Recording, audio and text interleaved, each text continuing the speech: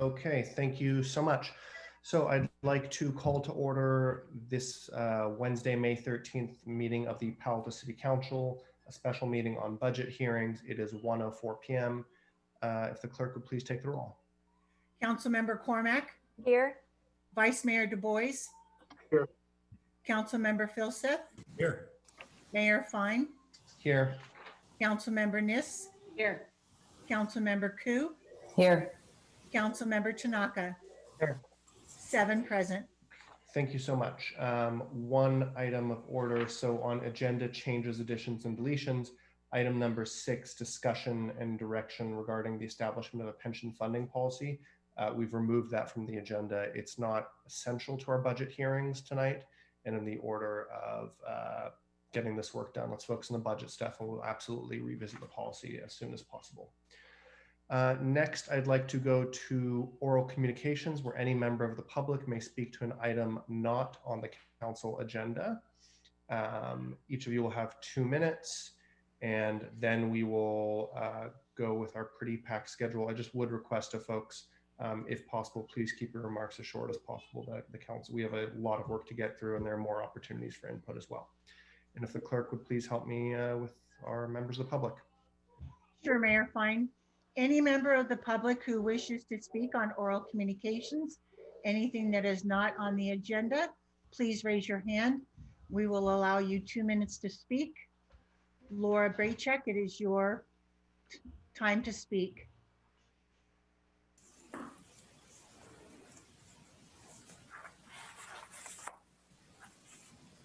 Laura, go ahead. Oh, very good. Can you hear me? Yes, we can. Excellent. Thank you.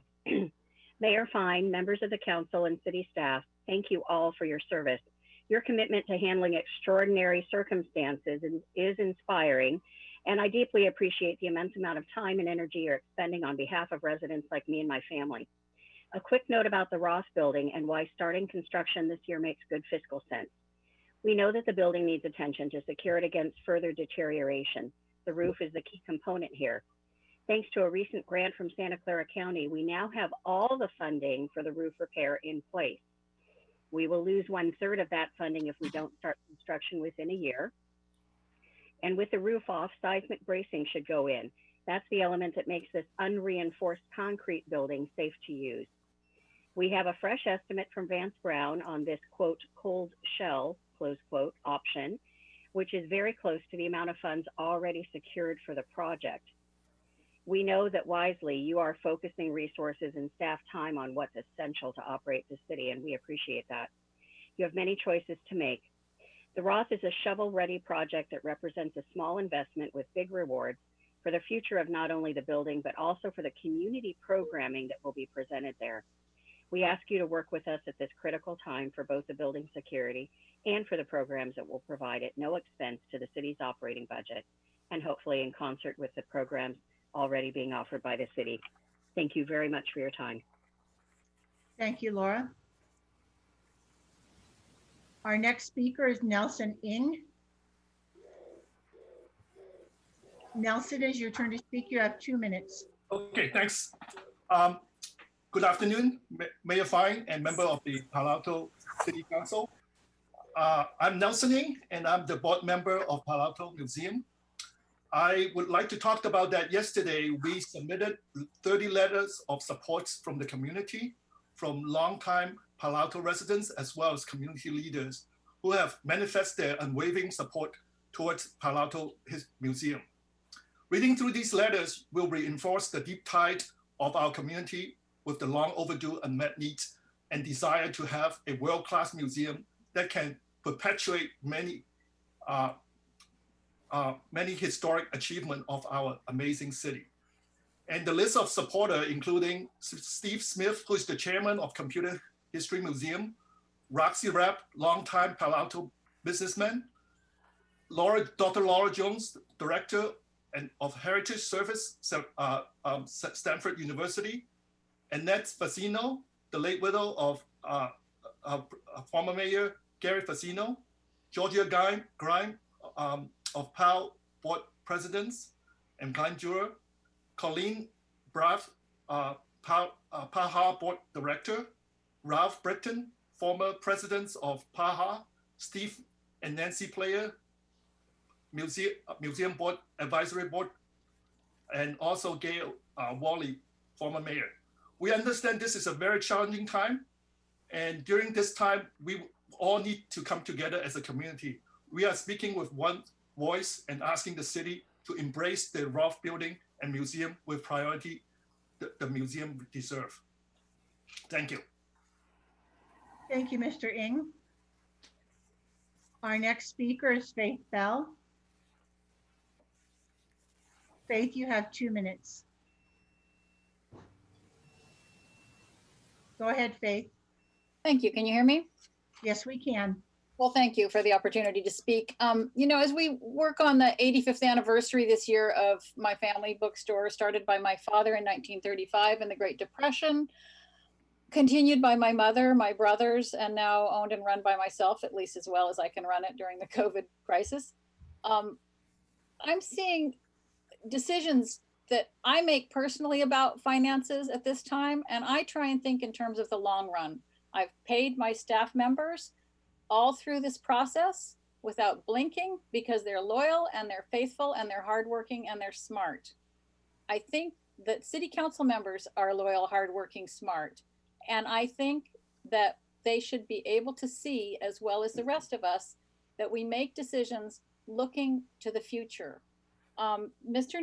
Ng has talked about a world-class museum, and I think that's a really critical term to remember, world-class. You know, the term unique is overused tremendously, but in this case, Palo Alto is unique, and what we have to offer and show and share is something that the rest of the world wants to know about. So let's not be small-minded, let's be broad-minded and think about what we can offer to the world and not just our citizens, and that this is the time to move forward on it. I really would like to see the programs that the building can offer for free to the children, especially now when we need to have educational opportunities available to help the teachers. There's a lot that this has to offer, and I'd really like to see us move forward with this and support the Roth Building and the idea of the museum in financial ways, because it's a high priority for the town and for the world at large. So thank you for listening, and I hope you can make some good decisions. Thanks. Bye-bye. Thank you, Ms. Bell. Our next speaker is Eileen Kim, and you will have 2 minutes to speak. Thank you, City Councilors and Mayor Palo Alto, for this opportunity to speak. I wanted to talk about the 3 streets that were chosen to increase social distancing while families and residents are out walking, biking, and running. There was no input from the residents on which 3 streets were chosen, and at the last meeting, it was just said that the longest safe routes to schools were picked. However, there are no schools open. Children and youth are not biking to schools, and that doesn't seem to be a logical destination to go, as school fields are currently locked and closed. I would suggest to reconsider the criteria picked and reconsider other streets to be closed down. What would make sense is University Ave or California Ave, where Farmers Market happens. Closing it down for 7 days or full month would increase foot traffic, increase social distancing, and allow pedestrians to do takeouts and snacking while out walking. Another great street would be Stanford Avenue and College Terrace, where there are a lot of runners, bikers, and walkers, and increasing the street by closing it off to traffic would allow more green space and more social distancing to be optimized. So I would ask that the city reconsider which streets are closed down to optimize social distancing as the weather gets nicer and as more and more families and children head out, to already consider the streets where there are high density of foot traffic and runners and walkers and bikers, and close down those streets so that social distancing will be maximal rather than purposely trying to force people onto certain streets. I live very close to Addison Elementary, and we do not go onto Bryant Street. Instead, we end up either near Stanford Avenue or Stanford University, or we end up near the other parks. Thank you very much for this opportunity to speak. Thank you, Ms. Kim. Our next speaker will be Hamilton Hitchings. Hamilton, you have 2 minutes. Thank you. My comments are about yesterday's budget cut. So I was dismayed to hear about the cutting of first responders that would result in increased ambulance response times for medical emergencies and cut already hired sworn officers. I really empathized with Liz Niss's comments about maybe revisiting that. And I'm a huge proponent of the infrastructure projects, but I think in this case, the replacement costs are high enough that it would be worth deferring the Mitchell Fire Station for a year or two. That's a nice self-contained 10 million plus project that's relatively short. So you get $5 or $10 million savings a year off that. In addition, I think, and I am a big proponent of our leadership, but I do think that the leadership should have some temporary cut built into their conversation. I don't know how we negotiate with the unions if the people negotiating aren't willing to share any of the pain. And if you just take the top 100 employees and they each took a 10K cut, that's $1 million savings for a year. So I hope that we will look at that. And there are also some administrative positions that aren't that critical, like the communication staff. I don't know why we're cutting the College Terrace Library and paying $200K for a librarian business analyst and $100K for a librarian business analyst. So, I mean, I think that there is some additional places to cut. And thank you again for working through these really hard decisions. Thank you. Thank you, Mr. Hitchings. Our next speaker is Lainey Wheeler. Lainey, go ahead.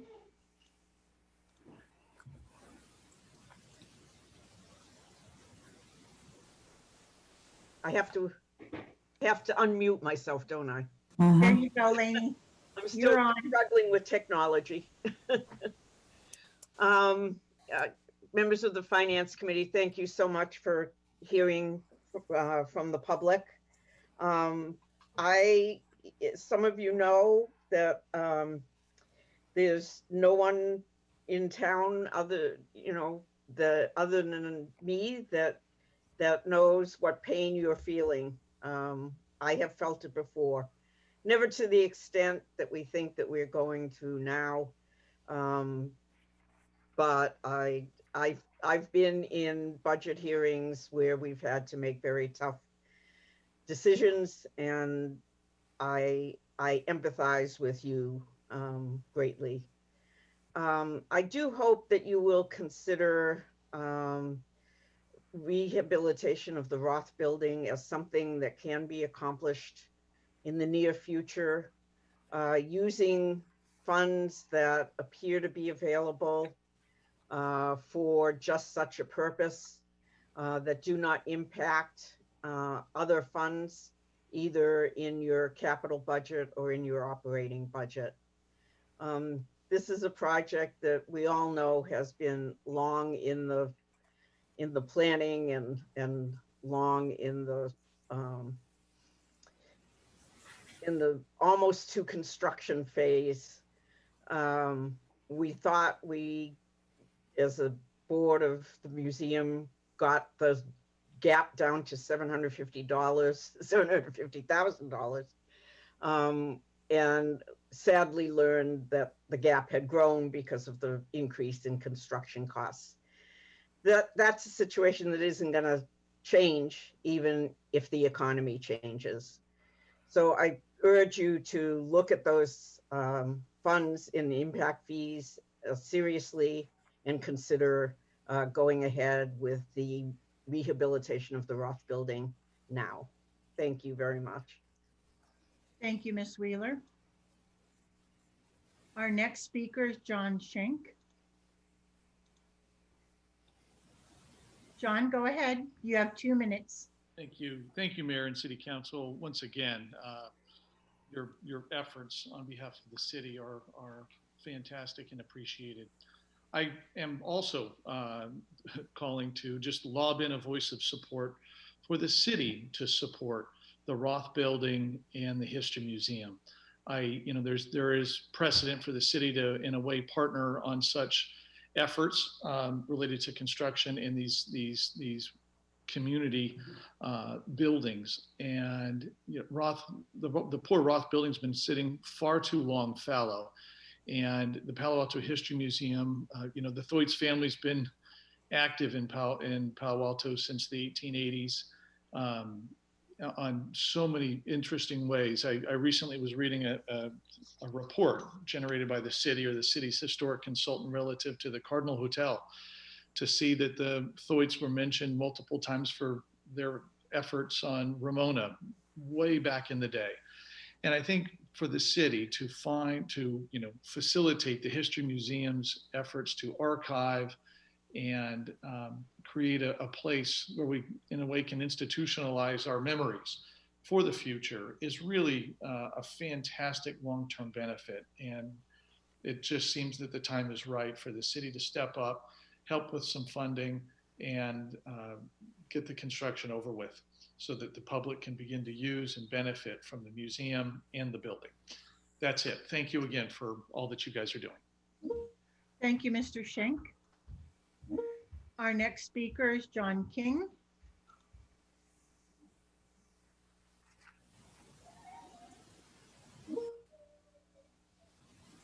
John, go ahead.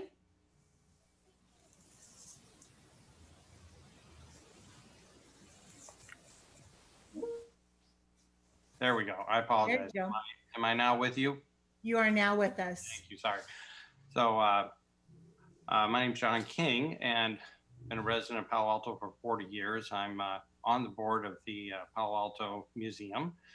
And one of the reasons I joined the board was that I felt with my longtime history of having a grandfather who went to Stanford in the 20s and a dad in the 50s and then me in the 80s, that this kind of history that we have in Palo Alto is unique and innovative, and there's only one way to really show it, and that's in one of the most historic buildings in the city, you know, Birch Park building. So this would be a really great use for this building, continued, you know, into the future. But also it's a one-time, you know, expense to the city that would supplement the renovation of the Roth building. And, you know, I really think that, you know, the care it deserves, and it really needs it soon. And that's something that we should commit to right away and get the building secure and let us get started with the interior of the museum. And thank you for your time. Appreciate everything you're doing this during this crisis. Thank you, Mr. King. Our next speaker is Evan Alexis. Hi. Evan, go ahead. You have 2 minutes. Great. Thank you, City Council, for opening this up to public comment, and it's really important to hear from individuals on this. I'd just like to voice my support as a teen Palo Alto for not cutting the budget for teen activities and teen programs such as the Youth Council or the Teen Advisory Board, which I believe are very important, especially during these very stressful times of pandemic for teen mental health and well-being, especially as these programs themselves are specifically important because they are run by teens.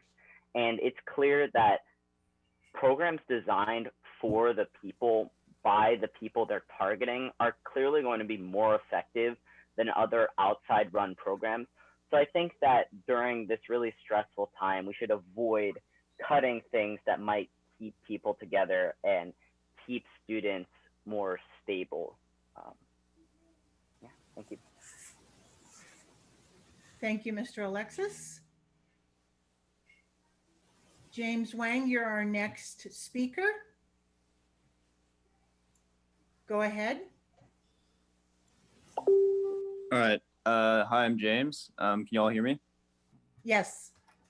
I'm an undergraduate at Stanford right now. I grew up in Palo Alto and was one of the founders of MakeX, the local makerspace. I just heard today that this meeting was happening, so I appreciate the opportunity to speak and the fact that you are soliciting community opinions. But just to echo what was just said, I think that keeping teen programs well funded is essential for the health of our city. You really can't put a price on student well-being and teen mental health, especially in Palo Alto and our unfortunate history with problems with that. And for programs like MakeX, I know that our operating budget when I was involved was quite small, and that cutting it would maybe save some money, but I think would basically spell the death of the program, which so many high school students have spent so much time working together to help establish. So I guess my point is that I think the value of programs like MakeX and other teen programs is very, very, very high per dollar spent, and to save a little bit of money by cutting them would be a tragedy for our community. That's it. Thank you. Thank you, Mr. Wang. Our next speaker will be Arunan Agarwal. Go ahead. Hi, thank you all for being here. And I'm also a part of MakeX and wanted to speak on behalf of MakeX and other teen-run programs. I think that cutting funding to teen service departments would be, again, as James said, a tragedy because of the great effect that they have on the community. Most of these teen programs are, as Evan said, run by teens for teens and also benefit the community. Specifically MakeX, it's run by a group of high schoolers, and it works to both better the lives of high schoolers and the public, and its operating budget is quite small. One thing that's very important about these teen programs is that they're largely run by teens, and because of that, if they don't have funding or they shut down for a couple of years, what will happen is less teens will know about them, less teens will be able to participate in them the coming years. And as James said, this kind of spells the death of them just because they aren't able to sustain themselves with volunteers in the community. That's all I have to say. Thank you for your time. Thank you. We have 3 additional speakers, and that will be the end of oral communications. They will be Kevin D., Carol Kaparsky, and Alan Yang. Kevin D., go ahead. Hi, thanks for the opportunity to comment here. I am also with the group from MakeX Palo Alto in support of not cutting funding to the teen services. I can really speak for the value of these programs. Personally, I think that they greatly improve the life of teenagers here in Palo Alto. And I would strongly recommend that if the city is looking to save money through budget cuts, that they start elsewhere instead of coming first for the teen services. Thank you. Thank you, Mr. D. Our next speaker is Carol Kaparsky. Carol, go ahead. Hi, I'm Carol Kaparsky, and I live at Cowper and Homer, a few blocks from the Roth Building. Mayor and council members, these are tough times, and I understand that you have challenging decisions to make concerning money. I urge you to give high priority to the History Museum, a project which offers so much to our town in the near future and when the pandemic is history. Back in the 90s, my husband and I moved to University South when the medical clinic was planning its move across the tracks, and plans were being made for the sale and use of its various properties in the area. Standing in the clinic parking lot, we felt this has to be a park, and indeed, we were among the many people who worked hard to bring Heritage Park into existence. Now it's a well-used downtown treasure, and who would want more buildings in its place? Better yet, right across the street is Museum of American History. On the corner, the historic Roth Building. So we have the makings of a lovely public space, Palo Alto's own museum district, as it were, where residents and visitors alike can take a history break and enjoy the resources of 2 museums, as well as the park. Now we're faced with a possible privatization of the Roth Building. Should we really sacrifice the historical resource where adults and children can learn our local history, cultural, intellectual, musical, technological? In addition to exhibits, there would be classes and programs, meeting spaces for the public, headquarters for teen council and other very important teen activities, even a restroom open to park visitors. How can you compare such a neighborhood resource with more private buildings or spaces for offices or housing?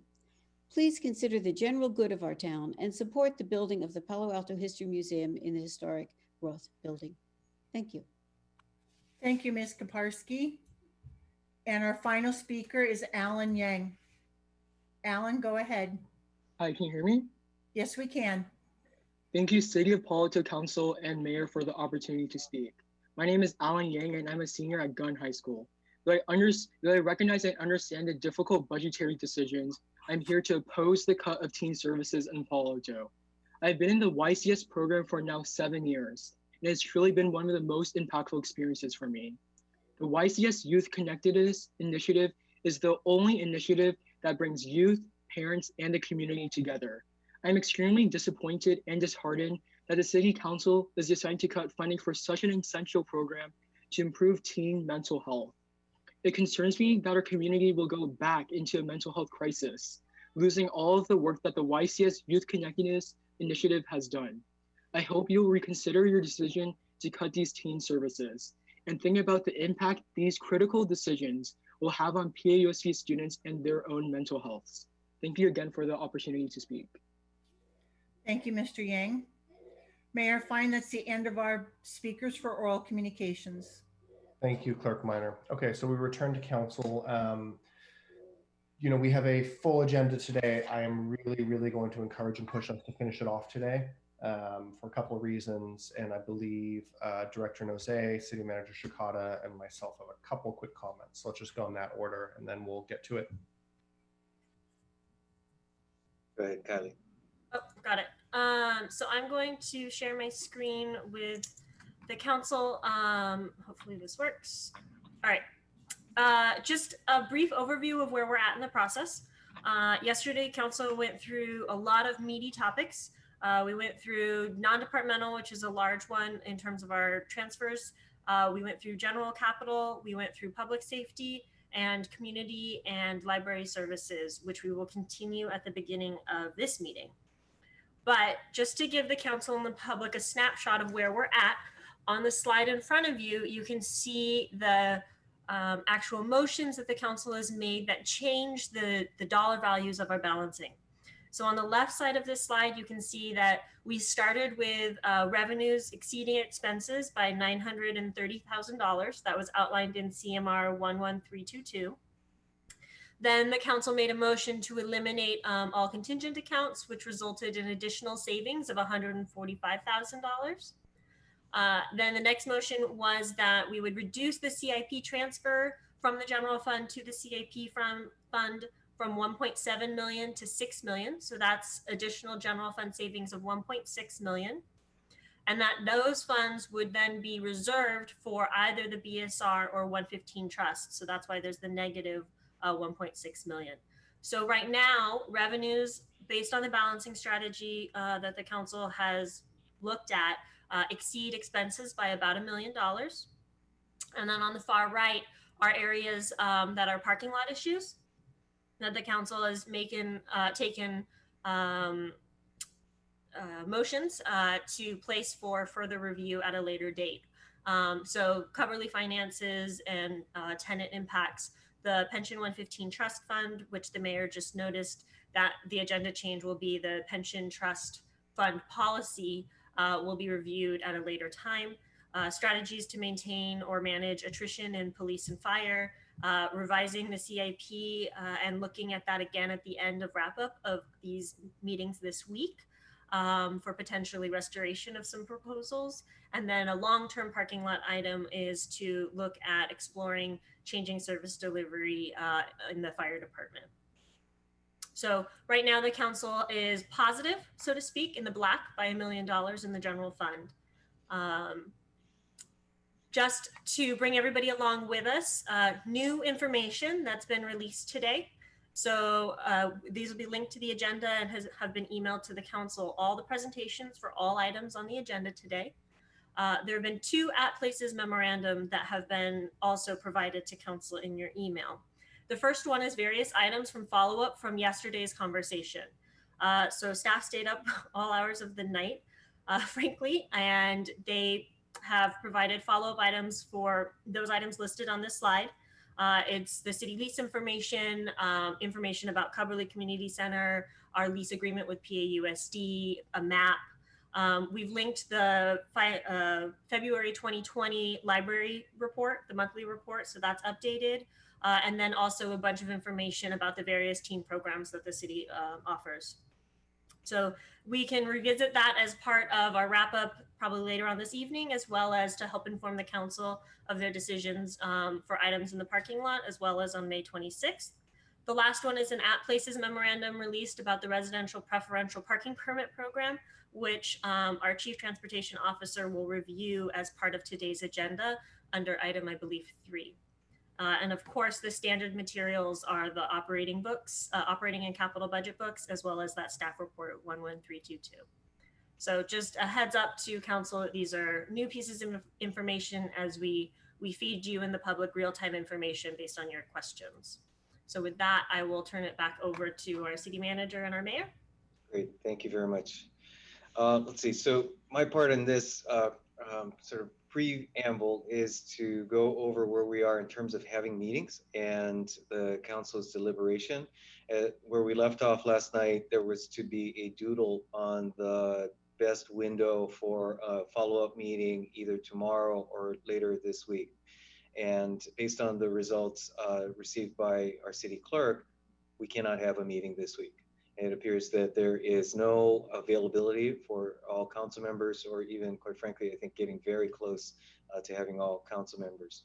So based on that, we as staff have been running some scenarios on, so what do we do about that? And in the absence of a council tentative approval on a package of budget changes, what would we do going forward, recognizing our need to work backwards from an actual approval final budget in June, as required by the city charter. Unfortunately, the absence of tentative approval does create uncertainty for the notifications that we need to do for staff that would likely be impacted by the budget actions being contemplated. We have both legal as well as contractual obligations to our employees for notice, as well as the opportunity for bargaining units to be consulted on the impacts and the potential for them to come back with ways to mitigate those impacts. There are also notification requirements that relate to bumping.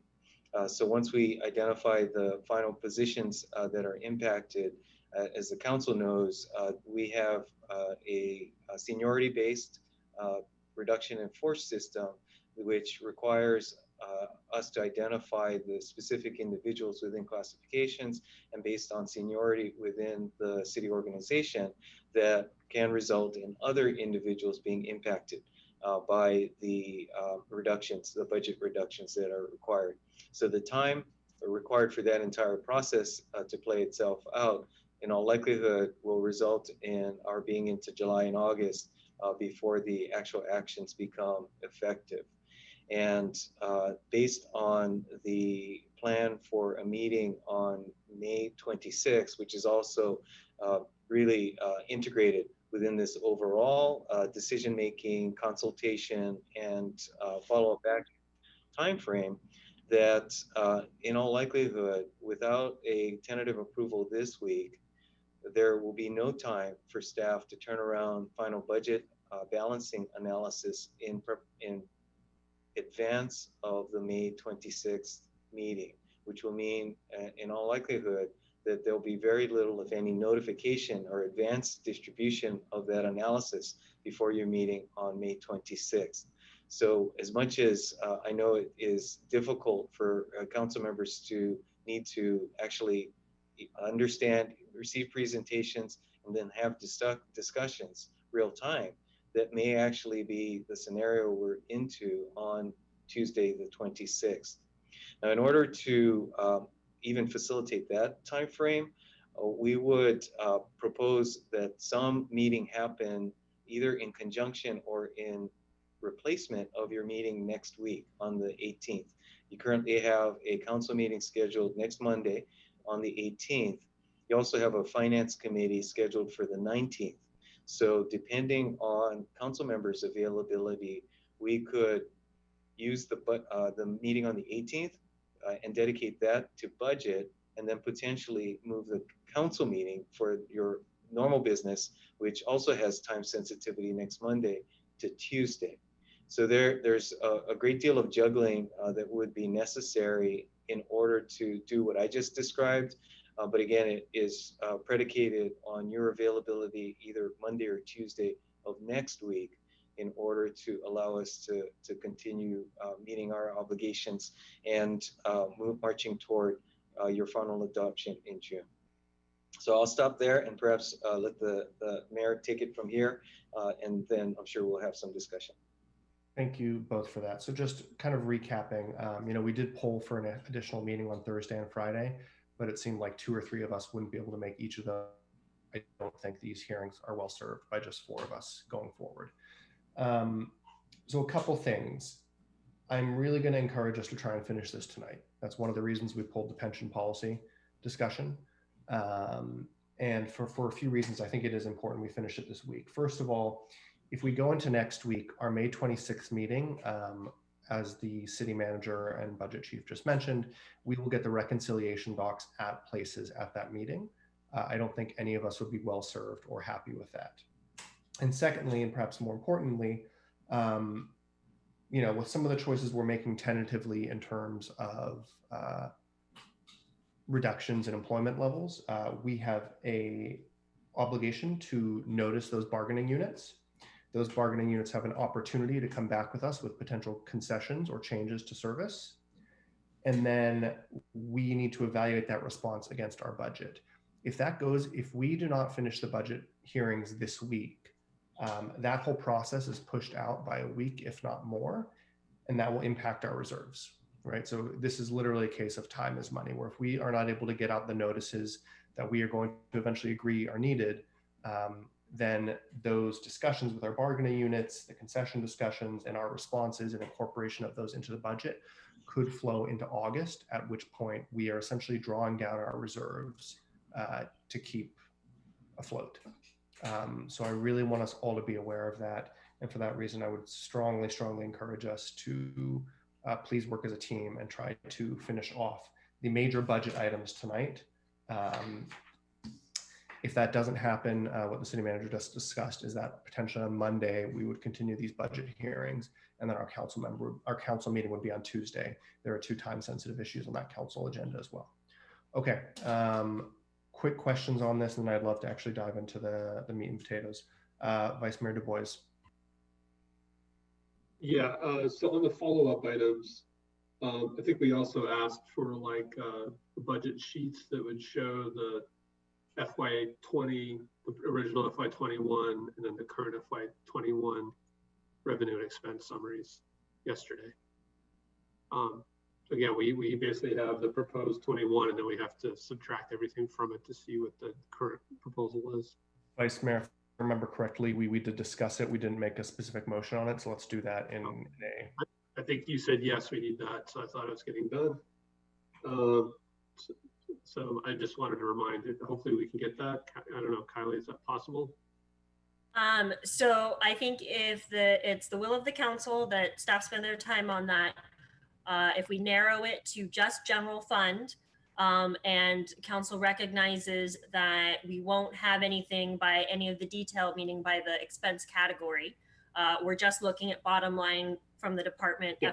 FY21 proposed through these. Only general fund, then yes, I think we can do that. Again, if that's how council wants to spend that. Yeah, it's just a reconciliation sheet, right, with the additional subtractions. Well, I think there was some discussion of both operating and capital. I think Kylie's response yesterday was that the capital is in progress, and that hasn't changed since yesterday. So if that's Vice Mayor, what you're looking for, could you just the operating expense per department. I mean, we can manually do it. I've started. I have half of them done, but it's just opinion.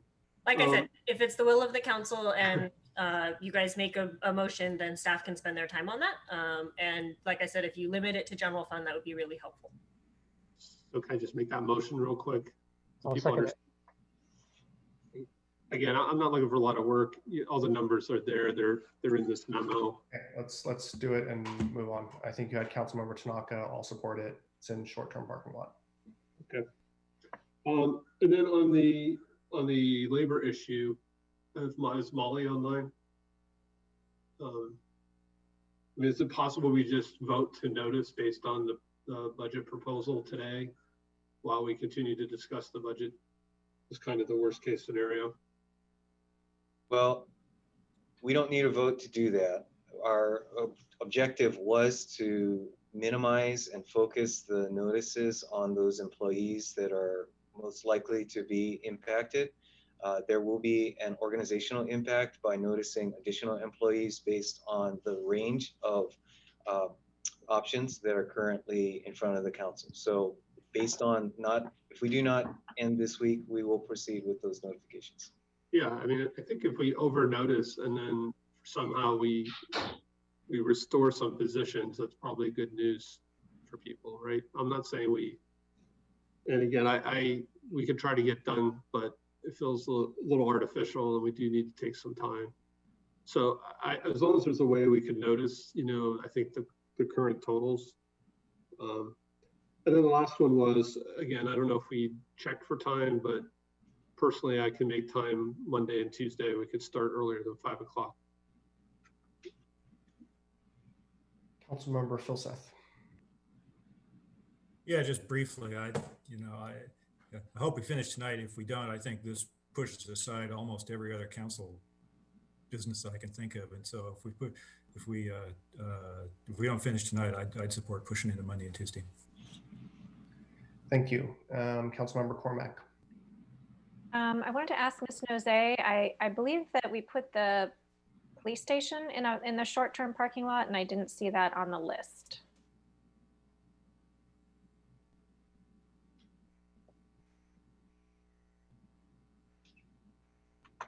Looking at the motions from yesterday, I don't know that there were 3 in support, and so but staff can go back and look at the video. But if the council wants to confirm that that's something on the short-term parking lot list, we can add that right now quickly. It went awfully quickly. I'm happy to remake the motion if that's helpful. I'll support it. 2. Is there a third? What was the motion? Because I don't remember us passing that either. What was the proposal? Public safety station. What about it though? What I'd like to understand is how much of the money in there is coming from which sources. If it's all from COPs, if some of it is from the general fund. Okay, if it's understanding that. If it's understanding, yeah, so understanding the sources of funds for the public safety building. Yes. So I'm number 3. Thank you. Got it. Thank you, guys. And then with respect to Monday and Tuesday, yes, I'm available. Happy to do that. I can be as well. Anything else, Councilmember Cormack? I've just expressed some confusion about the request for the Roth building. I don't see that as something that has been brought before us. So if staff at some point can just say either it's appropriate or not appropriate to consider it, I'm confused. Just a quick response on that. It is not a part of your proposed budget. The council has given a referral to the finance committee to evaluate the options there. And so it's not currently on your agenda. Thank you. Okay, thank you all for those questions. I hope that clears up a little bit of this process stuff, but once again, let's do our best work as quickly as we can. Councilmember Koo.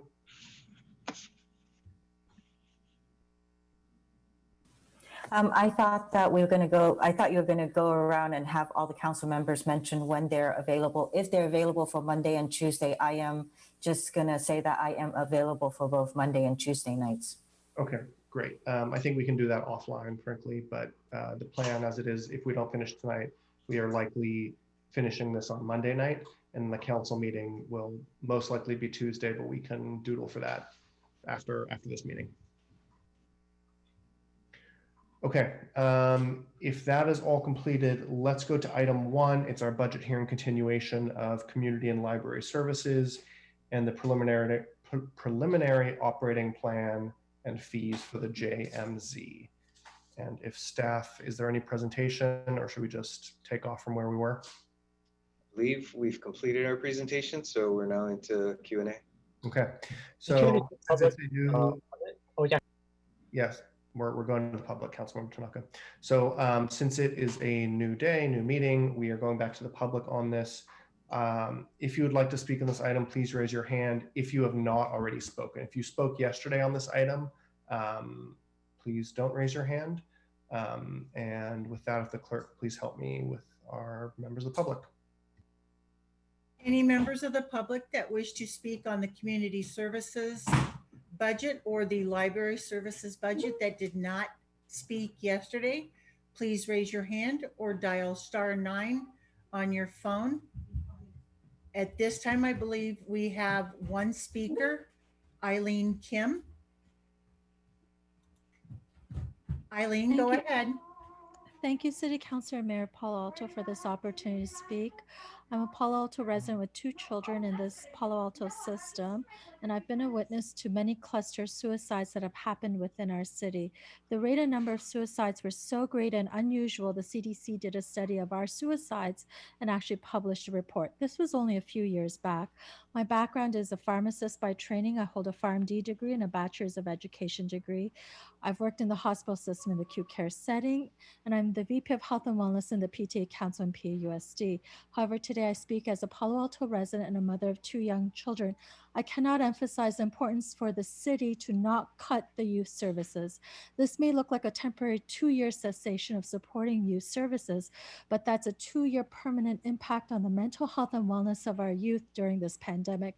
In April, NPR News came out with an article about children in this generation experiencing the coronavirus pandemic. It said, even the most fortunate U.S. children are going through a version of what's called an adverse childhood experience right now.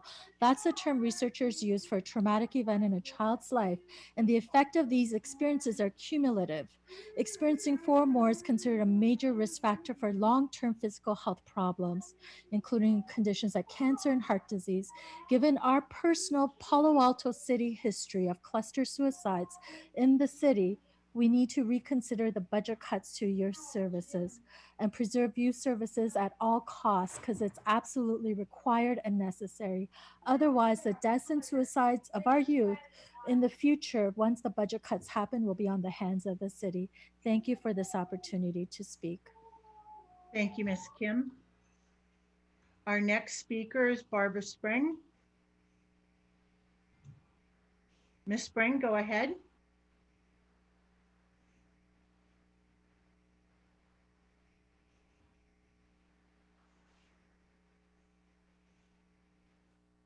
Oh, I'm here. I'm sorry. There you go. You have 2 minutes. Sorry. It took me a moment to find my unmute button. I just wanted to add my comments briefly to the support for renewing the Youth Connectedness Initiative funding for a number of reasons. And in addition to everything you've heard and other people that have spoken to this, just today, I got in an email newsletter from EdSource saying that student anxiety and depression are increasing during the school closure survey. And I can't imagine a worse time to cut back and to basically eliminate funding for teen and youth services at this particular point in time.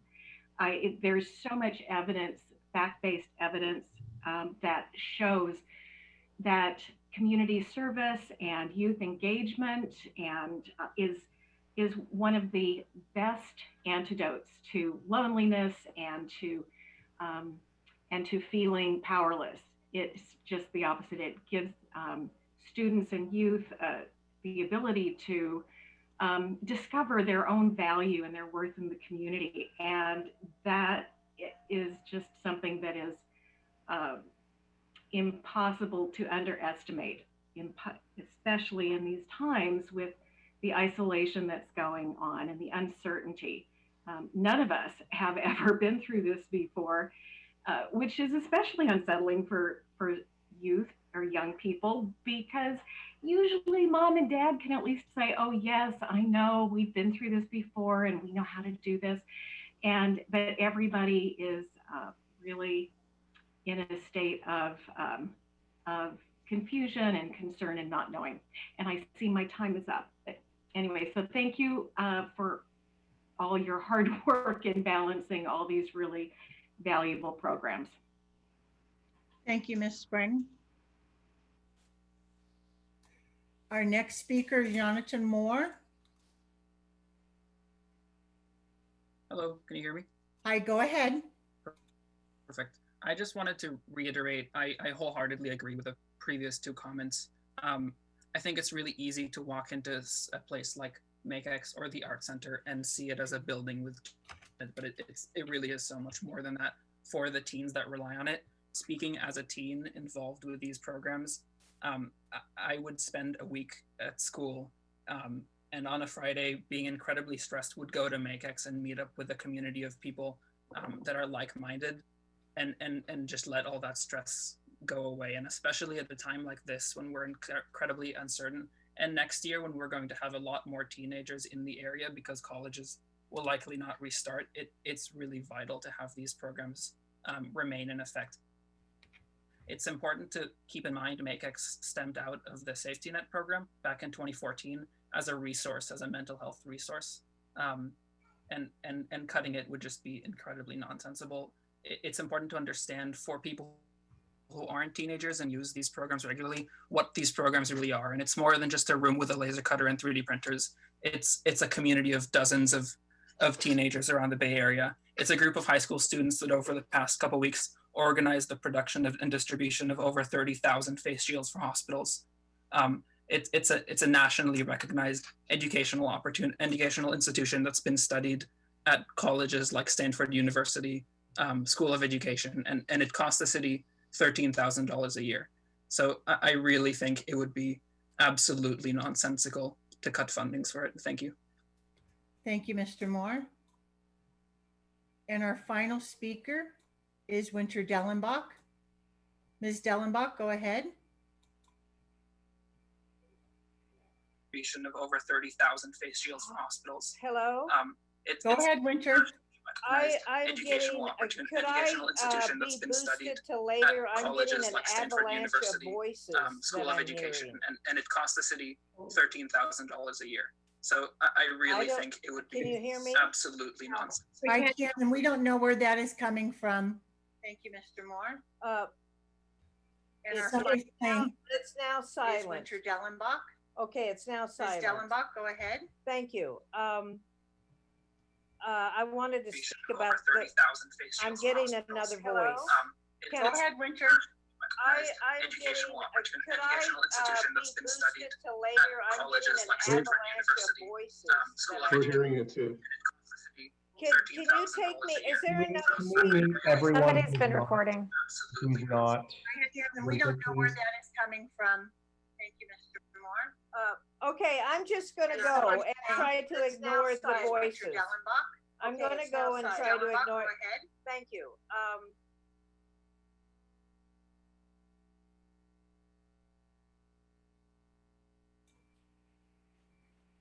Mayor Fine, it may have been something she was listening to.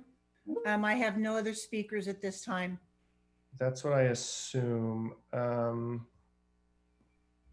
Ms. Dellenbach, are you still hoping to speak? If so, please raise your hand. And I see we have a couple other speakers. Let's go through those, please. Okay. Ariana Tabrizi, it's your turn to speak. You have 2 minutes. Thank you. Can you hear me? Yes, we can. Go ahead. Thank you so much. So I just want to say thank you to the Palo Alto City Council and Mayor for allowing me to speak. My name is Ariana Tabrizi, and I'm a senior at Palo and a co-president of the Palo YCS Interact Club. And I just wanted to give my input on the teen services budget cuts and say that I'm against it.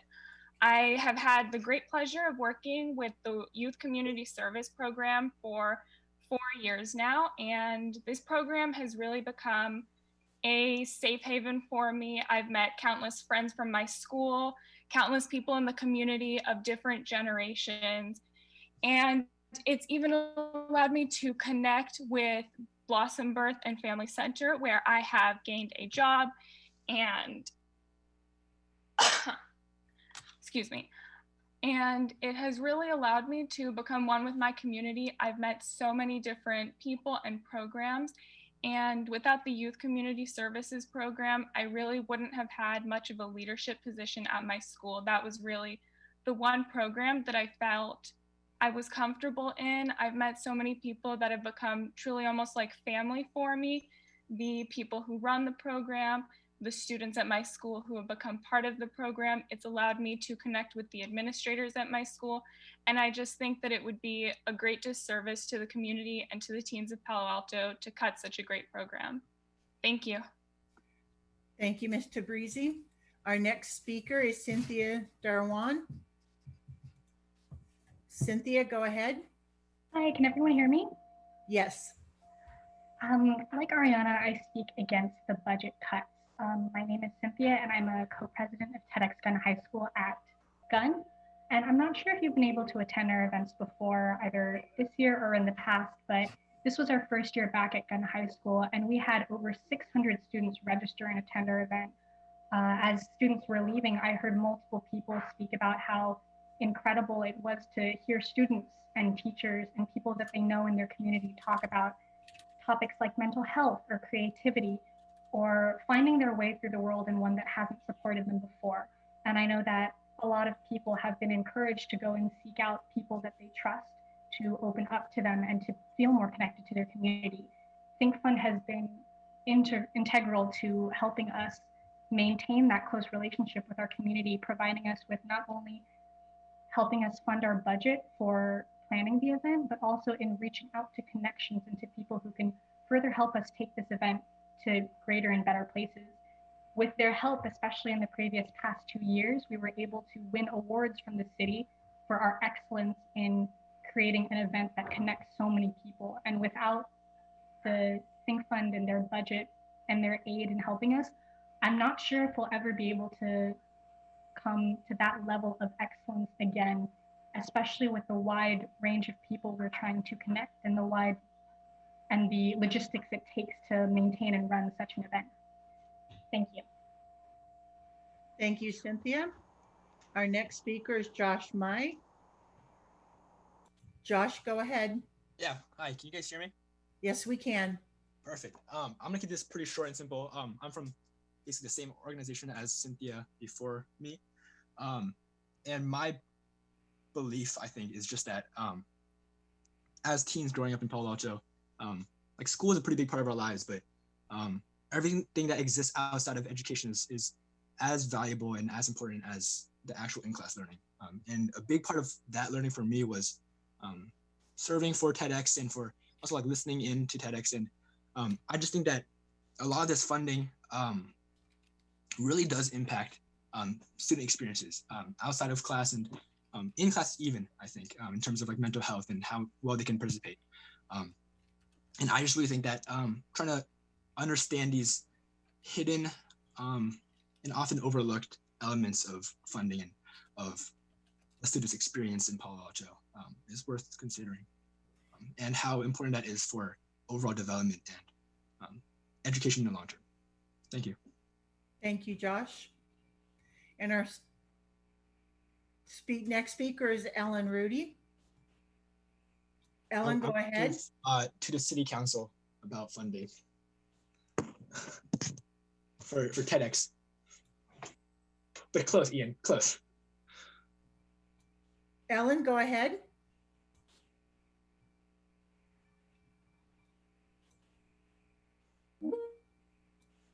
Ellen, it's your turn to speak. Hi. I unmuted again. Sorry. I hope that's, can you all hear me? Yes, we can. Okay, sorry.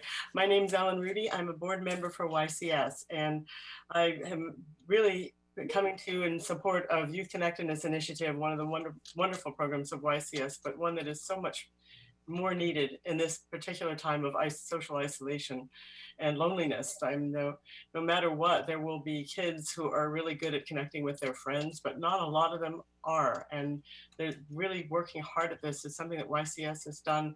They connect with everybody. The whole idea of youth connectedness is that it's making sure that all of these kids don't feel as though they're alone. This YCS's Youth Connectedness has been around for several years. They've perfected the program. They are constantly working to improve the way that this works. And given the history of Palo Alto and let's just say the word, the suicides, mental health of the teens in Palo Alto is of paramount importance.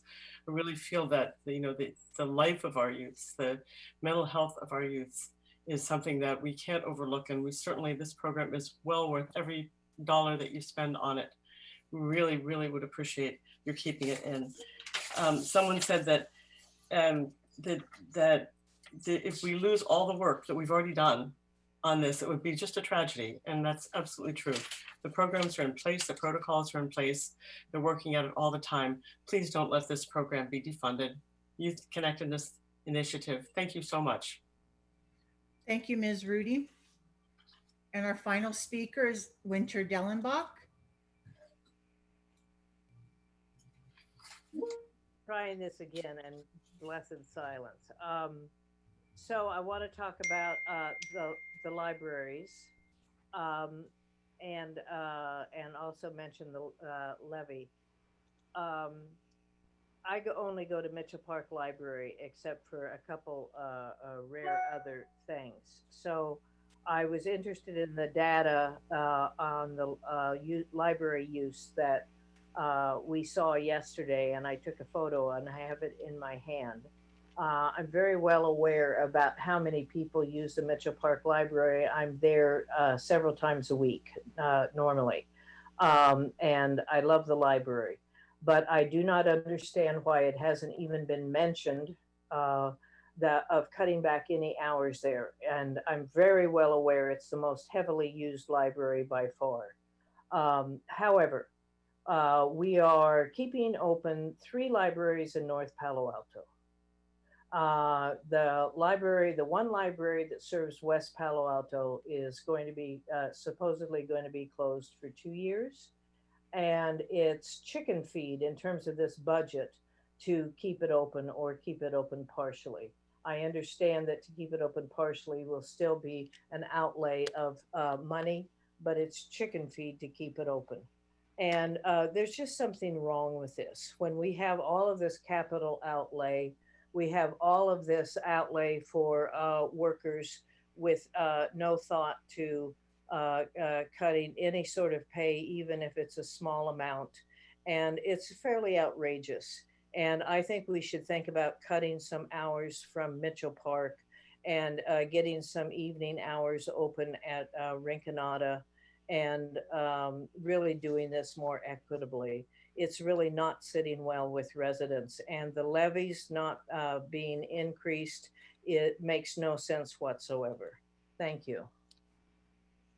Thank you, Winter. And that was our final speaker. Okay, thank you so much, Clerk Minor, and thank you everyone for speaking. Sorry for some of the technical difficulties. Okay, we now return to Council for continuation of our discussion on community and library services and the JMZ plan. We had a couple rounds of questions last night, so at this point, open to questions, comments, and motions. And the first hands I saw were Vice Mayor Du Bois, followed by Councilmember Tanaka. So one more quick question. So have we considered charging even a token amount for the meeting rooms in the libraries? I know it shows up on an app and it's free, and then you compare it to Hana House and other meeting locations. So I just wondered if staff thought about any cost recovery in the meeting rooms. Looking at Kristen. Guy3, it's got this. Yeah, Thank you for the question. You're talking about the meeting rooms and not the community rooms, right? Yeah, meeting rooms at Rinconada and Mitchell, that they're often reserved for private meetings. Yes. So you even like charging, for-profit or people, but maybe even free for nonprofits. Just wondered if that was looked at. We have not considered that yet, but we just started charging for the community rooms now. And I think that would be a good indication as to how to go in that direction. Yeah. Definitely. Seems like it'd be easy. You can do it through the app, just even a token amount. So again, just to repeat what I said yesterday, since we have a lot more people here today. Community services, libraries, 20% of our expenses. It's proposed to be 27% of our cuts, and it's the departments being cut the most. We didn't find any extra funds in our capital budget yesterday. I believe we need to restore some of these relatively low cost but important services, and that means we're going to have to find some cuts in other departments unless we go back to the infrastructure budget. I can tell you that Public Works is 22% of our budget. It's only 12% of the cuts. It was the least impacted. And so personally, I'm going to be asking to find more cuts there so we can support our library, our arts center, our mental health programs for teens, even our children's theater. And again, I don't like the idea of these 2-year closures. I think we should all make them 1 year and revisit it next year. College Terrace for $165,000, it's almost not worth the time that we've spent to discuss it. I think we should restore it. We can balance that easily. And it's clear that it acts as many things. And for its size, its utilization per square foot, it's very high. It acts as a study center, a meeting space, a community center. And it's clearly well loved by the neighborhood, and a neighborhood that's a little bit isolated. So, I think we also need to think about social distancing, and more libraries allow us to serve more people spread out over more space. I do think the Junior Museum is being a bit overdone, and we should dial it back a little bit. We're having all these severe cuts, but we're proposing 7 new hires for that, and I can't quite get there. So where I ended up, and hopefully we can move this along, I wanted to put into the short-term parking lot to have staff come back with a plan that would either through additional cost recovery and or through partial funding, that we would fund our teen services for about $400,000, that we would fund the Arts Center for an additional $400,000. We would fund the College Terrace Library for $168,000. The Baylands Interpretive Center for $200,000, and then we would ask staff to look at reducing the 3 FTE new hires from the Junior Museum. So, Mr. Vice Mayor, I don't think that's a short-term parking lot. I think that is a budget change, which will require 4 votes. You're certainly welcome to make the motion, though. Well, what I wanted to do is have staff do the analysis and come back with that as part of it. Yeah, but I think that's actually on us when you're proposing $1 million of, restorations. I think that's on us to take it on. But I am thinking it's a combination of potentially more cost recovery for some of these, not just additional funding. So I would separate those 2 things. You can certainly make a short-term parking lot issue or long-term of greater cost recovery at these city facilities, completely legitimate, but you're proposing $1 million in additional spending right there. And I think that is a budget item that we need to take on. A net $1 million through a combination of expense and revenue, right? Yeah. So okay, I'll make the motion then. I'll second.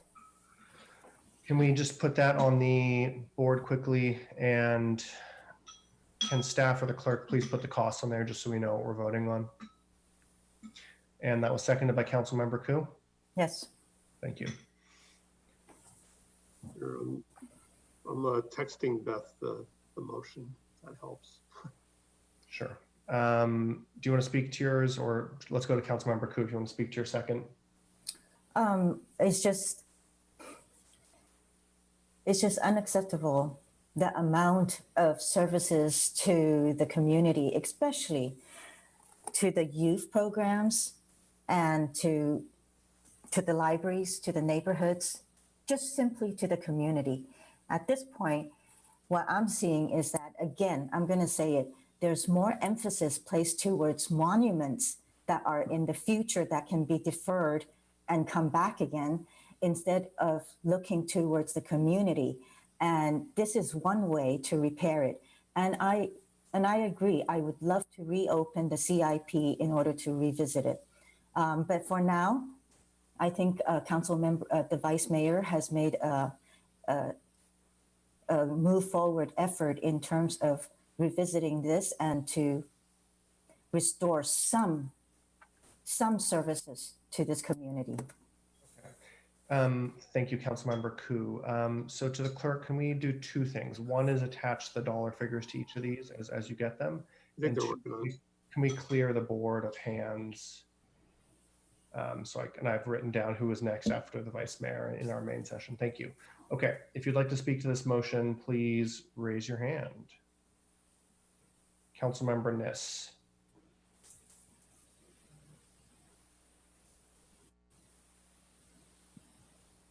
I could support this with one change, looking at where are you, maker of the motion? If you reduce the 3 FTE new hires from the Junior Museum and Zoo, you are impacting an enormous amount of money that has been raised by the community. Not only was 10 million raised by the actual museum board, but another 15 was contributed by Dick Perry. I think that sends a message that we don't want to spend to a brand new zoo. And if you could take that out, the reducing those 3, I'll support the rest of it. So Liz, I just want to make sure you understand that there are 7 new hires. So I'm saying go with 4. I know what there are. This is one of the projects I've been very involved in. It's been difficult. We have really stretched to have this happen. And I think beginning and having just recently gone through it, they think it's going to be difficult just with what they have and the 3 new hires. 7 new hires. Well, you want to reduce 3, right? So they would have, I'm saying share the pain a little bit. They would have 4 new hires instead of 7. I could take this out. I was actually going to propose a long-term parking lot item because in the past, the Junior Museum did not drag on the general fund over the long term.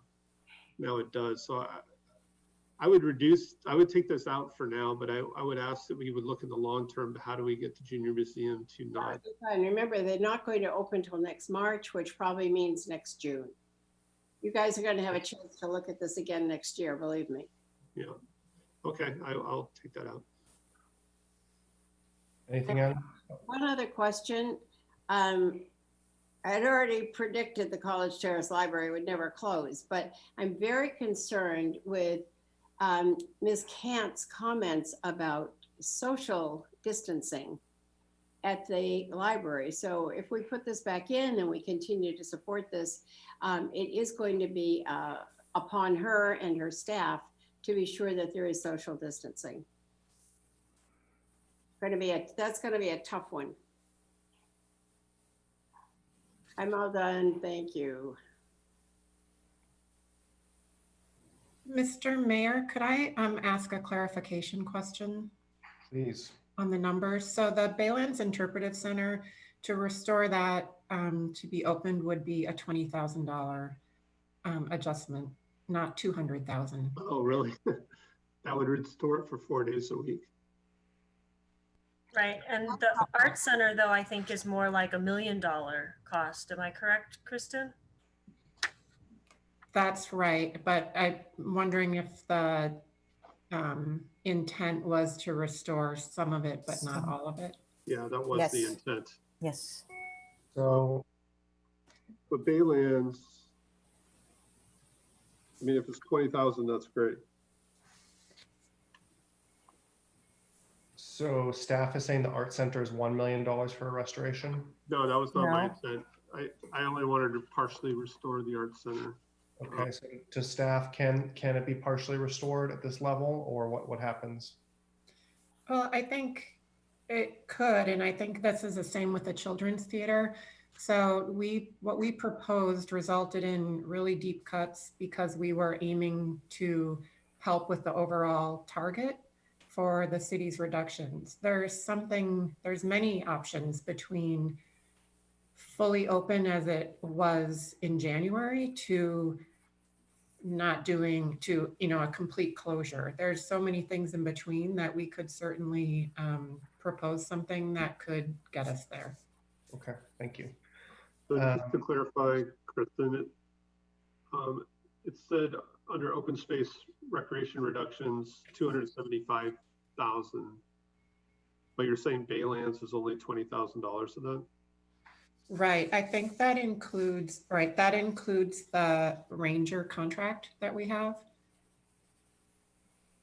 Okay, so you could open it partially at least for only $20,000. That's right. Okay, that's terrific. Okay, Councilmember Cormack. Thank you, Mayor Fine. The $400,000 is every single teen service listed on page 3 of the At Places memo. Is that what that is?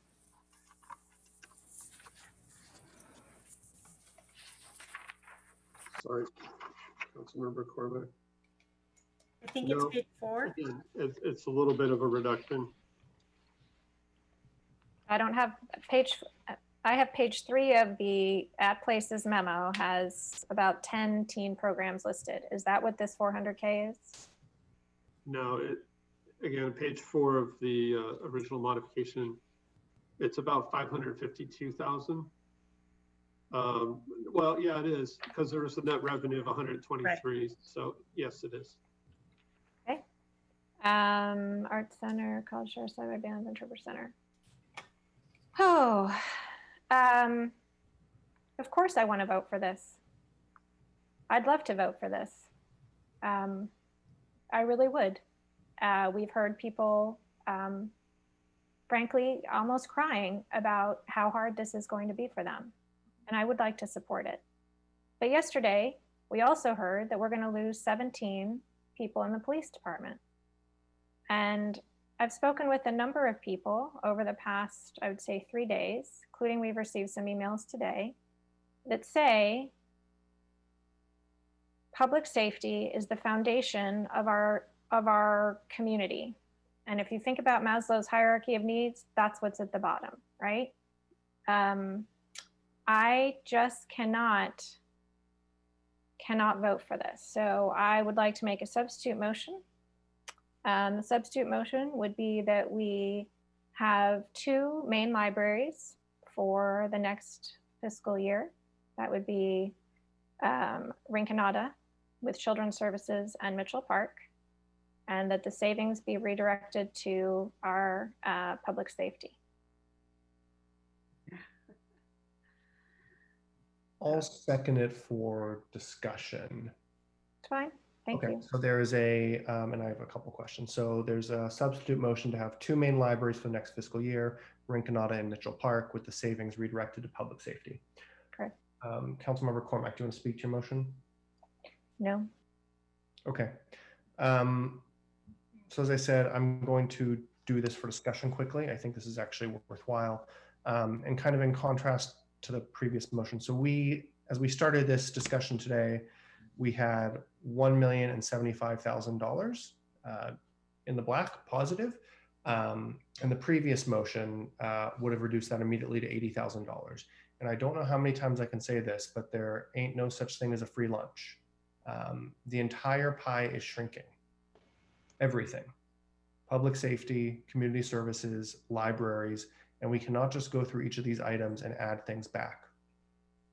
And then, at the end say like, oh, well, let's go get rid of some capital fund issue, which seems to be the theme we're getting on. We discussed the capital budget yesterday for 4 hours and came away with something that I think none of us are happy with, and all these items that we're not going to be happy with. Speaking to the main motion, if you look at the service figures with council member Cormac shared yesterday, Rinconada and Mitchell Park are far and away the biggest in terms of use and in terms of the programming they offer and the hours. I think we also know they're the two main libraries, one in North Palo Alto, one in South Palo Alto. The other libraries are neighborhood libraries with reduced hours, reduced offerings, but still significant costs. I think there has been a little bit of an equity argument around the College Terrace Library. You know, why just this one library in this one neighborhood, and it seems to come up on a chopping block every couple of years. I think the arguments that staff have brought forward are, you know, it's the least used, it's the smallest, it's harder to support, and so closing it for 2 years may make sense.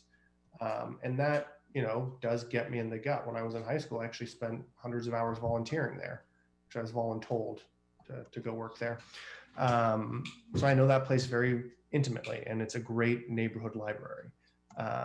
That said, I'm also sad to see teen services being cut, the art center cut, the Bayland Center cut. Those are all really, really hard. But I think we need to be looking at ways not to add things back to this budget, but to figure out where we can better focus some of the cuts that we're doing and support the things which are most vital to our community. And I think Councilmember Cormac's motion gets at that. Okay, we're going to discuss the substitute motion, then we'll vote on it, then we'll be back, then we'll see where we go. Councilmember Koo. Actually, there's a lot of talk about equity, and I don't believe that Councilmember Cormac and Mayor Fine, your motion addresses that. It's a lot about one area, and it doesn't satisfy the whole community, the whole. And as for public safety, we have an item in the parking lot that we will be discussing. And if you had, I'm sure you do, because the city had put out a very high level, broad subject survey asking people for what is important to them. And the two most important areas was public safety and community, neighborhoods and community. And when I did my own survey, going into nitty gritty, it was exactly the same thing, with public safety as important and community and neighborhoods, libraries, art centers, youth, everything that pertains to the community was important. So now with this motion, the substitute motion by Councilmember Cormac and by Mayor Fine, it's trying to divide the two. And it is not equitable. Do not use the word equitable. Councilmember Koo, I'm just going to read to you our memorandum point 2. All participants are expected to foster an environment of professional and collegial decorum. These are difficult conversations with all parties are working to do their best to evaluate options and provide the best information. Personalized criticisms will be avoided and an environment of respect will be maintained at all times. We've all agreed to abide by that. It's very collegey, and you know what? Difficult conversation is difficult conversation. The next speaker is Vice Mayor Du Bois.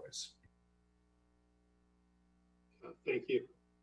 So, you know, the national citizen surveys are very useful, and it's something I think we should also restore. But safety always polls extremely high, and it also shows that we're very safe, that crime isn't a big problem here in Palo Alto. And so, you know, in the polls, you do see that people care about safety to a degree that's probably actually higher than warranted based on the types of crimes we see here in Palo Alto. And so I think this motion is a bit of a Hobson's choice that we can't have the arts, we can't have teen mental health services in order to fund the police. As I said before I made this motion, I'm looking for deeper cuts in public works.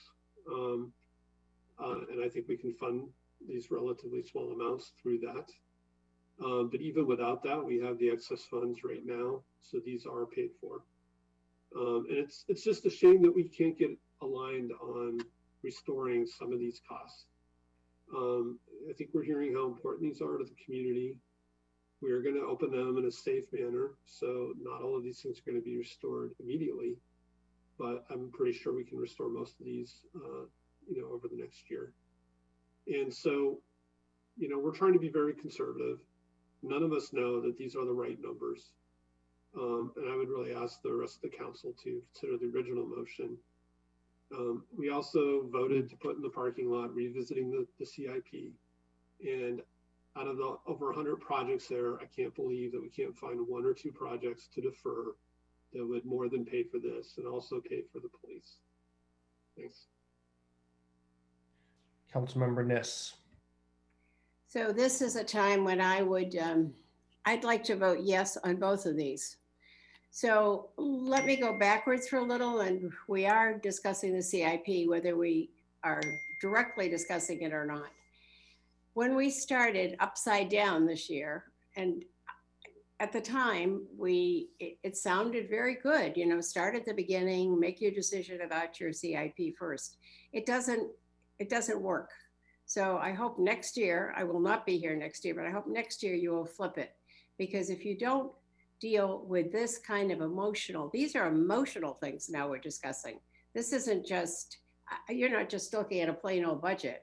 You're talking about kids. You're talking about someone who mentioned suicide. You're talking about the only library that'll be open on the west side of town. This is not casual stuff.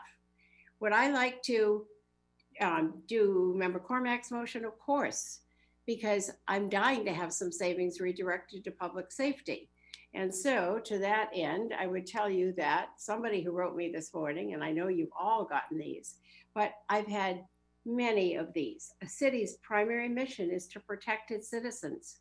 I'm dismayed at the council's decision to place completion of physical structures above maintaining police and fire. Ta-da. I think that's what we're all hearing. And the question is that Hobson's choice. Which one do we go to? So much as I'd like to support Member Cormack's motion, I'm going to go back to the motion before that to support it, because I do think we're going to have to revisit the CIP, which we discussed yesterday, and which will be another very difficult and another Hobson's choice. But I'd rather give up some of our physical buildings and stay with our opportunities that we have for the public here that are hard to duplicate. Thank you. Councilmember Shinaka. So, yeah, looking at these two different motions, I think the big elephant in the room, and we really haven't talked about it, although I bring it up all the time, is, let's say director above or manager above, let's put it this way, if everyone took a pay cut, we have $225 million in payroll. If everyone took a 17% pay cut, we would be done. We wouldn't have to have, we could end the meeting today, right now, right, and be done. We would have met our budget requirements. We wouldn't have to cut anyone. We could keep all the services.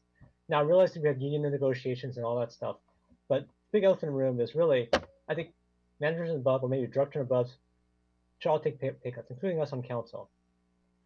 So people all around have done that, right? Stanford would cut 20% salaries for everyone. And so this is one way to make it meet. But I do agree with the comments, and this is what I said before. I think the CIP, there are buildings that we could delay that won't have a meaningful impact on people's lives. But community services, libraries are things that people use. It's probably the one thing that they actually see in the community and actually use. And this has a dramatic impact on people. So I think if we're to trade off CIP versus community services, I think the first motion makes more sense to me. I mean, and just, right now we're talking about, is this about $1 million or so for the first motion? Next, on Monday, on our consent calendar, we have $1.4 million allocated for making prettier graphics on our utility bills. So if you're wondering where we could get the money, let's not do that. Let's not have better graphics or utilities. Let's just put the money to community services, because I don't believe people are really going to be that upset about getting their graphics. Maybe the graphics are a little bit uglier, right? That's okay, right? Let's put the money in community services. So I think we need to have better priorities of how we spend our money. And I think some of these like consent items are just really out there in terms of out of priority. I think should be put in places like this or the police. And we don't need to have the prettiest graphics or the best PR. I think it's okay to put it in the services that people use. I think that's what's most important.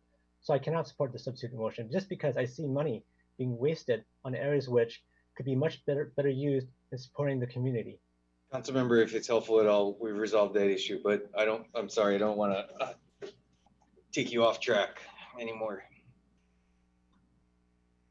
Okay. Anyone else want to speak to the substitute motion, or should we vote? All right, Councilmember Cormack. Yes. Vice Mayor Du Bois. No. Councilmember Filseth. No. Myself, yes. Councilmember Nis. No. Councilmember Koo. No. Councilmember Tanaka. No. Okay, so the substitute fails 5-2 with council members Cormack and Fine supporting it and everyone else against. We now return to the main motion, and I see a hand from Councilmember Filseth. Councilmember Du Bois, if I understand your macro level argument, it is that community services accounts for 21% of the budget, but is being asked to absorb 20%, but we're going to cut it's going to take 27% of the cuts, and so it's a disproportionately large cut. Is that fundamentally the argument? That's my arguments, yes. Or part of it, okay. And so this adds up to about $1 million. So we're spending a lot of time talking about, well, if we just delay a building or something like that and so forth, we can pay for this in the CIP. And, you know, everybody's got to understand that this is not $1 million, okay? It's $1 million a year, okay? And so it's $1 million this year, but over 5 years, it's $5 million. And over 10 years, it's $10 million. So the way to compare this against stuff in the capital budget is not $1 million here versus 10 million for the bike bridge.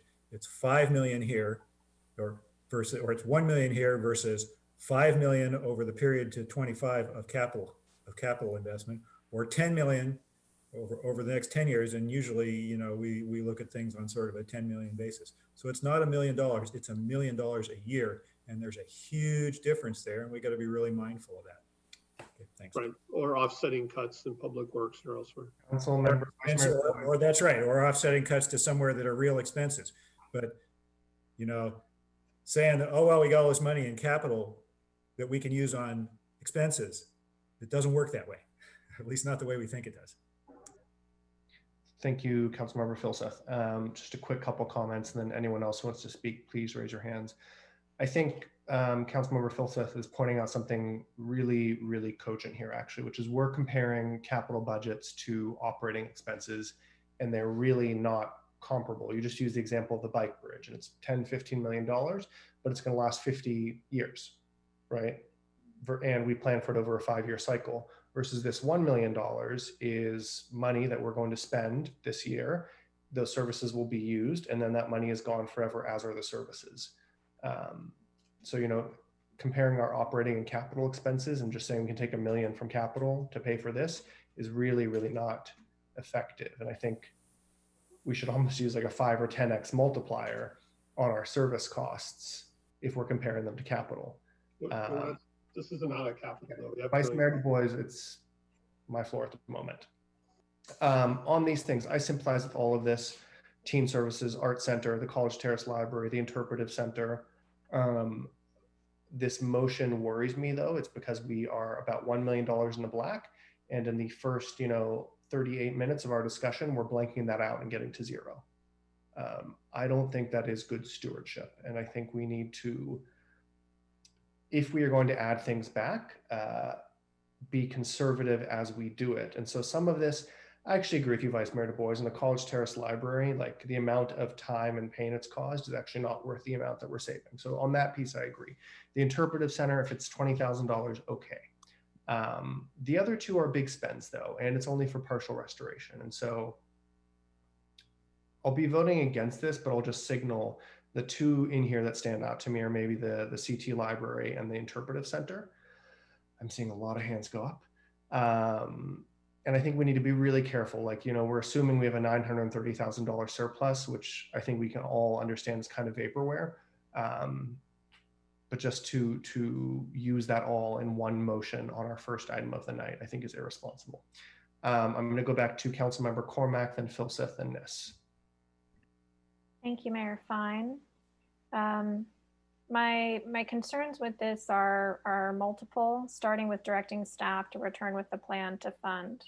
I just don't know where that's going to come from. Additional cost recovery is, you know, the people using those library rooms are, you know, students doing programs, et cetera. So I don't think it's plausible to find, you know, $1 million of cost recovery.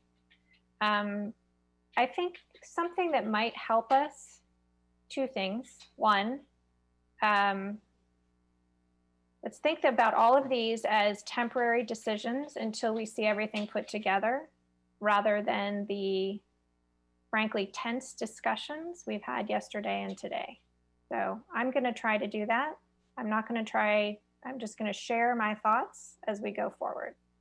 The other thing we should contemplate is having a list of things we'd like to have added back when and if revenue increases, because I think we're getting close to that. So I don't think directing staff to find cost recovery is going to be successful. And Art Center is well supported by an incredible group of people. The Balin's Interpretive Center, you know, we probably have people who can serve as volunteers. The teen services, I'd love to have the teens tell us which of those they want back first. We've heard a lot from two of them, so I will not be supporting it.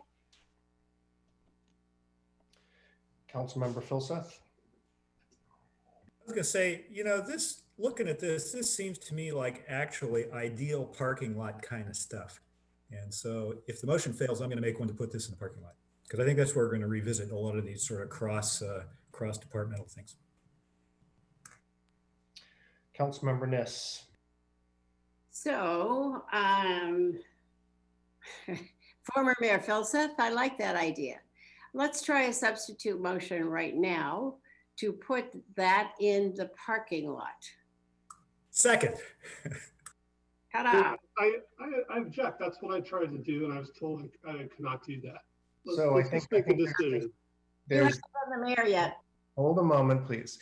So, Vice Mayor, you're absolutely right. When you did originally suggest this, I told you, please don't parking lot it. This seems like budget changes. But as Councilmember Cormack just pointed out, you're looking to return with a plan for additional cost recovery, which is a little bit different than just saying put these things back in the budget. And so I apologize if I misjudged or misdirected you earlier there, but I think there is a difference there. I was about to ask that, like, are you trying to add these things back to the budget right now? Or do you want staff to look at cost recovery to fund these targets? Because there's a difference. Can I finish? Councilmember Niss. So one reminder, and I think as we've looked at this, and Eric, as much as I appreciate you going forward, I have high hopes that we will have recovery. May not start this year, it may start next year, but when it does, this will rebalance and you won't have that extension of this impacting our CIP for over the next 5 to 10 years. I have faith, and I think we all need that this year, that things will return to some kind of normal someday. No predictions. Okay, Mr. Vice Mayor, I'll give you the floor to speak this substitute motion.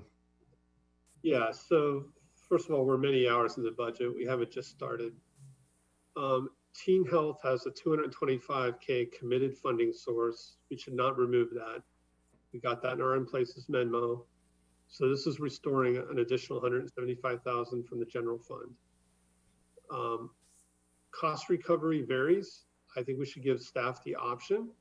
It could mean an entry fee at the Baylands, could mean an entry fee for art exhibits. Let's trust our staff to have them come back with a proposal. And I think it's time we make a decision. We're 2 days into this. I'm going to vote against the substitute motion to put it in the parking lot and ask that we vote on the original motion.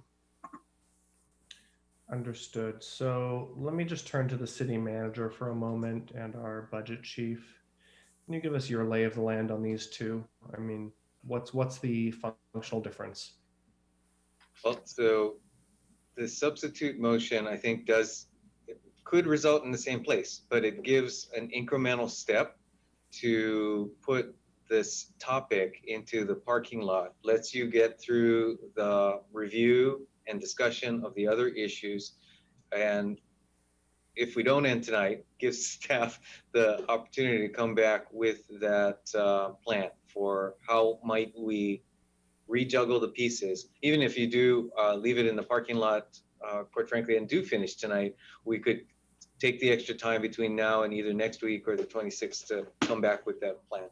And again, it may or may not rely on cost recovery, but it's more so the alternative hours and ways to slice the cuts. Slice the cuts. Boy, that's a weird one. Yeah. Councilmember Filseth? Yeah, if I can make one other argument for the parking lot, which is, we got a bunch of departments and so forth left to do. And I personally am going to think about this one slightly differently. If we get to this process, and this is the only one that we've tried to put back in, right? As opposed to we go through all the others and we need a couple million for this and $1 million for that and 500,000 for this. And pretty soon we're up to 10 million. I'm going to think about that differently. So I'd like to see sort of the rest of it before I make a judgment call on this. And in a perfect world, and that's another argument for the parking lot. So that persuades me, and I'll add my third to the, it's not really a substitute motion, but a parking lot request. So that is put in the parking lot. Can I ask a question or a clarifying question? Please. This talks about returning with a plan to fund through additional cost recovery and or partial funding. So is it the intent for council that staff come back and articulate what it would look like to restore $400,000 in the Art Center? Or, because the Art Center I get because that's a partial funding, but College Terrace Library, I'm not sure what council's asking staff to do on that one because that's the full closure cost. So is council asking staff to look at cost recovery measures to add College Terrace Library back? Now that it's in the parking lot and council's expecting staff to come back with some follow-up action. Additional, hold on 1 second, council member. The additional work that council's asking staff to come back with in the parking lot, I need to be clear on so we're answering the questions forward. Whereas the other motion earlier, I took it as the mayor did in that it was a true swap of proposals and therefore would be a majority vote. So I just need a little bit more clarification to make sure we come back with what the council's expecting. So my understanding, and I'd love Councilmembers Filseth and Nis to chime in, is where there are cost recovery options, these targets, do that. If not, what does it look like in the budget for us to restore these?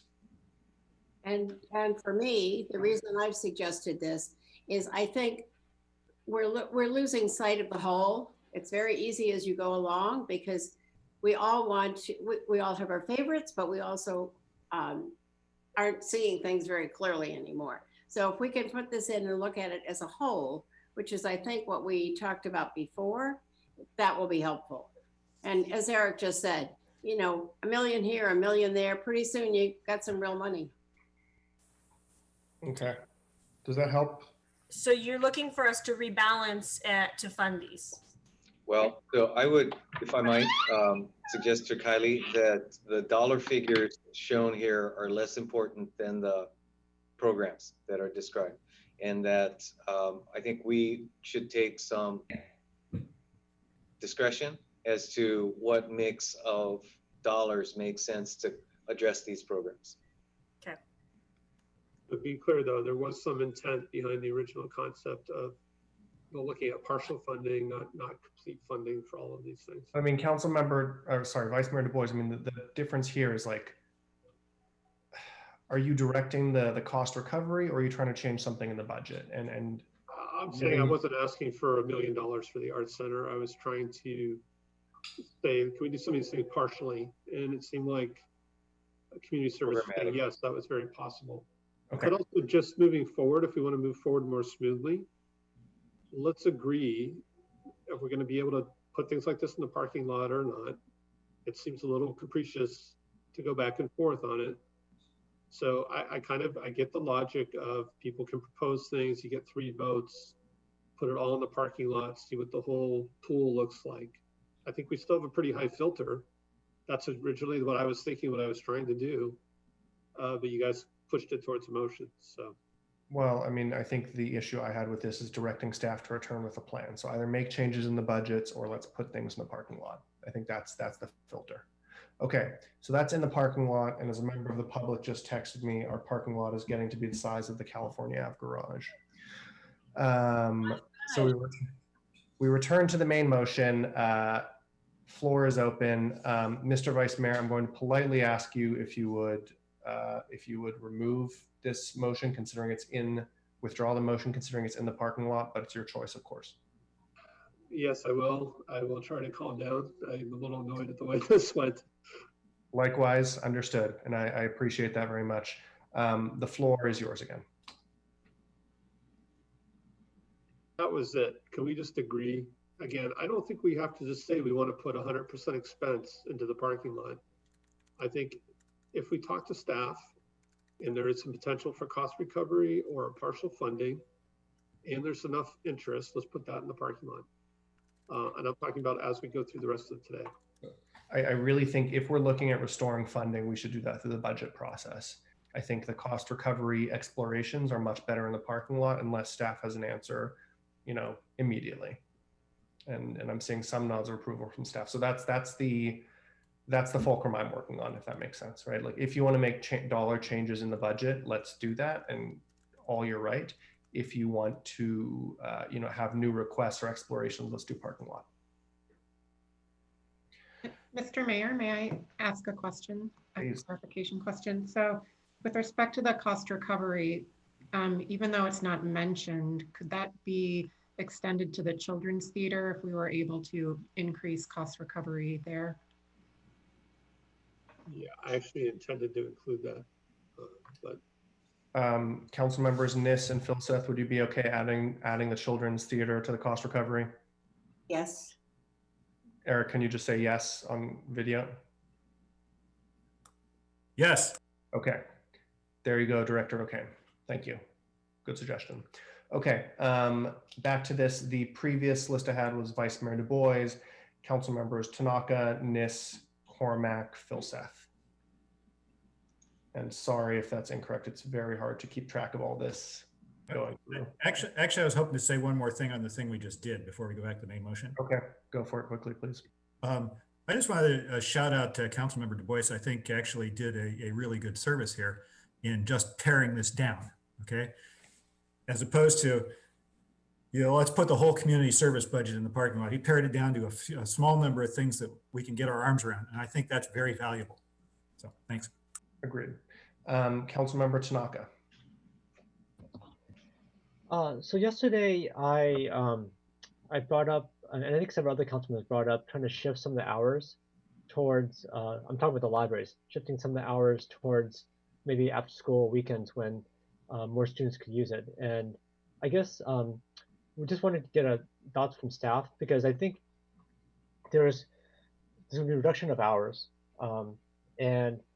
but the reduction didn't have to seem as extreme if perhaps it's shifted towards maybe when more of the community uses it. So I don't know if the director has any thoughts on this. Well, perhaps let me jump in first. I would take the parking lot item that was just referred related to College Terrace Library as giving us the latitude to look at what it would take to restore and or rebalance library hours. Well, I guess this is a little bit less of a budget thing. It's more about trying to lower the perceived reduction of library service. I'm kind of past College Terrace right now. I'm talking about the perceived reduction of hours for the libraries, and I'm wondering whether we could do that by shifting it to times when, it may be more accessible to the residents here in our city. I would respond that that's a level of detail we're not at yet, and we can come back to that at some point, but let us work the. Okay, that's fine. That's good. Overall. So I'll leave it out there. You guys can think about it, but I think that's an easy way to help. Thank you. So yesterday I brought the question or the statement because I think we all saw the $18 GMZ cost, and it wasn't just a GMZ, but a lot of other fees also got raised. And to me, it just seems like we can increase the delta between the resident and non-resident fee so that our residents don't have such a high fee. Now, I don't want to go through each one of those fees because I think that's too much detail for us.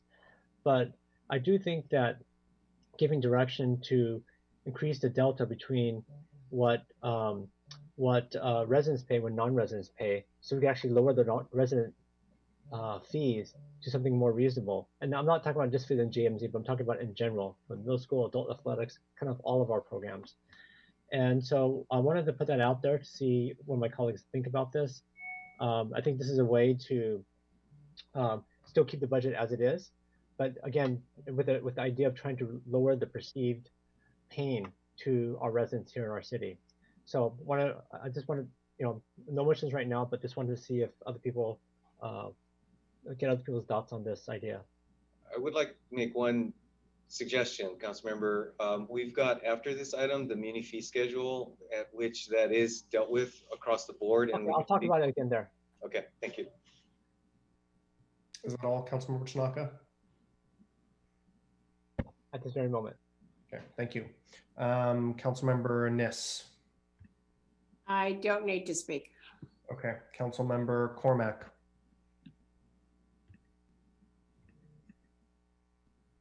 Do we have Councilmember Cormack actually? Not on video. She must have gone to get water or something. Okay, next I had Councilmember Philseth, and we'll come back to Cormac.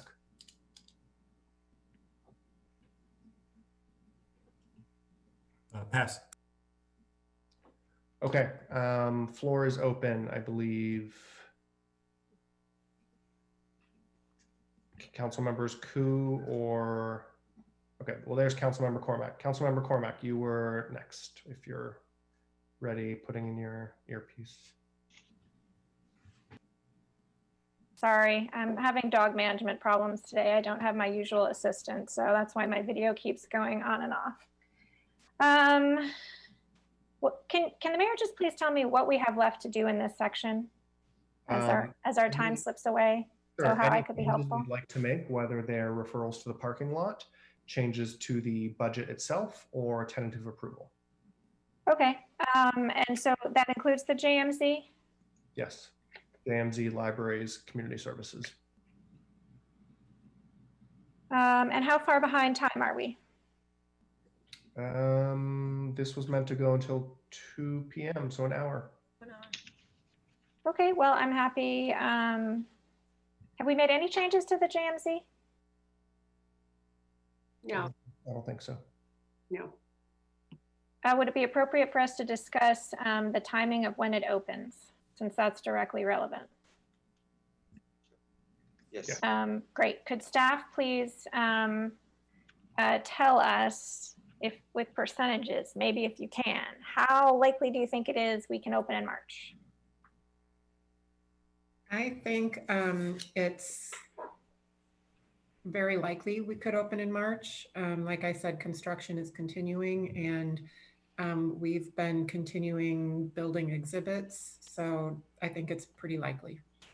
Okay, and if we open in March, that's actually better for us from a financial standpoint, is that right?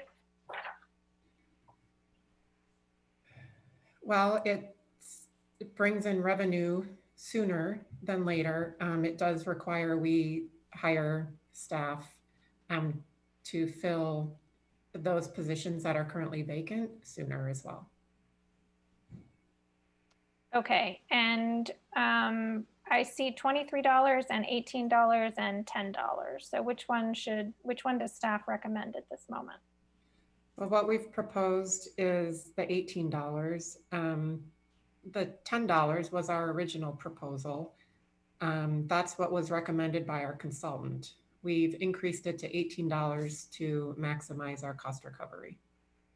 And can you remind me what the proposed membership price was for a family? There's a range here, and we just had that slide up briefly yesterday. Sure. Let me pull that I feel up. like it was $150, but I don't know if that was like for a whole family for a year. 150 for residents. Okay. That's correct. And then it goes up if you want the plus membership, which gets you, now I'm doing my sales pitch. It's like Disney Plus, you get more. Exactly. Okay. Given the fact that we're going to come back to, frankly, just about everything, at this point, it's hard for me to figure out what we've actually decided. Happy to move tentative approval of the library, the community services department, and the junior museum and zoo. Second. Thank you. Okay, so there's tentative approval of this budget section by Councilmember Cormack, seconded by Councilmember Niss. Would you like to speak to your motion? I don't think at this point, the 7 of us working further on this topic would be helpful. Okay, and Councilmember Niss. Only to remind us that, let me go back. I read the paper this morning. Sometimes do, sometimes don't.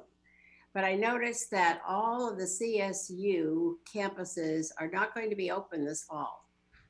And as I read that, and I have a granddaughter who thinks she's starting college this fall. I don't think she is. I think she's going to be online somewhere.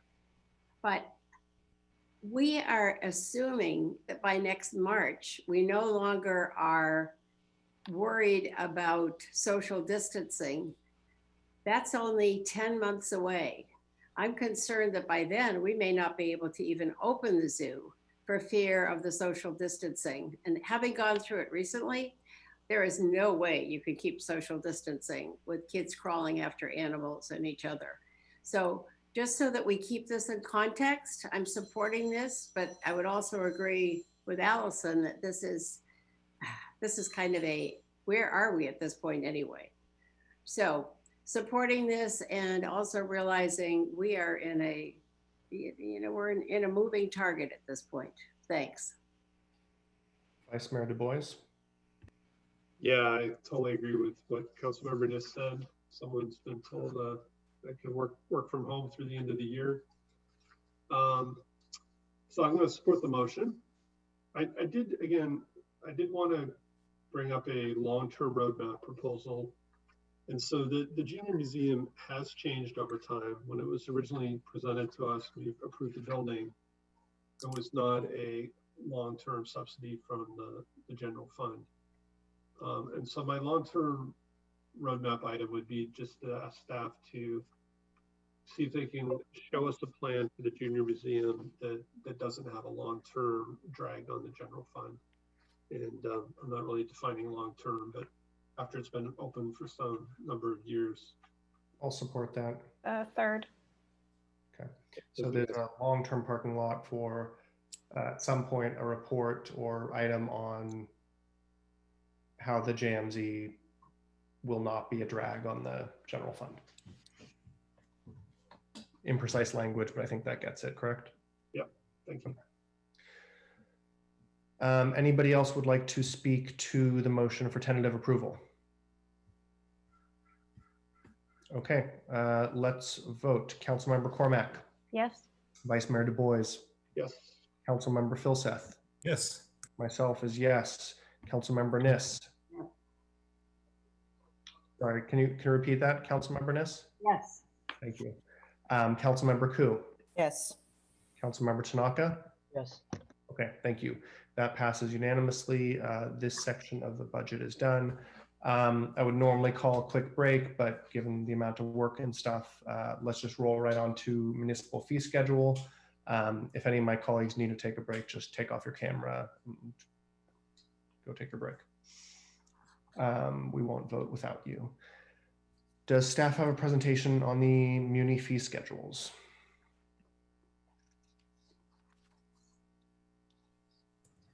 Staff does. Let me pull it up really quickly, and we will go through it really quickly in the interest of time. Alexandra Harris from the Office of Management and Budget will walk us through that. And then obviously we've got all of the departments online right now to answer any questions or follow up that the council may have. So with that, Alex, you can turn your camera on and your mic. And I will start sharing my screen. Okay. Go for it. Great. Good afternoon, members of council. My name is Alexandra Harris, and we'll go over the FY 2021 municipal fee schedule. So the municipal fees, sometimes referred to just as fees, they are imposed on individuals or businesses for services that the city provides. The price of a fee is typically determined by the cost of providing the service or facility for which the fee is charged, plus overhead. As part of the annual budget process, staff reviews municipal fees to ensure that they are set in accordance with applicable state and federal laws. So what we have here, these adjustments, they take into account the user fee cost recovery level policy. This was adopted by council in fiscal year 2015 and updated in 2020 recently to accommodate for further clarification of the other services we offer. So low cost recovery fees, they are essentially for activities that the city would like to subsidize or subsidize somewhat. And medium cost recovery level fees are typically optional fees that try to promote community enrichment. And this level sometimes overlaps with the low or the high cost recovery level fees because they may share attributes with either of them.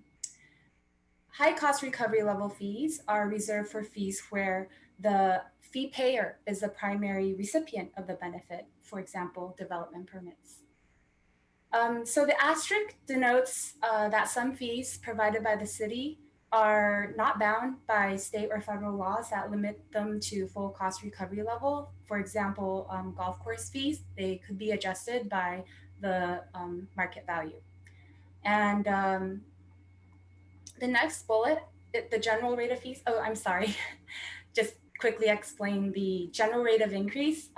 That's calculated annually. And at the 2.6%, it represents the increase for FY21 to maintain the current cost recovery level that's needed to continue providing that service at the same level as before, which includes the average salary and benefits increase from FY20 to FY 2021.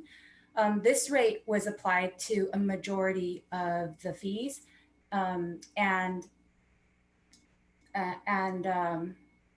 so 2.6% was applied to a majority of the fees. The next bullet shows the quick summary of the changes, the adjustments. They are categorized into 3 general categories in the staff report on pages 3 to 6 for year-over-year consistency in reporting. There are 18 new fees recommended to be added, which reflect new or updated services. There are 18 fees that are recommended to be deleted because they're either obsolescent or the service is no longer provided. 33 fees are changed by an amount other than the 2.6%. This increase, sometimes it's set by council, but the details are included in attachment A. So next slide. New and deleted fees. The next couple slides just provide some highlights for them. These fees are detailed in the staff report on pages 3 to 5. The new fees are recommended to be added to reflect new or updated services, such as the city council directed transition of animal shelter fees to police department from the police department to the community services department, and under the Pets and Me partnership. So deworming, that aligns with the animal services provided by that partner. The next new examples are photography filming, which is a new service being provided at one of our community center rentals, or the home improvement exception fee, which helps recuperate costs for services performed during the home improvement exception review. Detail fees are recommended to be removed due to obsolescence. Some examples of this year are the art studio short-term fees for half of the studio. Because the facilities are now larger, they no longer charge for just half of the studio and just rent the whole thing. Another example is a grease waste disposal. This service, because of the retirement of our incinerators, it's no longer being offered. And then finally, the construction maintenance vehicle fee, that one they found is kind of repetitive to another fee that we charge already for loss of parking space fee. Details for new and deleted fees can be found on pages 3 to 4 of your staff report. And finally, next slide, please. So while most fees are recommended to be increased by the 2.6% general rate of increase to stay within the cost recovery level, some fees are adjusted by a different factor as a result of a fee study, or to align with current market values, or to reach a desired cost recovery level. These are the fees that you see in attachment A. Some highlights for changed fees in the fiscal year 2021 schedule are fees that were recommended to be adjusted in order to align with market values. So the JMZ group admission fee, which was discussed earlier under Community Services Department review. There are technical adjustments made as well, such as Mitchell Park Library community room fees. These were adjusted to align with how the city currently charges for other room rental fees. Finally, there are some fees that are recommended to be adjusted in order to reach the desired cost recovery level. And one of those are the Evergreen Park Mayfield RPP reduced price employee parking permit. This fee, the RPP fees, will be discussed in further detail during the Office of Transportation departmental review. So that basically wraps up our review of the muni fees. Staff will now be available to council to answer questions. Thank you very much. Any comments from the city management team? Okay. Let's go to members of the public who wish to speak on the municipal fee schedule. If you would like to speak on this item, please press *9 if you're dialed in, or hit the raise hand button. And once again, this is for comments related to the fiscal year 21 municipal fee schedule. And if the city clerk's office would please help me out with members of the public. Any members of the public wishing to speak this item, please raise your hand or dial *9 on your phone. We will give it a few seconds for you to raise your hand.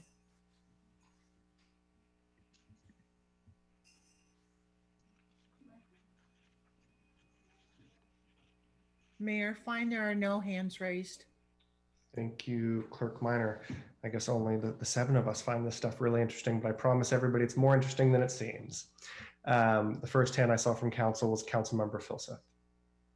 Thanks very much. Okay, 2 quick questions. And the first one, about library fees, and maybe this is overly theoretical, but what circumstance would we possibly have a $500 cleaning fee or a $2,000 filming fee? It's on page 4.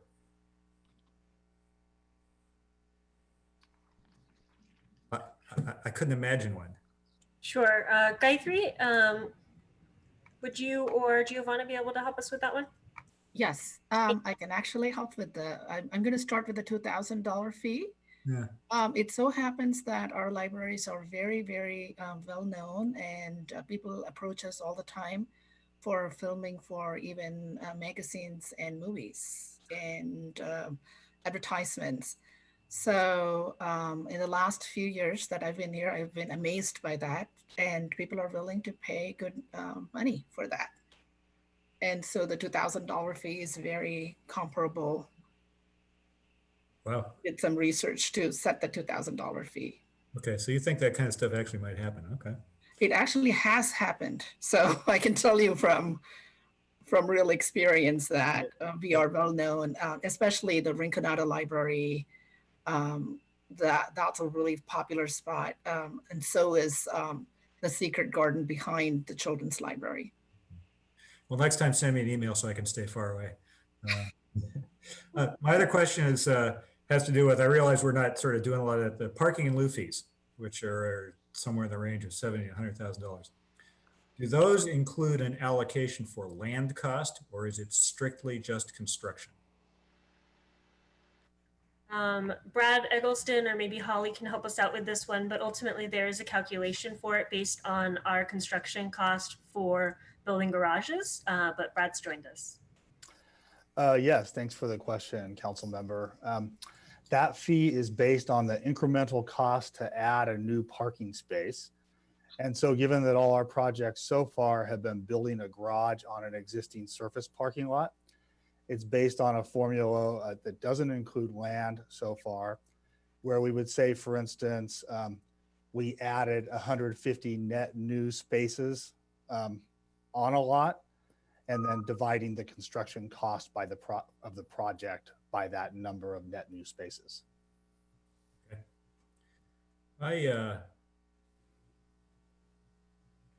We got more important stuff to do this week than revisit that one. But I would argue that you ought to include land cost in that calculation because it's significant, right? And it's $10 million an acre in parts of Palo Alto. You know, it winds up a lot. And that actually, in fact, is a cost to the city because we got these parking lots sitting there, but they could be other things. They could be city parks. They could be housing. They could be sold to somebody. And so there is a real material value there. And so if we commit it to a parking space, you know, that is a cost to residents. And so I would argue that in the rethinking of this in good time, that we ought to revisit that and consider whether we're giving a subsidy to people with that. Because, you know, we're just encouraging to you know, pay the in lieu fee instead of actually building parking, and we're not building any parking. So if I could make one quick addition.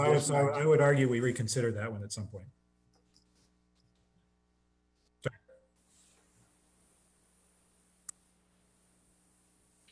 Councilmember Cormack. I'd like to thank the staff for a very clear staff report and move approval. Second. Sorry, thank you. So any other comments? Sorry, there's a motion to move tentative approval of this section by Councilmember Cormack, seconded by Councilmember Niss. Do you want to speak to your motion? I think it's a very clear staff report, and this is something the Finance Committee traditionally does with some level of detail, but almost never any changes. So I think that's appropriate this year. Okay. And Councilmember Niss. I think if we vote on this and approve it, we've just set a record. First item to go this quickly. Good reason to vote for something, I guess.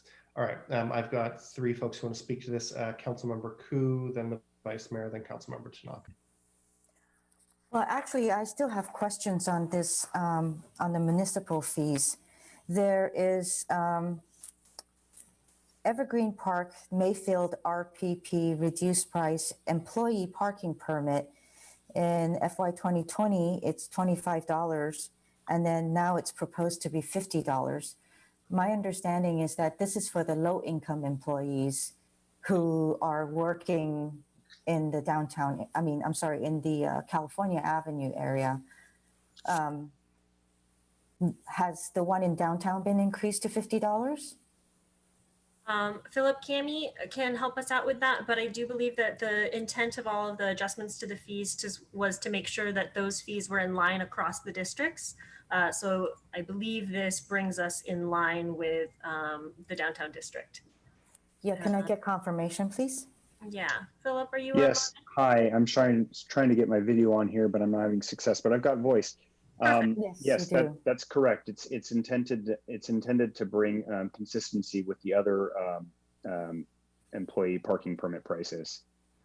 Yeah, I actually think that that's going to bring hardship to a lot of the lower income employees who are working over here.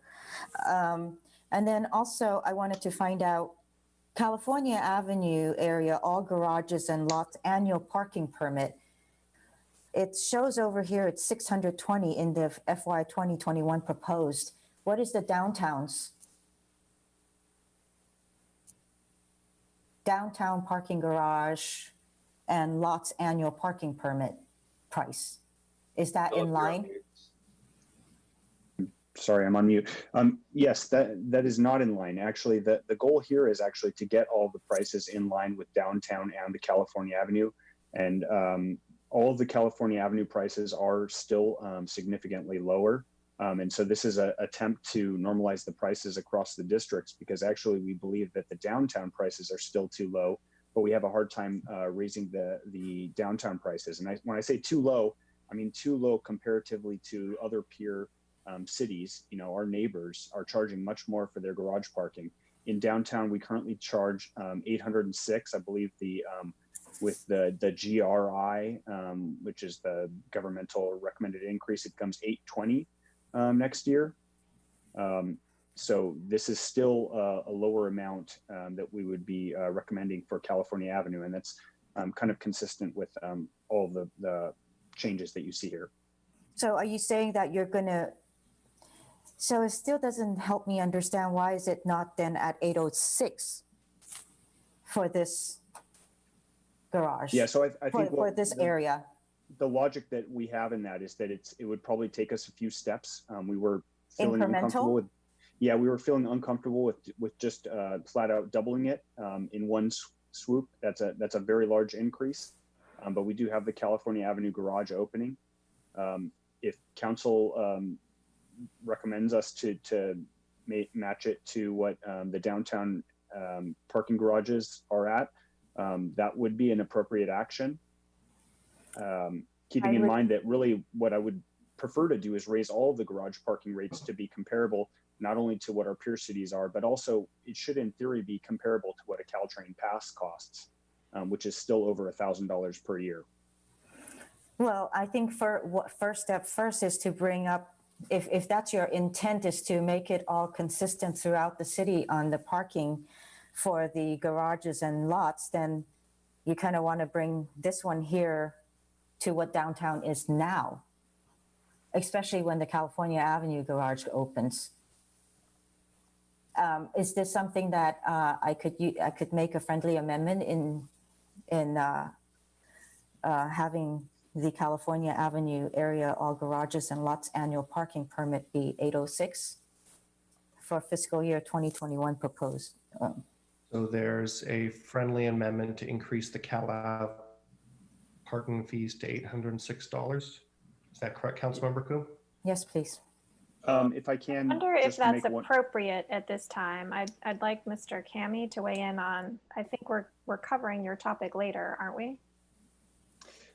Yeah, but I don't. It's in the municipal I hadn't necessarily code. planned on getting into municipal fees, but I will say that if you were going to adjust it to the same as downtown, the downtown garages will be at 820 under the FY21. So I'd recommend if you were to set them to the same, that they actually be set to the same in FY21, which I believe is $820. Mr. Kami, when were you? I might jump in. Yeah. That I think we've got a lot going on and a lot going on with parking in Cal Ave. And so as we evaluate, since these fees become effective July 1, we've got the garage opening later summer, fallish. I don't want to lose track of that. Rather than make that change in the moment here, perhaps this might be a parking lot issue that, sorry for the pun there, have staff come back with this topic, because quite frankly, everything we're doing around coronavirus, trying to support businesses reopening and having all these things happen simultaneously, but might just be a little too much to bite off in one. I would put it in the parking lot. I'm agreeable to doing that. I want, if we want to be consistent, especially for the low income employees and their reduced parking, to up them half, 50%, and then not do this one is not right. So I would like that to be in the parking lot. I'm happy to second that. Thank you. Can you make it clear, is it this specific dollar amount, or you just want to look at the prices for the parking lot? Either one. It'll be great to look at the prices after what city manager has said with all the COVID what we're going through right now. It might be something that we should look at. I would support it if it is a little more general. It wasn't I agree. specific 806. I think that'd be helpful, especially having sat through the business roundtables that, you know, parking is an enormous issue specifically at CalAV. So Councilmember Koo, Cormack, and Du Bois, are you looking at a research on the city-owned garage permit costs? Is that it? This is a long-term parking lot issue, just to be clear, right? Yep. So not for the budget and not for this municipal fee schedule. We Really- can say potential price increase or rationalizing, you know, whatever Mr. Kami feels would be appropriate. Just a discussion of Yes. parking permit prices. Okay. All right. So this got long-term parking lot issue. In order to make it consistent for citywide. Well, I think that's maybe where some of your colleagues on this had an issue. It's like, if I remember, there's actually quite good reason why the CalAV ones are not the same as downtown. Well, that's what staff said. Yeah. So I mean, is your So goal it to make can them go into consistent? the parking lot anyways. Well, I just want to be clear. Is this an exploration of rationalizing the parking prices, of raising it to $820, of making them the same? I just want to be a little clear about that. Finding the right price, Okay. discussion to come to the right price, and also to have consistency as what the transportation Office of Transportation is looking to do. Council members Cormack and Du Bois, do you support that? I'm comfortable with what's written. The consistency part is a potential aspiration, but I think we should have staff come back and describe it because That's fine. yeah. Okay. What So is I'm it? comfortable with it as written. Okay. It's just California Avenue. Correct. Okay. All right. That's in the long-term parking lot.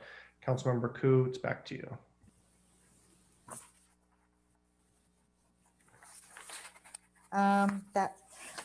The 2.6 that is based on salary and benefit increases for the new year.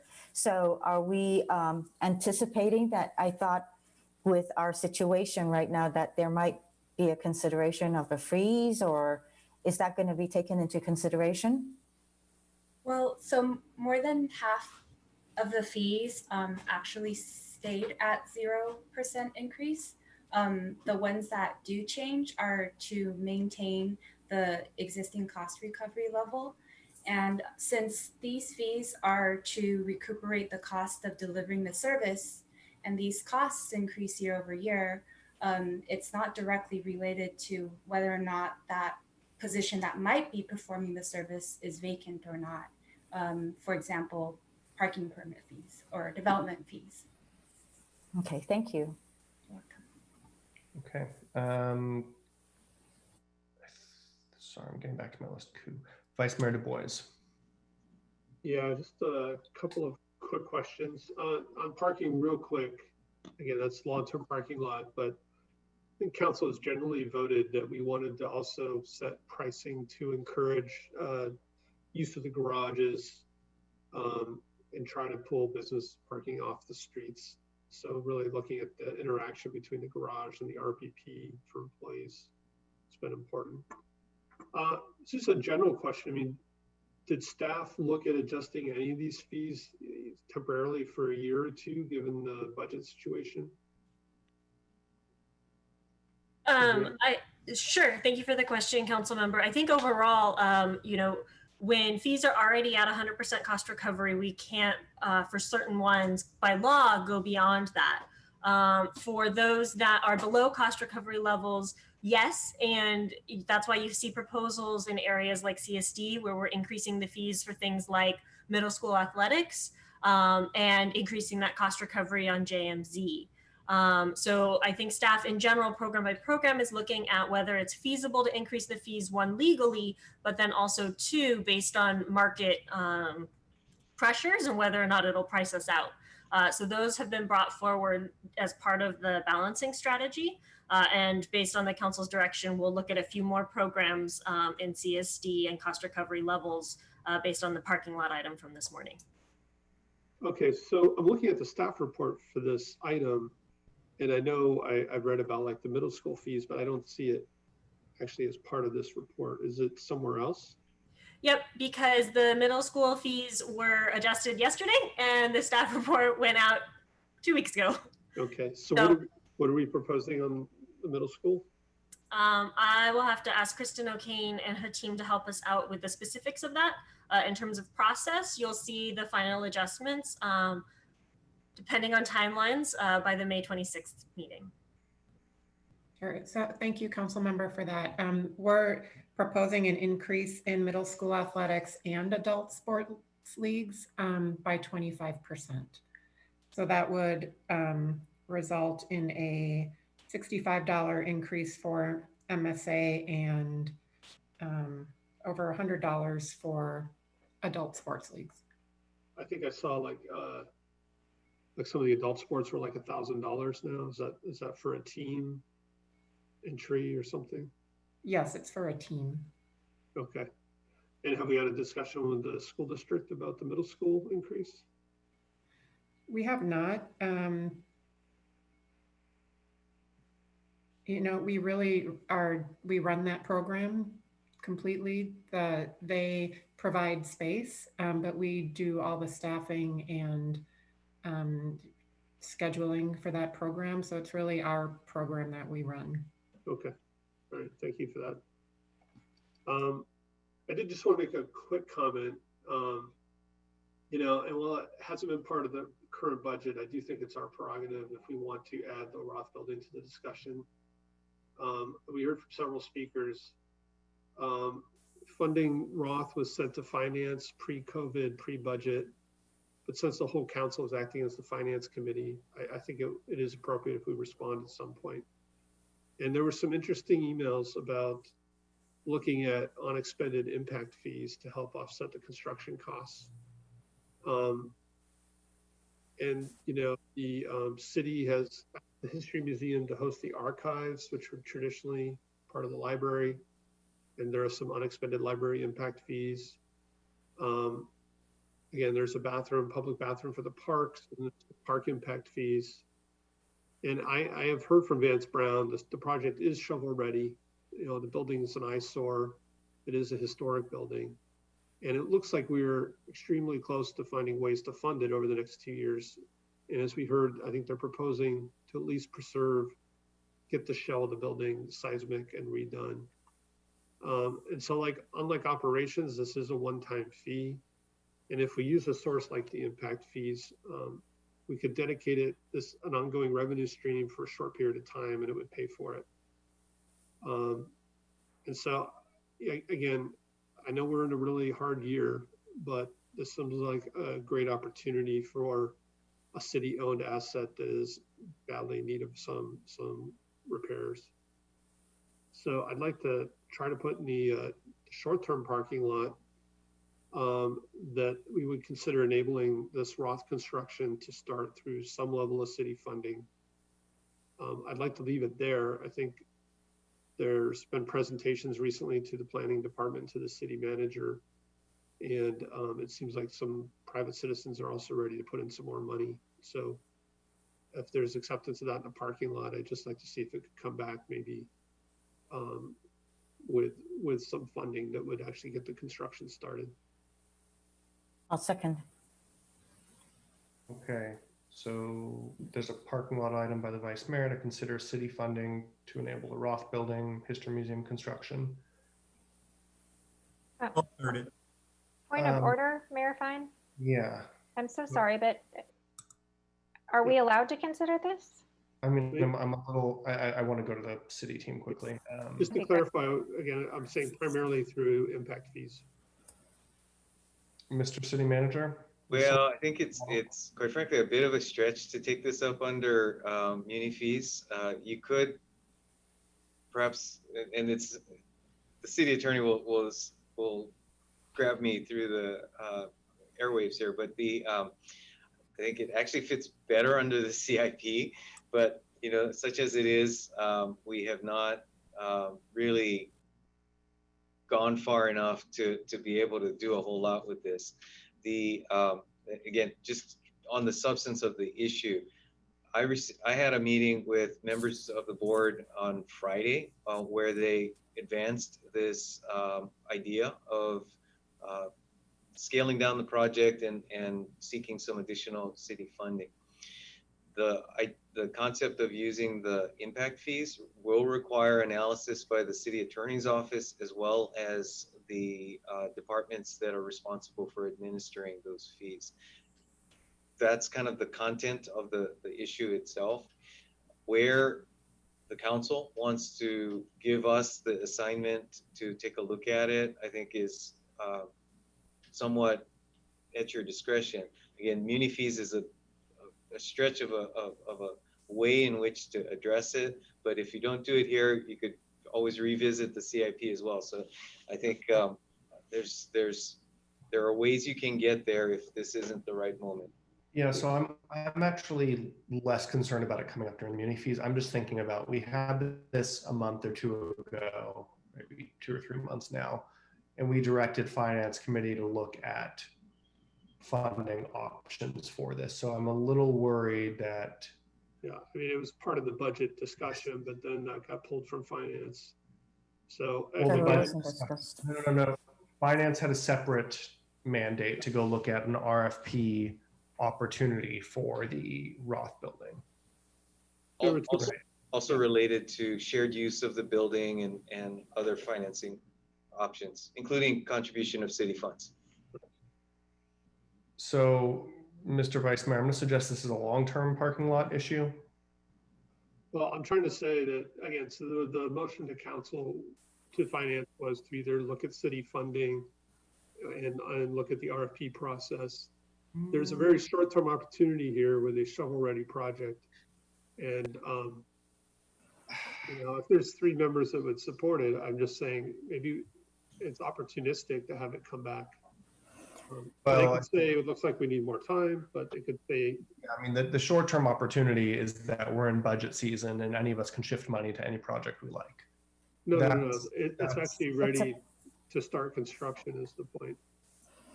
And it's just for the cold shell, and it's the cold shell with the roof and the seismic. So it's really to get it secured.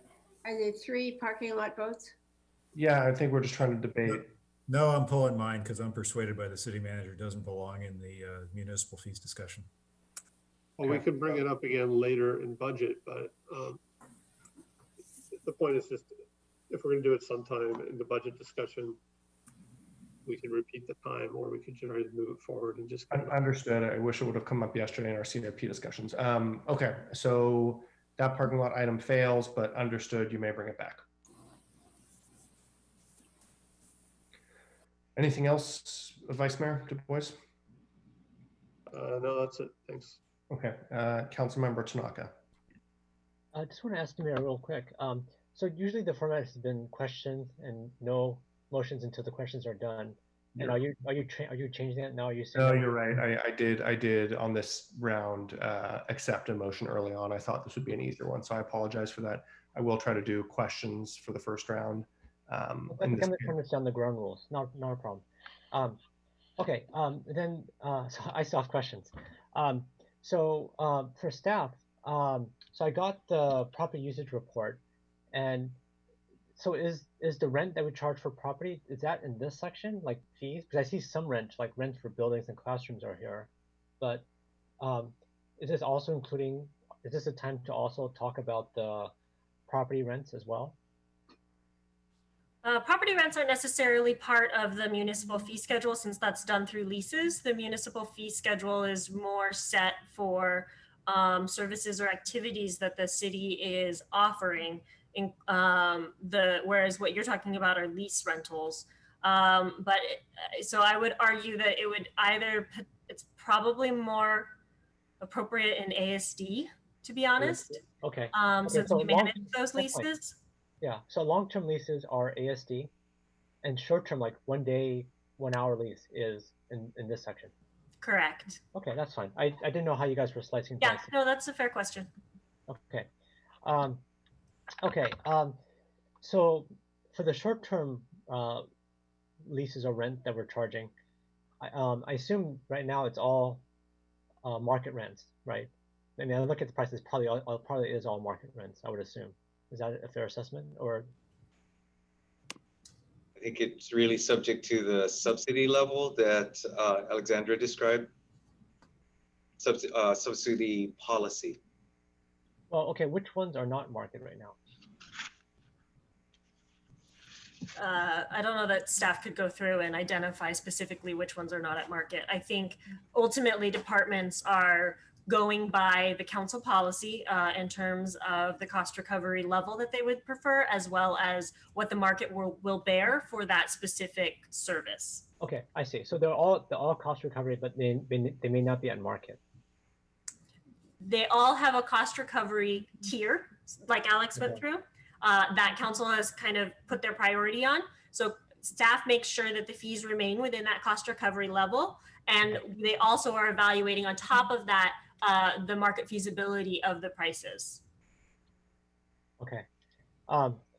Okay, that's fine. Let's move on. So as I brought up before, you know, some of the fees are pretty high at this point. And I think one way to give relief to our residents that pay taxes here, that we have a greater separation between the residents and what non-residents pay. Some of them are very close, even less than 50%. And so what I'm advocating here is that we have a greater separation to allow staff to have lower resident fees. So I'm going to make this as a friendly amendment initially, and we'll see how far it goes. And then if there's no traction, then no traction. But I think I'm just looking for ways to try to lower the impact to the people that live here. Okay, so there's an amendment to the main motion, direct staff to increase the delta between resident and non-resident fees. Yeah, well, maybe I should be more specific, a 2x delta, because that's what I've seen other cities do. Okay. Is that accepted by the maker?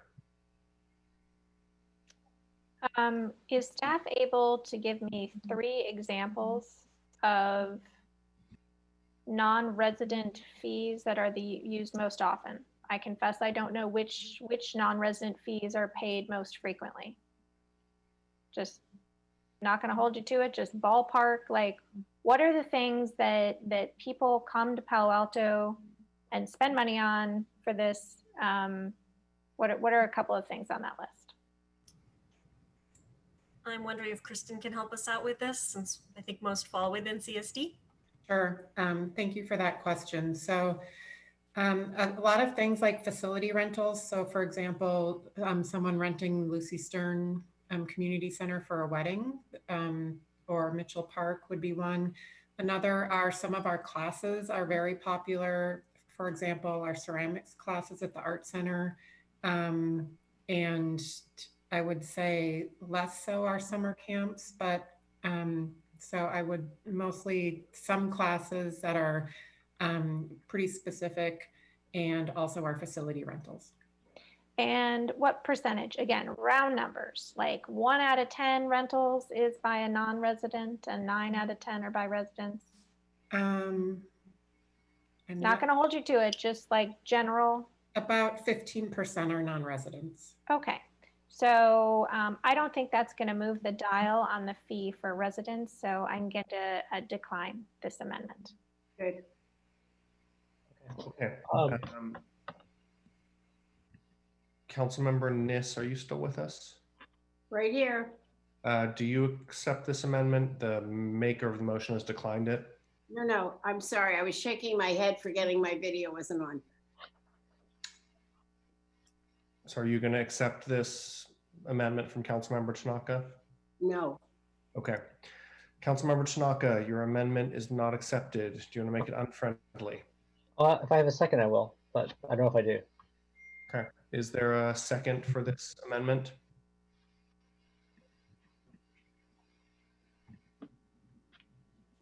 Hearing none, the amendment fails. Okay. I'm done then. Thank you. Okay. Thank you, Councilmember Tanaka. I see hands up, but can you guys lower your hand, please, if you no longer need to speak? Councilmember Koo, do you still wish to speak? I guess not. Okay. I think we are then ready to vote on the main motion. This is tentative approval of the proposed muni fee schedule. with no changes, although we have one long-term parking lot issue. All right, let's go through roll call.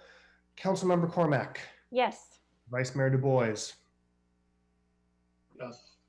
Councilmember Filseth. Yep. Myself is a yes. Councilmember Nis. Yes. Councilmember Ku. Yes. Councilmember Tanaka. No. Was that a no? That was a no. Okay. So this motion passes 6-1 with Councilmember Tanaka voting no. All right, that brings us right on schedule. I'm going to say let's do a 5 or 10 minute break. Seems like we should just do 10 minutes, but let's keep it tight. So if we can all be back here at 3:55, that would be appreciated. And we will then get to planning and transportation services and operating. Thank you all. So Adrian, when do you anticipate a supper break? 5:30. Transportation's quick? Probably not. No, okay. All right, see you in 10. Yeah.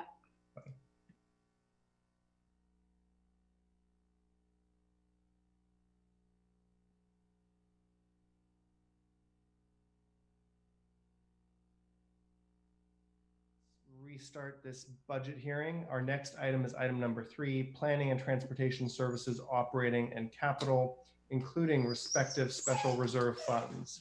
If staff would please kick it off.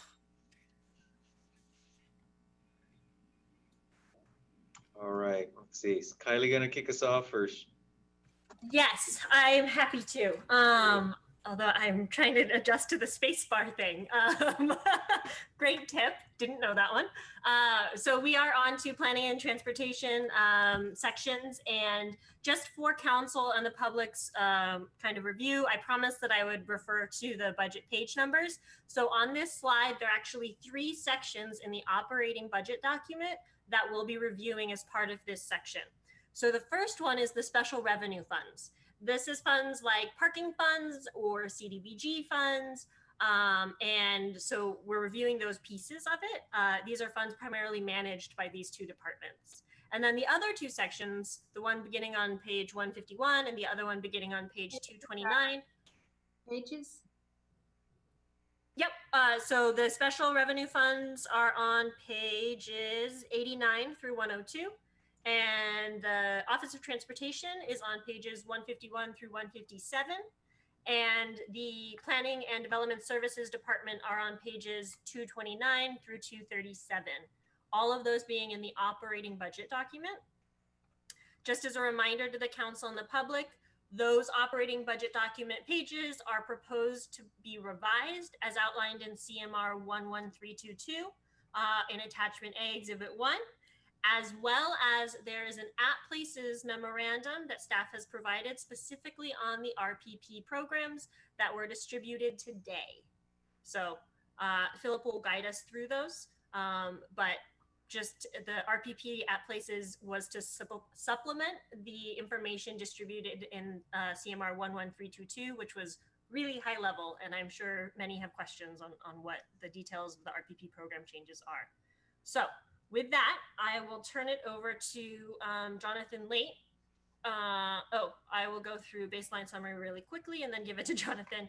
These are just, again, those baseline summaries for planning and development services, as well as Office of Transportation. These are the numbers you'll find in the operating budget document on those pages we just referenced. So in total, general fund expenses of about $22 million in PDS. $20 million in PDS and $2.4 million in Office of Transportation. And now I'll turn it over to Jonathan Late. Great. Thank you, Kylie. Good afternoon, Mayor Fine and City Council members. I'm Jonathan Late, the Planning and Development Services Director.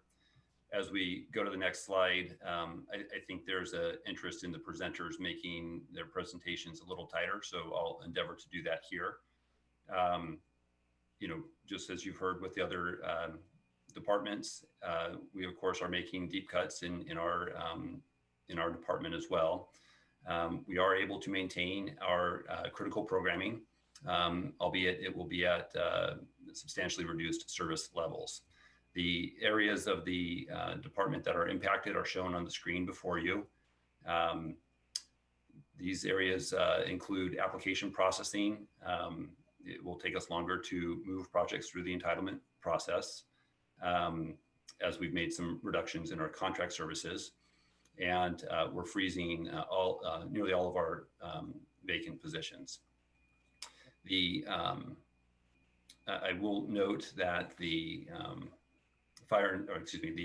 building inspection services is an area where we also made some really significant reductions based on our contract support, because the contract for that program, which did result in a significant reduction of available inspectors. And we've been really proud of our next day inspection service.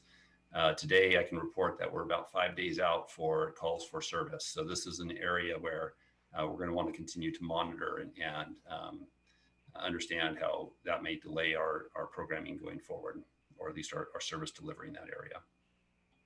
If we can go to the next slide, I will note that through some adjustments in our staffing between current planning and long-range planning, I do think that we're going to be able to advance some of the City Council's priority items. These are the ordinances and studies that you've asked us to prepare. Please understand that we will focus in on those first state mandated responsibilities, as well as be monitoring the state laws and see what changes are required of our local ordinances. And then we will move on to these other policy projects that we have queued up and were presented to the City Council on February 3rd. Also, I'll note on the development services or the development center side of our operation that this will continue to remain a cost recovery program.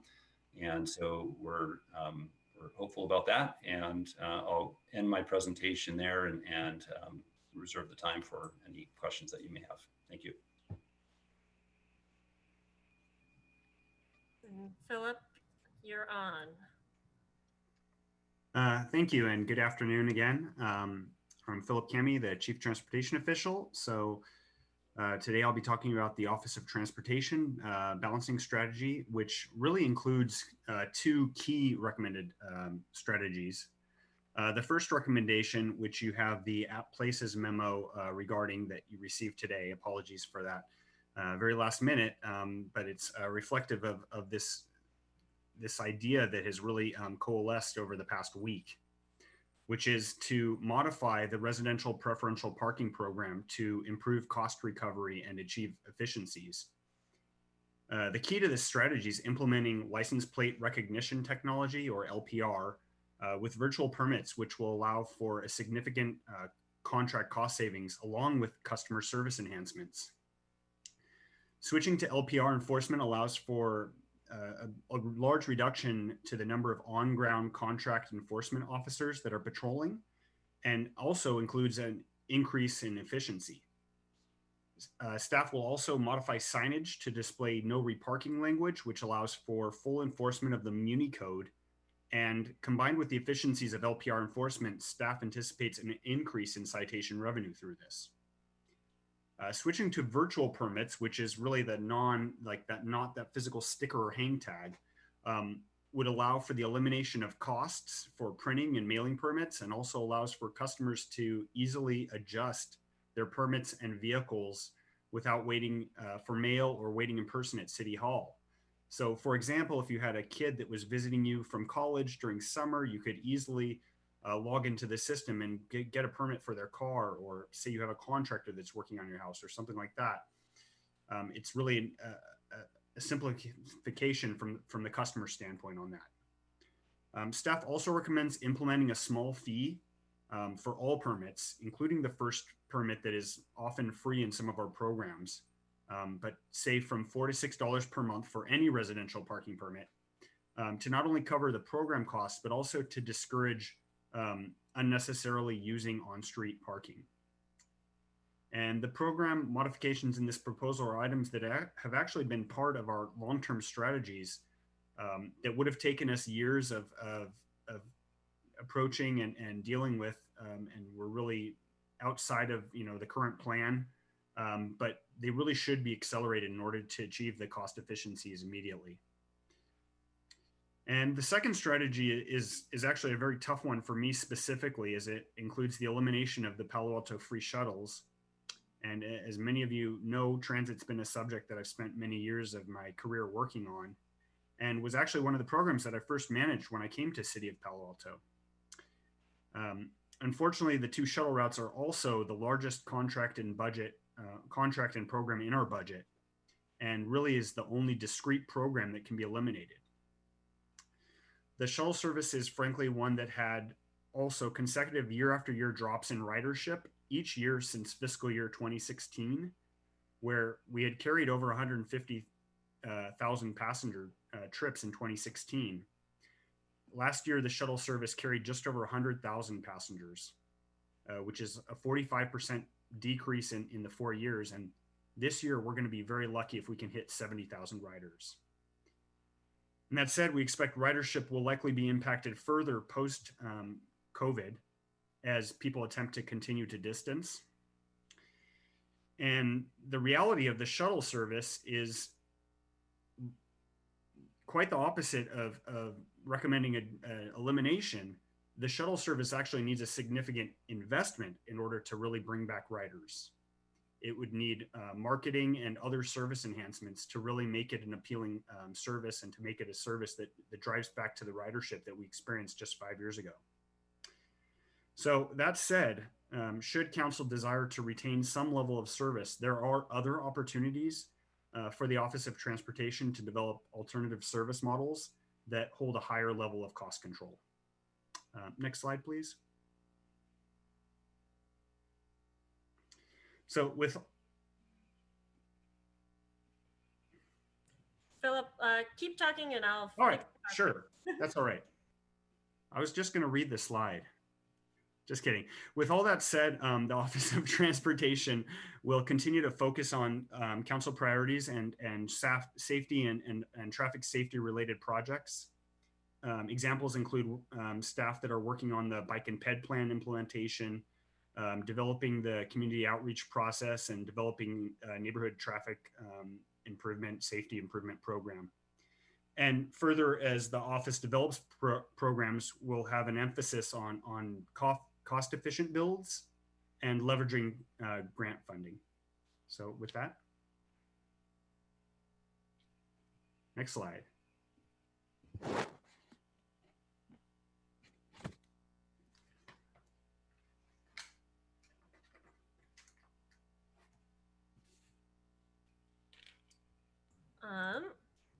Technical difficulties. So apologies. Let me try this one more time.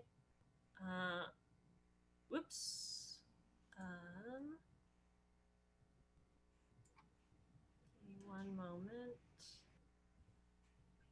Okay.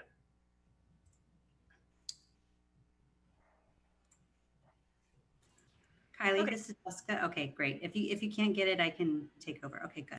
Thank you. Always ready to fix things. Thank you, guys. So this was the slide that Philip was just going over.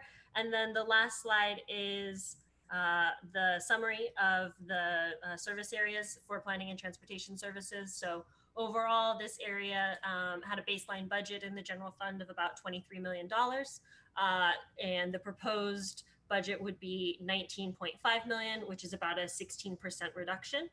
And then you can see the all funds number as well.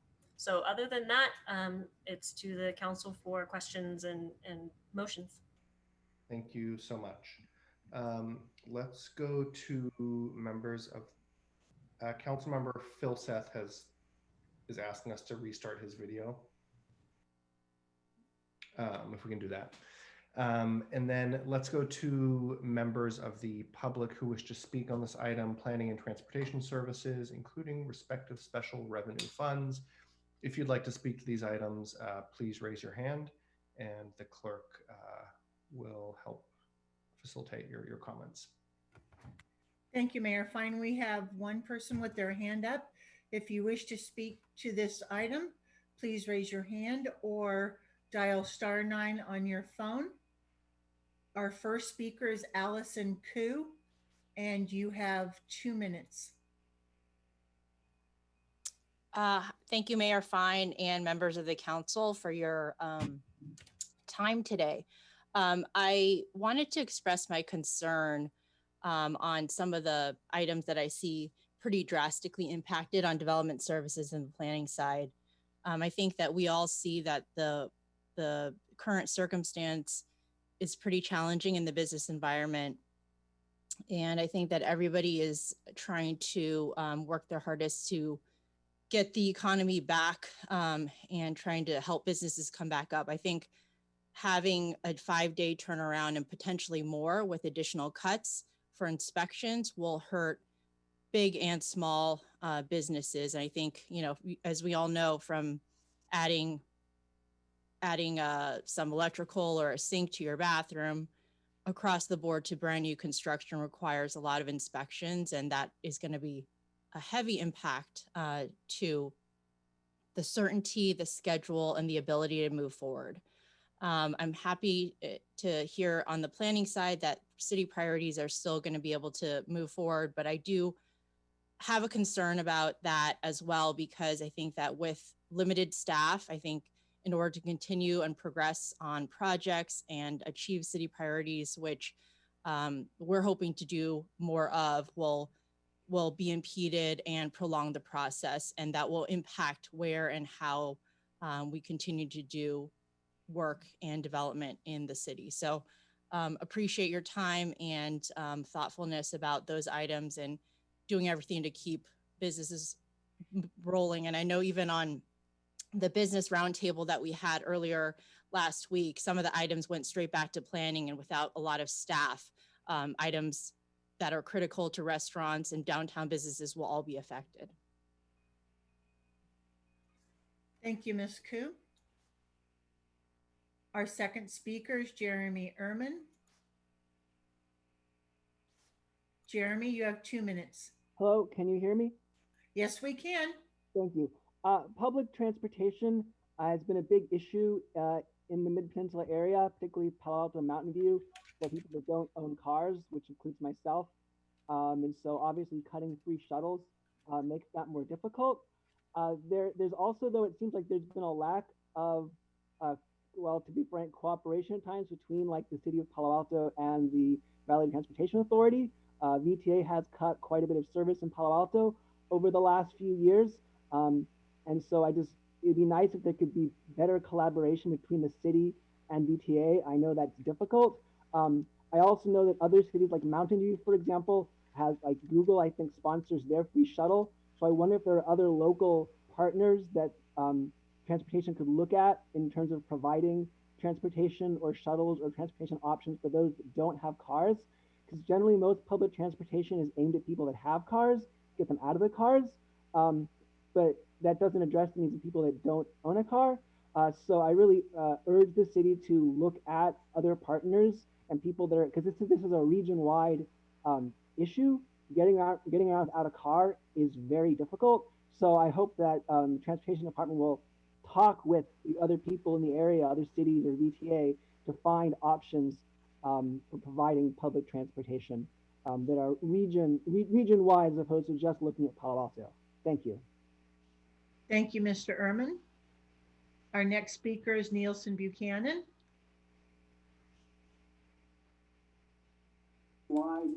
Mr. Buchanan, go ahead. Getting out of a car is very difficult. So I hope that Transportation Department will talk with the other people in the area. Mr. Buchanan, go ahead. You have 2 minutes.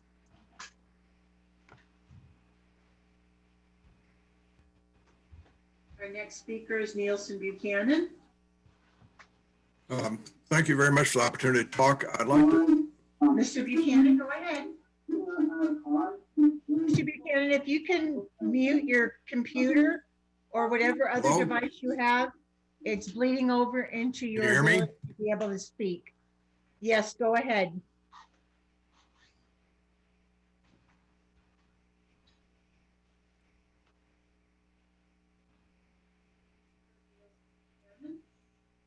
Mr. Buchanan, go ahead. Hello. Go ahead, Mr. Buchanan. Or whatever other device you have. Hello. Nielsen, go ahead. You have 2 minutes. All right. Yes, go ahead. Thank you. I'd like to express my support, and I think support of many of the residential leaders that have been working on RPPs for so many years. Philip has outlined. Go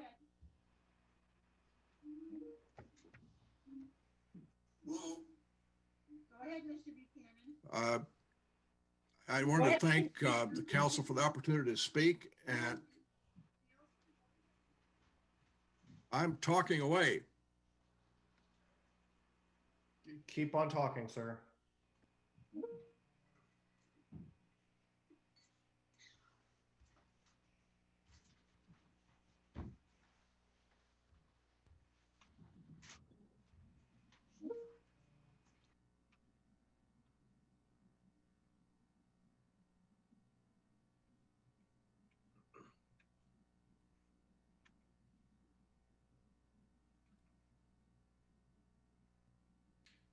Do we still have Mr. Buchanan?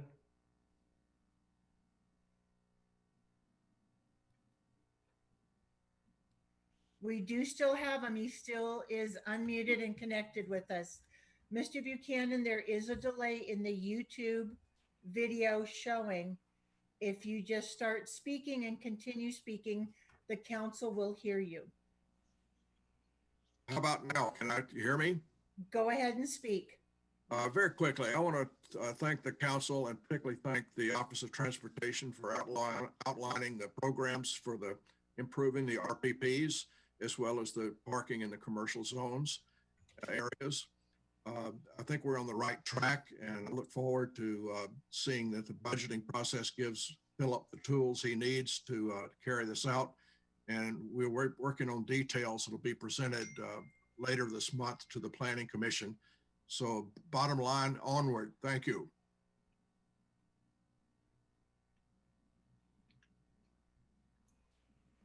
Thank you, Mr. Buchanan. And our next speaker is Eileen Kim. Eileen, go ahead. Hi, can you hear me? Yes, I can hear you. Go ahead. I just want to bring light to the fact that when the RPP plan was instituted throughout Palo Alto, you needed a certain percentage of neighborhood people to sign in. And so basically the RPP plan was instituted street by street. So therefore there are certain streets throughout Palo Alto where the whole neighborhood surrounding streets are RPP and they need permits. And there are a few streets that have no permits, no time limits, and the cars can park there up to 3 days or even longer. Usually they even park 7 days. And so there are streets within Palo Alto nestled within streets of RPP that the city of Palo Alto is not asking for permits, and they need to revisit their criteria of how they implemented and rolled out the RPP plan, and maybe reconsider making the whole area RPP. And therefore this provides a new network of collecting permit fees in these streets that have no permits currently. And it also prevents other commuters from coming into specific streets and flooding these streets and parking there indefinitely. And literally I have noticed people park, pull out a bike from their trunk and bike away and leave their cars unattended for days on end. So the city of Palo Alto needs to go back and go, which streets are not RPP within 5 blocks of surrounding RPPs? Can we make it RPP and change the ordinances and then start rolling out permit plans and then collecting permit fines? It's a new income that's not being collected. Thank you. Thank you, Ms. Kim. No other speakers, Mayor Fine. Thank you very much. Just to all our attendees listening, if you're listening to this broadcast on Mid-Penn, on government television, or on YouTube, and you wish to speak to the council, we'd advise you to turn off those audio sources and then just speak to us via phone or Zoom alone. Otherwise, there's the feedback loop. Back to council. Let's go for a round of questions. Thanks for that reminder, Councilmember Tanaka. First up is Councilmember Niss. I'm using my new magic button. So the question is my audio off? Your audio is on, but your video is off.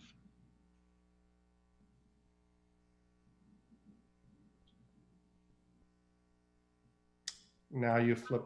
I want to ask a question about the shuttle in particular. Philip, where are you? Or Jonathan? The shuttle has existed, oh gosh, it's so far back now. I'm sure it's 20 to 25 years. And during that period of time, we always hoped that VTA would come to the rescue and help with it. They didn't. I want two questions. Has the school district ever offered to help share it? Because my understanding is that the school district probably uses it more than anyone else. And secondly, have you thought of an on-call system rather than a system that is what seems to many people sort of casual? Yes. So no, unfortunately, we have not had any offers from PAUSD to sponsor the shuttle. I just want to speak that, you know, we don't have complete data on this, but approximately a third of our typical trips when school is in session are from school kids. We have some sample numbers. Unfortunately, we can't, I would do a real in-depth survey right now, but school hasn't been in session and all of that. So the survey data we have from January and February showed that about a third of our passenger trips are school children. The last question, which you had, I believe, was about on-demand service. And the answer to that is, I think that that is really probably what we should look at if we were to revisit this shuttle service. An on-demand type service would give us the ability to really cost control and really set our parameters for what kind of trips we would be subsidizing and how much we would subsidize. With the shuttle service, we have a determined contract, which actually in Palo Alto, our contract is really, really reasonable. I was shocked that we were able to get such reasonable rates, but it still cost $500,000. Do you anticipate that if we eliminate that this year, that it's eliminated permanently, or are you suggesting this could be that could be reinstated at some point? Yeah, so I think as I mentioned earlier, I think that if this service was revisited in the future, it should be re-envisioned as well. But potentially as grant opportunities come up, we would always be looking for them. There's currently actually a grant opportunity that we cannot apply for that's with VTA, and it's for innovative type service delivery model. And this would not be considered, our current service would not be considered an innovative type of transit service. So staff would always be looking for those kind of opportunities to apply for grants to try and get actually that VTA, elusive VTA funding for shuttles that you mentioned, but they're not looking to fund traditional shuttle types at this point. Frankly, they haven't looked to support us on shuttles for years. Okay, thanks so much, Philip. I appreciate that.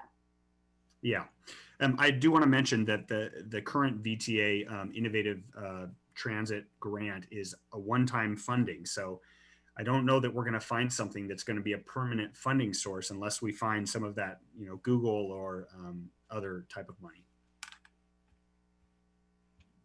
Thank you. Councilmember Filseth. Yes, thanks. So a couple of quick questions. So first of all, I hate the idea of cutting shuttles too. Although I understand the dynamics. If we were to, I mean, and I also think the on-demand model is really interesting, but for the sake of argument, if we were to shut the shuttles down and then decide that we needed to restart them in a year or two, are there any significant restart costs? Like, is it going to cost us $1 million to get everything back going and ramp it all up again that we ought to be aware of? So the answer is no. We don't own any of the vehicles. They're all through. It's a full lease program where the lease of the vehicles comes with the staff to operate the vehicles and maintain the vehicles. So really, the only issue would be staff time in developing schedules and posting on the webpage and you know, taking items to council for approval and all of that. So no, this program could be restarted in its exact same form or revised form without any real significant issues other than, of course, the budgetary impacts. Okay. And then second, on the license plate reader model, love the idea. Okay. I mean, this is an example of how can we go move to a more efficient or more different kind of service model that will produce higher services, lower cost. I mean, this is the kind of thing we got to be looking for. How fast could we do that? Yeah, so there's a little more detail in the App Places memo. We recommended providing us until the beginning of the year, January, I should say, the calendar year, not the fiscal year, but the beginning of the calendar year to get that up and running. However, hopefully we would actually have it up and running and be able to trial it sooner than that. But the reality is we wouldn't be able to get the virtual permit service connected to that until likely in January. So it actually really is a much more efficient system, and really is something that I truly believe brings not just a cost efficiency to the city, but a lot of other efficiencies as well. Love it.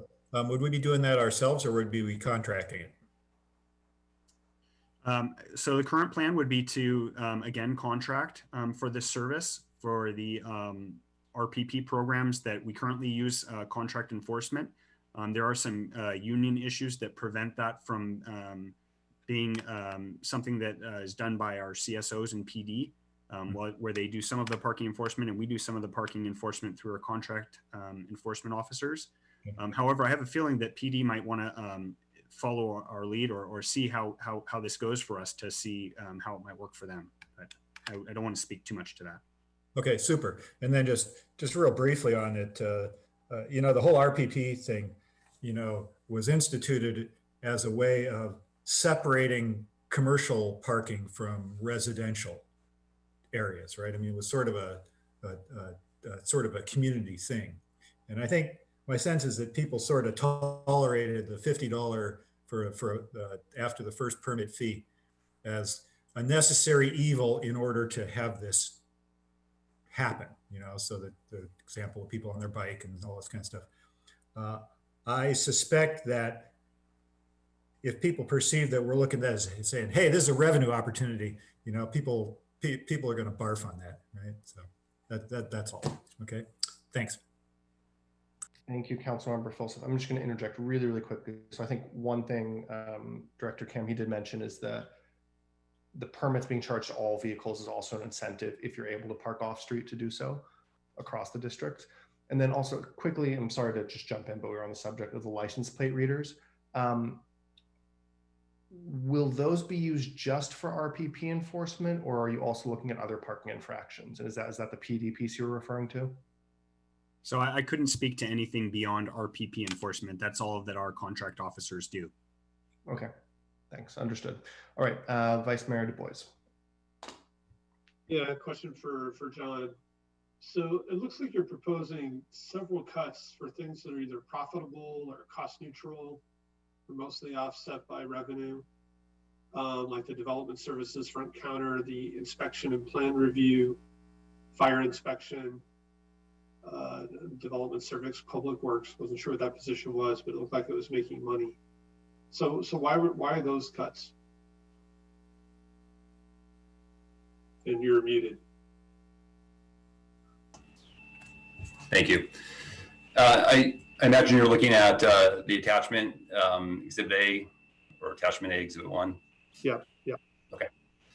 So yeah, the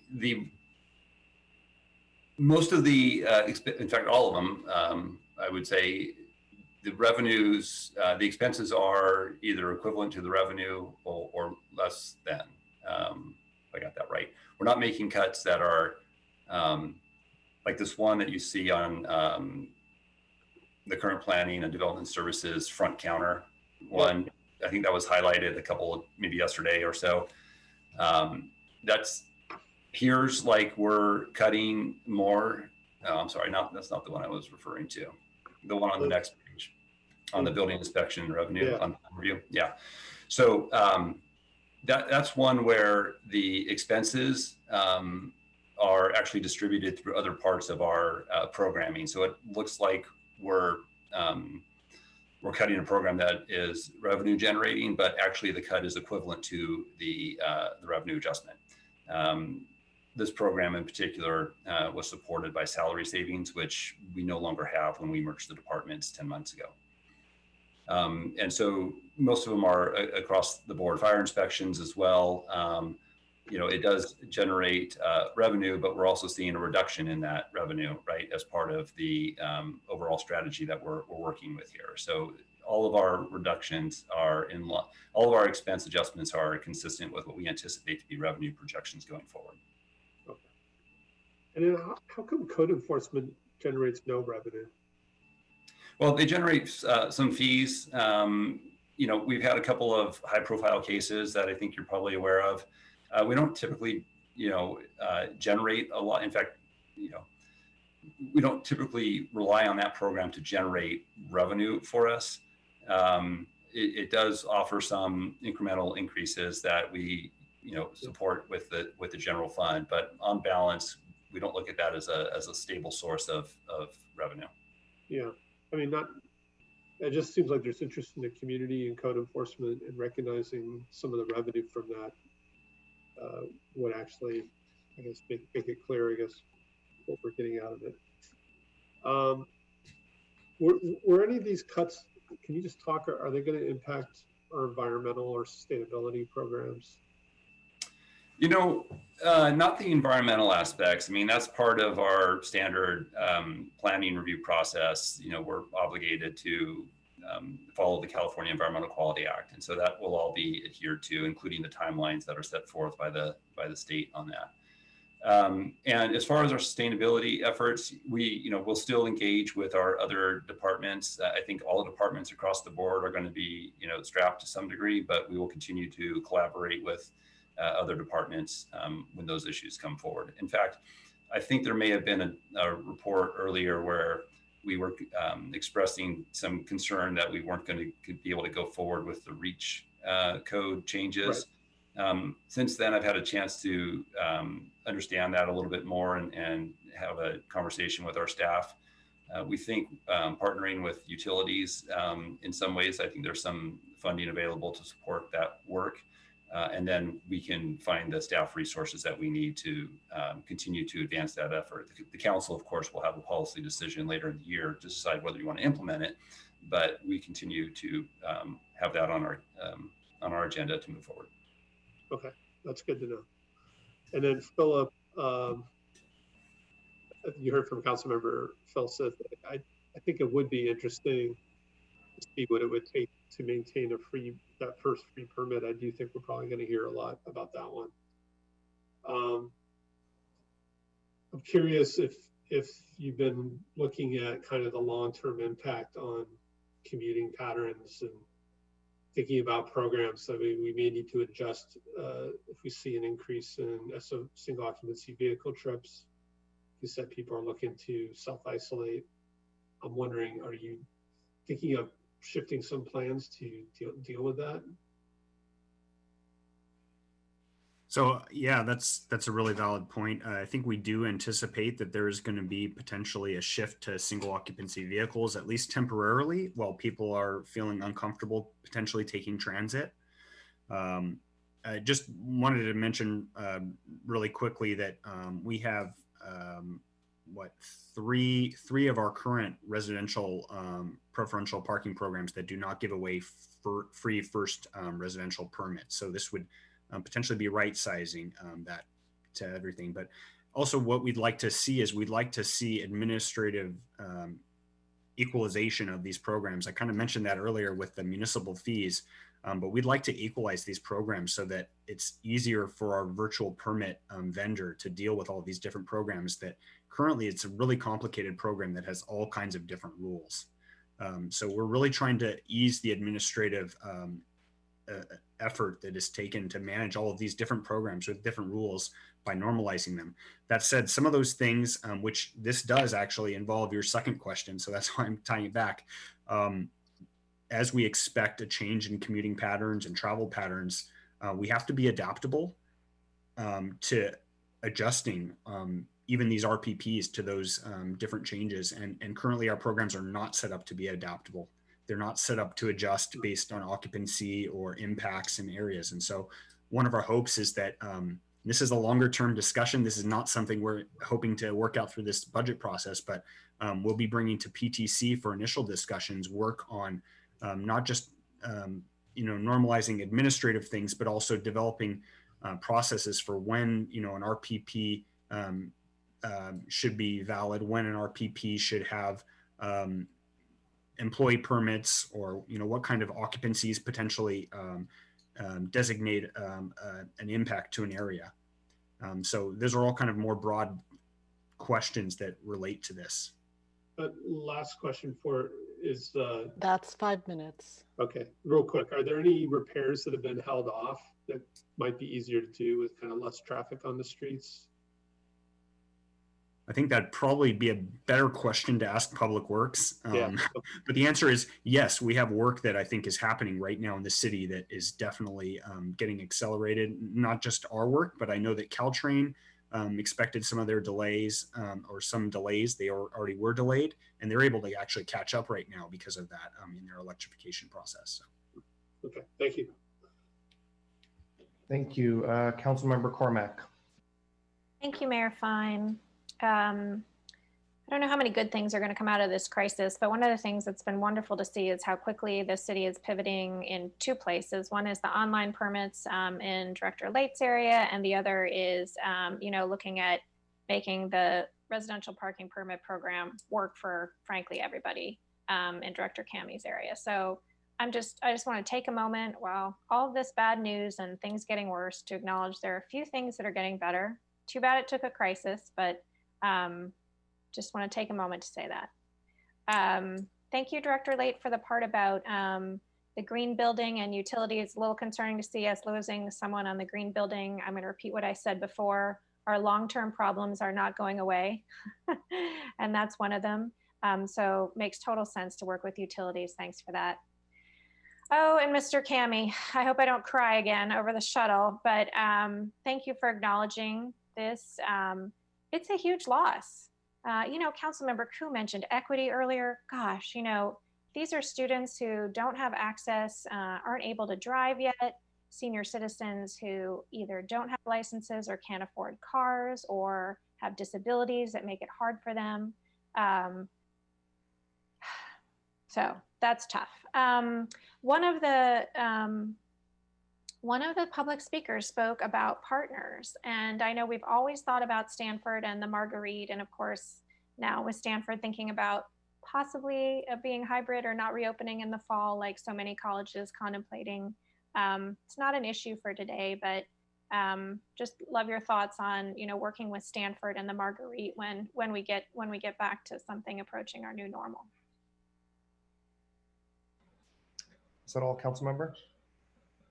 Yeah, no, I mean, the on-demand part is something we were headed to anyway, so I will look forward to that. And the only real question is it easy to get out of our contract? I know we just signed it. We don't even have the new wrap yet on those 2 shuttle buses. Yes, yeah, it is quite easy for us to get out of our contract. Okay. I don't remember if it's 10 days or 30 days. I believe it's 30 days in the contract. Thanks so much. Thank you. Councilmember Tanaka. I have some questions about something that one of the members of the public brought up. So right now, we all know that a lot of our businesses are shut down. A lot of the restaurants, retail is all shut down because of COVID-19.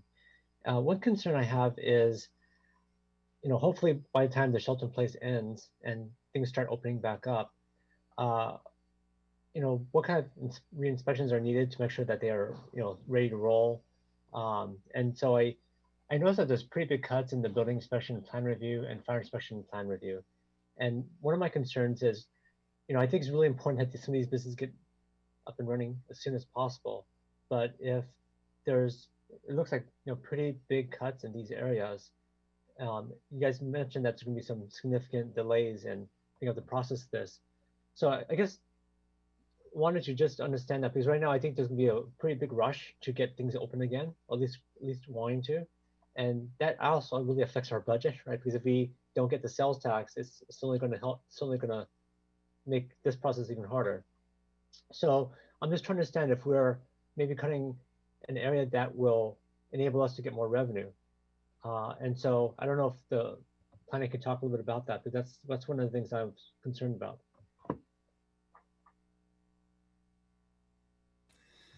I was going to use the space bar, but this may be longer than that. So thank you. Yeah, that's exactly, the same thoughts that are going through our minds as well. And I'll note that I'm working with Ed as a part of this business roundtable. I've been attending the meetings. I'm working closely with the participants to understand what the needs are there. So I'm keenly aware of what we're trying to accomplish and make sure that we're not being an impediment for somebody to reopen or even establish a new restaurant or any kind of new commercial tenant space that may be desired. I want to make a distinction between the plan review services that are offered by fire and building and the inspection services. If we find that plan review is that people are continuing to file applications beyond the initial sort of uptick that we're hoping that we would get once the shelter in place order is lifted, we will be able to respond to that by coming back to the council and asking for a budget adjustment to increase our revenue and expenses. So we can accommodate the increase in development activity because it's all pass through. It's money coming in and money going out, but we would have to go and get council approval to adjust our base budget. So I'm not concerned on that aspect, but the inspection services, again, is an area where the speaker noted you're flagging it, and we're seeing it firsthand too, just in this interim period where we've had to reduce our consultant services on that area. So I think this is something that we're needing to do to balance the interest that we have to regarding our full-time and contract sort of relationships that we have with our vendors. But I do want to spend some more time also thinking about how we might be addressing that as we go forward. So I guess, so is the short answer, we're going to be okay. There's not going to be massive delays. This is because I think the other reality that's happening is that a lot of these businesses, especially small businesses, are going under, right? And so to make sure we don't have these large, or not large, but these gaps in our downtowns, right, for long periods of time, because sometimes people tell me it could take a year or longer to get approval for things, because we're going to get turnover, right? Because a lot of people are going bankrupt right now. So we're going to have this hole here, and I think it's important to fill those holes quickly, especially if we want our downtowns to come back, right? And so I guess I wasn't clear on your answer. So does it mean that no problem, we're going to be able to be able to process this quickly? I mean, I think even more accelerated than before, because before it was hard, and now people have been going 2 months or more without any revenue, right? And then they're going to try to reopen, right? And they're going to try to reopen, and then the ones that went bankrupt, hopefully some other people will come and take that space, and they're going to want approval, right? And so we don't have these large, number of vacancies and plywood on the windows, and it really hurts everyone when you have these kind of vacancies, right? So I'm just trying to make sure that I think it's a clear answer from you saying doesn't mean that we don't have to worry, or do we need to worry? I guess I was looking for a little bit more crisp answer. Well, no, I would say we definitely need to worry. I mean, we're in this really unprecedented situation, and it's hard to predict what's going to happen when things go forward. We're having to make some budget reductions. What I absolutely agree with you on the need to be quick and responsive and nimble. And to that end, what it's going to require is us to be really actively managing the situation to understand which business. I mean, if we're talking about tenant improvements where people want to, come in and make some changes, we're going to have to push more things to over the counter. And I think we can do that. And I think we could also do it remotely online. And so there are things that we're going to have to do to manage the situation. And we may even have to figure out our inspection schedule so that we're making sure that we're carving out time so that these businesses aren't being as impacted or delayed as maybe a larger project that's going forward. Because I think the thing that I'm trying to get at is I mean, before we took a long time, but the economy was good. And so, people can kind of tough it out a bit, right? They could get business loans and whatnot. Now you try to get a loan and it is like crazy hard right now, right? It's very, very hard to get a loan. I mean, there's a regular PPP loan and stuff like that, which is hard to get, but I'm just saying like in general, no, because people aren't paying their mortgage and whatnot.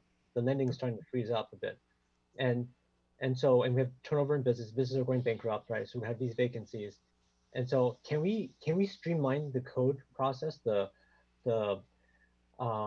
plan checks and all that stuff, so maybe you don't need as many people, we can move quicker? Because I think what's really important is to be able to reopen our businesses in a timely fashion so that our downtowns can come back together.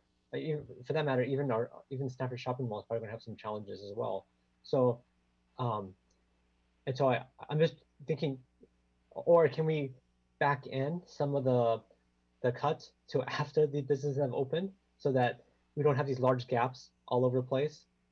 So I'm just looking for feedback for you to make sure that we're going to be able to reopen successfully and get back to normal as normal as we can be in a timely fashion. So let me, if I could jump in here, and hopefully this is crispy enough here. First off, as it relates to reopening, we're not on the critical path. So reopening businesses do not require building permits, right? The issue will be physical separation and what operational changes businesses need to do to reopen. So we are not on the critical path there. So on that basis, I would say we're not worried.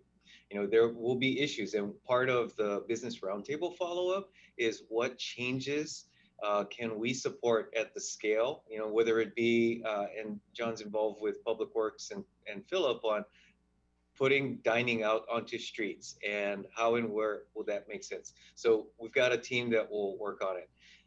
As it relates to longer term improvements, and I think that's what the crux of the issue is for this department, where they're actually reoccupying or new occupancy in spaces or modifying occupancies that do require building, planning, permits, and the like. That's a longer term issue that is also part of the business roundtable follow-up, and we'll be coming back to council on that soon. That said, the resources are an issue. For that last category, resources are absolutely an issue, and that you're hearing that from the director. So we that said, have a scalable model that allows us to come back. And I think we may have some runway just in terms of the time by which we know there's an issue and the time that the resources are needed to be able to come back to you.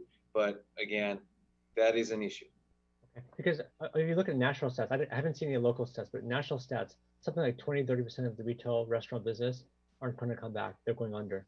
And so if the same stats hold for us here in Palo Alto, which I would assume it does, that means 20% to 30% of our storefronts are going to be like gone, right?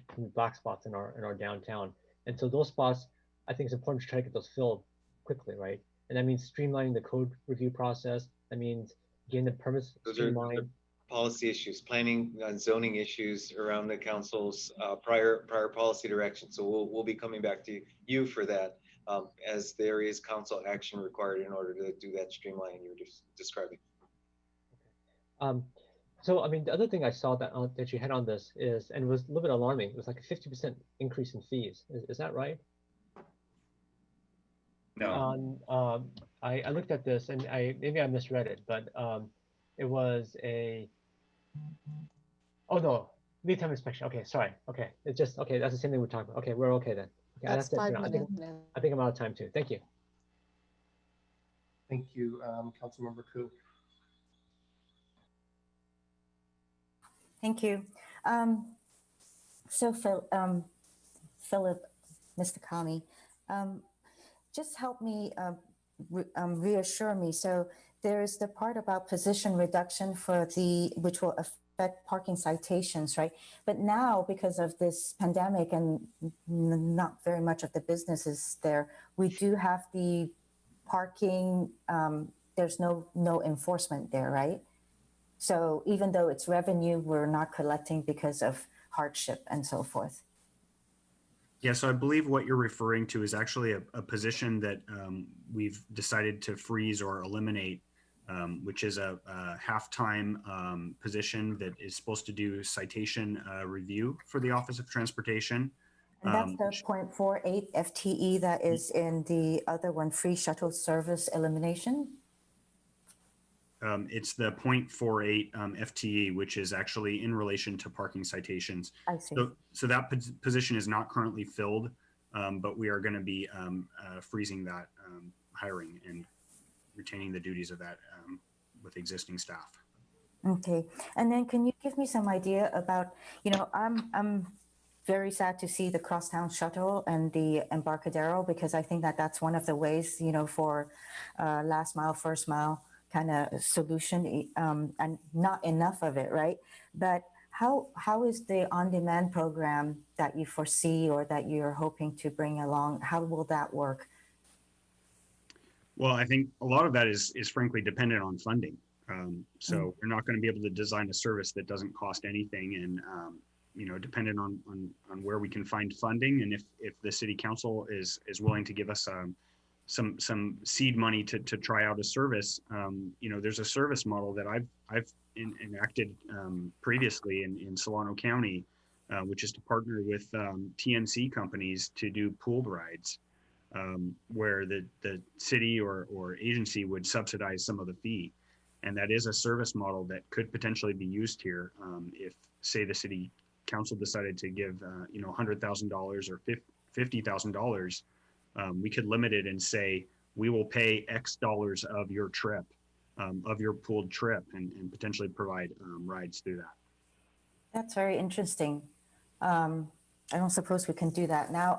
Besides, it's not, I think that's something that we can do as time comes when there's more people returning. But also I think that people who live here could benefit from that use too, right? And is that multiple people in the car when you say pool? Yeah, so the service that I had designed previously was for pooled trips. And that's what we would want to recommend, because what you don't want is to incentivize a whole bunch of vehicles to run around and pick up one person, and they're driving one person around, and then you're just causing more traffic. So really what you want is shared trips.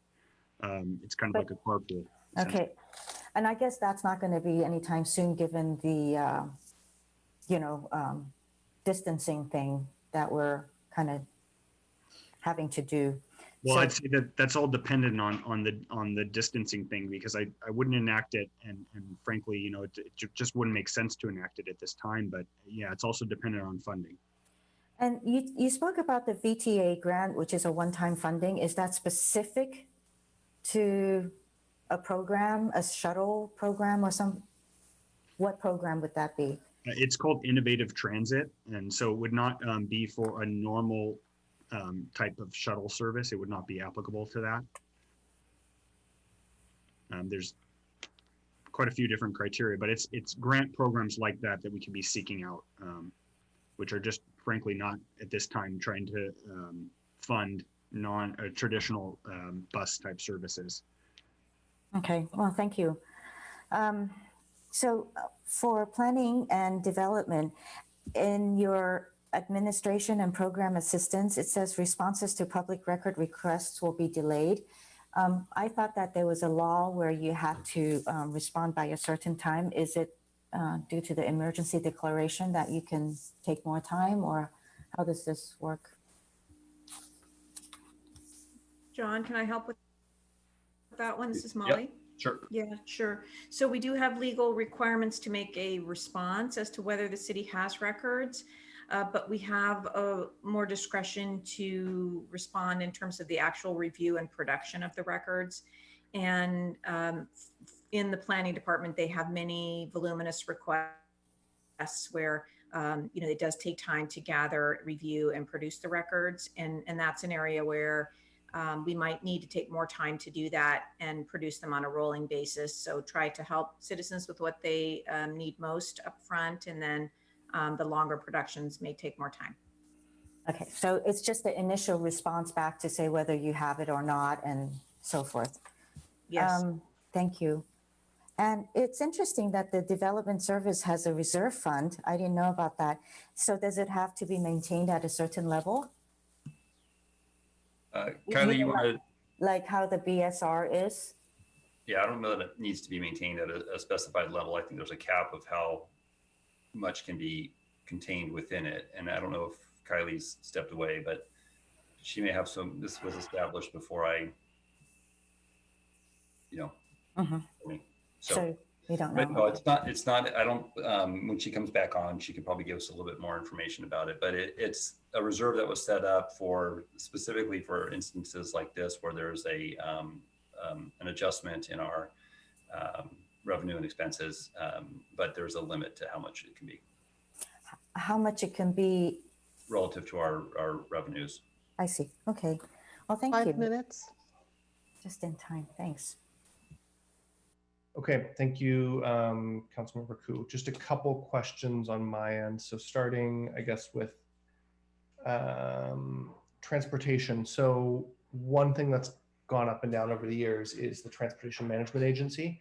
And I don't see it in the budget books or in the attachments here. And I'm just wondering where's the funding for that and what's happening there? Thank you, Mayor. That is in the operating budget document in the special revenue fund section. So it's not transportation. Okay.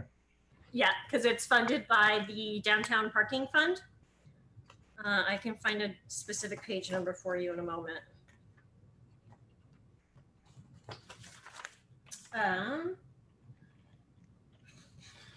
On page 99 of your operating book. Yep, I see it. Okay, and so that's staying static, no adjustments there to the 750,000. That's correct. Okay, and then same going out from parking funds. Okay, that makes sense. On the planning side, one or two questions. So one, sorry, let me just find the page. Okay, on page 14 of Exhibit 1, Development Services Public Works Agreement. This is consultant services to process applications and staff from Public Works to various funds citywide. But it mentions in the program urban forestry. I'm just wondering, can we understand a little bit more what that program is, and is there an effect on urban forestry, or what's actually happening with this one? So it's at the top of Attachment A, Exhibit 1, page 14. It's the Development Services Public Works Alignment. Thank you, Mayor. Brad Eggleston, Public Works Director. I'm happy to take that question. So on the urban forestry side, these are consultant services that we've used primarily for plan reviews of certain types and also inspections of projects. And essentially, we're eliminating most of those contract dollars with a focus, given the current budget situation, on basically trying to find efficiencies to make sure we can conduct that work in-house with our existing staff. In-house in your department versus planning. It's a little complicated, the way the interface and relationship between planning and development services and public works, where in some instances we have public works department staff who are located at the development center, but budgeted within the development services part of the department.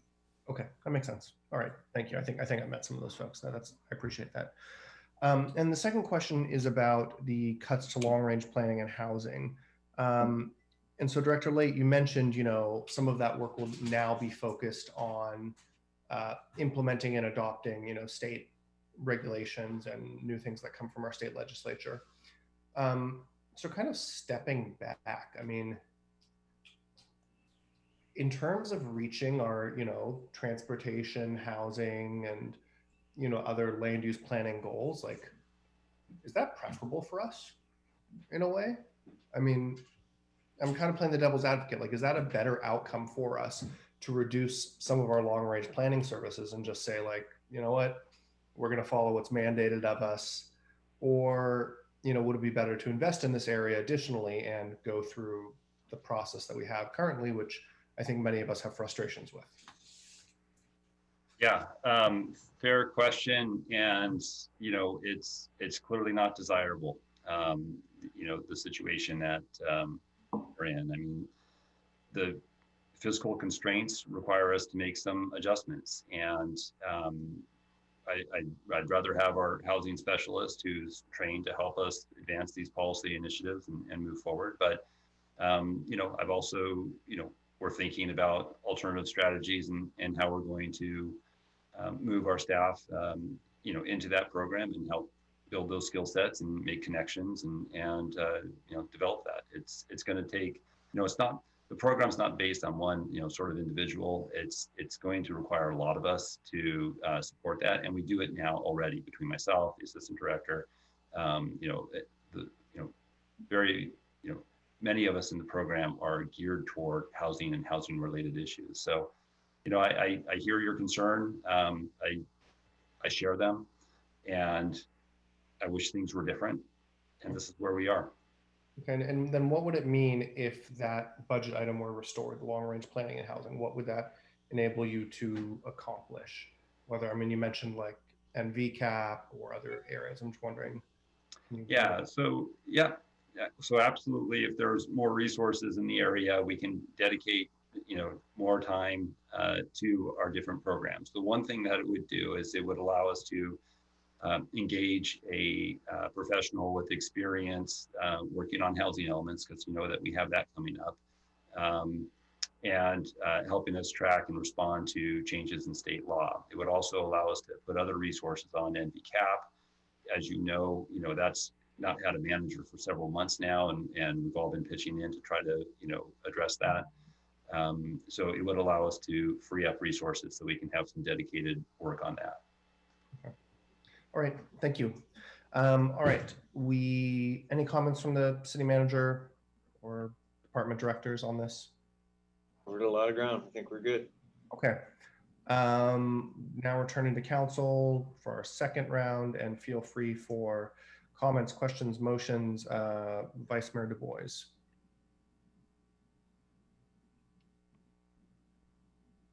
Okay, thank you.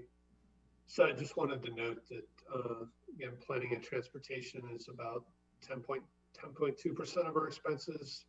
We got 16% of the cuts, so it was the second most after community services. Mayor asked about the TMA funding. Traditionally we have been mostly subsidizing rides, and I'm just wondering, what was the assumption about the TMA going forward this year? Are we budgeting money for them that they are actually going to use? Have you heard any feedback? I think this is a Kylie question. Information on what's in the budget related to the TMA. So from a TMA perspective, as Mayor Fine noted earlier, we just kept the funding flat. So we left the $750,000 assistance to them, and then we have a separate contract with the TMA on how they would use that funding and the metrics associated with it. I think we were supposed to have a performance report that came at some point in time. We did. I saw the report from Steve Rainey, and last year he had asked for less money. I'm just, even $50,000 less here could go to some other program we're cutting. And I just hate for the money to lay fallow if people aren't commuting and they're not buying these subsidized rides. So I don't know if there's any interest in kind of just revisiting the TMA in the short-term parking lot, just to make sure we understand that money is going to be deployed. Second. Third. Okay, thank you. Again, just to be clear, that's not a part of this section, right? Just to. I thought it was part of the special funds. And I think they can, because we do the special revenue funds. So I think the point would be that, so a couple things. I hear what you're saying, Vice Mayor. Note that this is part of the downtown parking fund. So this isn't going to allow the council to buy back some other service in public safety or CSD. The funding does come out of a special revenue fund. Okay. Also note that if that is the will of the council, but you're unsure of it, that the contract with the TMA is what stipulates how much money we'll actually pay them. So we could, just because we appropriate $750, if the council wants to reduce it upon contract award, we could always reduce it as part of that contract award later. Yeah, I think the parking lot item would be just to see if we could spread it out, and maybe it's through the contract, just that we're not handing it over when they're not even going to use it. And if I can share just very briefly, the TMA, I believe that their request for this year is to continue 500,000 for the downtown and to use $250,000 to continue the work that they've done in California Avenue with establishing a TMA there, which was funding that they actually had received from private agencies. And I believe their hope is to help with the economic recovery by subsidizing transit rides. And they're also going to be adding on a bike commuting program. So is this, thank you. So this is a parking lot item to revisit the TMA, Vice Mayor? Funding for? Yeah, just to understand kind of the timing, if depending how things resume. Can I just ask you based on what though? Like, what's the? So again, even what Philip just said, I mean, if they requested 500,000 and then they got 250 from private donations, are we reserving 750? No. I think we should just be clear. I don't think that's what he's Sorry. So just to clarify, last year they had some donations that were one-time donations for use in California Avenue for the 1 year. Okay. So they don't have any for this year. So they were hoping that the city would continue with the 750 that we had given them last year, which is the same amount, but that they could take that. I want to say 250, but I'm not exactly sure, but some amount of that money to use in the California Avenue district.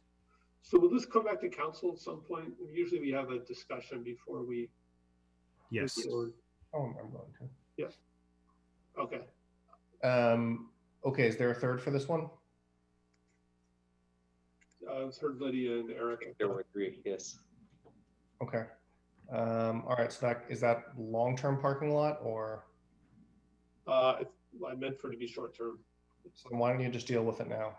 I mean, because I had a couple other points I wanted to get to. Why not just like make a motion there? Yeah. So I had some other questions on the special funds. So on page 96, we're showing a total of 15.1 in these funds, and I understand that some of them are dedicated funds. There's a 9.8 million transfer to the capital fund, almost 500,000 to the general fund. Is it possible we could transfer more to the general fund this year? Like what is setting that amount?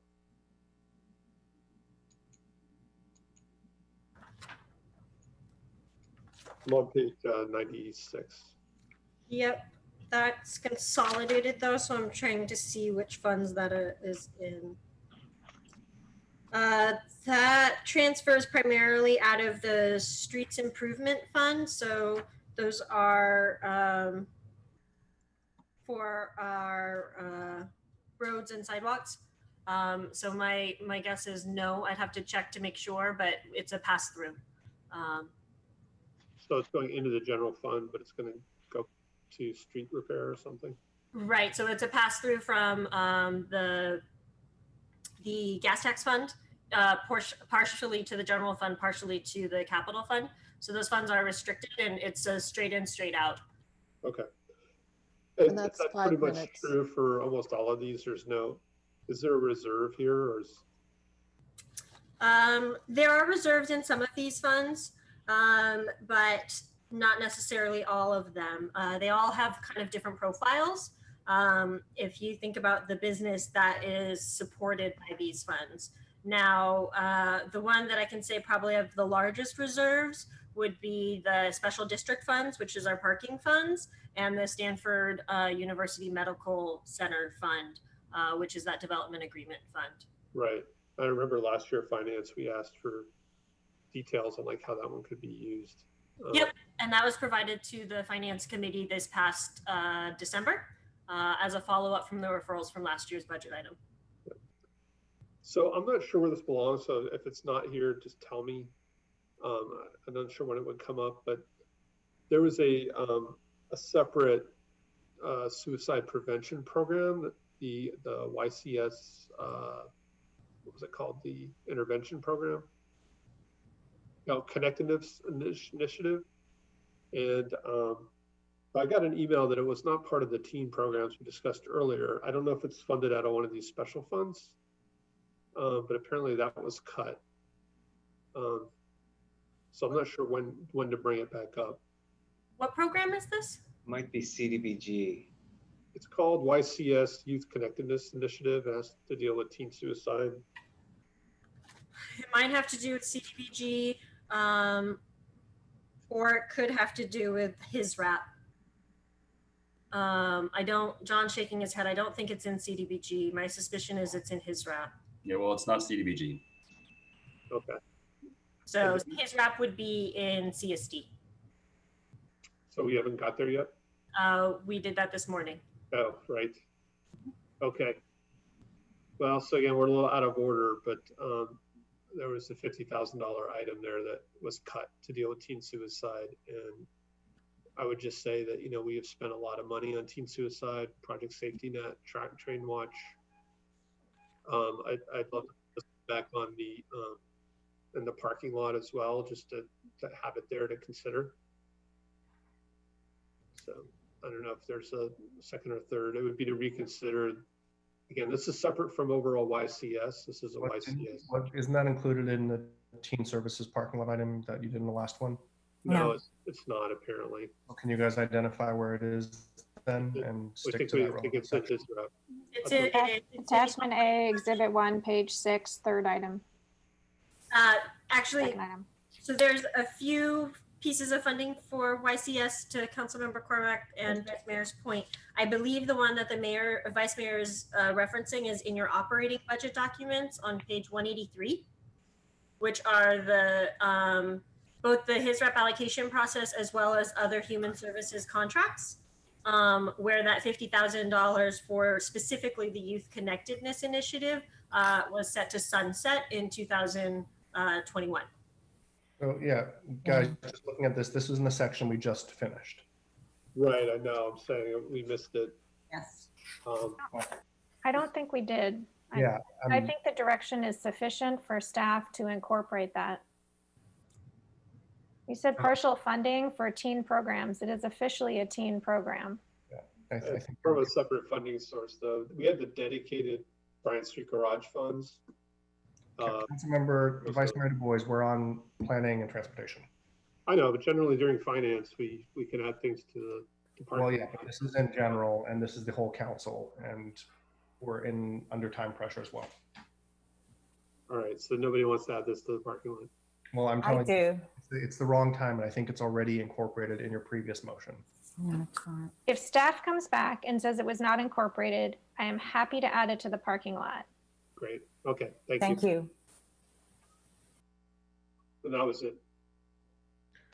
Okay. Councilmember Tanaka. Yeah, so I just want to keep on continuing on to where I was last time, which was, so on the building inspection and plan review, and actually maybe it would be easier for everyone to see it all at once. Can staff bring up the page 13 of the attachment D of the amendments to the proposed budget, that table, the gigantic table, and for the building inspection and plan review, just so we can all see it at the same time. I will work on that. Okay, so while she's working on that, I guess what I'm trying to say, and the item says is mainly done by contract services, and so how do we not have a 50% increase in time, and how do we get the next day inspection? Because I'm really trying to figure out how do we not have a lot of vacancies in our downtowns in Stanford when we start to reopen. So I guess I don't understand. There's not enough detail for me to understand how, like, we're cutting about $1 million from fire inspection and building inspection, and I'm trying to understand. It sounds like most of these are contract services. If they're contract services, we could just kind of scale up and scale down. Why would there be the issue of not being able to have next day inspections? Why would there be an issue of a 50% longer lead time? So I guess maybe can that be explained? No, I mean, I can. So I think City Manager Shikata had noted before, you know, when businesses simply want to reestablish and reoccupy a space, that is, you know, if you're going from restaurant to restaurant, or, you know, going from restaurant to retail, it's at best, you can just change it out. You're not making any structural changes that requires a tenant improvement, and you can make those changes. But I thought most, even if it goes restaurant to restaurant, a lot of people do some TIs. I mean, it might be very basic ones, but for businesses, it's very rare that nothing changes, right? Sure. So you, sorry. Yeah. So I guess I'm just trying to get into, like, how do we reopen in an expedient fashion? How do we reopen in a more expedient fashion? Yeah. Or here's the other case, right? You know, probably there might be some social distancing needed, right? So maybe some reconfiguration of the businesses will need to happen, right? And so, you know, we have a reputation of being very onerous to get through our planning and, you know, inspection, all that kind of stuff. And if it was hard before, and now it's going to be looked at, it's going to be even harder, and we're going to have probably about 20% of our storefronts like turning over, right? If we're consistent with national average, so we're going to have a lot of like holes to fill here. So I'm just trying to understand how, like, are there people for the building inspection and fire inspection? Are there staff people actually associated to that, or is it just pure contract that scales up, scales down? Like, can you help me understand this a little better? Sure. So for fire inspection services, it's done by staff, and part of this proposal redeploys 2 fire inspectors back to the fire department, and I think you had that conversation earlier. For the building inspectors, the way that we were running the operation is we had... Can we stop this on that one? So fire inspection, there should really be no delay at all, because it's just moving people from one department to another. So it should be identical, but this says there's be increased wait time and impact to customer service. So why would there be, if the people are just moving, why would that cause a delay? Well, they're moving out of fire prevention, and I'm sorry, I didn't follow the entire program. Maybe Ed or somebody can help me with what the disposition was of that. But these are, so there are still fire inspectors embedded within the development services program. And I think we're going to be able to sufficiently respond to our fire inspection needs. So I'll say that. Okay, so let's move on then to building inspection. This is a program that was supported. So just stop. So in terms of fire inspection, there should be no change in delivery time, or yes, there will be change in delivery time. There will be, because there are fewer inspectors. Okay. Sorry. Why don't you go on to the second part then? Okay. And then for the building department, for the building inspection, we have 4 positions there, and then we had contracted out for the balance of those positions, and we had contracted out to, on average, 4 or 5 additional inspectors to help us during our normal activities. As part of this process, the contract services are being cut from our program, and so what we have is our full-time inspection staff. So you're right. I mean, inspections, I want to make sure that we're clear about this, because you're going to get complaints. I mean, we're all going to get complaints about how long it takes us. Our building community has enjoyed next day inspection service. We're not going to be able to offer that under this program. There's not too many ways to remedy that other than having more inspectors. Okay. Now, what's interesting here is you look at the numbers, the revenue numbers and the expense numbers. The revenue numbers are also going down, right? Now, of course, this is keyed on people actually want. It looks like there's some cost recovery, I guess, going on, right? So there's $1.3 million lost revenue, and 576,000 less revenue. I mean, less expenses, right? But this is it's not the expenses driving the revenue. It's probably the revenue driving the expenses here, right?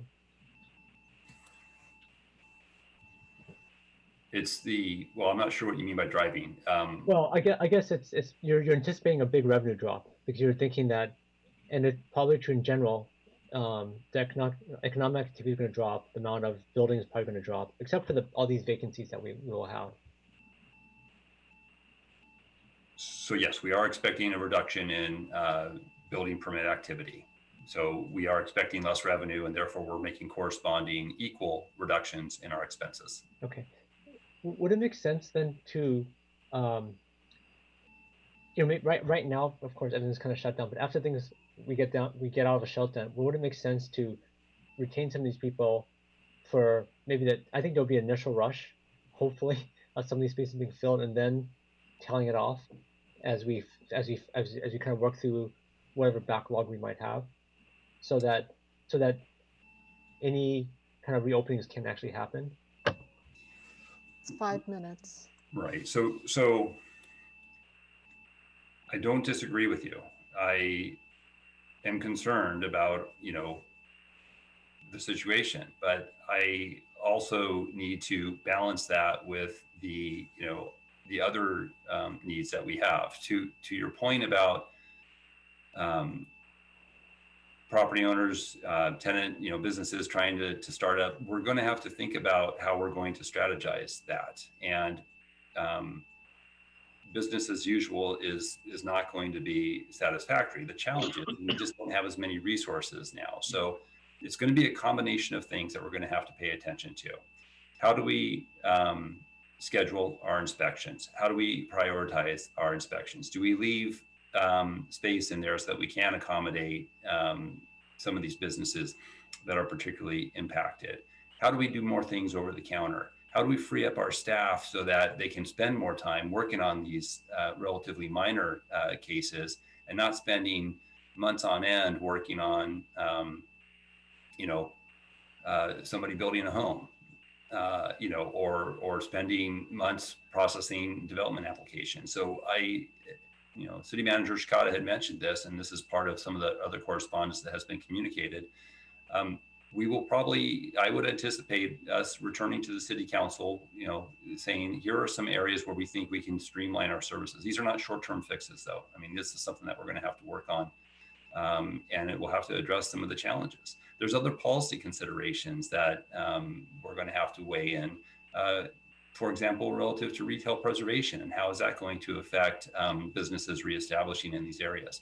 There are many complex issues here, and you're highlighting one of them, which is how do you get businesses up and running? I agree this is going to be something that we need to pay attention to, but the way that you solve that problem is you put more inspectors in the field and responding to that. Under the conditions that we have right now, that's not an option that is readily available to us, pending council direction otherwise. Okay.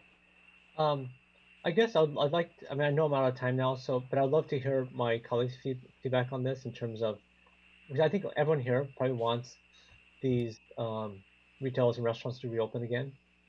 So I'd love to get thoughts and ideas of, because I don't have this magic solution here, but I'm thinking that maybe we need to staff a little bit more in these areas so that we can enable guys to get back in business.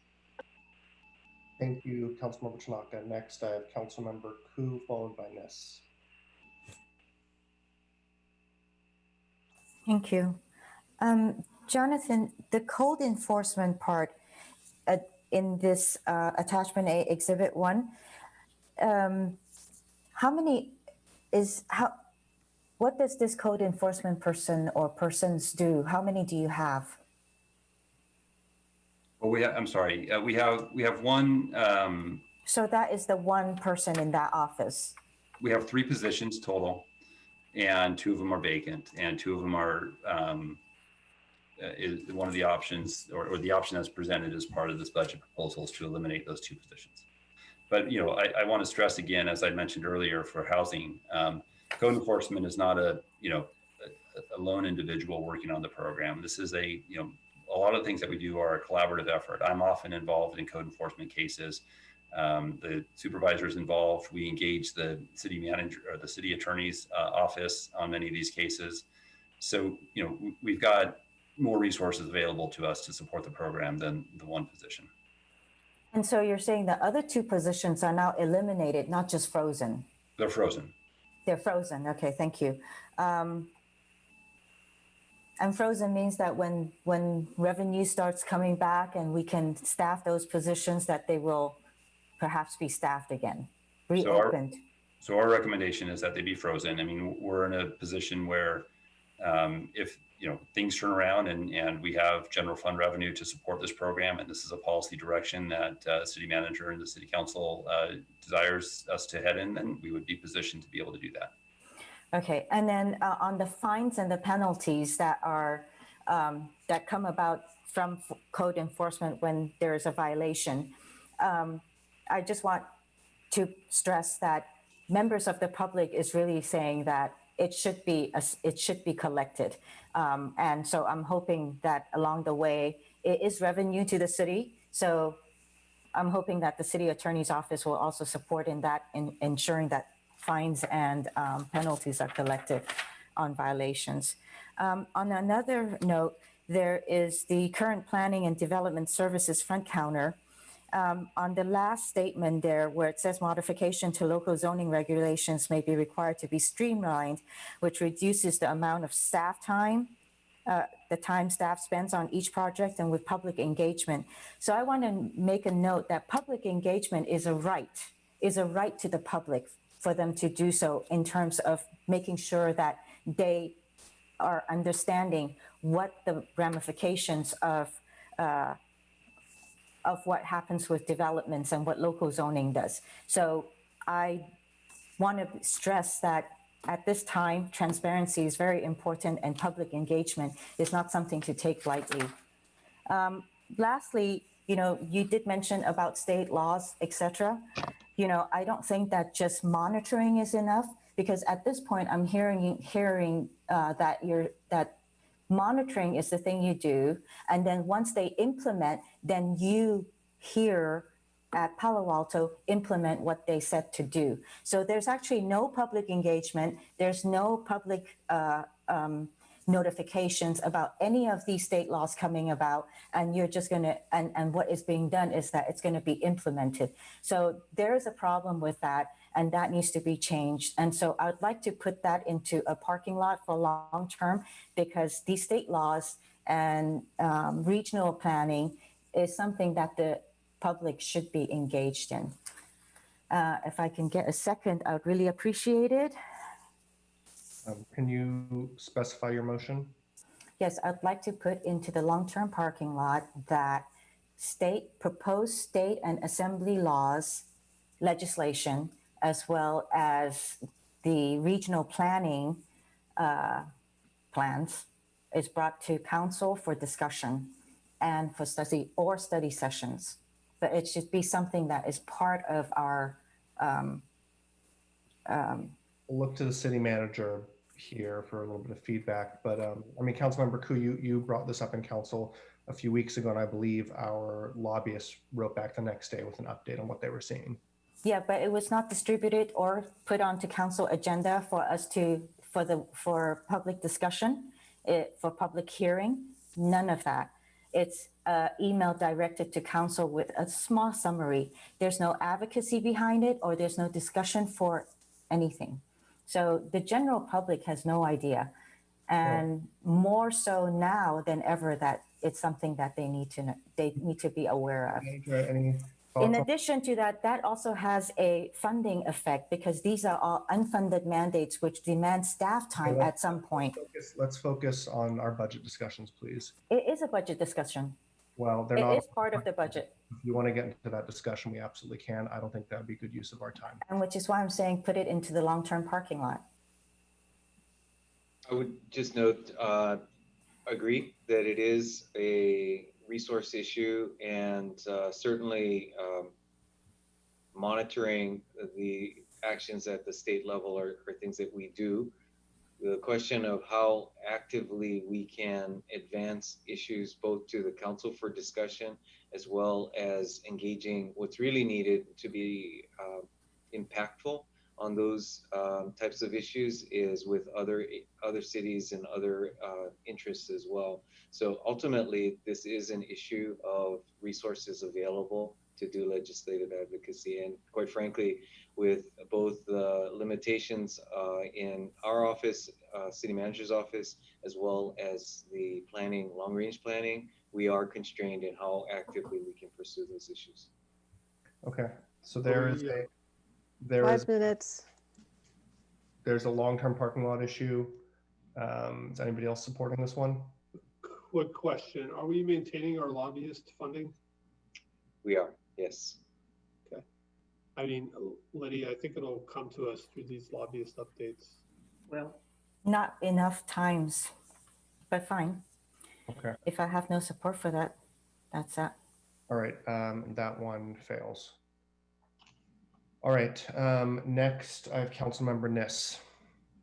So I am close to moving this entire topic, but I'd like to make one suggestion, one parking lot suggestion, because we've become quite taken with parking lots. But on page 13 of 23, that infamous attachment A, exhibit 1, there's a long range planning and housing position that I think would make a difference in what we have set of priorities for the council. This deals with housing especially with housing related assignments and projects such as we had with North Ventura and so forth. So without this, I think that things will slow way down. Jonathan, I would normally have you comment, but I think with this one, I would just make a motion that we move the long range planning and housing person into the short-term parking lot, if I get a second. I'll second. I'll second. Are you talking about a person or the program, the long range planning and housing program? It's a program. It doesn't, or appears it's a program. Would you not if it's a program, Jonathan? Both. Okay. One of each, or probably more than one of each. Okay, so that's in the short-term parking lot. I would just ask, I mean, I'll signal, at least I would be supportive of just adding it back to the budget at this time. I don't know if I need to parking lot it. Well, I'm supportive of that too, but we got kind of enamored of parking lots. Yeah, I mean, I think we are absolutely able to make budget adjustments with a motion. So then that motion then is to make that budget adjustment to add the long range planning and housing program in person back into our budget. I'll second that. You want to speak to your motion? I think I've spoken to it when I made the motion. Okay, I'll second this for a few reasons. One, you all know this is near and dear to my heart, and I think also super important for our community. Councilmember Tanaka was talking about, how do we get out of this crisis? And the city manager mentioned, we're not on that critical path yet with regards to businesses. There was a great piece in the New York Times this morning about, should the Bay Area be hopeful, and has this crisis kind of outlined what our cities can be like in the future? And in my opinion, that involves more effort on housing and long-range planning. To Councilmember Ku's questions just right before this about some of the state bills and stuff, this will help implement those in a way that is amenable to Palo Alto. So I think this is the right thing to do. This is the one area in the budget that I was not terribly comfortable with. The Vice Mayor brought up the National Citizen Survey. Housing and housing affordability are routinely at the top of that list. And I think to remove that program would not serve us well, especially given the contentiousness and attention that Palo Altans pay to development issues. Okay, so that's the motion. Then the next hand I see is Councilmember Tanaka. Oh, actually, I wanted to make a different motion. So I didn't want to talk on this. I wanted to talk on. I'll come back to you once we go through this. Vice Mayor Du Bois. Yes, so to be clear, we're talking about $274,000. Yes. I think that's correct. This is general fund, so it's 273,988 and the revenue adjustment. Yeah. Page 13.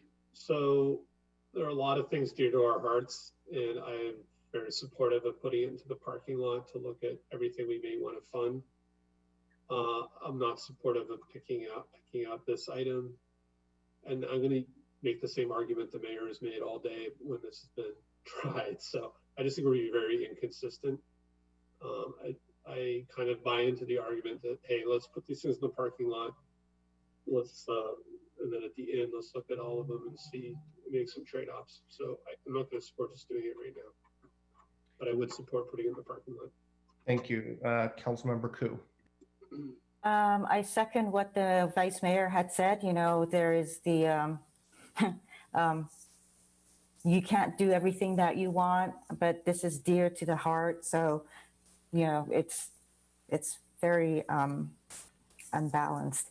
So it's a double speak in a lot of ways. But yeah, yeah, you know what? This is a discussion, and you know, about budget. So, you know, let's keep it to that.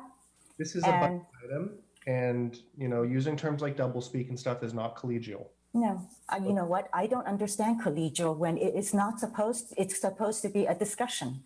I don't understand that. Okay. Anyone else like to comment on this one? All right, so there's a motion on the floor by Councilmember Niss, seconded by myself, to add this one program back to the budget. And so now we'll go through and vote. Councilmember Cormack. Yes. Vice Mayor Du Bois. No. Councilmember Filseth. No, I'd like to see the parking lot. Okay. I'm a yes. Councilmember Niss. Yes. Councilmember Koo. No. Councilmember Tanaka. Yes. Thank you.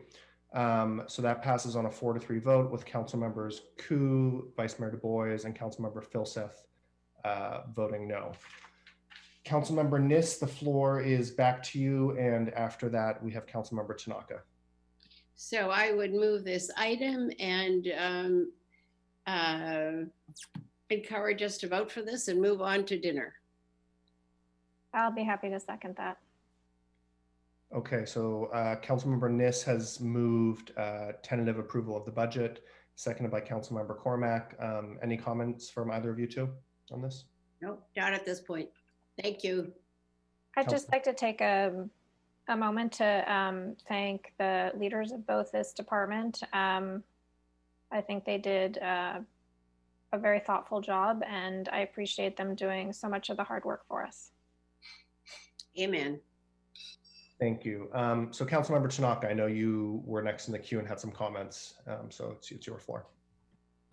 Okay, yeah. So I've used past two times to really talk about how do we kind of reopen some of these businesses. I think this is kind of a complex thing. I don't necessarily know if we could solve it right now. So what I'd like to do is I'd like to add this to the short-term parking lot to give the director time to, I think he understands the issues, but I think it's too hard to solve it real time right now. But I think most on council actually don't want to have a lot of vacancies in our downtowns or shopping centers. So yeah, I think this would be probably appropriate as a short-term parking lot issue. And I'm hoping that there'll be someone else who'd be willing to second this. Can you just spell it out? I mean, I think I'm supportive. I just want to see the language. So to spell out is right now there's a proposal to cut the fire inspection and building inspection, which will have a 50% increase in long lead times for inspection. And I think what we need to do is we need to look at, given the amount of COVID-19 business bankruptcies and turnover, there's going to be need to reoccupy the space. So I think we need to be able to keep the inspection times, the whole code approval process, and we need to be able to kind of, if we want, and the thing about this is that this brings in revenue to the city, which we really desperately need. So we want to make it easy for people to reopen. And I understand existing business, maybe we don't have that much of it. If it's, it's Pizza Hut, it's going to become a Pizza Hut, no problem. But I mean, a lot of this stuff is going to turn over, become something else, and we need to make it easy for people. We need, if we don't want a lot of vacancies in our downtown and shopping centers, we're going to need to do this. So, anyways, I think the director knows what I'm trying to get at, but it's a hard, complex issue. So I think it would be great to give him a chance to let it come back to us. What you're asking for is to have the director look for efficiencies in the building inspection, fire inspection processes? Well, that it's that, but this is a budget issue. So I mean, he expressed that. Look, I need people, right? So he may need additional people. How Okay. much more people, I don't know. And maybe it's just about shifting the cuts later, after we kind of get through some of the reopenings. Maybe simple that, I don't know. But I think it needs time. I'll second this one as a budget item for the parking lot. Is there a third? Yes, of course. Okay. Right. Thank you, Councilmember Ness. So building inspection and the fire inspection budget adjustments are in the parking lot. Councilmember Tanaka, any other points? I had a couple of other questions. So the NVCAP grade separation, it sounds like those are still getting funded. Is that right? I can't speak to grade separation, so I'll defer that one to Philip. NVCAP, we do have, you may recall, we went to the council requesting some additional funds. I will say this, staff is motivated. We are engaged. We want to move forward on this project. If, there is I'll just be honest with you, if we had $150,000, and I'm not asking for it, but that's really the leverage point that we're in right now. I want to be clear, I'm not asking for the money because we're going to figure it out if we need to, but that amount is a part that we're trying to leverage, and we'll be looking at whatever funding opportunities there are. But that's that's our struggle right now with NVCAP, is getting a little bit more funding from someplace. Okay. But again, I want to be clear, I'm not asking for that. That's not a part of our proposal. No problem. Okay, so Fred, I don't want to take up too much time. So Philip, on the grade separations, I mean, this is like a hundreds of millions of dollars type of expense, right? Which, I mean, to actually make it happen. So what's the plan on grade separation in terms of, like, I know we spent how much money on consulting fees, and the whole process thus far has been a lot of money. I just don't know how, given the current situation, how much we need to keep doing on this right now, or do we need to delay it? Because I do know that money is needed in many places, right? So I don't know if you could speak a little bit about that. Yeah, happy to. Well, as I mentioned a little bit earlier, Caltrain is currently working on their electrification in Palo Alto. So I guess as a matter of the project need is not going down. So we expect that there will be increased traffic at the grade crossings and increased safety issues if we do not continue with the grade separation project. That said, we also do have funding that's going to be available to us through the Measure B program to the approximate tune of $350 million. So I'd say that's like 350 million reasons for us to continue moving down this path. I think it costs a lot more than that, but okay, that's fine. Potentially, I would say that potentially, because potentially costs for construction might come down in this environment. And also in the prior recession in 2008, there was quite a lot of money that was given to projects that were shovel ready to move forward. And potentially these projects could be in a very similar situation if there is similar type of infrastructure funding that becomes available. And I do think there will be funding that becomes available of some sort once we set forward with the project. Okay, great. Thank you. 5 minutes. Thank you. Vice Mayor Du Bois. Yeah, I just want to make sure I understand the parking lot. So we added 274,000 to the budget, and then we're considering fully funding the building inspection and fire inspection. So I've been trying to keep track of the parking lot here. So that's 1,374,000. Is that what we're talking about? I don't think the motion says fully funding. I think Councilmember Tanaka was really interested in, do we need to expand it? And we'll discuss it in the parking lot. Okay, so do you want to say partially, or you just want to? I think I think the director could come back to us and tell us like what's needed, right? But I don't think it's possible to fully fund everything. I mean, but I also don't think we want to have a lot of vacancies in our city for a long time either. I'm just thinking it might be good to put a dollar value so that when we get to the parking lot, we know what we're talking about. I guess looking to you, Director Late, I don't know what the dollar figure would be. Thank you. We would not be able to fully recover all of the positions that are proposed to be cut in this program. But I do appreciate the opportunity to go back and take a look at this and see if we can come up with some solutions that might bring an inspector or two back to the program. But I'm going to need a little bit of time, and this gives me that opportunity. Okay. Mr. Vice Mayor, anything else? Okay. Councilmember Koo. So potentially it could be over $1 million, although it might not be because we don't have a known figure about how much this is all going to be. But it is kind of interesting after we spent so much time clawing back just a little bit of money for safety and for community services. So I do have to object about this. All right, seeing no further lights, let's vote on the main motion, which is tentative approval of the operating budget as amended and with these parking lot items. Councilmember Cormack. Yes. Vice Mayor Du Bois. Yes. Councilmember Filseth. Yes. I'm a yes. Councilmember Niss. Yes. Councilmember Koo. No. Councilmember Tanaka. Yes. Thank you. Okay, tentative approval of this section passes 6-1 with Councilmember Koo voting no. We are about 20 minutes behind schedule, not bad. I think we should take our dinner break and then resume 5:56, maybe 6:30. Does that sound about right, Mr. City Manager, on infrastructure and environment? At your discretion, that sounds right. Okay. Let's take 40 minutes, everyone, and then we'll come back with infrastructure and environment, followed by internal.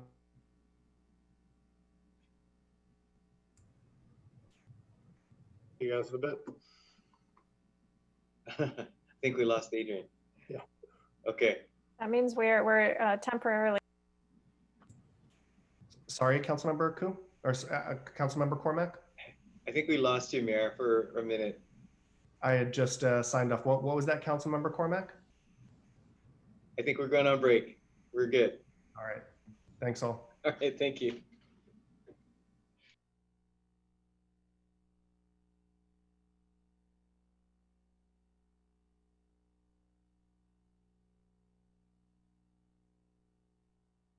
Council meeting, our budget hearings. Our next item is the infrastructure and environment section, which includes the utility departments, operating and capital, and the public works department, operating and capital. If staff would please kick us off, and it would be helpful to just get the page numbers in the operating and capital budgets, and then attachment A as well. Sure. Thank you, Mayor. Kylie Nose, Administrative Services Director. On this first slide, you can see the operating budget pages 247 through 282. That's the Public Works Department, and 283 through 321. That's the Utilities Department. We will also be going through the capital budget, which is pages 325 through 447, 469 through 491, and 517 through 557. Really, these are the enterprise funds that these two departments oversee. Everything from storm drain and refuse to our electric, gas, water, and wastewater activities. So we will go through and kind of bounce back and forth between these two documents. So if ever you have a reference question, please feel free to ask us. Thank you. And just jumping in. Sorry, that's the dog. Public Works is on page 18 of Exhibit 1, and Utilities begins on 20. That's helpful.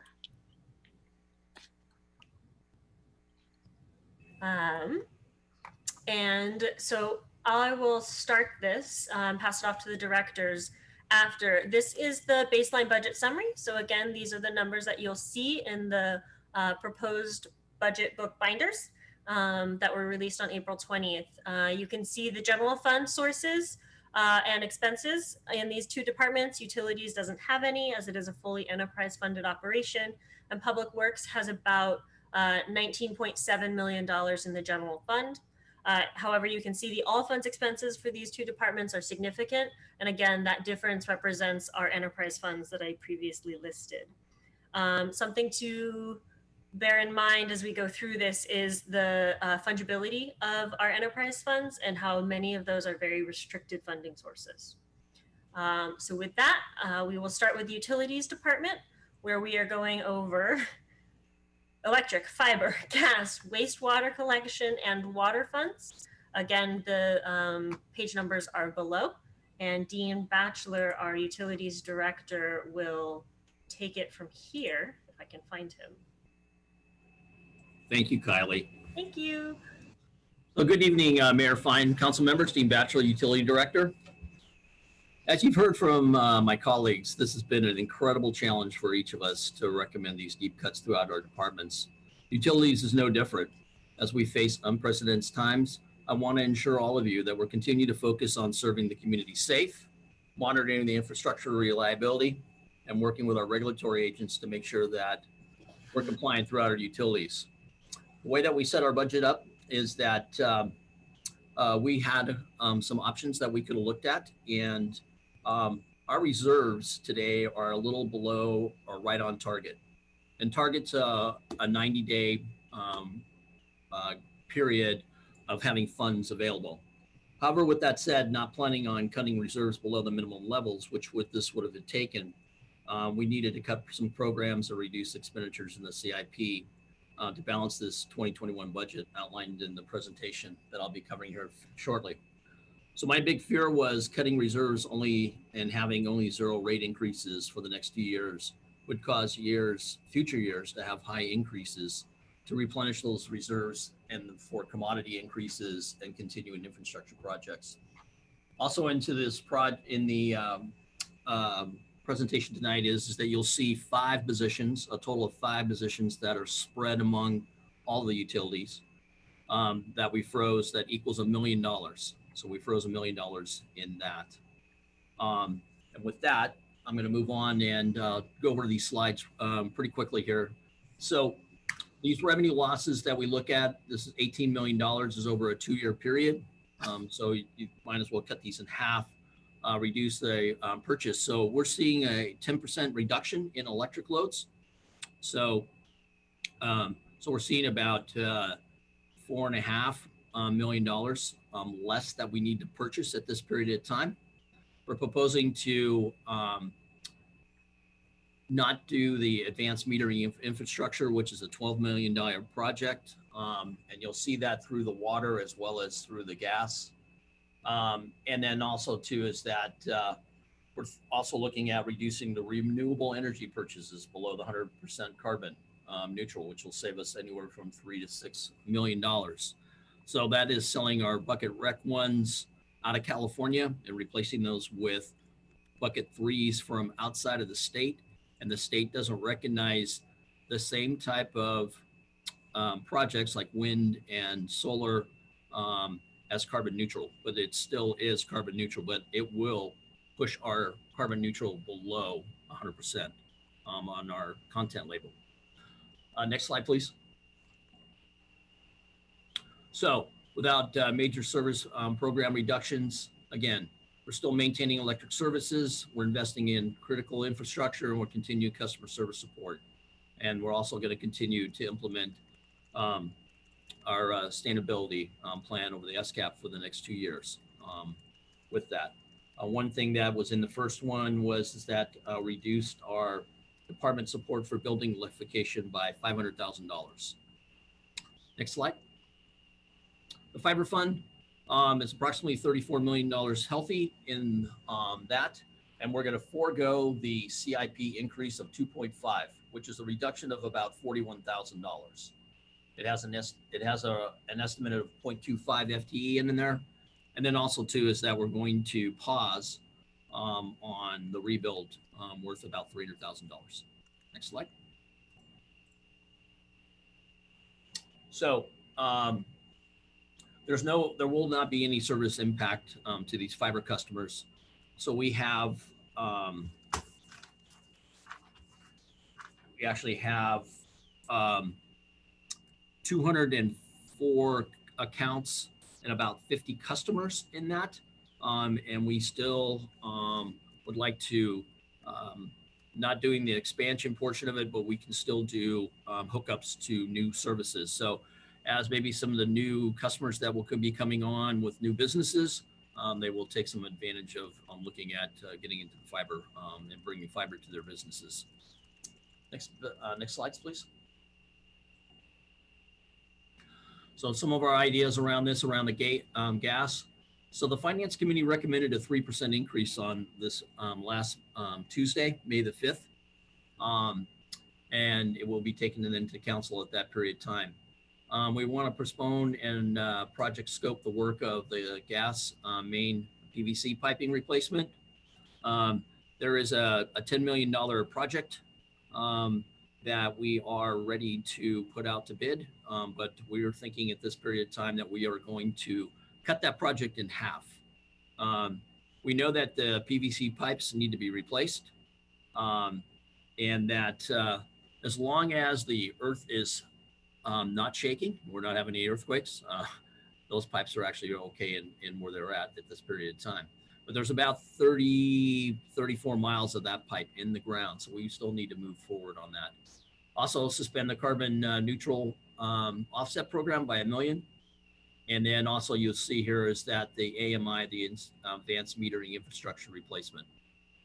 So that one has to deal with meters and a savings of about $650,000. Next slide.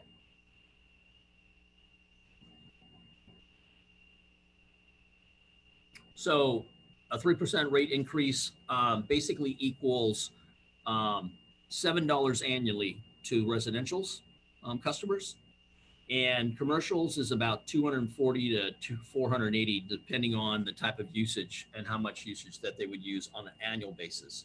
So that's what that 3%. And then at a rate of zeros, we would have to defer most of the project on the PVC, as well as the replacements of the cross-bore project. So if you're not familiar with the cross-bore, that is where there was a sewer line that was in place at a resident's home. And when we came in to replace the gas service, we do boring, and we actually bore the ground, and the line actually went through the sewer line. The problem with that is that the customer will have a backup. And if they call a plumbing company to come out, there's a possibility that that line is plastic, that they could cut that line in half, and then the house could fill up with gas. So we are moving forward with that, but there's about $1 million with that. I think that one of the things that we would end up doing with this is that we would come back to you as a council with an cost of about $150,000, and we would actually do citywide gas surveying, mobile and walking. Next slide. Wastewater. Again, 0%.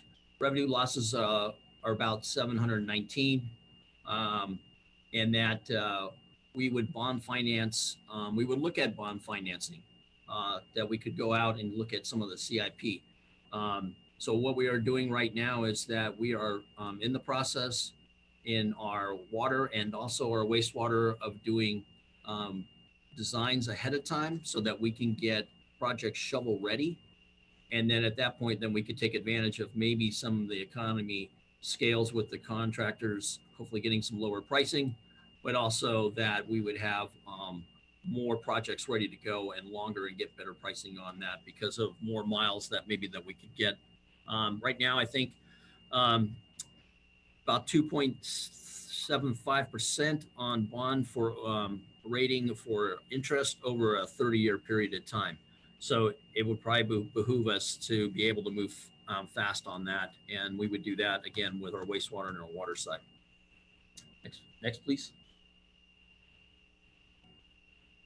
Again, our 2020 cost of service study should be almost completed. We should have it by the end of the summertime with that. And then it's wastewater is limited to types of service reductions, but we're going to hold the rates flat with this as well. Next. Water supply increase that we will see from our provider, SFPUC. We'll start seeing some increases in 23 and 24 at the rate of 9 and 23%. These increases together with capital investments, we'll need to look at. That's why I don't recommend taking everything out of our reserves and run them all the way down to the very lowest portions of it. And then, so we'll end up having to see where these water rates go. Again, postpone the meter replacement on the AMI, about $1 million on the water side. And then we're also seeing a reduction in commodity prices of about $750,000. Next. So we anticipate cost reductions for right now for 2021, 22 to be flat from the SFPUC until 23, where we'll start seeing a 9% increase.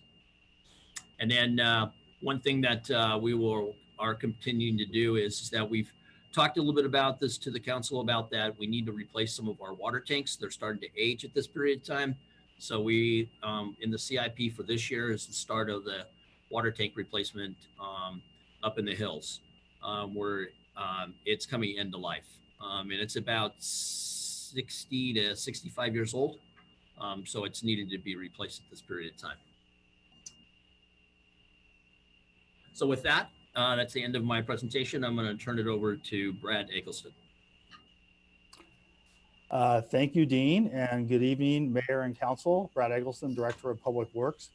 I've kind of prepared to walk pretty quickly through this presentation, given I know the interest in keeping back to our schedule, so I'll be pretty quick. Next slide, please. So in Public Works, our balancing strategy really involved looking at areas where our infrastructure maintenance activities could be reduced in the short term, since we've been talking about this expected kind of 2-year time frame with these serious reductions. So making those reductions in the short term without suffering serious long-term consequences to our infrastructure, and also reducing 4 vacant positions and a part-time position. So as you see on the slide, we are proposing to reduce the sidewalks program on the capital and operating side to really focus on emergency repairs over that period. Reduce the street tree trimming program for 2 years while still managing to maintain our goal of the long-term 7-year cycle on tree trimming, and then eliminate the vacancies that I mentioned. Next slide, please. So the general fund side of the department will still be focused on continuing services while essentially mitigating the effects of the reductions I talked about as much as possible in facilities, urban forestry, and the streets and sidewalks groups. So a couple of examples, staff in the engineering services division will be giving some assistance to facilities with smaller projects that they're managing due to the freezing of a vacant project manager position. And the streets group will then in turn be assisting engineering with some of the street maintenance side work in the capital program. And then also a priority is support of the Sustainability Climate Action Plan update and making progress on electrification in the areas of public works where we can do that. Next slide. So on the enterprise fund side and vehicle replacement fund, we don't have reductions proposed for the public works enterprise funds, but the other significant budget reduction is our 2-year 60% decrease in vehicle replacements. We do plan to move forward with the 3rd and final phase of the airport apron project as shown. Hopefully, we're told with 100% FAA funding and no matching funds needed, but the $2 million loan that you see here in the proposal for the budget is there kind of as a backstop, but given what we're hearing, we're not expecting to need to engage in that. And then the electric vehicle charger study that's shown supports the department's electrification efforts and actually the entire organization's electrification efforts. Next slide, please. There are significant reductions across the organization. But I'll say in Public Works, we're still excited about other progress that's being planned in the next year, despite these reductions. And as I mentioned, we'll be moving forward with the last phase of our airport project. I think you've been hearing for years about the projects to rebuild the regional water quality control plant. 2 of the significant projects there will be moving forward this next fiscal year. And we'll also be starting the stormwater projects that were authorized by the 2017 ballot measure. So the construction contract for the first of those is coming to council very soon, and we're beginning design on 3 others in the next fiscal year. So that's the overview. And with that, I'm happy to respond to your questions. Thank you. All right, thank you, Brad and Dean. Just a service area summary for the council on this one. Overall, the general fund baseline budget is about 19.7 million, and the revised budget would be 16.8. It's about a 15% reduction, and on all funds, it's about a 4.5% reduction. That should be a negative. So, whoops, sorry about that. And just one note on infrastructure and environment when we're making comparables. When we look at infrastructure and environment and we're talking about the total allocation of general fund expenses, we actually dedicate the general fund transfer to infrastructure as part of that. So, you know, when we're calculating that it's 20% of general fund expenses, it does include that general fund transfer, which is not displayed here. And with that, I think, Mayor, back to you. Thank you very much, directors. Appreciate the presentation. Let's go to members of the public who wish to speak to this infrastructure environment section. As a reminder, this is mainly about our utilities department and then the public works efforts. If the clerk would please help me with anyone who wishes to provide comments.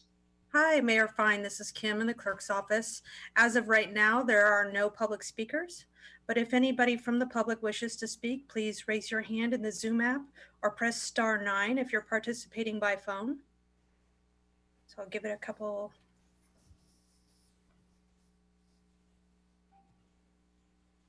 Okay, still no public speakers. Okay, thank you very much. So we will return to council. As all of my colleagues know, these are 2 of the biggest areas across our city in many, many different ways. Lots of interactions with the general fund, but often many of these are enterprise funds and self-supporting or internal in that way. So opening up to council for a round of questions, please raise your hand.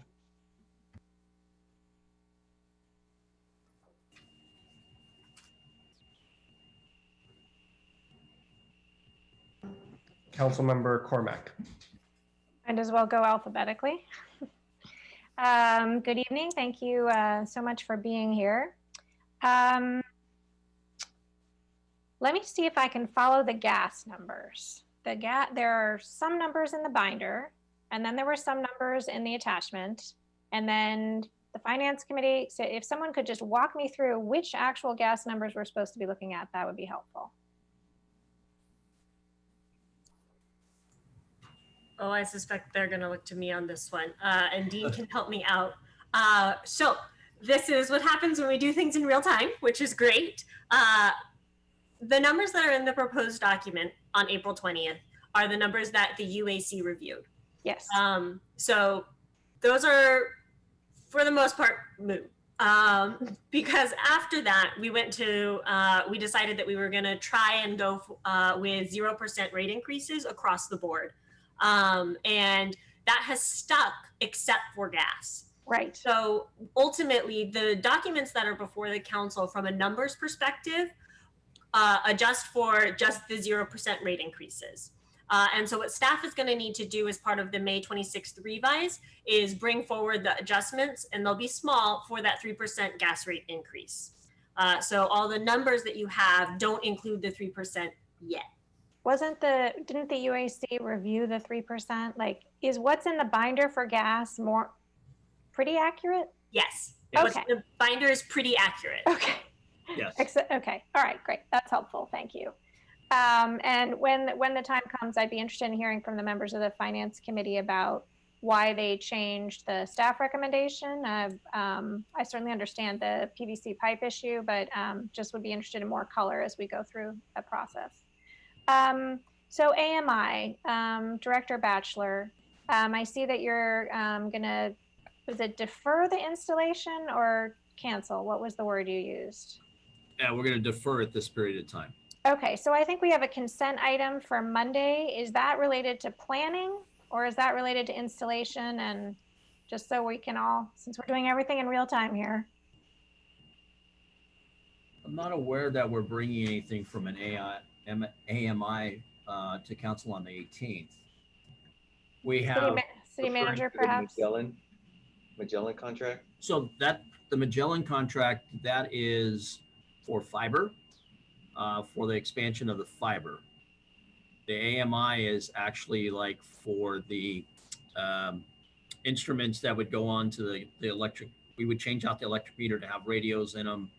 Water meters would have radios so they could transpond, but we need to put the fiber in first. But actually what we ended up doing is that we pulled items for the Magellan contract and also the marketing graphic contracts. And the reason why we did that is that we want to go back and have conversations with those contractors, contracting firms, to see if we can get some better pricing on that. Okay, so that's new. So before this meeting started, I checked the agenda, but now you're saying those aren't on there anymore. They're not, but the one that was on there that you're talking about, Magellan, is actually for fiber, not for AMI. I understand, but it lays the groundwork for us to be able to do AMI. Absolutely. All righty.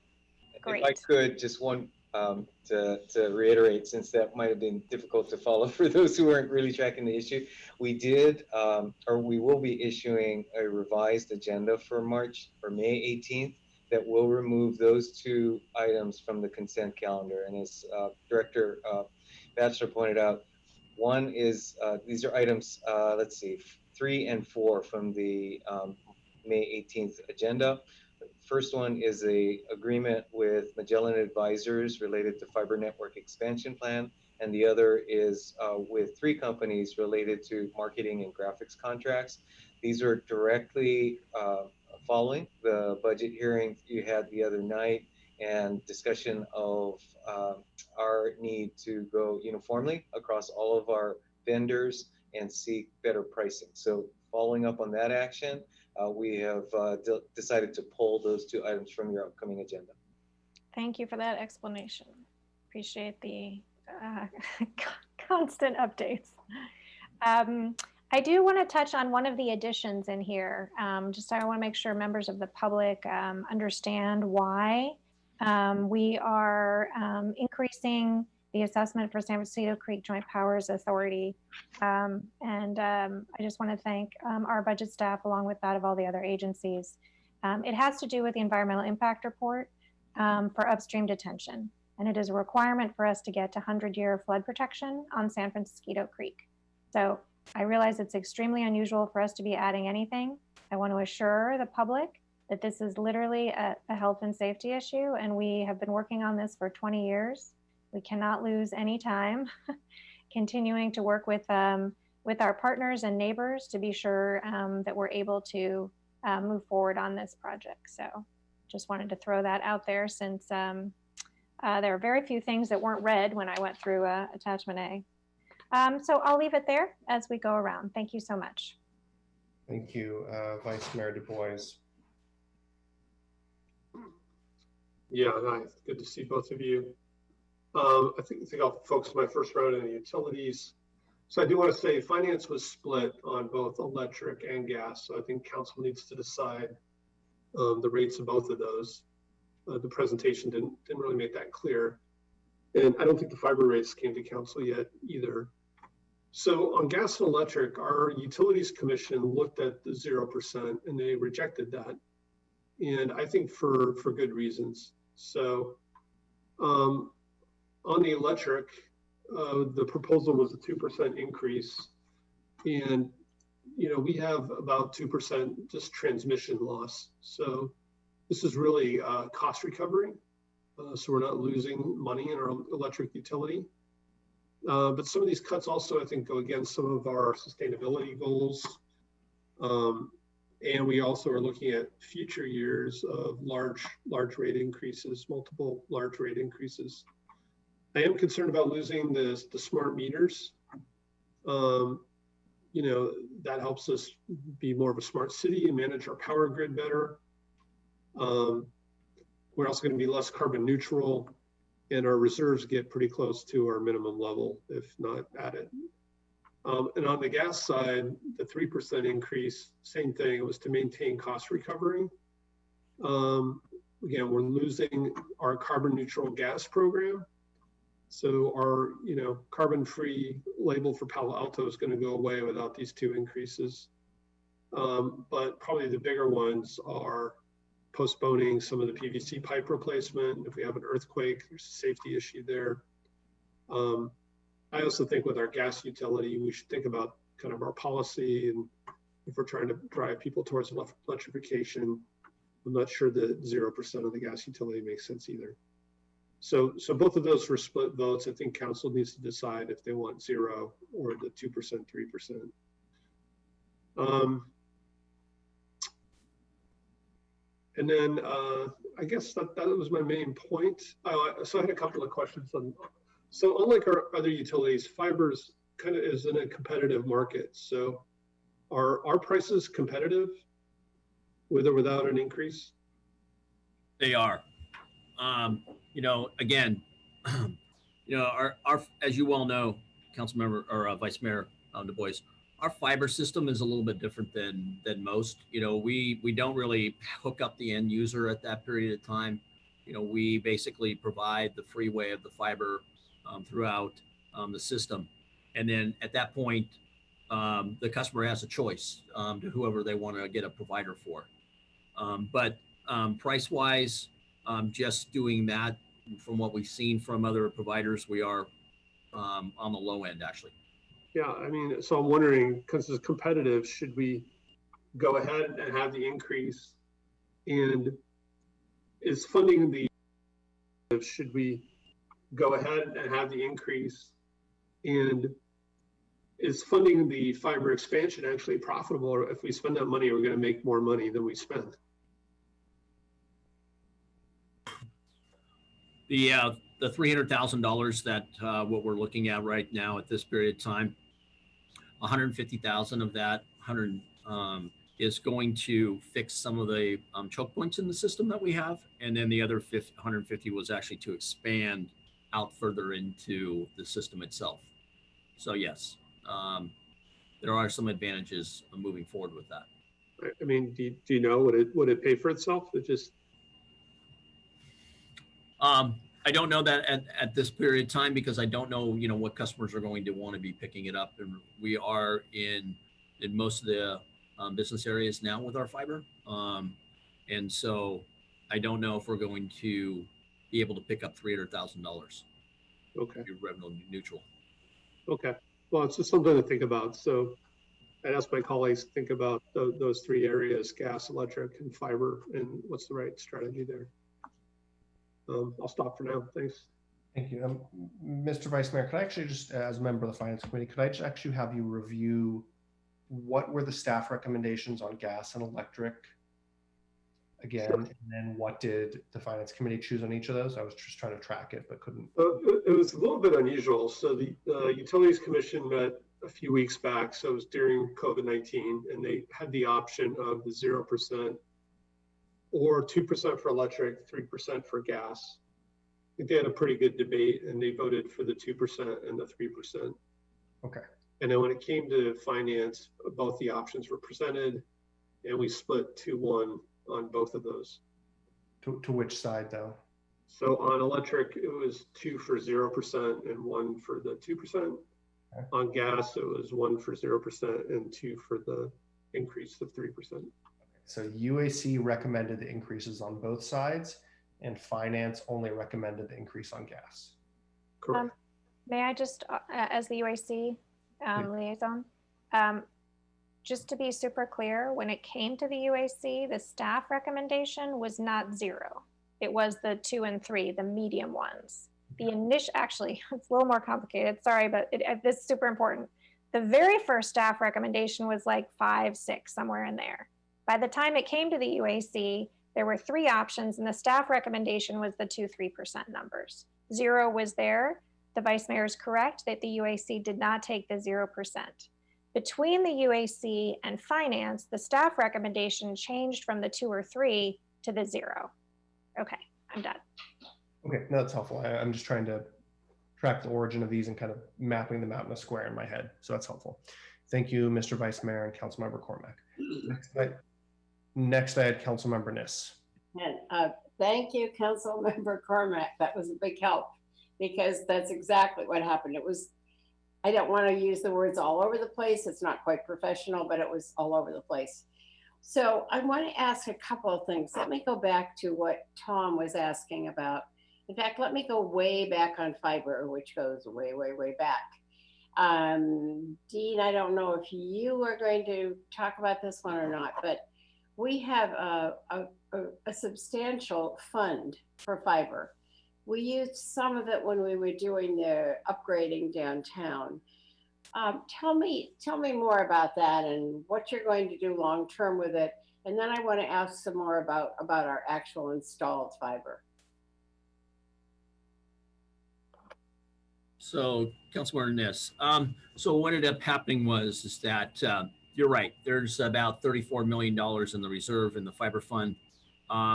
We spent $1 million of it to actually, when we were doing the downtown university installation for the water and the gas project, we added 2,700 linear feet of two 2-inch conduits in the street in university, so that if there's future businesses that would like to have fiber, we're ready to go off of the university, and we wouldn't have to retrench, or we wouldn't have to open up the sidewalk any longer.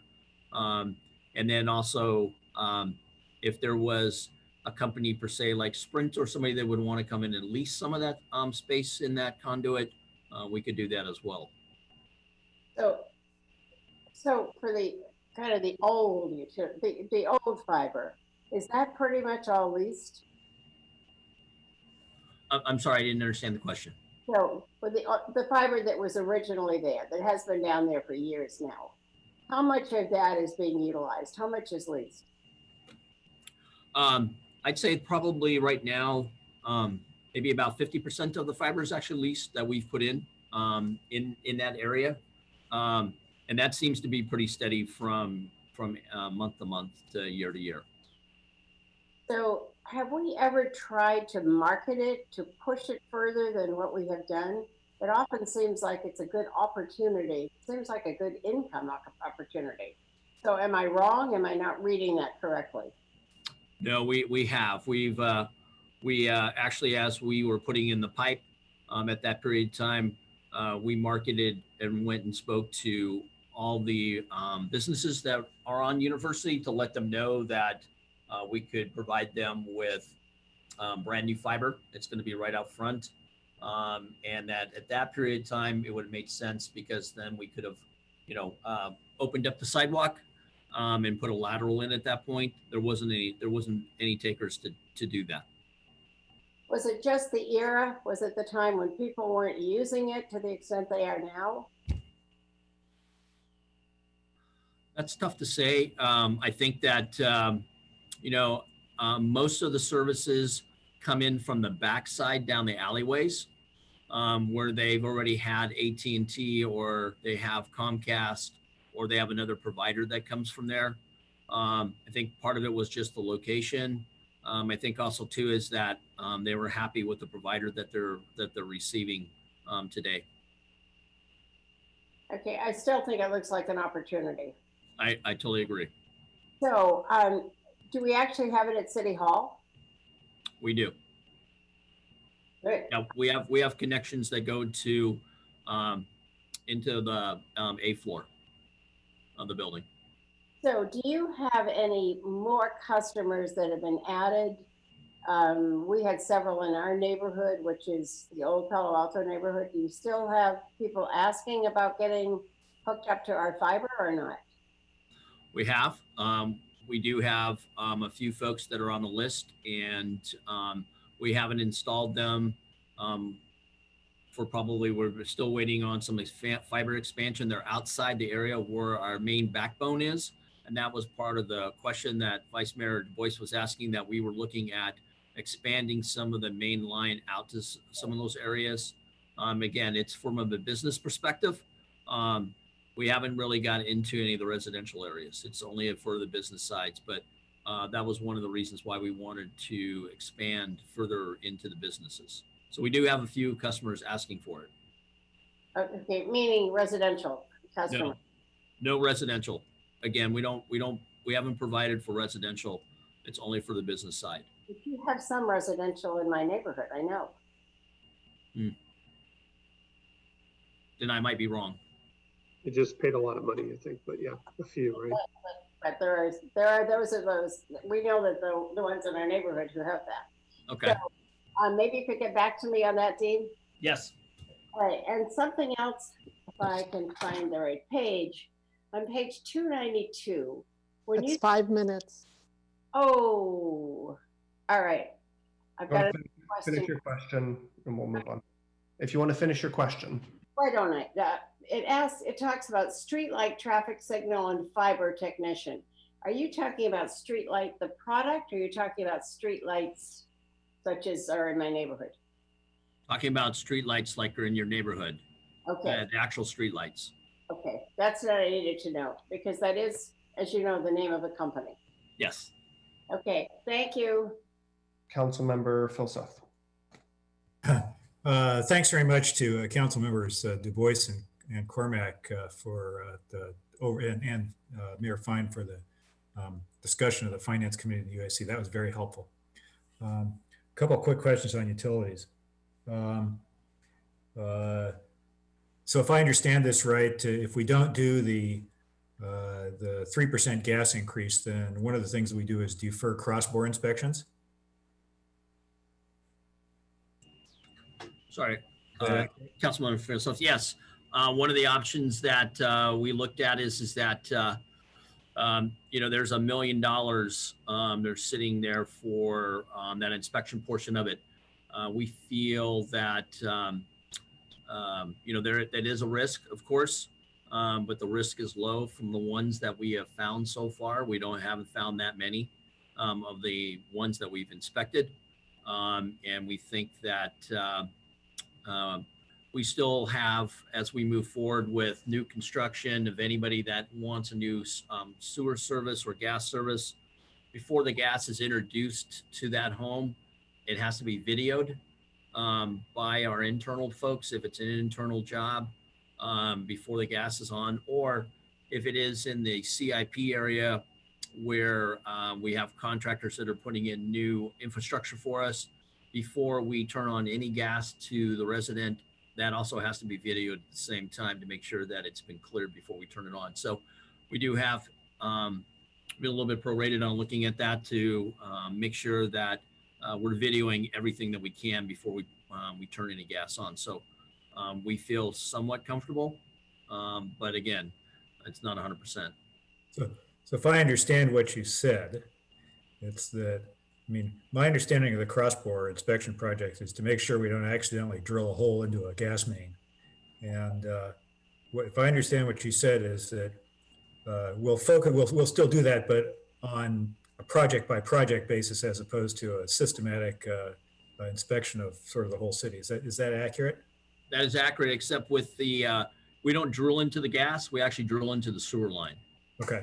So the existing sewer line is made out of ABS plastic, and we would actually drill straight through it with brand new plastic gas service line.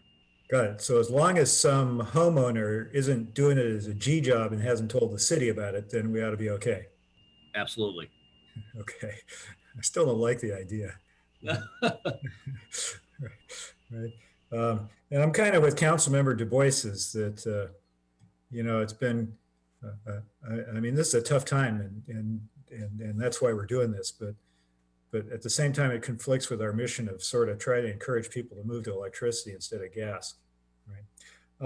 On the electrical side, talk a little bit about the renewable energy purchases line.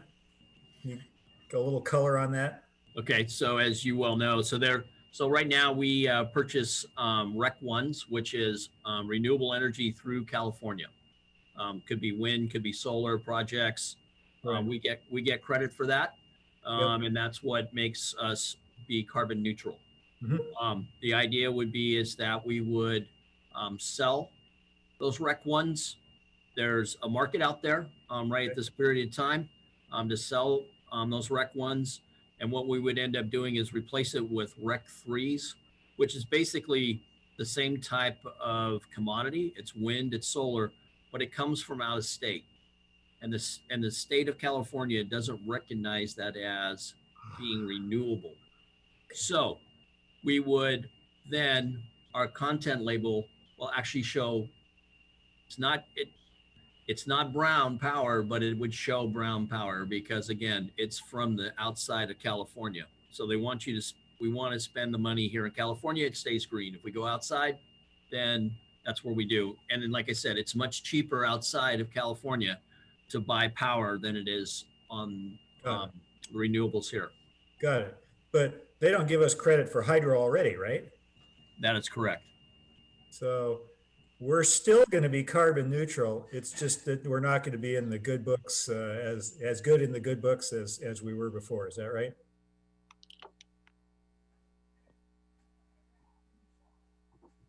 Can't hear you. Dean, you're on mute. Dean, you're on mute. Sorry. Okay. So what we would see is in the content label that we produce on a yearly basis, it would not show that we are 100% carbon neutral. Even though we would be. Even though we would be. Okay. Then last question on this. What's the difference between a 2% electrical increase and a 0% electrical increase? What do we give up by going to 0% besides that? That's important.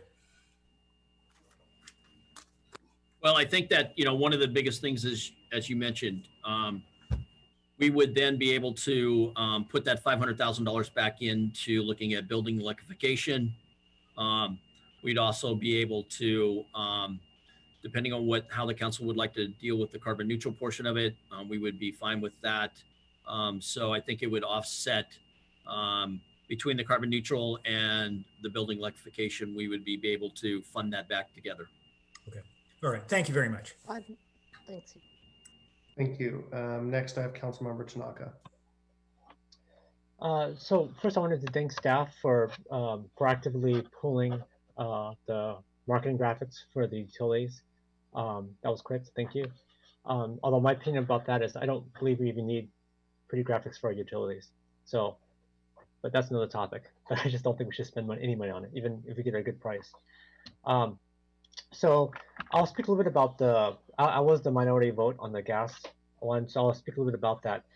So we all know that COVID-19 has really hurt a lot of people. A lot of people lost their jobs. A lot of businesses have zero revenue right now. I've been talking to a lot of restaurant owners. A lot of restaurant owners, they use gas. They're a big user of gas, and it's really hard for them to electrify. I mean, maybe on a residential scale, it's not such a big deal, but on a commercial scale, it's actually quite difficult to and expensive to go to electric. And as the bills we have are maybe like $500, something like that. On the commercial side, they're like, you're looking at like $12,000. I was talking to a restaurant owner. He has the $22,000 utilities bill. So so the amount of money these guys are talking about is a lot of money. But you have to imagine right now, they are having to pay for they're trying to keep their employees on payroll still. They're not getting much revenue. They're trying to do the take on go stuff. And so it's not an insignificant amount of money to these guys, especially when not making money and you're losing money. You have to also imagine even when they actually are able to open, the issue is that they're not going to open at 100% capacity. They're probably going to be at some reduced capacity. So we have a higher minimum wage. We have restricted capacity. We have all these kind of things that make it really tough for restaurants to operate in our city. And so that's why I thought that the staff recommendation is correct. It's a 3% increase, but there's actually a 5% distribution increase. So it's not quite 3%. And then the other thing, and I realize you guys probably don't think about this, but last July, so not even 12 months ago, we just increased the gas rate by 8.4%, right? That's many times the rate of inflation. In fact, the consumer price index just came out a few days ago, and it's actually a negative 0.8%. So, so you guys think about 8.4% is actually a lot, right? And then, if we want to tack that on now, another increase, especially when a lot of businesses and residents are hurting and lost their jobs or on fixed income, it just doesn't seem very appropriate given that we're essentially in an economic depression. And as you guys also realize, the sky is blue, right? It's nice and clear because most of our greenhouse gas is actually transportation, and everyone's sheltering in place. You don't have the same amount of carbon output as we used to. So we've already done pretty good. And as Dean Basher mentioned, what we're doing here is not necessarily like becoming less green. It's just we can't market ourselves quite as green, although we are green. And I think right now, and this is why I rather us cut back on marketing, right? I don't think that's why I don't think we need the pretty graphics for utilities. This is why also I don't think we need the premium label of where we're like super green, because we are green. It maybe not as compliant green as California want, but it's still carbon neutral. And so because we're just getting these supplies from out of state versus in state. And several at our finance committee meeting, several UAC commissioners joined the call, and they made the point also that there's also an opportunity here for us because we actually have more RECs than we could use, and so it's actually a way for us to actually be able to make some money. And so the office, but this is not part of the proposal right now. It's going back to the UAC, I think, on May 20th, so in a few weeks. And there's a way to actually sell some of the excess carbon offsets that we don't really need, so that we can actually do some of these other programs as well. Now, we don't have time right now. Well, the UAC didn't have time to look at it before reversing it right now, but in a few weeks they will.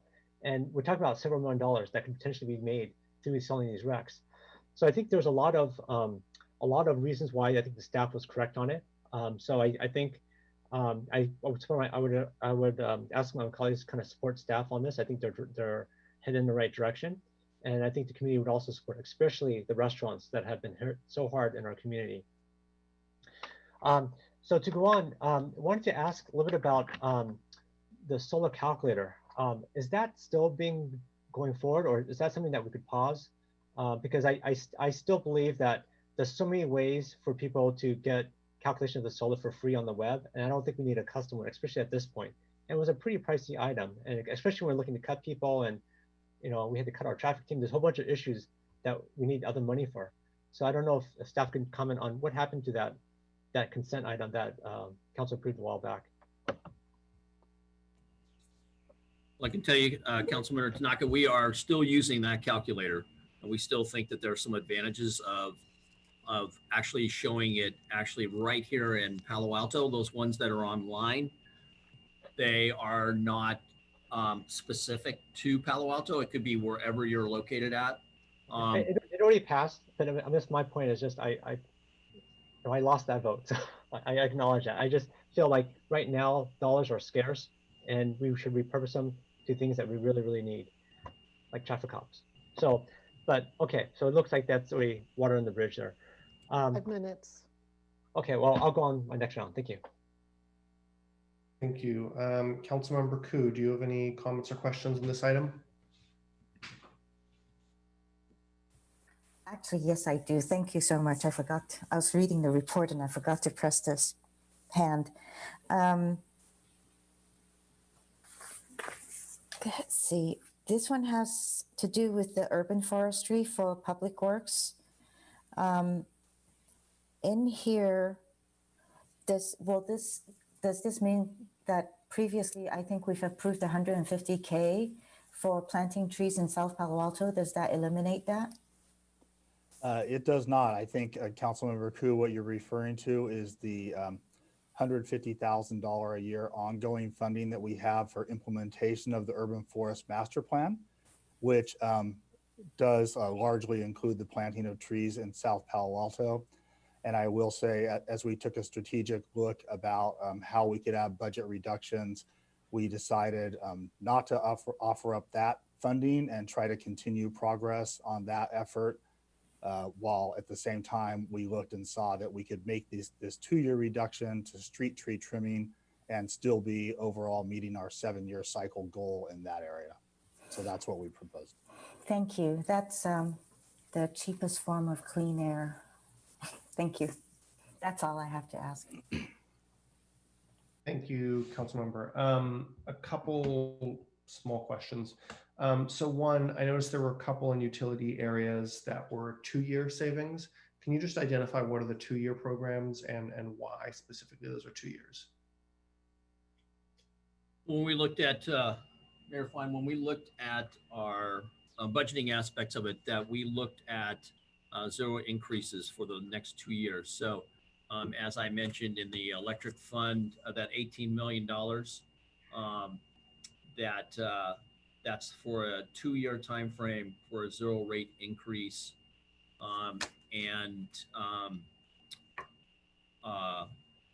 The savings of the commodities of that $9 million, like I said, half of that, that 4.5 is actually savings per year. So basically 9 and minus 4.5. Okay. And then again, as we move forward with the other summary portions of it, those are based on a 2-year timeline. Okay, thank you. That's helpful.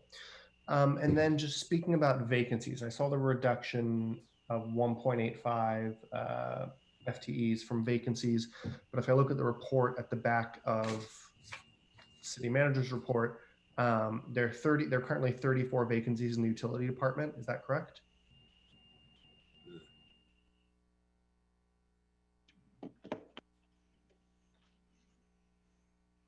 I mean, I know it may be within a point or two, but plus or minus, yes. At that point in time, I believe that's correct. And those are all funded out of the enterprise funds themselves. And I'm just wondering, is there any flexibility in any of these other vacancies? I mean, I think 34 is the highest number of vacancies we have in any department. And I know utilities is, of course, one of our largest. Just wanted to bring that up. So most of those vacancies are actually in the electric side of the house, in the fund. And most of those are the critical positions of line persons. We have some operators in there. We've had advertisement after advertisement trying to find qualified folks in there. And so we are starting, we're going to have to start doing some apprenticeships to fill those positions. And if I could add, all of these positions, as they are citywide, are subject to our hiring freeze. And so we are reviewing them individually as requisitions for filling positions come forward. Okay. I mean, the other thing that strikes me is just the number of classifications here, right? And I understand, of course, our electric utility is complex and has many different touch points.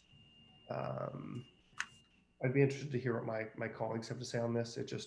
This one struck me with 34 vacancies across the department. Seems like a large number. I understand it was a hard hiring environment. Maybe it's a little better, but we're also under a hiring freeze. Okay, let's transition to our second round. Please hit your hands if you want to speak. I would just advise us, going forward on these 2 departments, one, are there changes to the departments that you see in Appendix A that you disagree with, agree with? And then 2, we should probably try to come to some agreement on the rate increases. And actually a bit of a request of staff, and I hope we can do this live.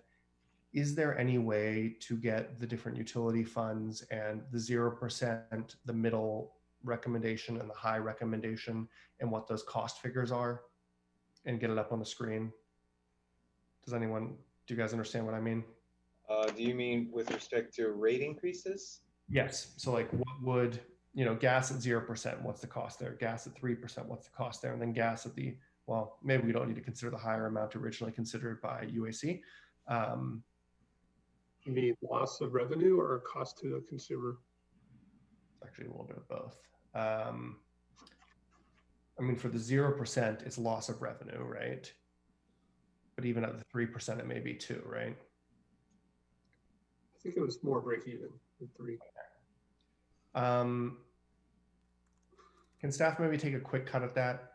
And I mean, I guess we're always break even, right? But yes, what do you not do? What are we not doing? Does that make sense, right? Like one column is going to be 0% for all the funds. The next will be the quote unquote break even, as the vice mayor just mentioned, 2-3%. And then just the cost differential there. Fund by fund, utility fund by utility fund? Yes. Or is commodity. Primarily on the gas. Well, I think we're interested in gas, electric. Those are the two main ones, but potentially water as well. So Mayor Fine, if I may, if I could ask Jonathan Abendschein, who is our Assistant Director for our Power Resource Group, I think he might be able to help us in this area. So absolutely. Jonathan, thank you. Good evening, council members. Jonathan Abendschein, Assistant Director of Utilities Resource Management. I'm afraid I don't have a slide to show you, unfortunately, but I have the numbers off the top of my head. And let me walk through them utility by utility. So let's start with gas. Gas for the 2 years of 0% rate changes is about $13.8 million reductions to keep our reserves from going below minimum.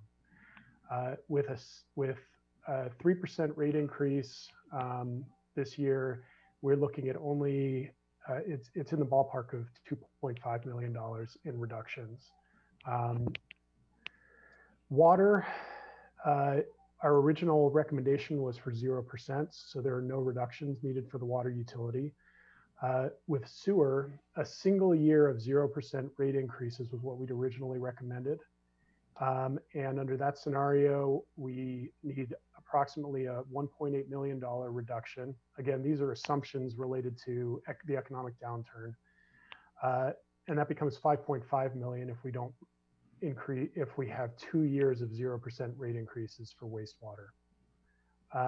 Lastly, for electric, with the 0% rate increase this year, we're looking at $14 million taken out of reserves, but about $1.5 million to keep in reductions to keep the reserves from going below minimum. And if the rates were increased this year, we would see no need for cuts or reductions, and it would reduce the amount that we're taking out of reserves.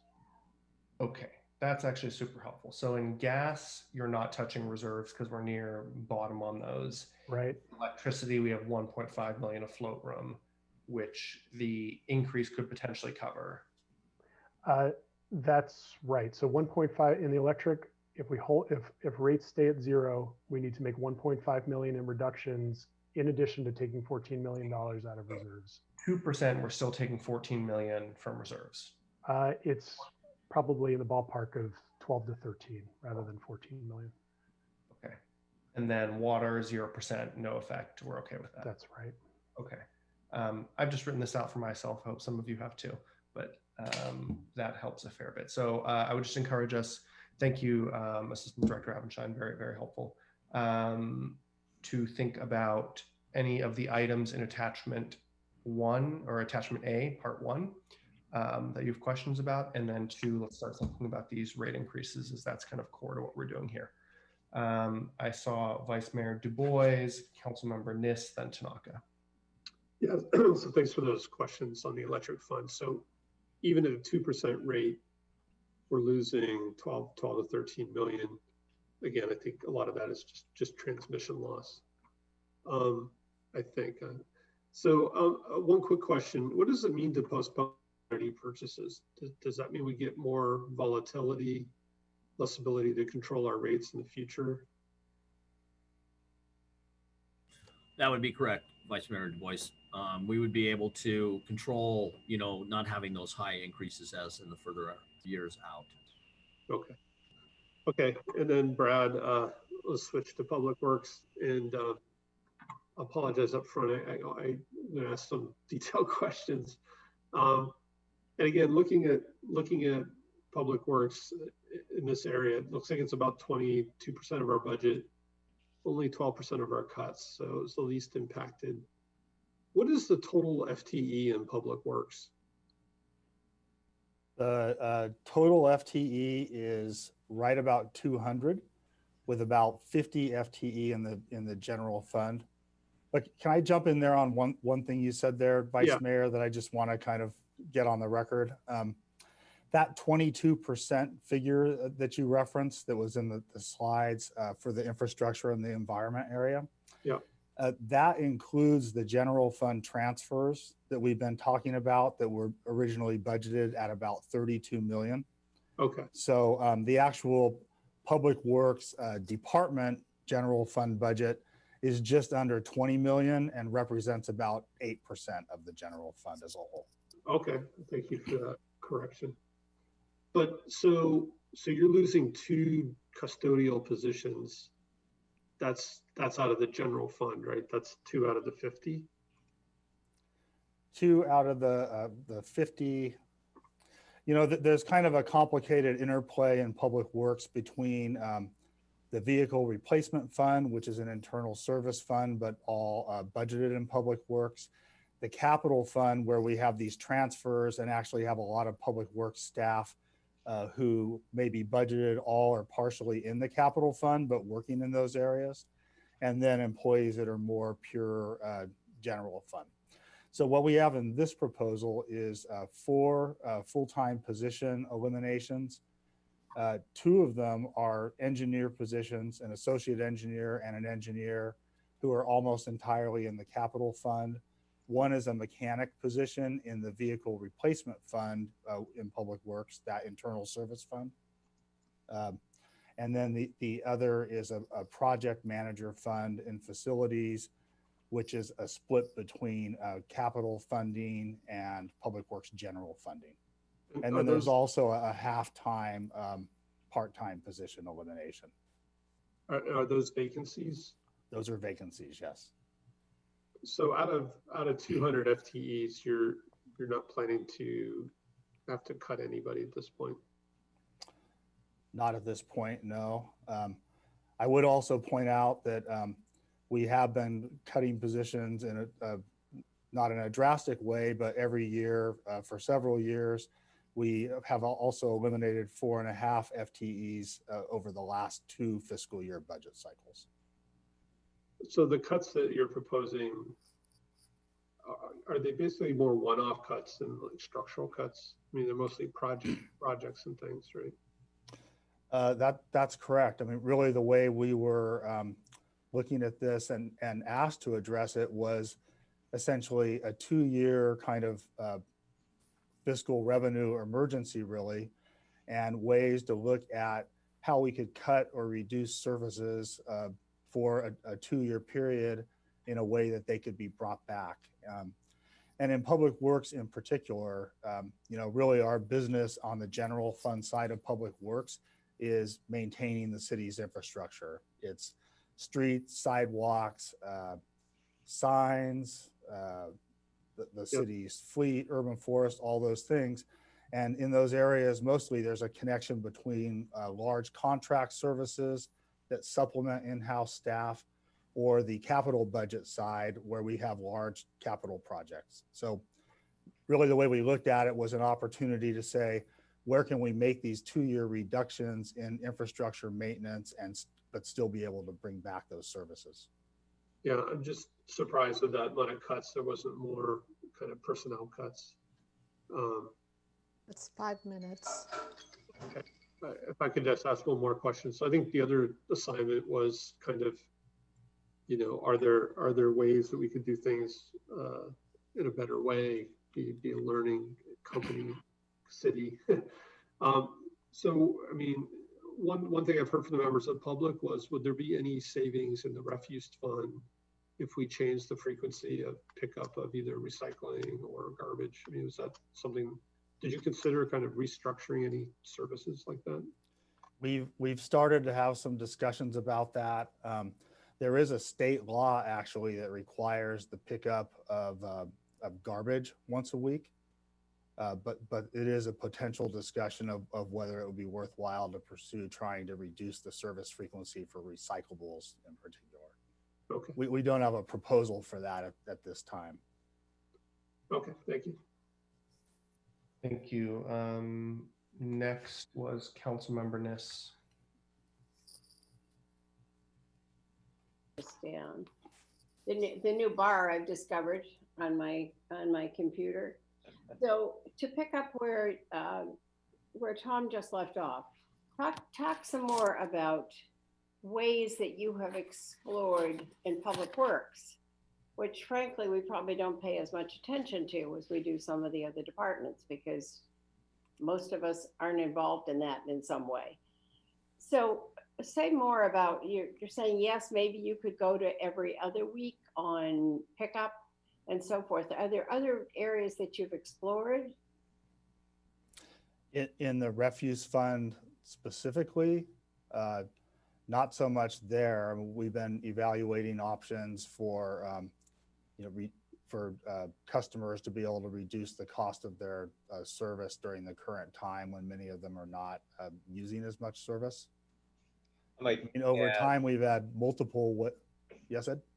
Sorry, just perhaps in response on the topic area here as it relates to refuse, I think it's fair to say that Public Works has really been driven more toward the zero waste goal rather than minimizing cost. So as such, the innovations have really been to push the envelope in terms of the pickup of compostables, recyclables, and the like. And in fact, as the council well knows, even increasing some costs as it relates to tracing the evolution or where our recyclables go. So, I think that as just to be quite frankly fair to the Public Works Director, that cost reduction has not been the policy driver in that particular area. That's fair to say, but that's an interesting comment. So Brad, we just brought up recycling, and recycling is in your bailiwick, correct? Right.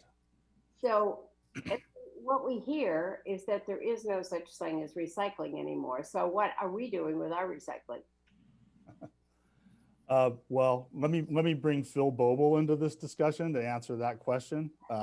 I could take a shot, but he is really the expert and has done the lion's share of the work in this area. Phil, are you there? I am.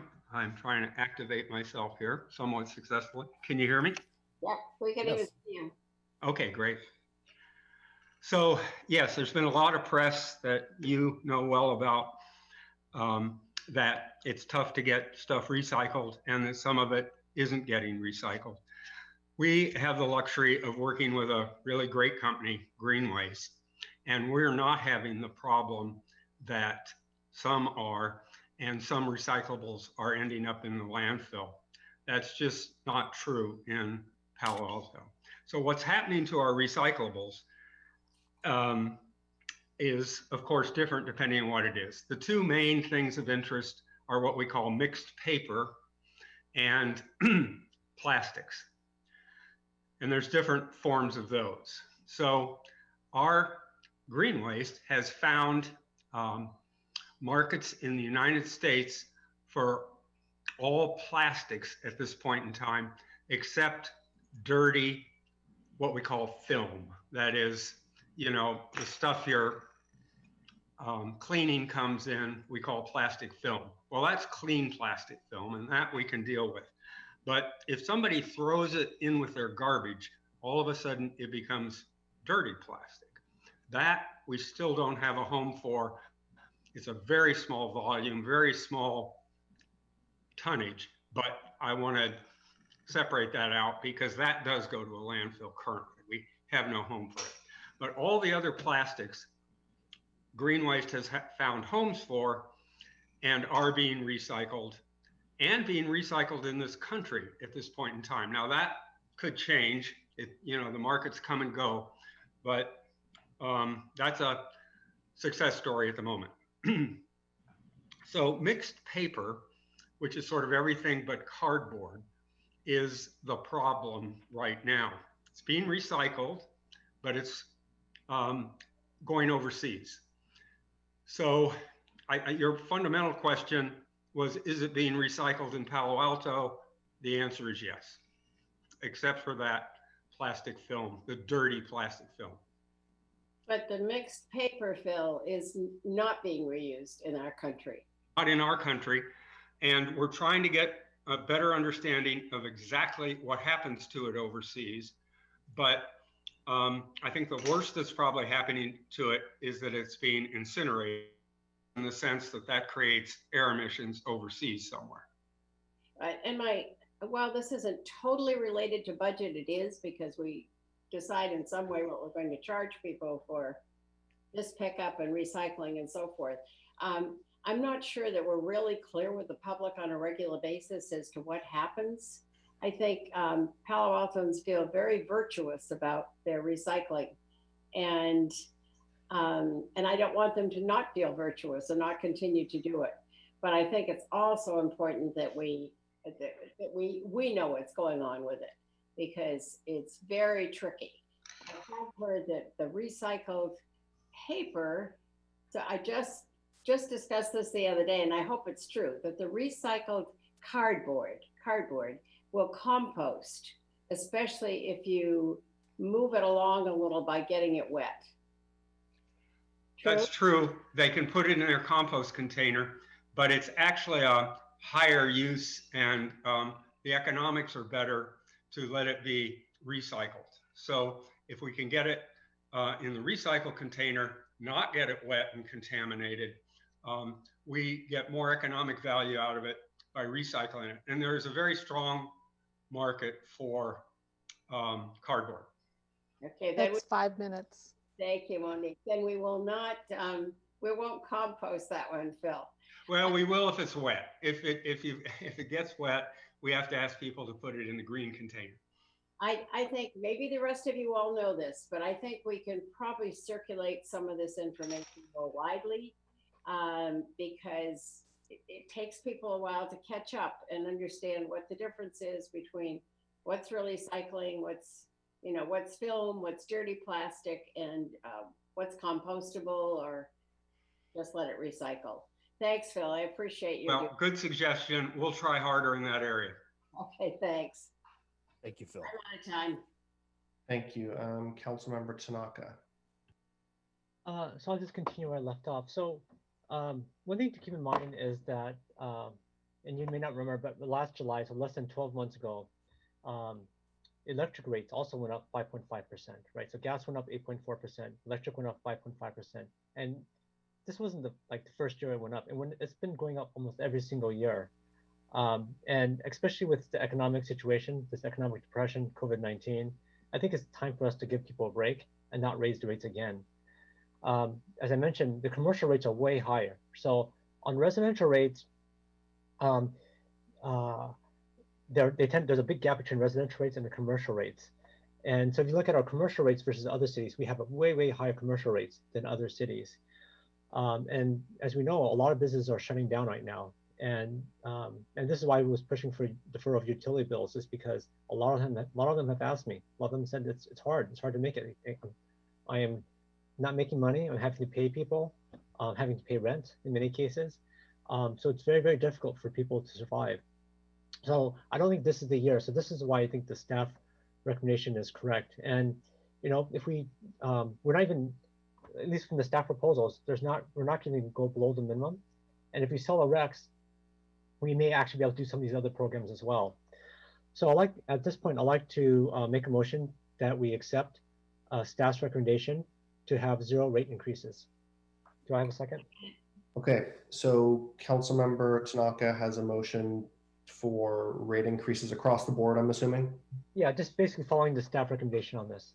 Okay, for 0%. Is there a second? I second. Seconded by Councilmember Niss.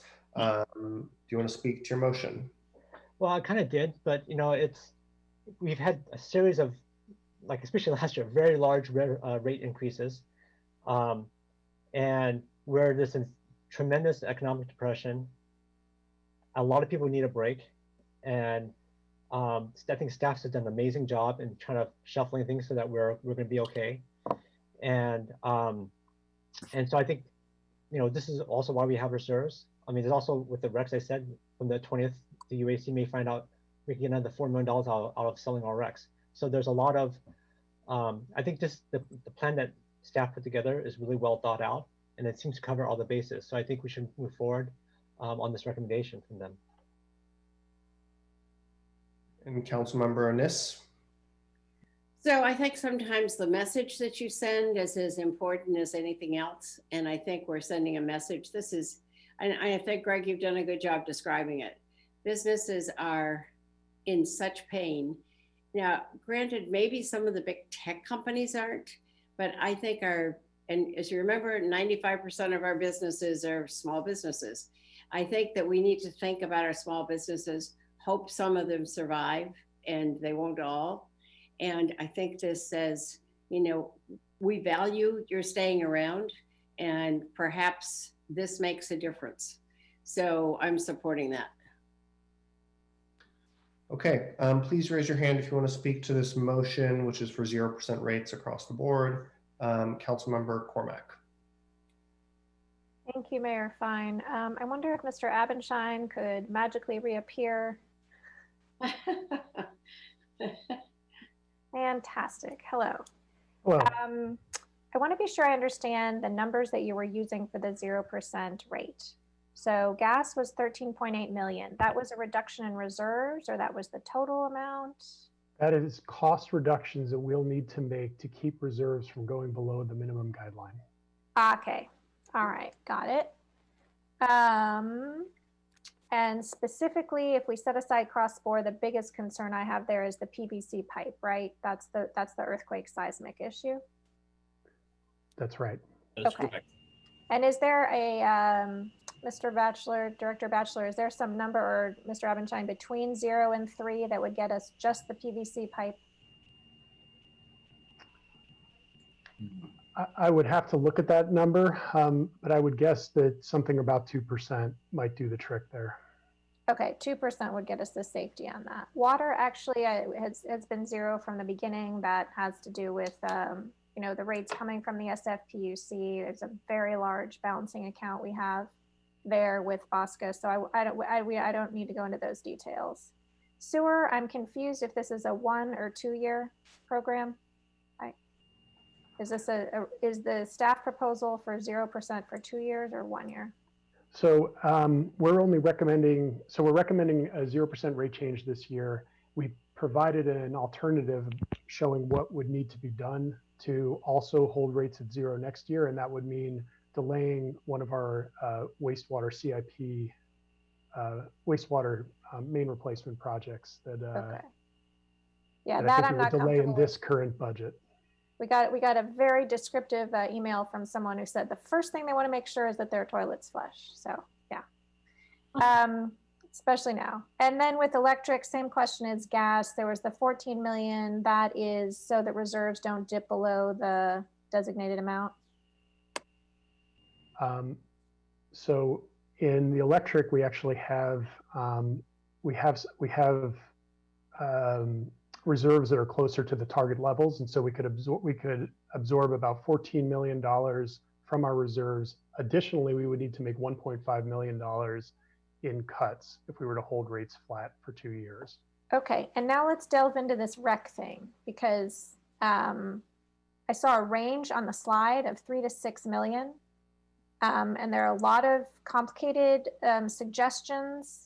So what exactly, if we do 0% this year, how much are we selling in the recs? Right. So let me just first say that this can be done regardless of whether rates change or not. Right. And I think and then let me also say that we do have surplus recs. Our load has decreased in recent years, and so we have more renewable energy than we need. We will sell those regardless of what happens with the rates. The additional 3 to 6 million is earnings that we will realize if we were to trade, like Director Batchelor was describing earlier, if we were to trade some of our in-state renewables for out-of-state renewables, and use those out-of-state renewables for our carbon neutral plan that the city's adopted. The $3 million number on the lower end is what we'd realize if we exchanged RECs. The higher numbers are what we'd realize if we simply sold our in-state renewables but did not replace them with out-of-state renewables. Oh, I see. Okay. Thank you. That's very helpful. And for anybody watching at home, if you're having trouble going to sleep, I encourage you to go back. The UAC has spent hours and hours and hours on this. You know, it's really actually quite interesting. Could I just clarify, there have been some descriptions of transmission loss. I think we're talking about load loss though, right? As opposed to transmission loss in the decrease. Can we just make sure we get all of our? Yes. So the $14 million in reserve drops plus the $1.5 million in cuts, those are primarily related to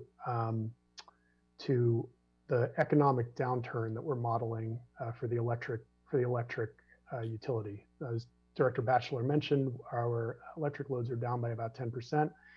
We're projecting that to continue in a difficult economic recovery scenario. And when you combine that with holding rates flat for 2 years, that's where you end up with a $14 million reduction. It actually doesn't really have much to do with transmission loss at the end of the day.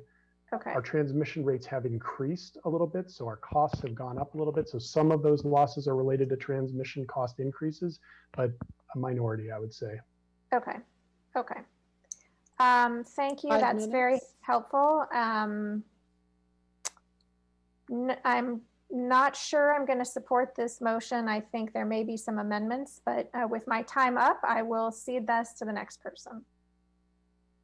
Thanks, Councilmember Cormack. So on this motion, I don't have any other. Hey, there we go. Councilmember Filseth. Yeah, can you hear me? Yeah. Hello? Okay. Yes. Yes. Question for Dean. If we did where I think Councilmember Cormack was going, and we added a little more money back onto the gas area, is going and doing the cross-bore thing the first thing that you would do? Would that be the highest priority, or would there be something else? I think it'd be the two items that we talked about mostly. I think my first thing would be is that I would fund more in the infrastructure. I'm more worried about the PVC undergrounding pieces. That has a greater risk. That's that keeps me up at night. The second one would be the cross-bore. Got it. Okay. So my inclination is, I agree with the intent of the whole thing, and the electricity's fine and all the other stuff too, but I'm nervous about messing around with gas. Okay, right. I mean, it may be a recession, but gas still burns, right? So I think I'd like to see something that maybe flexes maybe relaxes the 0% increase constraint on gas specifically. Thank you, Councilmember Filseth. I have Councilmember Koo.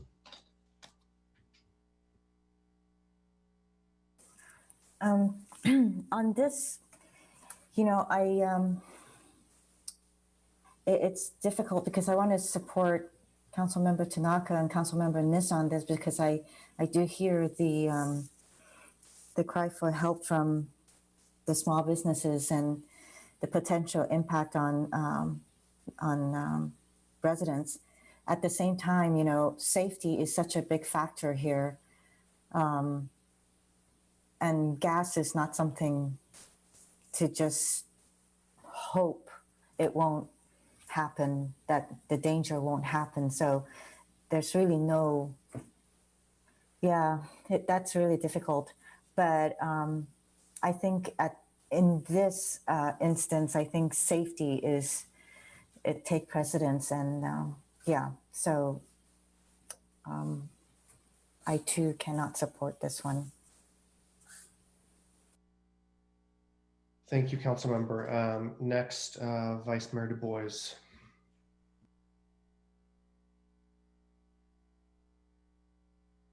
I am muted. All right, did that again. So I agree with the comments on gas. I just want to go back to electricity again. So maybe you don't have the same kind of explosive fire danger with gas, but both of these utilities are lifelines.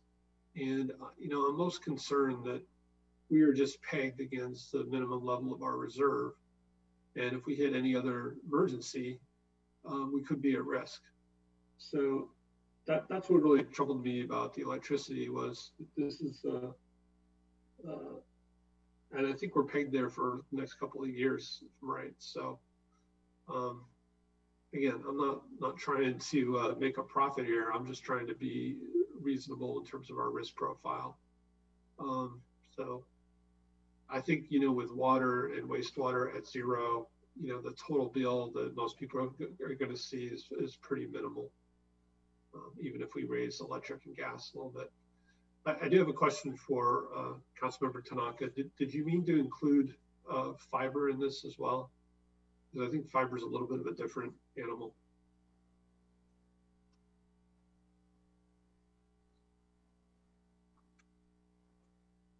I don't know, Greg, you're muted.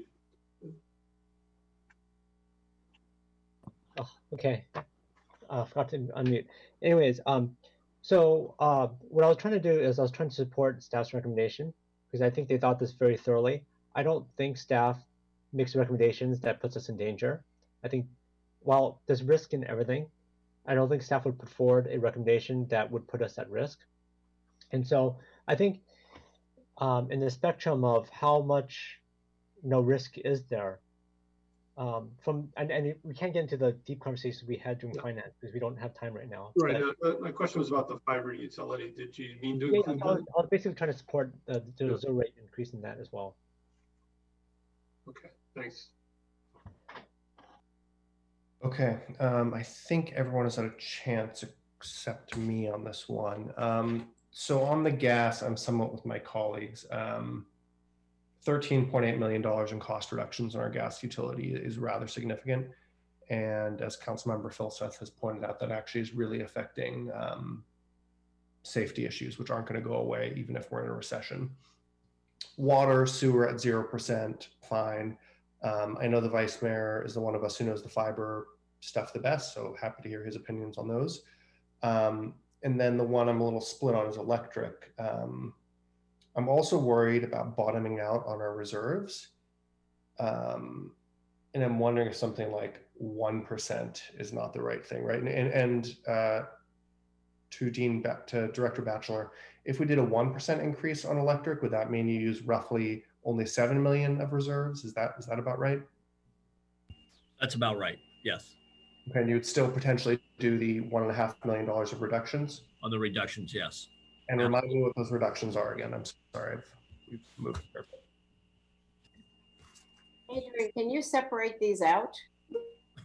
We may need to. I think we're going to have to. Yeah, but let's just go. All over the place. Hold on one moment, Councilmember Niss.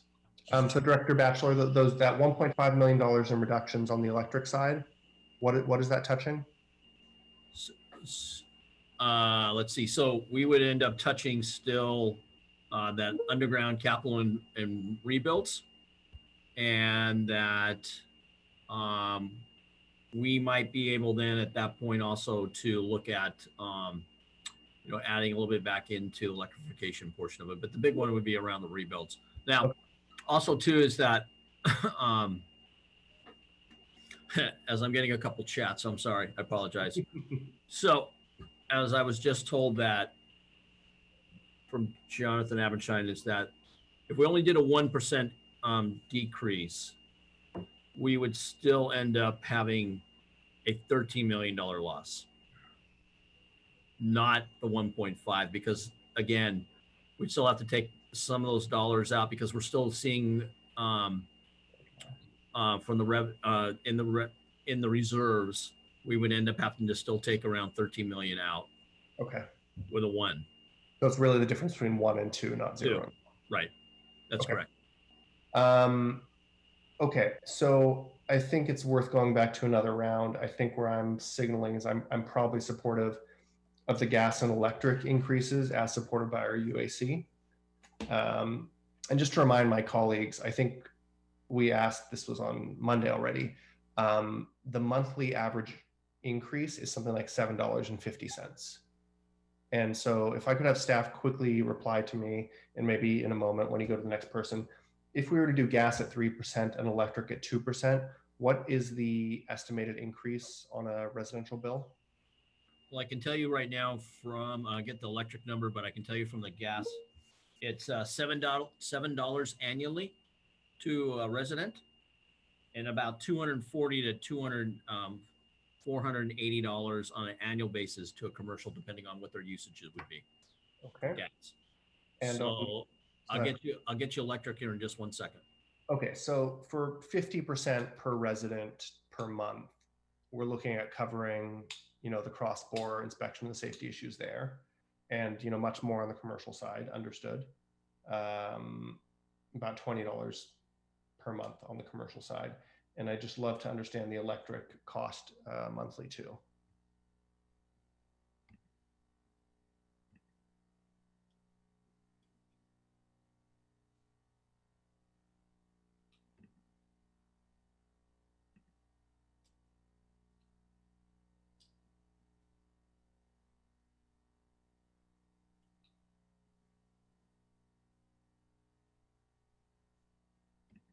Mr. Mayor, while we're waiting, I hate to interrupt, but I think there might be a member of the public who might have wanted to speak on this. I'm not sure. There's a hand raised. I do see. Hi, this is Kim in the clerk's office. Yes, the person did have their hand raised, but you had already closed public speaking for this time, so I didn't let you know about that, but whatever you'd like to do, let me know. Let me get my answer here. I'll go back to colleagues, and before we take a vote, I'll make a decision. I'm leaning towards not allowing it at this point, as our discussion's gone on for an hour, and the public comment period was open earlier.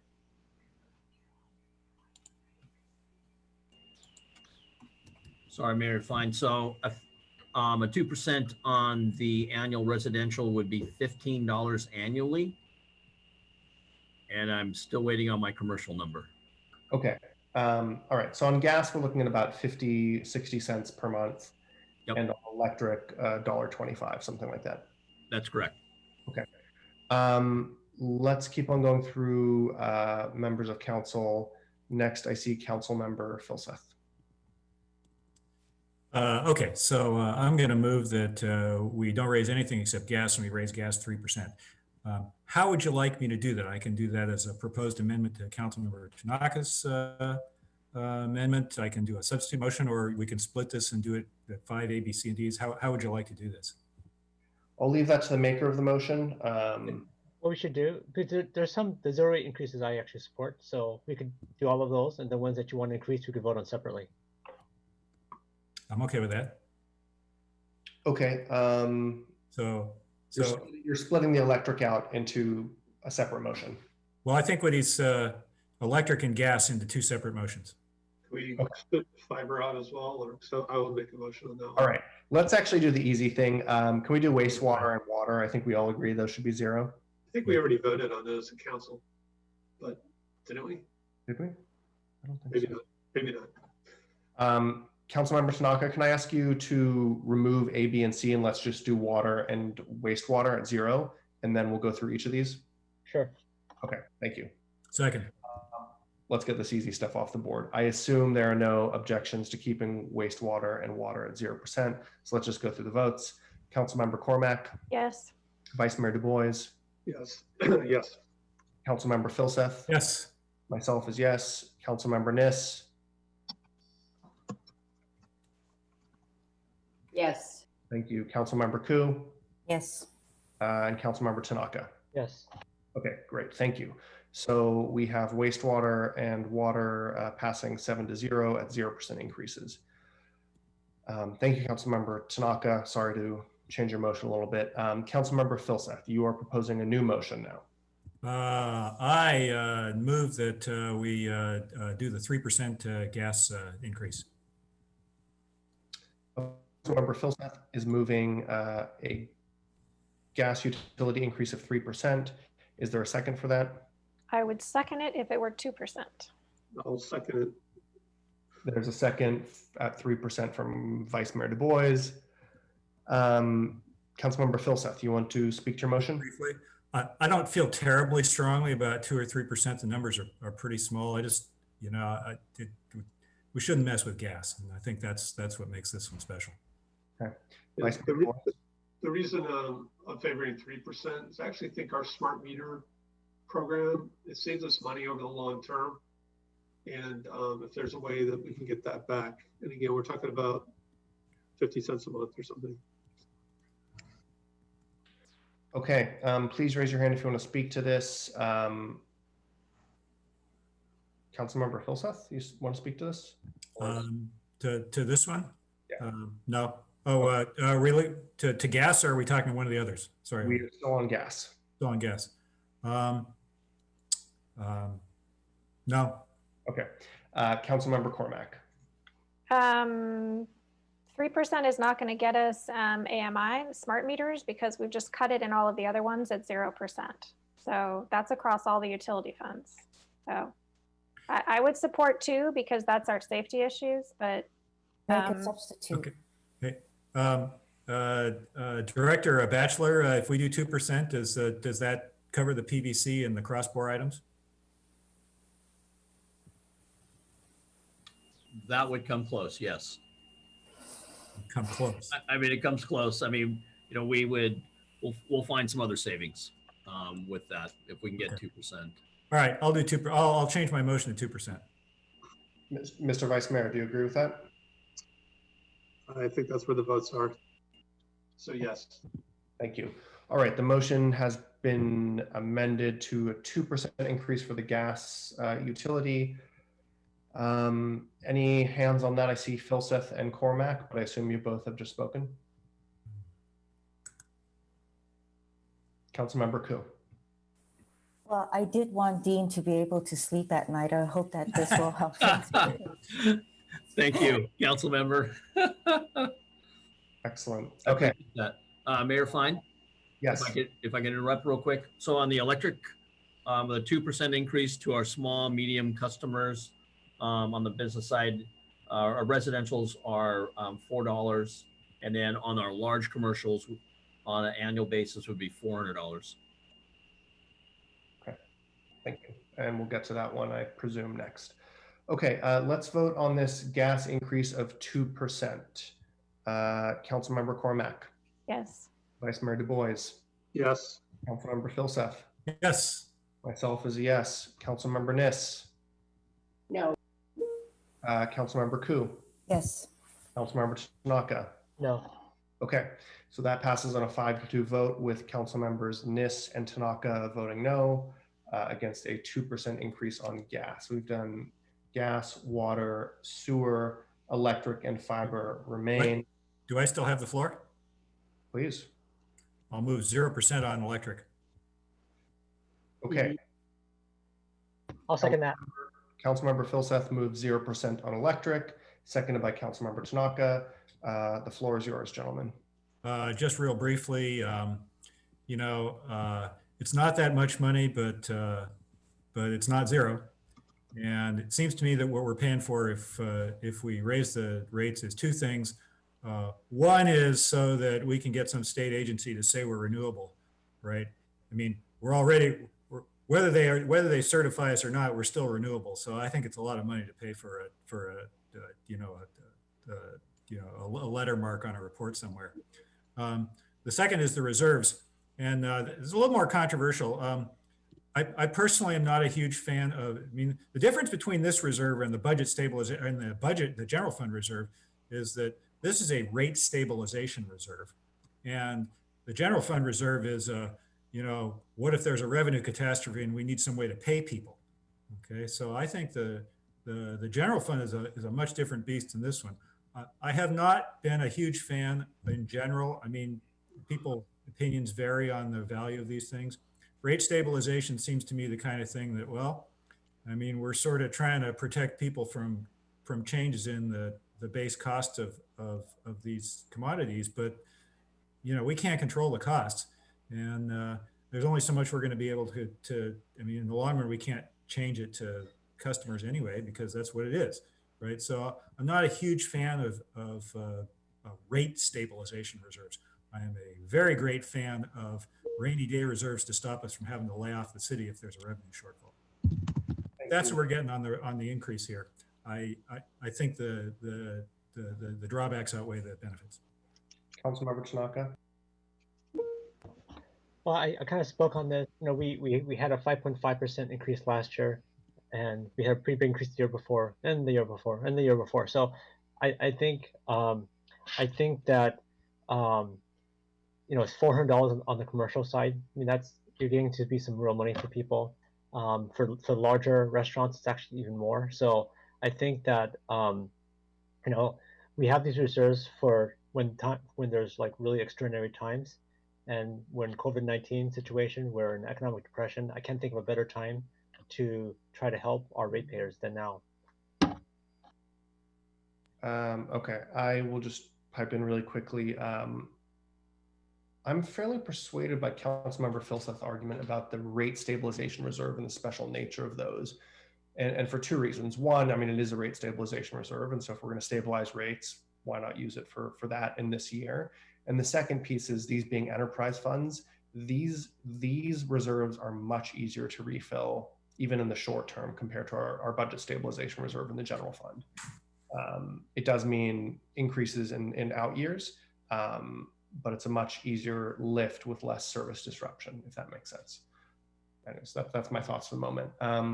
I think I saw the Vice Mayor's hand. Nope. Okay.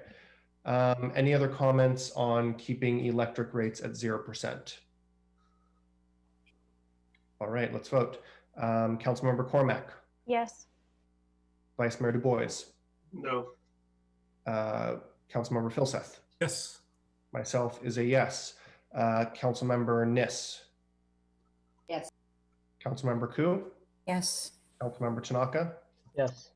Okay, and that passes on a 6-1 vote with Vice Mayor Du Bois dissenting to keep electric rates in the year ahead at 0%. And I do just want to note for the record, as far as my understanding on our motion so far, these are 1-year rates as opposed to some of the proposals which were 2-year rates. That was my intent. Okay, great. Just being clear. Lastly, fiber, and I don't even have to look at the hands to go to Vice Mayor Du Bois. Yeah, so I was trying to find it, but what was the original proposed fiber increase? Vice Mayor Du Bois, that's tied to CPI at 2.5%. Okay. And if you had that increase, could you continue the network expansion like in advance of AMI? Would that actually, if AMI comes back in a couple of years? Yeah, it's not going to go to loss. We would continue moving forward with that. That $300,000 on the capital side that we talked about. We could make that. Okay. So my motion would be to restore the planned fiber rate increase and continue the network expansion. Again, I think this lays the groundwork, pun intended, for our AMI meters. Okay, this is a money-making fund, and so I think it's a good investment.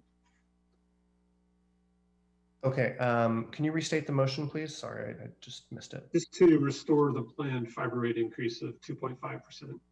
Okay, so there's a motion for fiber rate increases to be 2.5% for 1 year by the Vice Mayor, seconded by Councilmember Niss. Vice Mayor, I believe you've spoken to it. Just the other thing is that we're currently priced below market. Okay, Councilmember Niss.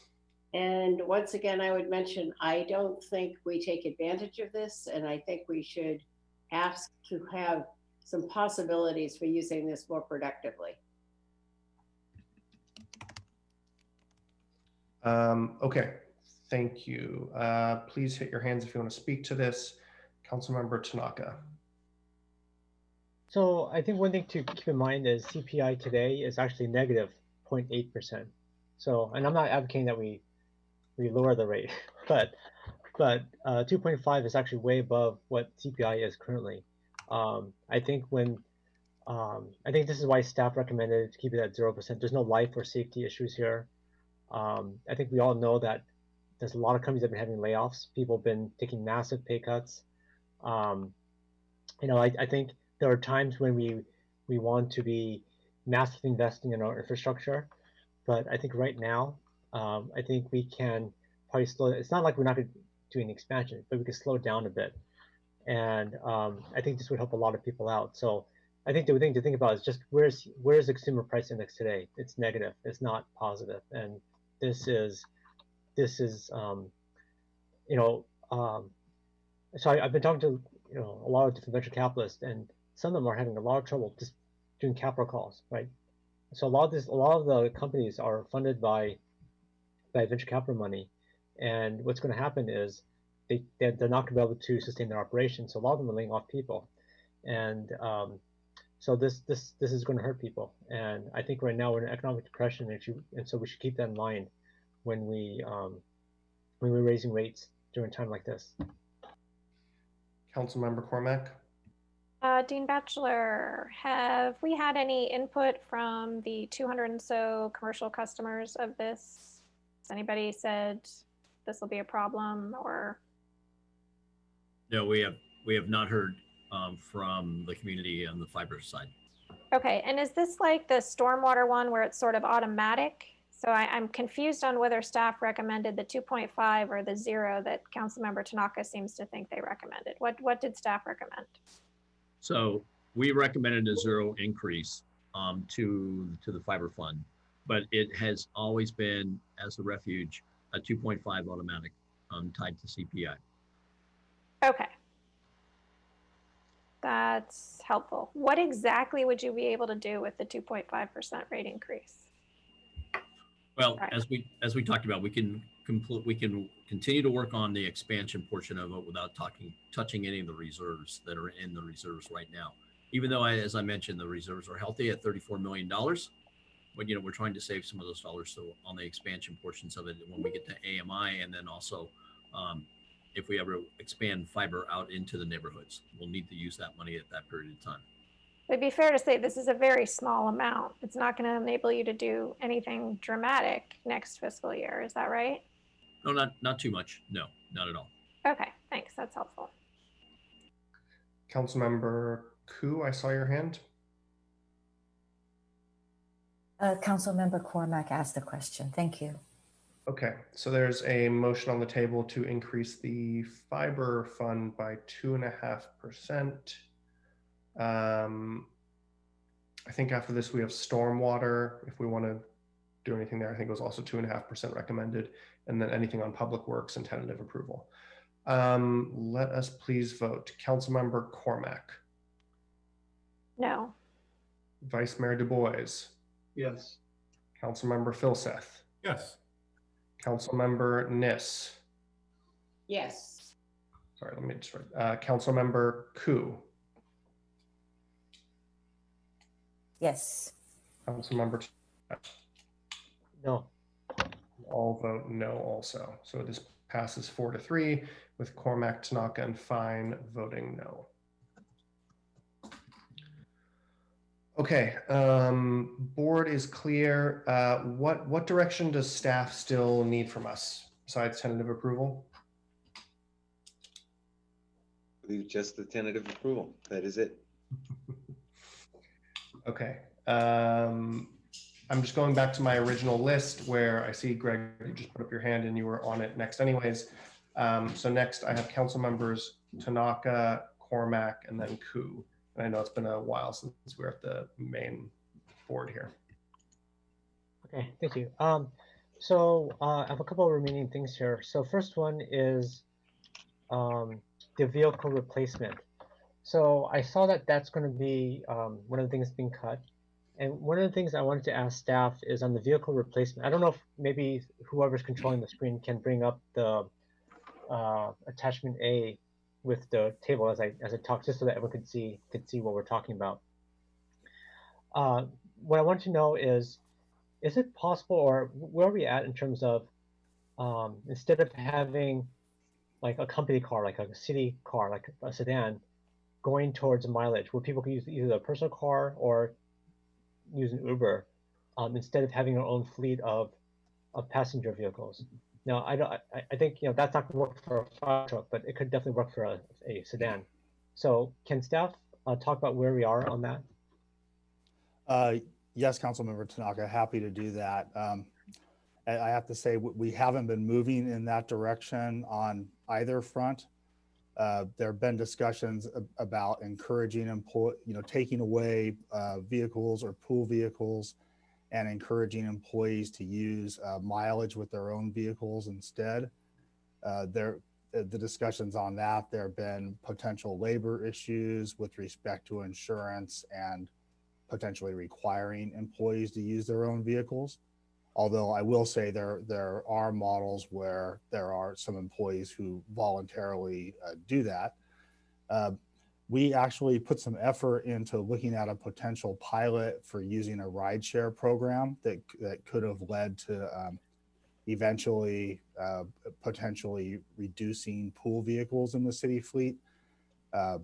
Public Works put that proposal together, and it was reviewed by the city attorney's office, and they identified kind of a long list of liability concerns, and it did not move forward for that reason. Okay. In the private sector, long time ago, there used to be company cars, but these days, a lot of companies have gone to mileage, and there's only very, very few industries that haven't gone to mileage, especially when you need some sort of special vehicle or something like that. You can do mileage. What's your estimate for if we went to offer the passenger sedans, not the special vehicles, not a hook and ladder, not a fire engine? I'm talking about just regular, Toyota Prius type of stuff. How much could we? You guys took a good cut in terms of the vehicle replacement, but if we went to just no more company car, no more family sedan type of model, what could we save here? I don't maybe don't know. Yeah. Maybe from the short-term plan. Yeah, I'll say I don't have those figures in front of me. I mean, I can say there's some on the order of 50 to 60 passenger sedan type vehicles in the city fleet, of which I believe about 23 of them are pool vehicles. So if there was an interest, those are information about maintenance and other costs and mileage that we would have to pull. Yeah, I mean, a lot of companies been able to solve the liability things through insurance and stuff like that. So I guess I'm going to see if I have support from my colleagues here I think this is a kind of like a short-term, to put in the short-term pool, I guess, to give staff time to research this to see how much additional could be saved. And I kind of view this a little bit as a perk, and it's something which it's really great to have when the economy is booming. But right now, and as you heard from last time, we had to cut some people in the like traffic cops, right? And there's a bunch of other things that are very pressing that we've had to cut. So I think this is kind of an easier one that doesn't really affect the community. And so I'm hoping that I would get a second for this to allow staff to kind of research this, to get rid of the passenger vehicles and go to a more common model, which is mileage that virtually all companies do today. Do I have a second for this? So there's a parking lot item to research. I think it's shared ride stuff for staff versus No, it just basically is instead of having private or having city vehicles, sedans that people drive around, they would basically get reimbursed on mileage. So in fact, so virtually all companies. Yeah, so like for instance, if you drive for your company, you would just expense mileage, and that's whatever it is. Yeah, exactly. Can I raise one other factor that I failed to mention that is also relevant here? Oh, I'm still here. The other discussions we've had about this is that on our efforts to encourage staff to use transit and reduce single occupancy vehicle, there was the concern that if we're saying you're required to use your own vehicle when at work, then we're encouraging them to drive in their own vehicle. Well, I'm not advocating getting rid of all of the vehicles. Maybe there's right. some. I just wanted to put that out there. But I guess it's much more standard these days to do mileage versus having company cars, and so I just want to move to that. I mean, there's maintenance costs, there's capital costs, and we're hurting for money here. So I'm looking to see, can we get that reduced? I'm not saying how much we reduce it by, but just give you time to research it. And then maybe if it's like $5 a year, okay, forget it. We just keep doing it. But if it's a significant amount of money, we could restore some of their traffic team, restore some of the services that we're cutting. We may want to do it. Let's just see, is there support for this parking lot item? Yes, I'll support the parking lot. That's to Council, City Manager Shikata. Yes, if I might just chime in on this. We have looked at this quite a bit over the course of a few years. And I would say, in fact, we've looked at this over the course of my career. And this is not going to be, unfortunately, significant savings, nor a quick one. And as Brad pointed out, that it's been addressed through a variety of issues, including insurance, and it's a risk management issue. And Kylie and or Monique may want to weigh in on this, because we actually have an interdepartmental fleet management, fleet review committee that periodically takes up issues like this. And I quite honestly have to tell you that I would recommend that we not spend time on analyzing this issue. Okay. Is there a third for this parking lot item?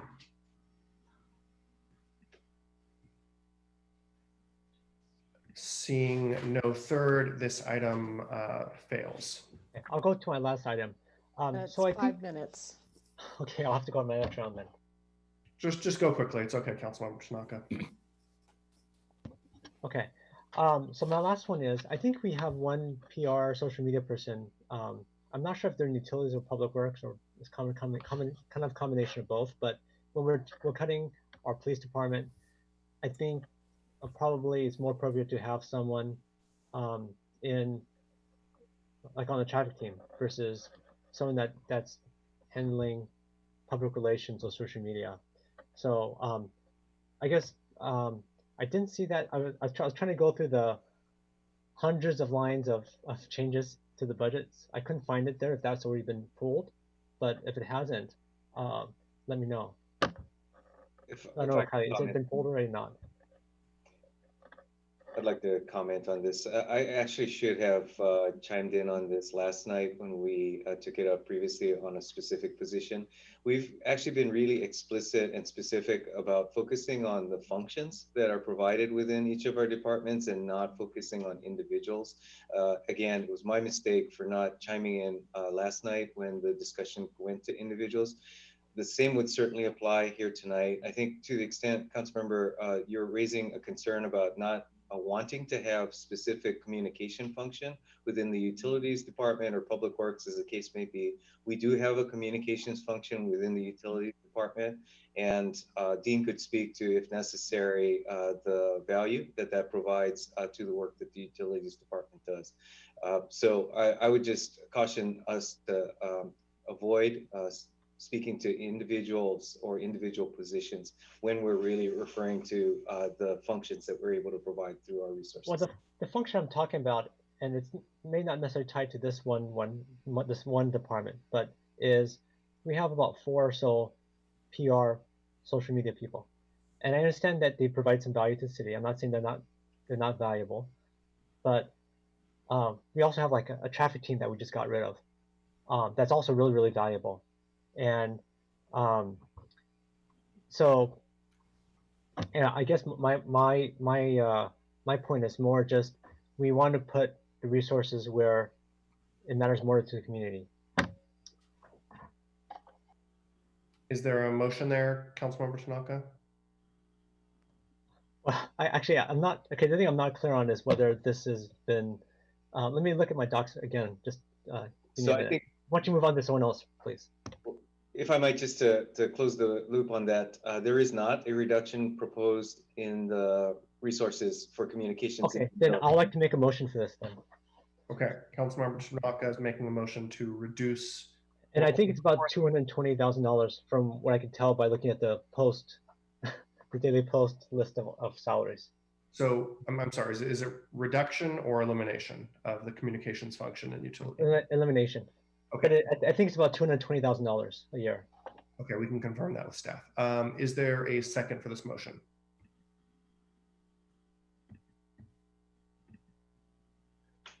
Seeing no second, the motion fails. Okay, that's all I had. Thank you. Thank you. Councilmember Koo, I think you were next. Yes, I actually have a question about the airport. Can we get a little bit of an update about the airport? Are they breaking even? I see that most of their infrastructure is through government funds, I think from FAA and from somewhere else, I forget. But did we have to put any money towards it? Are we making any income from there? Thank you, Councilmember Koo. I'm happy to answer that question. We have good news on that front.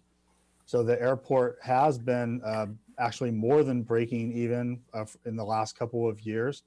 And actually in fiscal year 20, the year we're in now, we began repaying the general fund loan to the airport. And that will continue. So we're more than breaking even, but this airport apron reconstruction project is a very large project. All three phases are in the neighborhood of $40 million, I think a little more than that actually.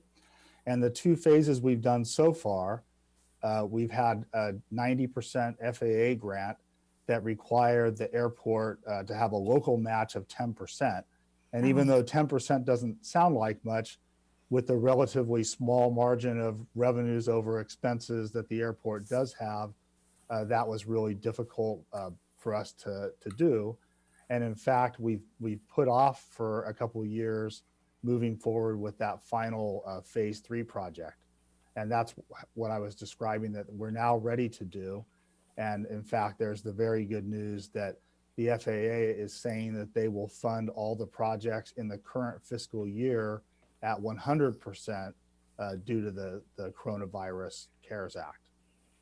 So I described that in the proposed budget, we had this proposal for a $2 million loan from the State Department of Transportation Airport Loan Program that was to provide the matching funds for phase 3, but we're anticipating that we're not going to need that loan, which is very helpful. Okay, thank you. Then there was another item here about sidewalks and streets program reduction. What does that mean to the general, to the residents and the people who use sidewalks, pedestrians, and Right. ADA kind of thing, safety? So we've had over the last, especially 10 years, a very robust sidewalks program, which essentially caught up on a backlog of work and had us finish about a year and a half ago our 30-year cycle of all the city's 23 sidewalk districts. So we've accomplished a lot of work, and what the current proposal means is that for the next 2 years, we would essentially be relying on our in-house sidewalk crew to do temporary repairs to issues that are identified. So in terms of ADA and trip and fall concerns, we would still be going out and making corrections to those areas. But for this time where we're making a decreased investment, it would really be grinding and the asphalt ramping that removes those hazards, and much less of the more intensive work we've been doing to actually replace longer segments of sidewalk. Very good. Thank you so much. It's a relief then. Thank you. Councilmember Cormack. Thank you, Mayor Fine. I did just want to take a moment to thank Director Eggleston for the proactive work on the vehicle replacement fund. I remember we spent a lot of time on that last year at Finance, and we have kind of an extraordinary program. And so that meant that we have the ability to give ourselves some breathing room. And for people who weren't following along at home, vehicle replacement fund is on page 595 of the capital budget. And I believe the sedans that one of the council members was mentioning earlier, quite small portion. Vast number of them look to be trucks and ditch witches. Don't know what a ditch witch looks like. Backhoe, definitely know what that looks like. So that's one of the things I learned last year, is such a wide variety of things. Anyone who goes to our municipal service center will begin to realize that when you have 36 parks and open spaces and you run your own utilities, there are an awful lot of different kinds of specialized vehicles that are needed. So I guess the only other question I had for you, Director Eggleston, I realize it's a little bit hard to bound. I've had a lot of discussions about capital improvement projects which may or may not go forward, and those all end up being managed by your team. So how should we think about your operating budget as we think about changes that might happen, right? Help me understand if we need to crosswalk any of these, or if we'll just come back later if changes are made to the capital budget. Well, I mean, really, I think I was mentioning earlier, there's kind of an interplay between our operating maintenance and capital programs, where especially in areas like streets and sidewalks, we have work done both on the operating and capital sides, and they work together. But also, you know, there's an obvious linkage even on the facilities side, where the longer we're talking about things like deferring, we talked yesterday about the MSC electrical, mechanical, and lighting improvements projects, Ventura projects, things at Coverly, general roofing replacement projects.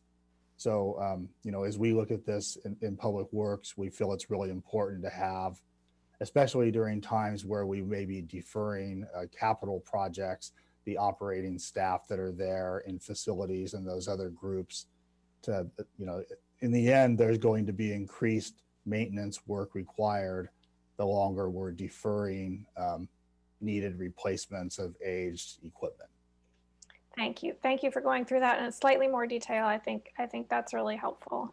As we found going through this the past couple of days, there are a lot of connections. And Mr. Mayor, where are we? Are we ready for motions or? Yes. All right, so I'd be happy to move tentative approval of the infrastructure environment section. That would be utilities department operating and capital, public works department operating and capital. Second. Or Councilmember Ness. Thank you. Would you like to speak to your motion? I think what I'd like to say is that I really appreciated the discussion we had on the utility side. I think we did a good job using the input of our Utilities Advisory Commission and frankly adjusting on the fly over the past, I guess it's like 6 weeks. So I think that's a testament to all of us sort of working in real time and being sure we understand what's happening. And then with respect to Public Works, I think steady as she goes until we make any other decisions. Thank you. And Councilmember Ness. Pardon me, Mayor Fine, this is Kim in the clerk's office. Yep. We have a request for Councilmember Cormack to repeat her motion, please. It's tentative approval of infrastructure and environment section. Is that correct, Councilmember? Yes. Thank you. Councilmember Niss, do you want to speak to your second? I'll speak briefly, but also incorporate a question into it. I'm going to speak to the public works side because I want to say something positive to you, Greg, to Brad, because the airport lost money for years. It was actually, it was something that we were not kind about at the county because it lost so much money. So the fact that you now are in the black is rather amazing. And I know it adds a lot to the community, especially to Stanford Hospital. And I'm not sure how many people know that so many of the flights have to do with organs and so forth going in and out of the airport. So that supports the motion, but also says a special thanks for making that airport work. Thank you, Councilmember Niss. I appreciate that. And while we're on that track, I just really like to recognize Airport Manager Andy Swanson, who's done the lion's share of the work really to make this a success. Thank you, Mr. Swanson. If the clerk could please just reflect that I think it was seconded by Councilmember Niss. Thank you. Great. Please raise your hand if you'd like to speak to this. Otherwise, we can just move on. Okay, let's vote on tentative approval of this section, incorporating the utility rate funds that we had discussed earlier. Councilmember Cormack. Yes. Vice Mayor Du Bois. Aye. Sorry, what was that? That was an aye. Okay, sorry, it's hard to understand. Councilmember Filseth. Yep. I'm a yes. Councilmember Niss. Yes. Councilmember Koo. Yes. Councilmember Tanaka. Yes. Okay, that budget passes on a 7-0 vote, unanimously, tentatively approving, unanimously, tentatively. Great. I think we should maybe take a 10-minute break, and then we have internal services, and then wrap up. Mr. City Manager, any comments? Sounds like a plan. Thank you. Let's get back here at 8:55 for internal services. Thank you all. So Adrian, if we finish up tonight, then we're clear for Monday night? Kylie and I are chatting as we speak. So when we come back from your break, we'll be able to give you an update. Great, thanks. See you all in a bit.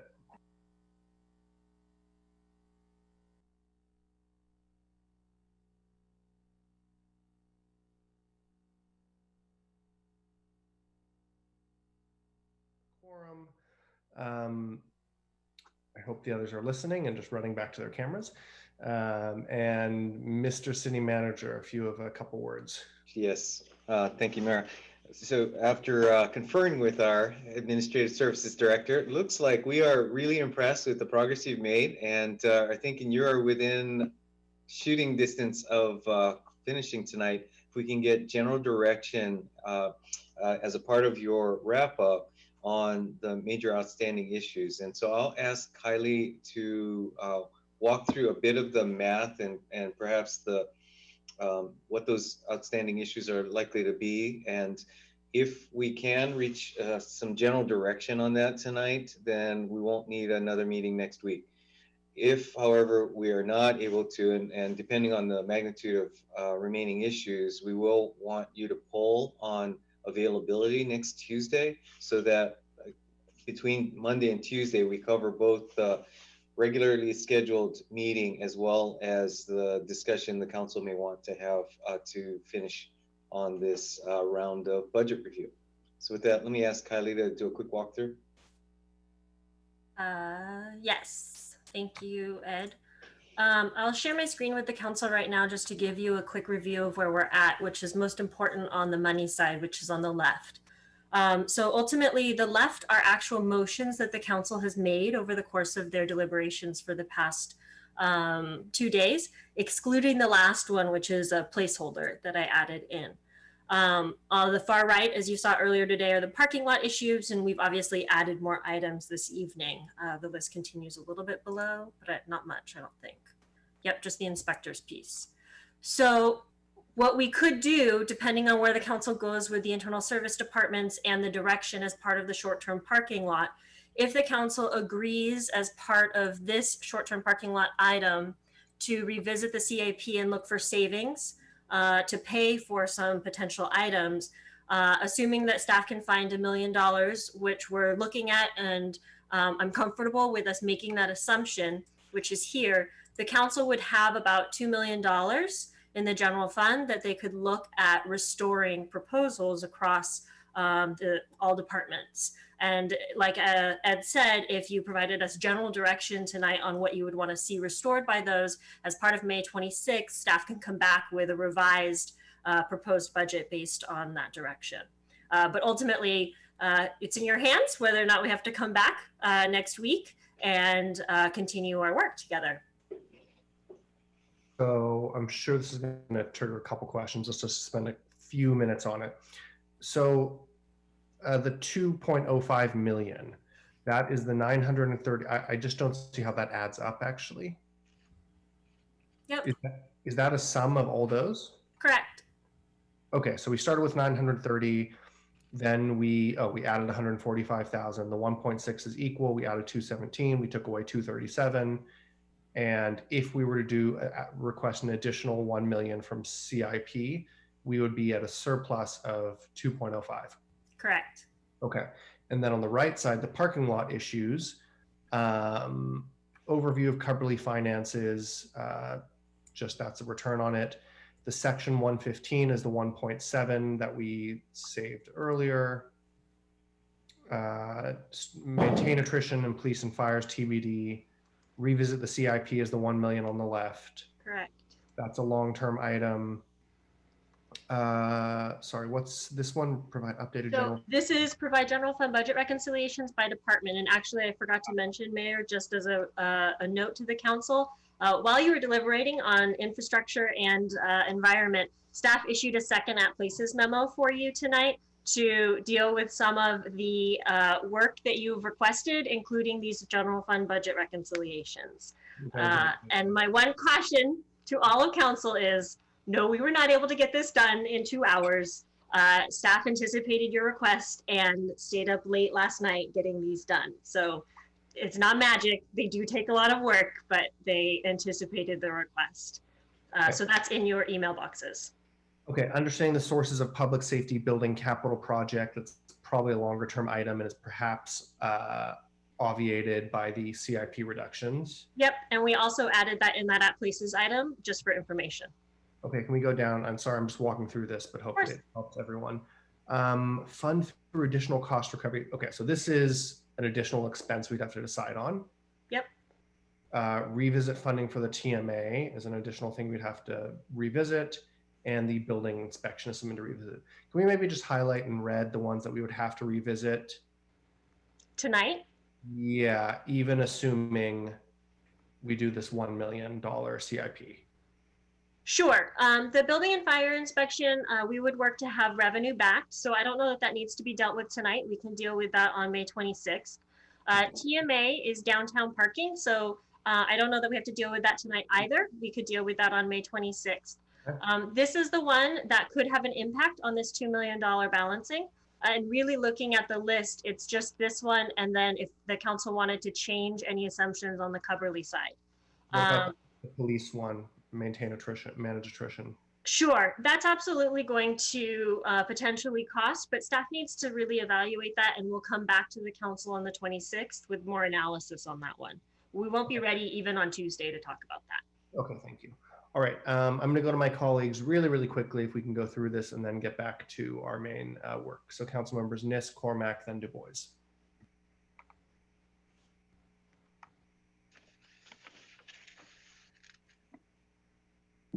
You're on mute.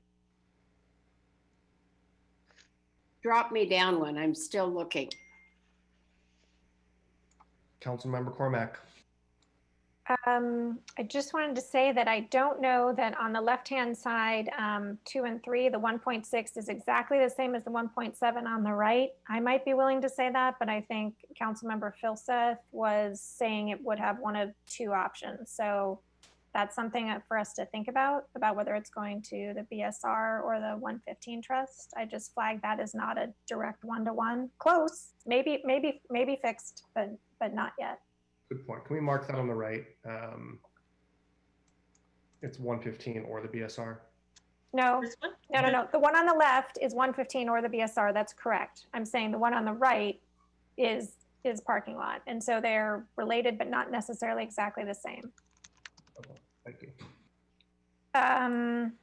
Sorry, can you scroll down on the right-hand side?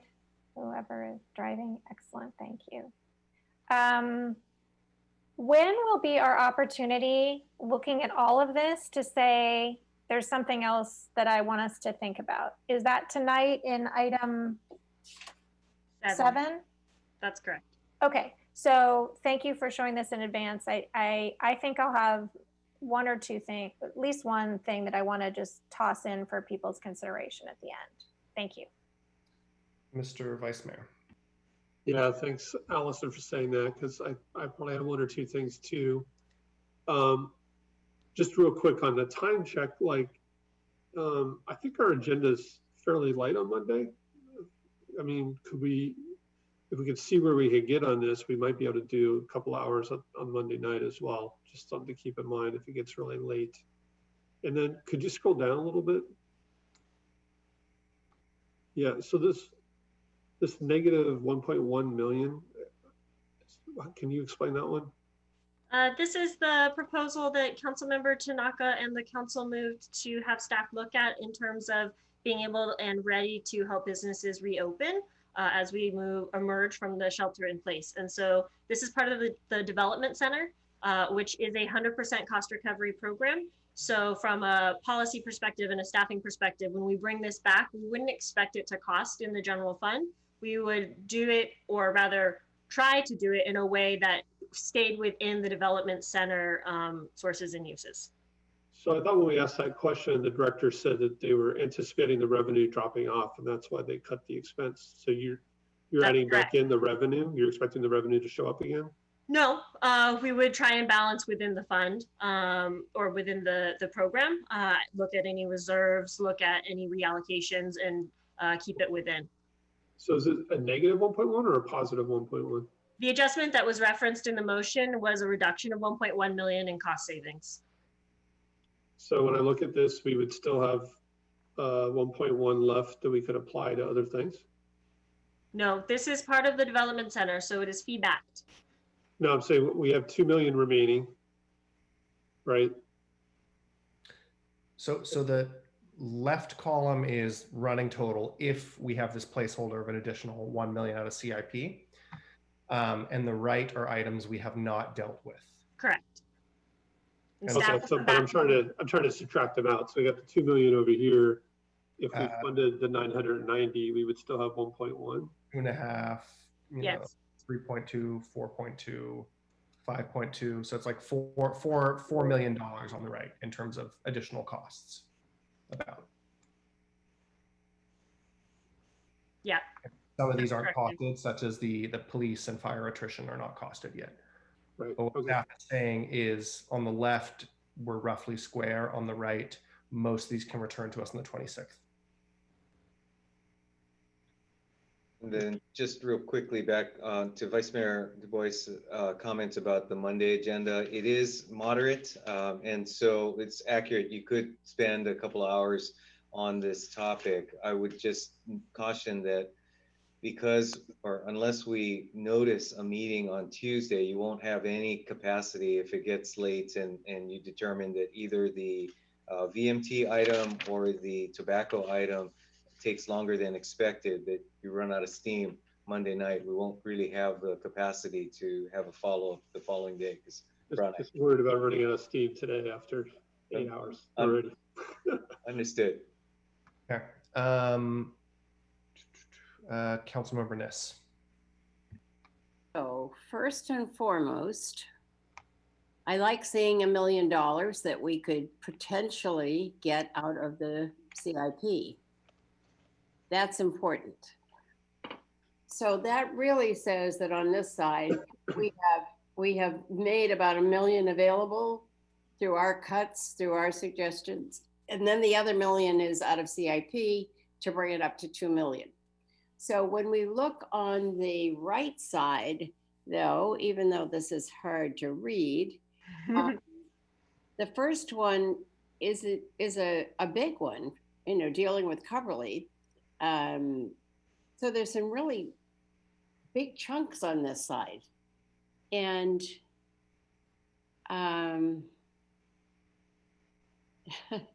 if I were to perhaps editorialize on Coverly, as I mentioned, that is still in negotiation. And while council appropriately wants more detail on where we are and where we're headed, I think ultimately that will be able to fit within the boundaries of what we've had, the reduction of 2.5 to 2.5. And we can work that as staff. We will need some time to work with the school district on that issue. But you think that that's a fairly accurate number? Yes.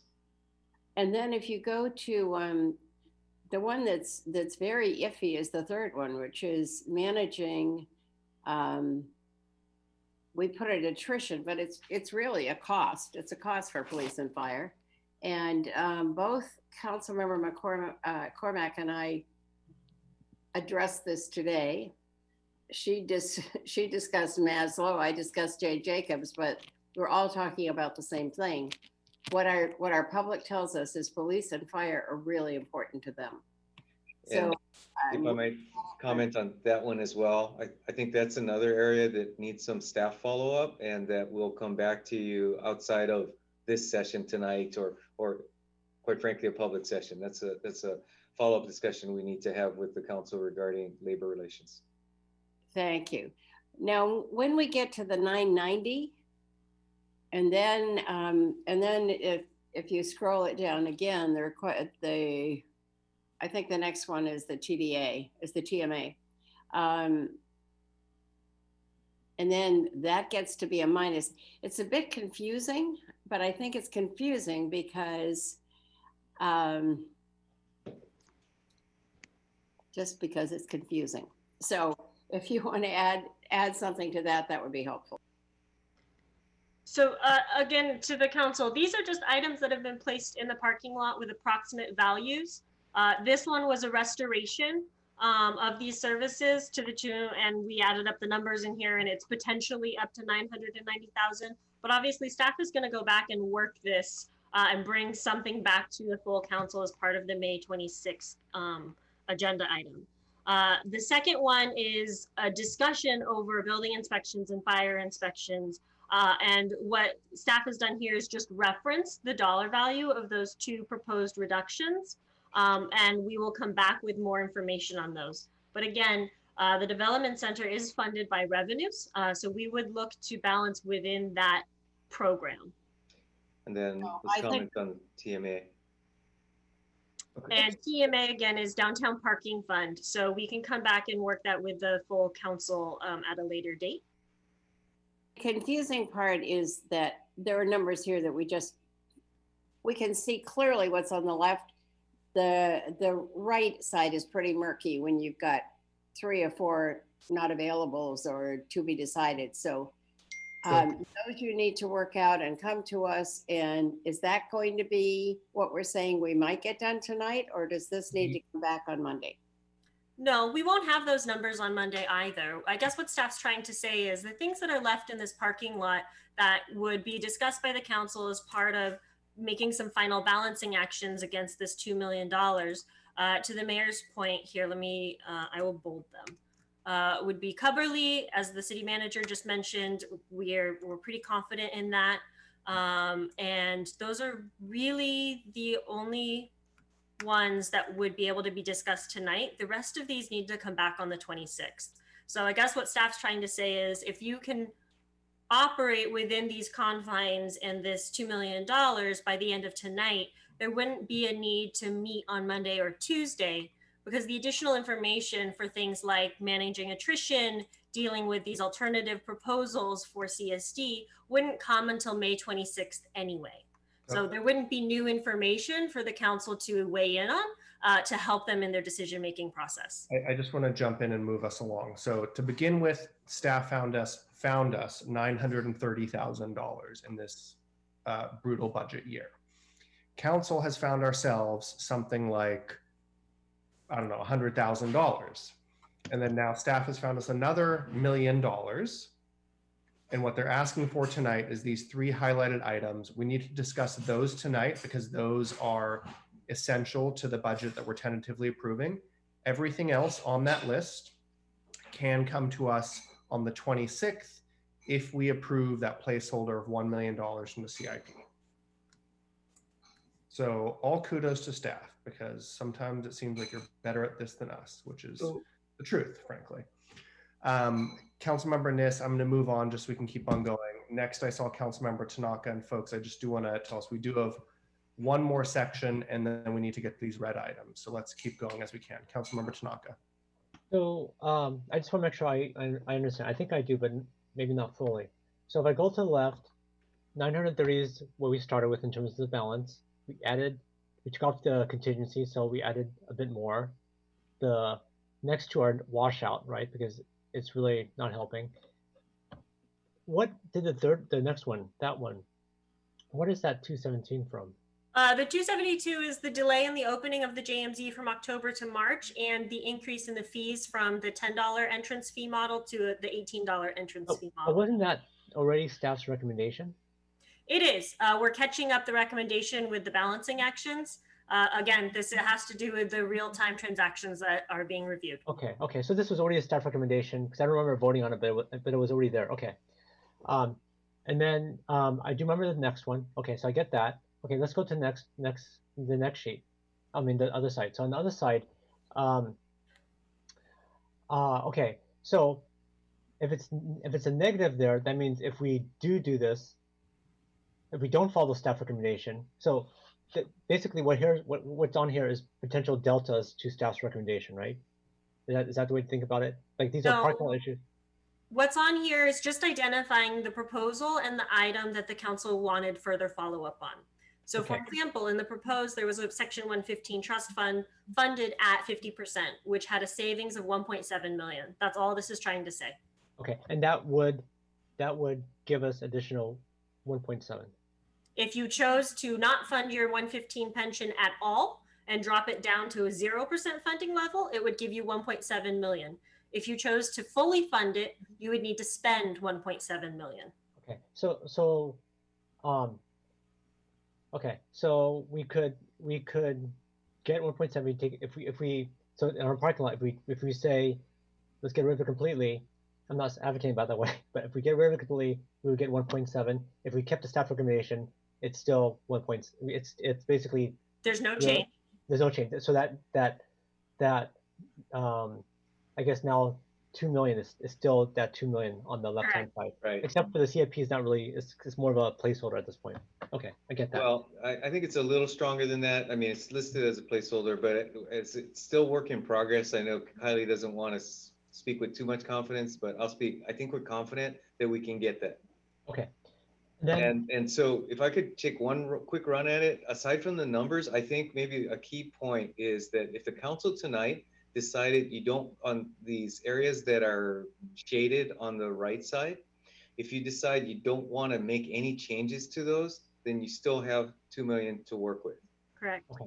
You only draw down on the 2 million if you decide you want to do something with those shaded sections. If we reject something like Coverly or the 115 trust, or if we add something else. The thing that I was trying to understand is, like, the trust is a negative 1.7, but then, like the library stuff is a positive number. Should they both be positive or both be negative? Because they're in some ways quite similar, right? Because if we get rid of, let's say, the pension, then we would get 1.7. I think we're getting hung up on signs and we shouldn't look at the signs. The right side is just tracking issues that council has put in the parking lot for further discussion and review. Okay, so, if we ignore the signs, then it's okay, but the signs seem to be inconsistent. That's my point. And council's actions are different in the parking lot. Sometimes we remove reductions, sometimes we add savings, right? Councilmember Tanaka saw the same thing, but Councilmember Koo.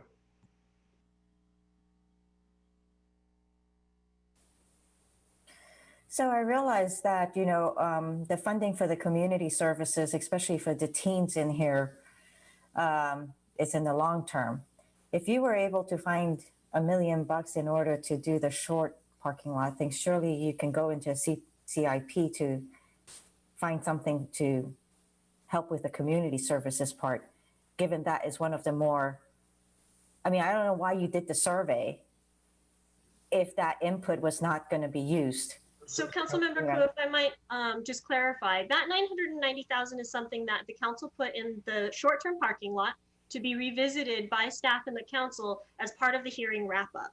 And so a very real action and feasible action could be that council says, absolutely go restore that $990,000 as is, and then you would draw down on that $2 million surplus, bringing it down to $1 million. So that is absolutely at the council's discretion. And what staff is saying is that item $990,000 will come back to us on May 26th. and we will have to jive it or mesh it with ideas like the strategy to maintain attrition in police and fire. No. Things like that. Yet tonight, we're going to be voting on all the stuff on the left-hand side, because that can be decided tonight. We've already voted on the stuff on the left-hand side.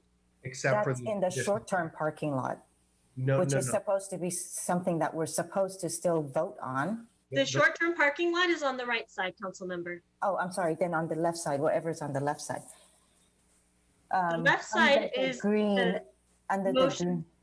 So the left side are the motions council have already approved by majority vote through the last 3 days. The right side are the short-term parking lot items that the council wants to revisit. And so staff's tracking those for a future date when council can revisit them, which can either be at the end of tonight or as part of the May 26th. And when do we get to look at the revisit the CIP? We can look at it this evening, and what staff is saying is we're confident that we can find another $1 million in CIP. Oh, I see. So that's what you have on the left column. As a placeholder. Okay. And that will give us some flexibility to work on things like the CSD programs that you just referenced. Okay. Okay. I kind of understand what you're doing now. Sorry for the confusion, guys. Councilmember Philseth. Just a quick question on the 1 million from the CIP, which I think is certainly helpful. The 1X thing, what you mean is it's this year, right? And not next year and the year after and so forth? Is that correct? Okay. So to your point earlier, Councilmember Philseth, you had said, if we restore a program and we restore it ongoing, whereas we cut a project on the capital side, that's a one-time cut, whereas there are ongoing costs associated with program restoration. Just really clear. So if we use the 1 million to fund $1 million in services, then basically what we need is a 1 million cut in the CIP every year. Yes. Thank you. Okay, that's what I thought. I was hoping you'd say that wasn't the case, but sorry. Yeah, your instincts. You're no help. Your instincts were good, Councilmember Philseth. Okay, I hope that was somewhat helpful. And staff, thank you for all the work on this. As Director Nosey said, this is certainly not done in our 10-minute break. This takes a lot of work. Let's move on to our next item, item number 5, the internal services departments and council appointed officers operating budgets. Just to frame this quickly for members of the public who are listening, these are things such as human resources, information technology, and then the budgets for folks like the city attorney's office, the city manager's office, the city council, the city clerk's office, and those areas. So if staff has a quick presentation, and then we'll go to the public. Yes, thank you, Mayor. And in the interest of time, I have the pleasure of going through all of these with you instead of passing it off to everybody. But do rest assured, we have all of our directors and council appointed officers on the line. So Rumi Portillo is with us, Darren Nemoto is with us, Molly, Beth are also with us. And as you can see, Ed is also with us. So the operating budget pages are 115 through 150. Those are primarily the council appointed officers as well as ASD. Then 159 through 170, which is HR, and 193 through 213, which is IT. And then the capital pages that are listed here are associated with our capital CIP. Okay, overall, these are your departments and their baseline expenses. So you can see all the different department budgets. Most are in the $1 to $5 million range, and the FTEs are pretty small, other than my department. All funds are a little bit bigger.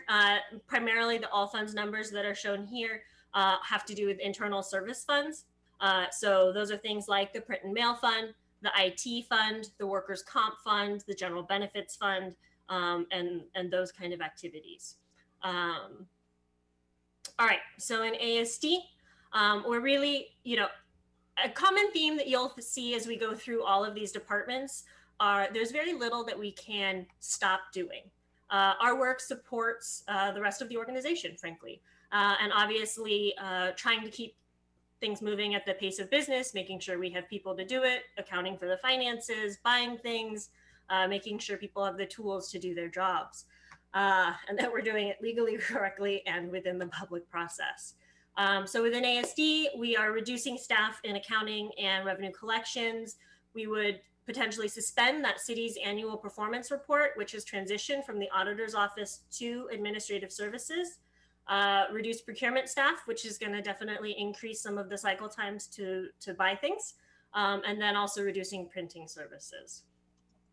But these are all the things that will continue. And again, this has to do with the things that we can't stop doing, right? We will continue to process biweekly payroll. We will continue to manage our property. We will continue to manage our treasury. So we do our investments, we do our bond issuances, we will continue our warehouse. So as a reminder, we run 2 warehouses, one for the water quality control plant and one at MSC, which is significantly supporting the MSC Public Works and Utilities operations. And then of course, all of our financial reporting, our CAFR, our long-range financials, the mid-year budget, budget adoption, and everything in between. So in HR, there's a recommendation to reduce staff resources. And as you noted before, the elimination of the HR contingency fund. Again, they're not going to eliminate or discontinue any services, but ultimately this is going to increase the cycle time to do things. So they will continue to support the workforce and the shelter in place orders and the Family First Act, and frankly, they get to implement all of the changes that are proposed in this budget once council finally adopts them, and all of our negotiations and relations with the unions and our employees as we move through this very difficult time. In addition, the normal business doesn't go set aside. They will continue to do performance assessments, safety and wellness. Ooh, and the lights are going to go out. Our relationships with the labor groups, as well as all of the risk management for the organization. IT, this is funded out of an internal service fund. So as a reminder to the full council of these numbers, these are the numbers that are reduced in the IT fund. The general fund sees a share of that savings because we are one of the payers into that fund. It's between 50, I think it's about 50%. So they're freezing their vacancies. They're trying to adjust their service delivery as we move more things to the cloud, as you've seen staff adapt to Teams and Zoom and us all working remotely as we move to software as opposed to hardware. And then we'll also be looking at reducing reserves here and the cycle time for some of our equipment.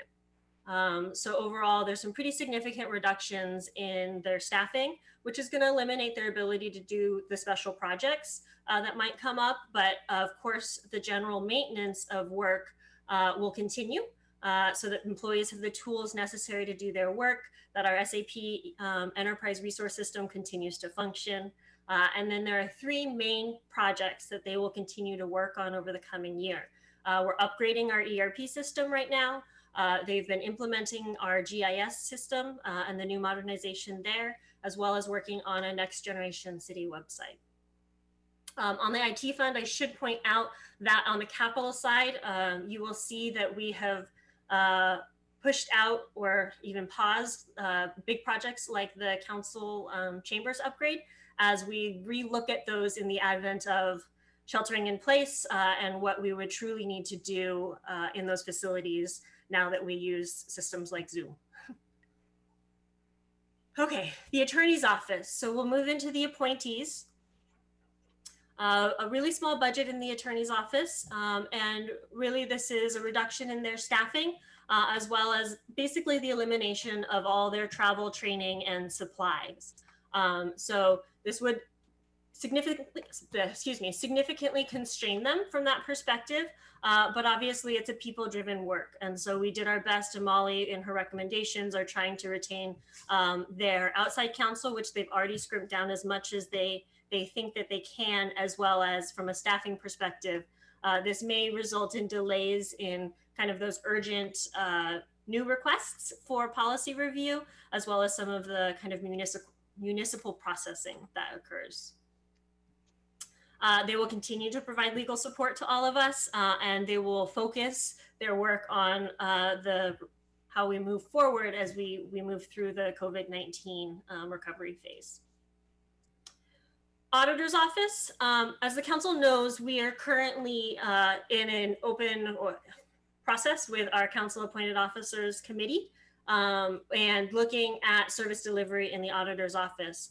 So staff really have done a few things as part of this budget. Based on the council's discussion of the role and responsibilities, we've moved those pieces out of the Auditor's Office to the respective areas that are not internal audit specific based on the CAO's review. So that's the National Citizen Survey, that's that performance review or report that council said, you know, those are more appropriate on the administration side. And so we've moved those pieces out of the department's budget and into the city manager's office and the administrative services department. In addition to that realignment, so there's no cuts there, just a realignment between departments. There is just a placeholder for a net reduction. And that's similar to all the other, internal service departments and appointee department budgets. Obviously there's, it's a placeholder. There isn't necessarily a proposal behind it, as staff's just waiting to sync the budget with the CAO review of the RFPs and the ultimate funding for the Auditor's Office and the service model moving forward. City Clerk's Office. All right. And Beth, please jump in if I miss something. In here, there's a reduction in staffing, which is definitely going to impact their resources and redundancies necessary in this new world to run these Zoom meetings. And it's an elimination of their travel, training, and supplies budget. There's also a significant contract expense reduction, and this is probably really important to touch on with the council. There is and there go the lights. There is an elimination of the minutes transcription that's done for our public meetings. So what we would do as an authoritative record would be the video and the action minutes, and we wouldn't have the transcriptions. And this would also not have KZSU broadcasting city council meetings. It would eliminate the boards and commissions training or recognition funds, and it would also eliminate printing agenda packets.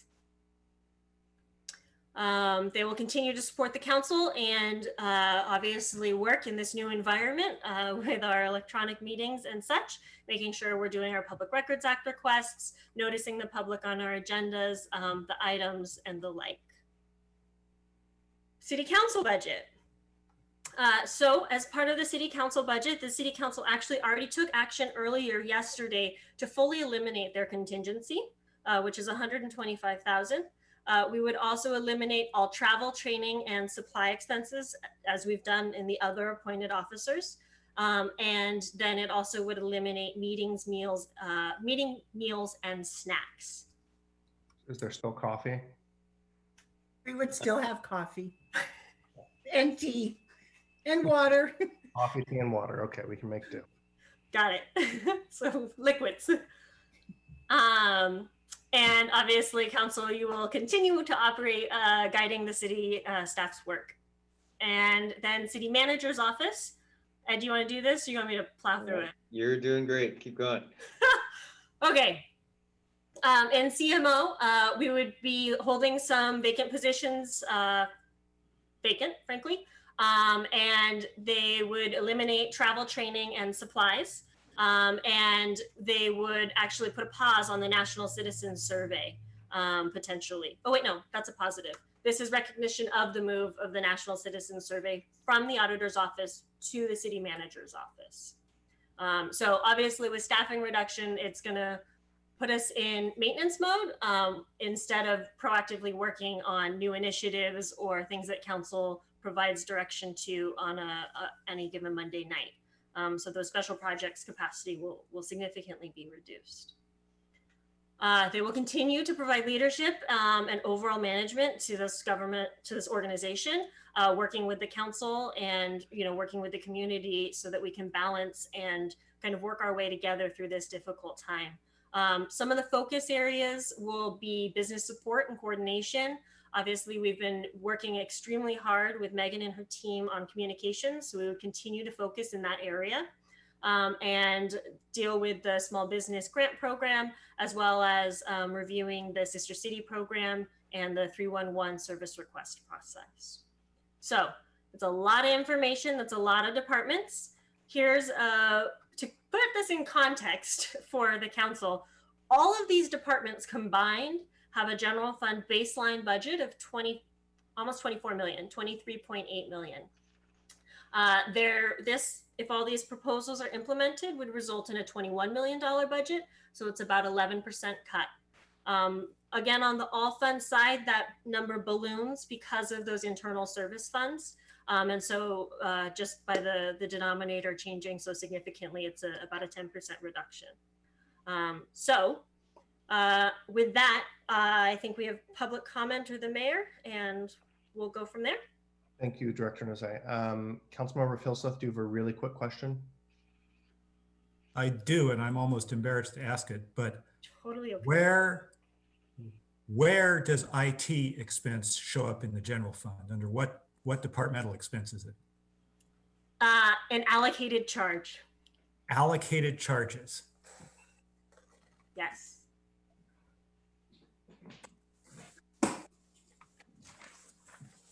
I don't see allocated charges as a category here. Under expenses? Under expenses. All right, I'm gonna ask someone on the budget team. Non-departmental, but it's not in there. No, it's not. I'm sorry, it's in each department. You would need to look, it's in each department in their expense budget. You have to look by budget by expenses by category, and it's buried in there. Thank you. IT and HR, etc. Okay. Thank you, Councilmember Philseth. Let's go to members of the public who wish to speak on the internal service funds and the council appointed officers operating budgets. Hi, Mayor Fine. This is Kim in the clerk's office. As of right now, there are no speakers with their hands raised.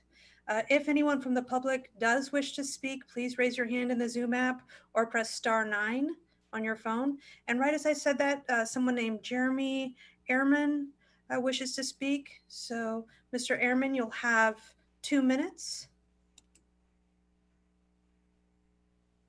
Thank you. Can you hear me? Yes, I can hear you.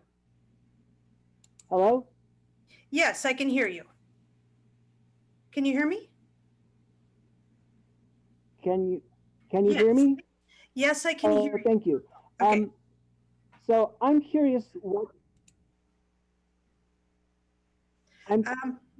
the cost recovery is for the managerial positions in City Hall. For example, how does the city manager's office do cost recovery? Do they do bake sales or hold raffles? Now, yes, this sounds like a joke, but my point is that the city puts a lot of pressure on community service workers, like in the theater, in the arts center, for classes, teachers, artists. There's immense pressure for them to make money for the city, and that their positions and the services they provide aren't important enough to the city to have unless they provide money for the city. But the same is not considered true for the managerial positions. So I just want you to consider just that dichotomy, that so many positions in this city, important work, the people that change the lives of children and citizens, their work is expected to make money, while the managers don't have to make money for the city. Just want to point that out. Thank you. Thank you. As of right now, there are no more hands raised. Okay, thank you. So let's return to council, please. Going to open it up for a round of questions to my colleagues, and I actually just might lead off for this one just because I've got 2 quick ones. So one, I guess, is to Attorney Stump. For the minutes, is that a requirement of state law or charter that we have to approve our minutes every couple of weeks? It is a requirement that you approve the minutes, that the minutes themselves, there is flexibility in terms of how those are provided. There do need to be what's called action minutes, but the verbatim minutes are not required by law, and that's something that the council has has asked for as a discretionary matter. Okay, so we just have to approve action minutes at the base or verbatim minutes. And with this proposal, we'd go back to action minutes, and those would still be approved every couple weeks. That's my understanding of the proposal. The clerk can clarify if that's not quite right. This is Beth Minor, the city clerk. Yes, a couple of years ago, the city council approved moving to action minutes and the video as the permanent records for the city, and that the other minutes are just there for public or council use. And those we do not bring to council, we only bring the action minutes. Okay, thank you. And then on KZSU, the proposal, so I didn't actually know, we pay KZSU to broadcast? Yes, we do. Okay, so if we didn't pay them, KZSU and Vince would disappear from the back. Yes, they would. Okay. Do we have any idea how many folks listen to that? No, I've tried to ask them, but they have no means to figure out what their listening base is. Okay. And the cost of that one was? $20,000 a year. Okay. I think those are my questions for the moment. I don't know about you guys. I'm interested in KZSU. Off to my colleagues. I see Councilmember Cormack, then Nis. Thank you so much, Mayor Fine. Do I recall that we are self-insured for unemployment? And if so, is that happen in HR here? Is this the area we'd talk about that? That is the area that we would talk about it. Molly can help us out, but yes, we are self-insured. Okay, so where is the number in the, just explain how that works, and if at this point in time we should be changing the budget for that. I just like a little more information. Sure. From a technical perspective, I can tell you where it's budgeted, which is in the General Benefits Fund, one of those internal service funds. So all departments and all funds pay into it. But it sounds like Molly and Rumi have some additional information. I think So Rumi's scary when this many staff show up to answer a question, but go for it. Yeah, I actually don't have much to add to it. It's a technical transaction that happens through Kylie's shop, but I was just, if there are any questions about how the benefit works, I can assist with that. But in terms of how it's budgeted, we help facilitate the information to the workforce, but it's funded as a budgetary action. Okay, so given all the changes that might unfortunately occur, we're confident that we will be prepared to pay the benefits we need to pay. I think confident is a strong word. I do think staff, though, is looking at that closely, obviously, and is watching the council deliberations, and depending on the final recommended budget, may need to come back with some adjusting entries. Okay, that's very helpful. Thank you. With respect to IT, I have been remiss. I think we all have been for not thanking you at some point during this process. Everyone was so panicked at the beginning, and it's really been remarkably smooth. Darren has quietly lurked in the background. He was the first to teach me about Zoom backgrounds, which I'm super excited about because nobody needs to see my dog in my dishwasher. So I do just want to take a moment to say thank you for managing through what's really been extraordinary, and getting laptops to people other places. So well done. Thank you, Councilmember. So a little concerned on the city attorney budget to see training cut. There's still going to be sufficient funds for continuing legal education, which is a requirement. Yes.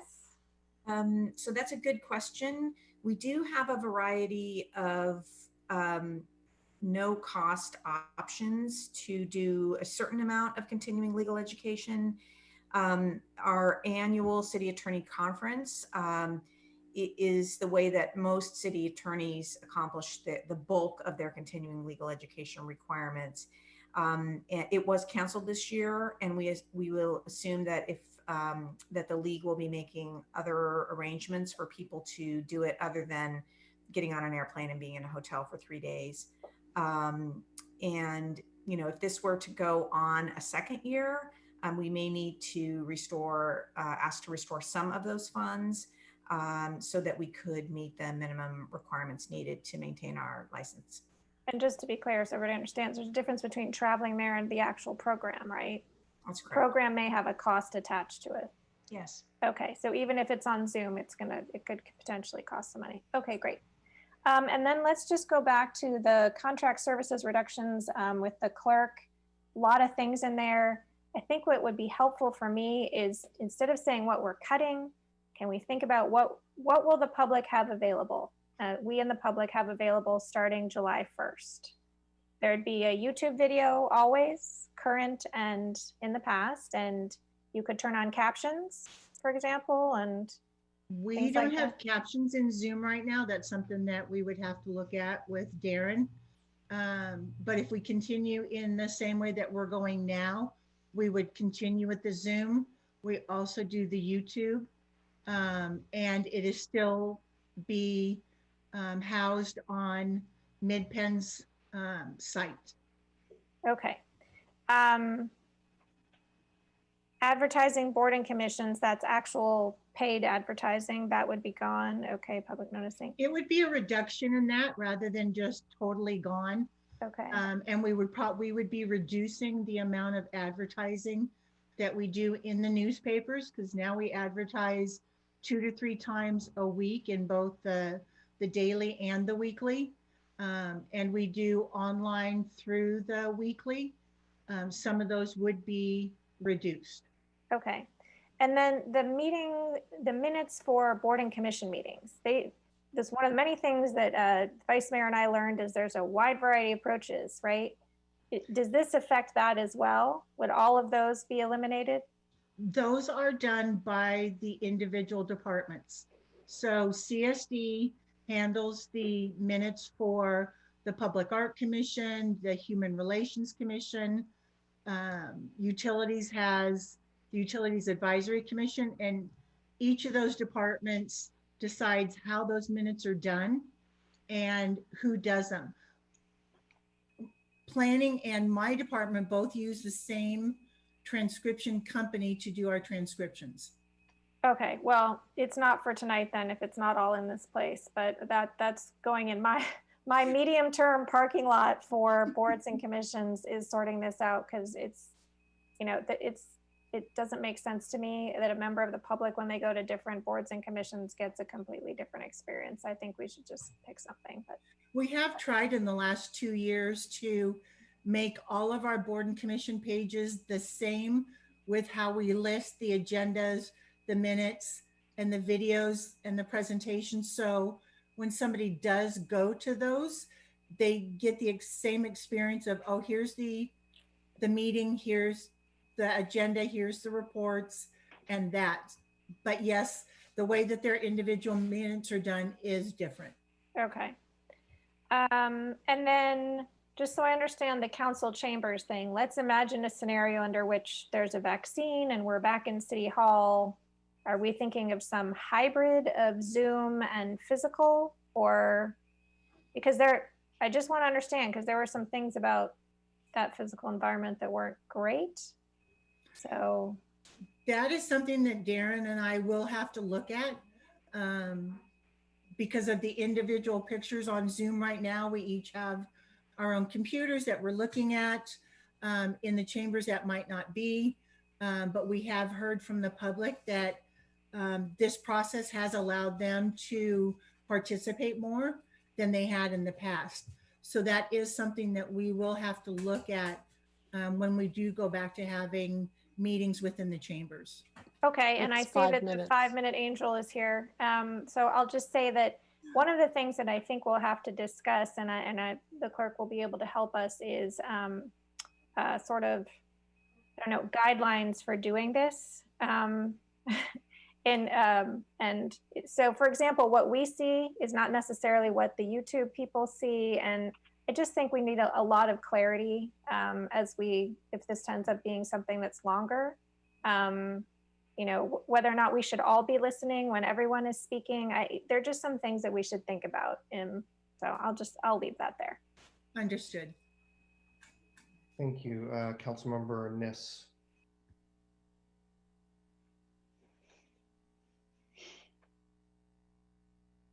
You're on mute, Liz. I'm unmuting. So this truly brings it all home. It suddenly is very real. So a number of the things that Councilmember Cormack said certainly are important and resonate. I do have concern about the minutes, and we'll try to address that in just a minute. But I'm also very concerned with KZSU. Could somebody explain what the $20,000 is for? Do we pay to whom do we pay that? We pay that to Stanford University, to the KZSU. It is for Vince to come in anywhere from an hour to a half hour before the meeting, do all the broadcasting of the meeting, and then he stays for approximately a half an hour to an hour afterwards, wrapping up and turning his show off. And he does it for every council meeting. And is he paid to do it, Beth? Yes, he is paid to it. I don't remember what his hourly rate is. It can't be very much. Not at $20,000 a year. But that would be interesting to know, because I think a lot of people would miss KZSU, even though we think most people see us on the computer or some other way. I still think people actually listen to KZSU. So this eliminates, it says, any special events that would apparently honor our boards and commissions and so forth. That's true, right? Correct.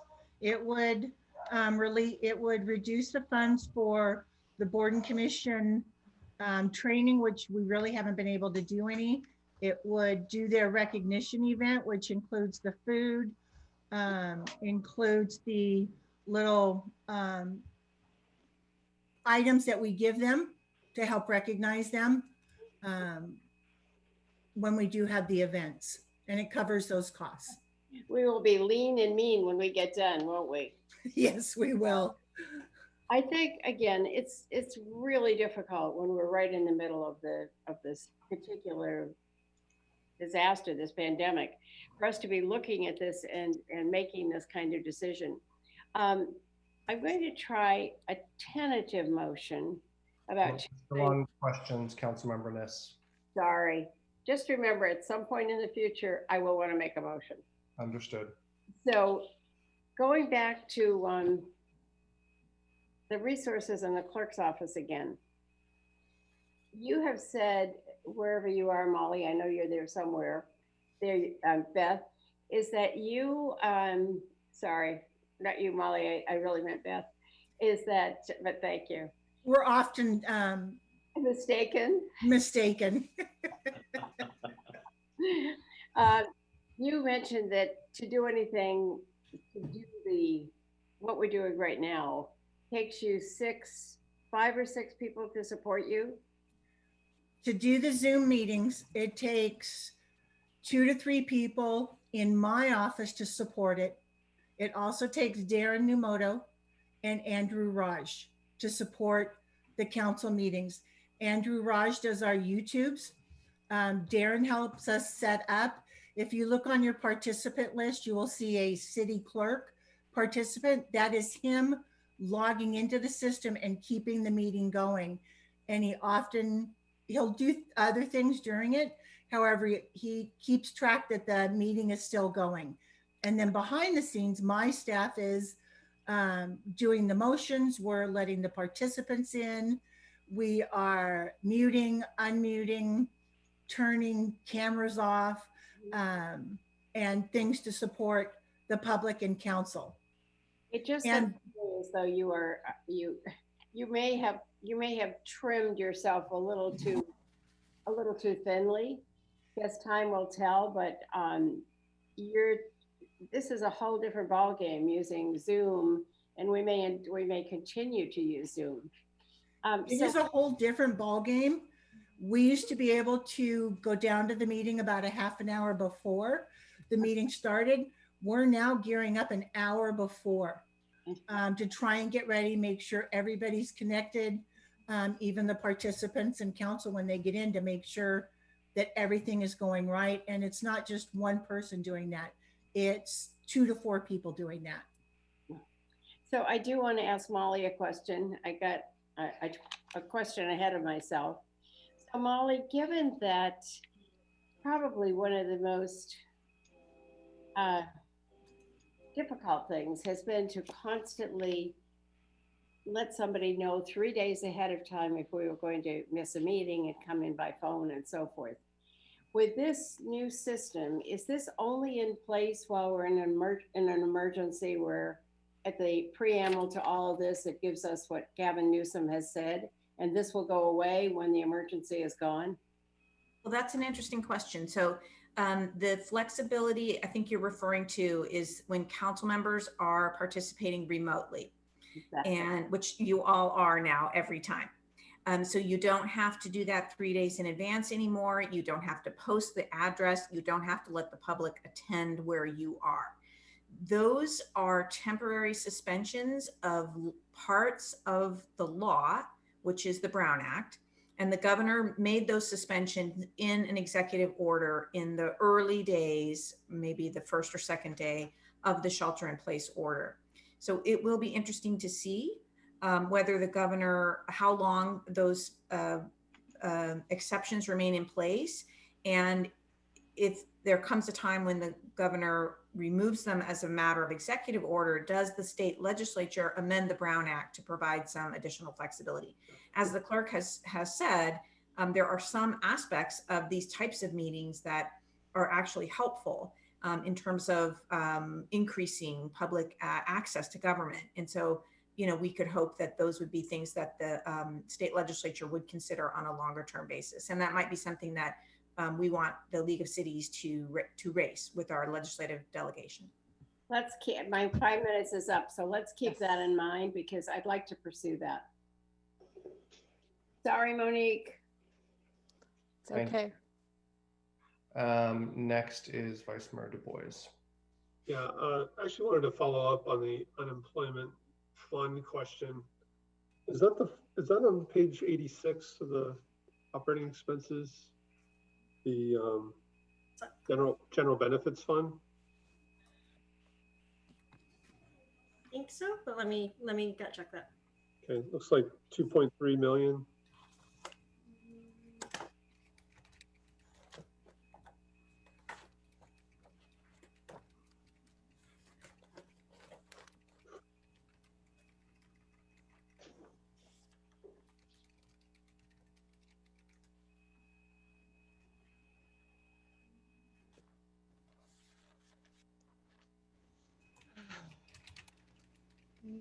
Yes.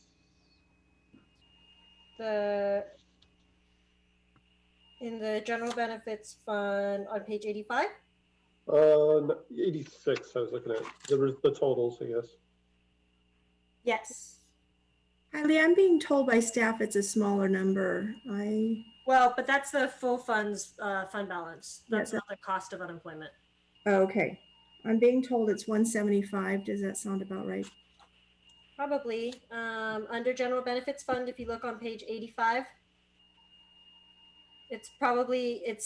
I'm guessing, well, I would need my team to help out. So if Steve or Jesse knows this answer. I just wanted to get a sense of the magnitude. And I would say it's on page 85, and it's either that $221,000 number under contract services, or it's within the $74 million number. Okay. We'll follow up with you.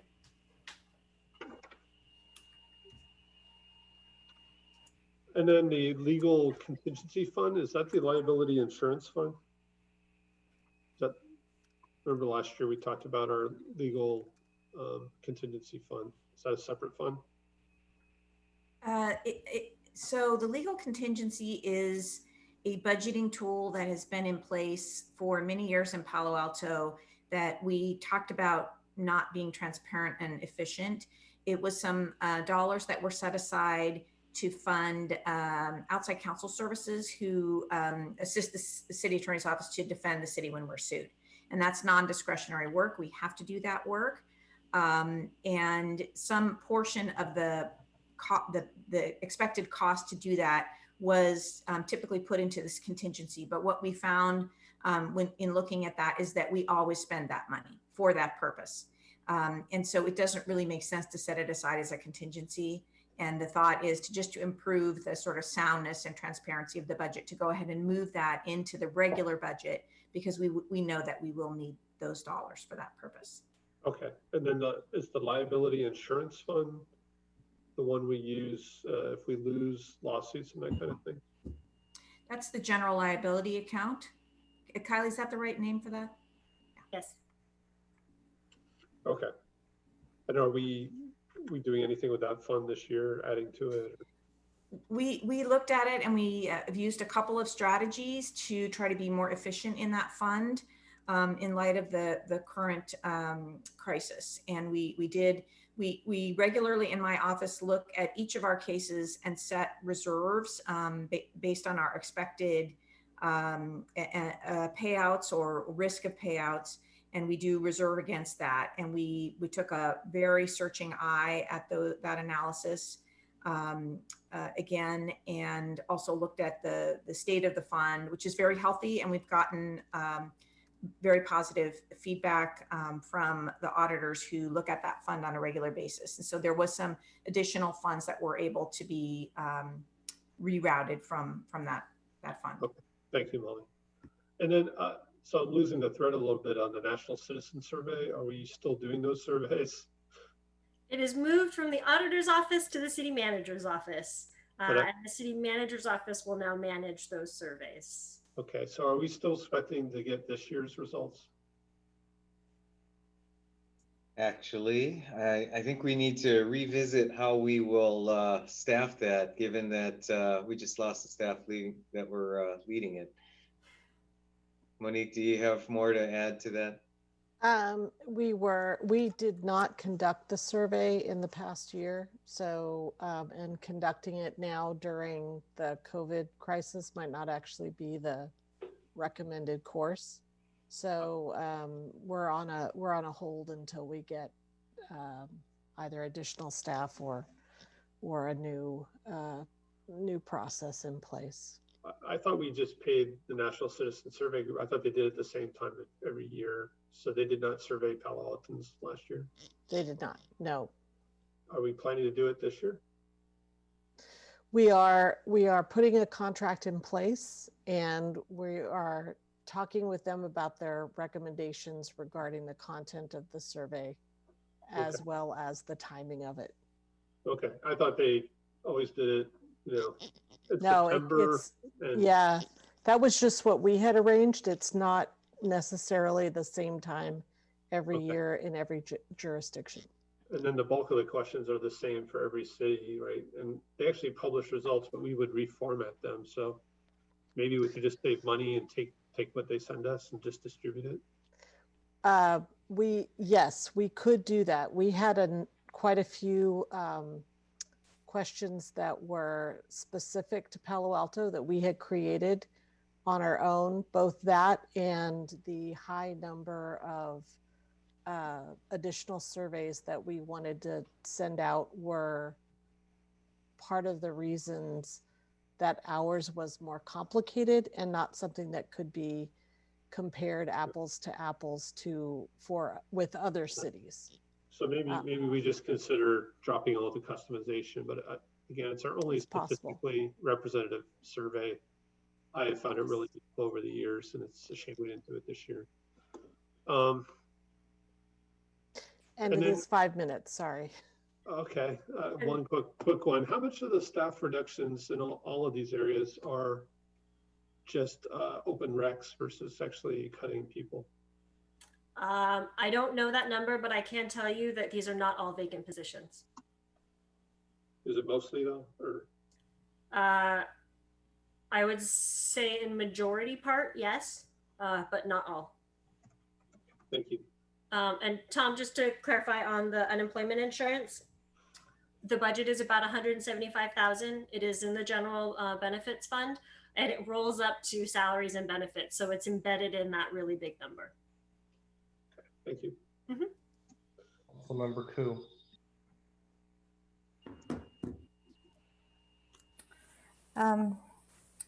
So in Molly's, the positions reductions, It says curtail persecution of municipal citations, code enforcement support, public records response, and just lengthen response times to new initiatives.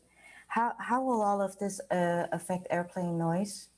Are you still providing support towards airplane noise advice or guidance? Yeah, it's a good question. So quite a bit of the work in my office is work that has to be done. We have to defend the city when it's sued. We have to assist the departments in meeting federal and state regulatory requirements.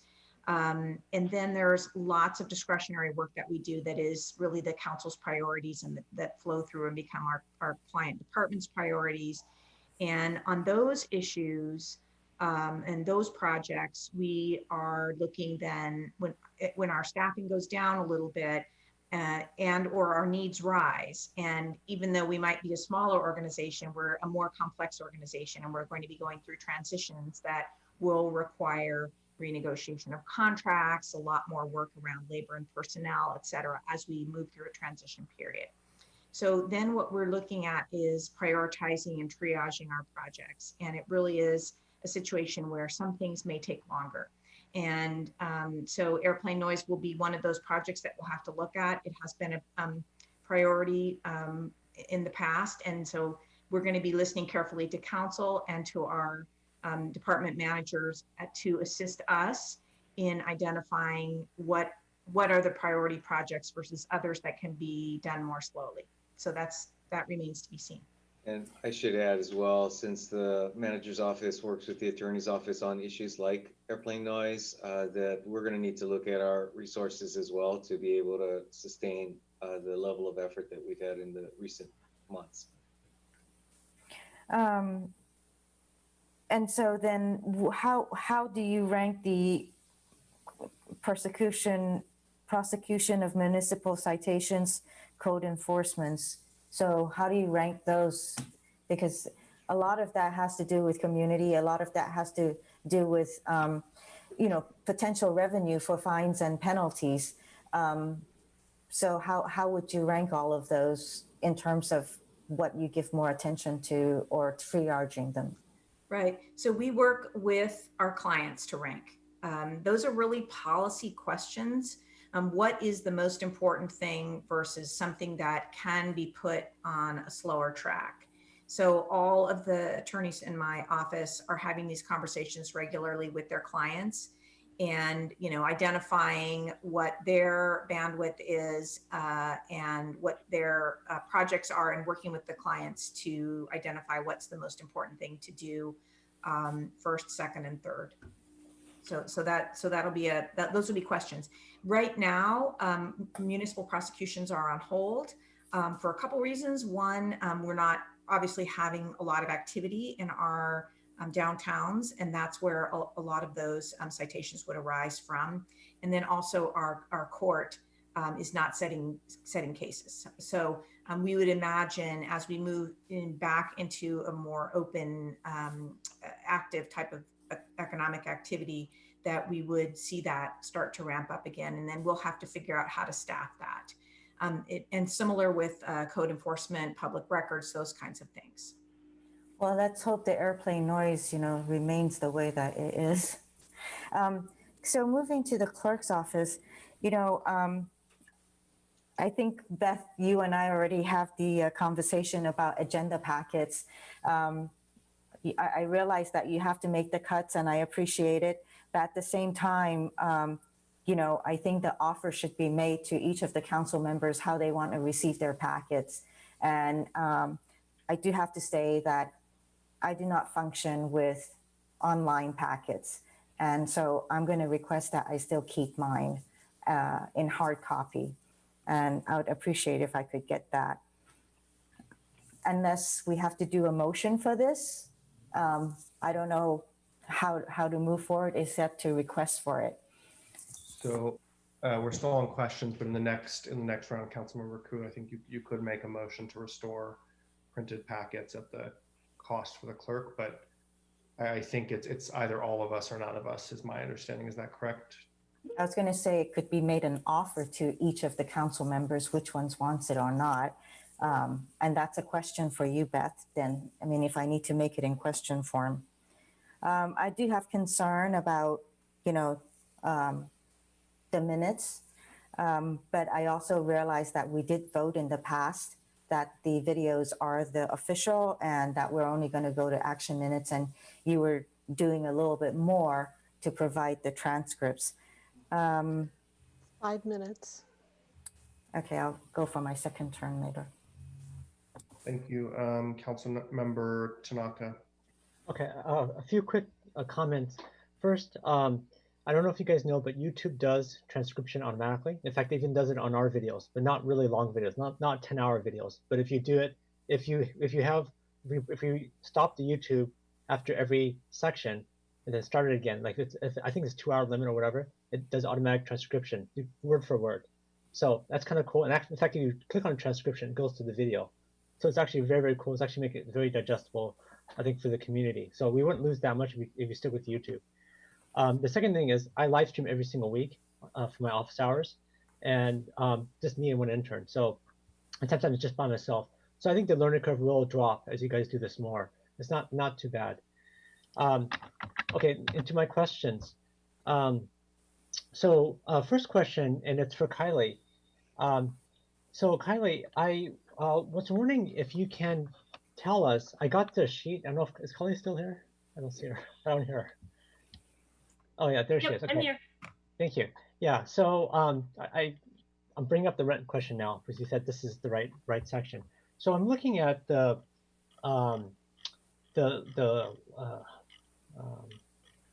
list of, I guess, 94 properties, and maybe you could bring it up so we could all see at the same time. And it doesn't look like all properties are there. Like for instance, the Roth building as an example. I guess this is the only property that's currently being rented, but property that's not being rented is not on this list, correct? And I don't know if you could bring it up the attachment A so that people could see it or share it. Yeah, I'm trying to listen to you and pull it up at the same time. Okay. So anyways, so this only includes property that's currently being rented, but not property that's not being rented, correct? To my knowledge, yes. Okay. Sunny is on the line and you can correct me if I'm wrong. Okay. Because it would really be good to see all property. Okay, thank you, Sunny. It'd be really great to see all property. And my request here, and it may not be a 5-minute thing, so I don't know, it might have to go to the parking lot. But what might be interesting to do is to see all of our property, and if hypothetically we charged market rent for all of our property that we have, this could be a pretty significant revenue source. Because I'm looking at a lot of these rents, and they're like less than $1 per square foot. Like sometimes way less than $1 per square foot. And I mean, a square foot per month, right? Just in Palo Alto, rent's usually at least $4 all the way up to $12. So now this may not be Class A office space. I totally get that, but there's money on the table here.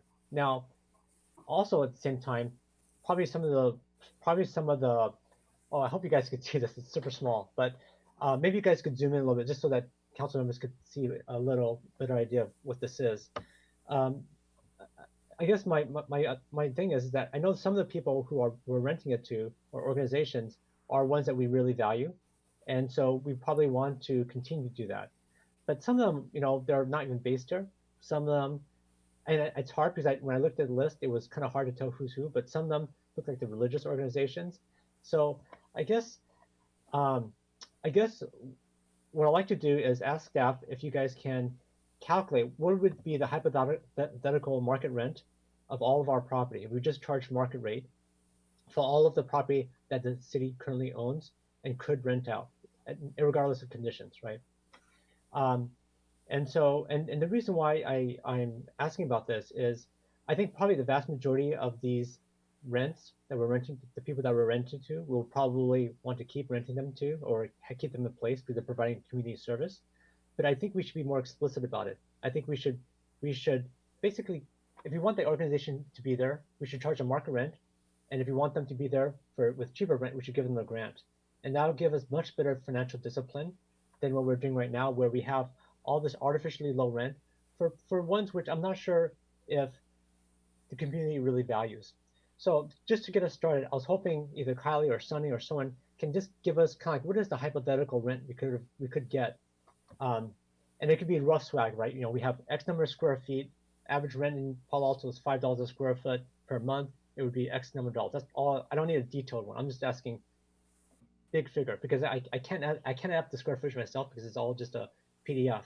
So I was wondering if you guys could just take total amount of square footage, rentable square footage that the city owns in our city that's not currently used for city purpose, and then times it by the average rent. What would that figure be? In all honesty, council member, that's not something we can answer for you tonight. That would need to be a short-term and or long-term parking lot item. Okay, maybe even easier. How many square feet of rentable space do we have in our city? That I don't know. I'd have to look that up. Yeah, if I could chime in here, and actually Sunny may want to opine as well. So just to give you a perspective, I think if, and I completely understand, Councilmember Tanaka, where you're headed.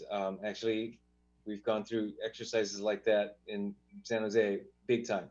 The distinction is that if you actually try to envelop all properties, you're going to have hundreds, if not thousands of properties, most of which are little sliver rights of way that have no rentable potential. So just rentable parts, not right. So focusing in on those that do have potential, I think there is a fundamental policy question that the council needs to consider before sending us off on the exercise. And I do think this would be a long-term parking lot exercise because it would be a pretty significant effort. And the question is, as you're saying, market rate versus sub-market rate. And I will tell you 99% of our properties are sub-market rent by policy direction. And because, just use the Coverly leases as an example, we have been processing numerous requests for rent deferrals, which we process just routinely given the coronavirus situation, because they're rented to nonprofits. And so to your point, you know, I think that there could be a policy discussion of bringing it up to market rate, but that's a pretty significant policy decision for the council to consider. In fact, there's is it a pending or recently completed audit on this topic as well? So there's been some work that has been done up front, but before we undertook the kind of project that would be involved here, I do think I guess I don't want to like create a lot of extra work. Really, if we just knew how much square footage we have in our city, and it could be rough, it doesn't need to be that exact, that would be good enough. Okay, because we're in extraordinary times. We just cut our police department, I mean, I think way past the bone, right? A lot of our community services are being cut. We're in extraordinary times, and what I'm looking to do is looking for ways to give us options to try to restore some of these services. And so while I understand I'm just looking for a rough swag, because maybe it's nothing. Maybe the amount of money is a trivial amount of money, but I mean, just rough figure of adding up some of the numbers here. It looks like quite a bit of square footage here. I don't have access to a spreadsheet version of this, so I can't do it myself. But I mean, when we're making the kind of cuts we're making right now, and causing the amount of pain in our community among our employees as well, I think we owe it to our constituents that we do some diligence here. And that's why I'm asking for us, just not a super duper real estate, I'm asking for just a rough swag. How much real estate square footage do we have? And we could just use the average rent. And we know it's probably gonna be off by quite a bit, but at least we know.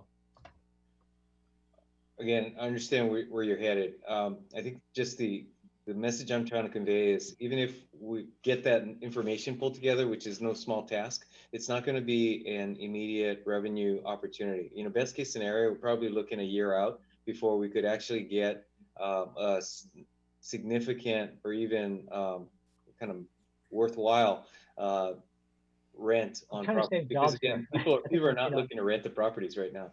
I understand, but I'm trying to save jobs here. And so that's why I'm trying to see if we could explore this, because being able to get extra revenue without having massive tax increase or fee increases, and not having to cut the heck out of all of our staffs and lay off a bunch of people and cut a bunch of services that people love.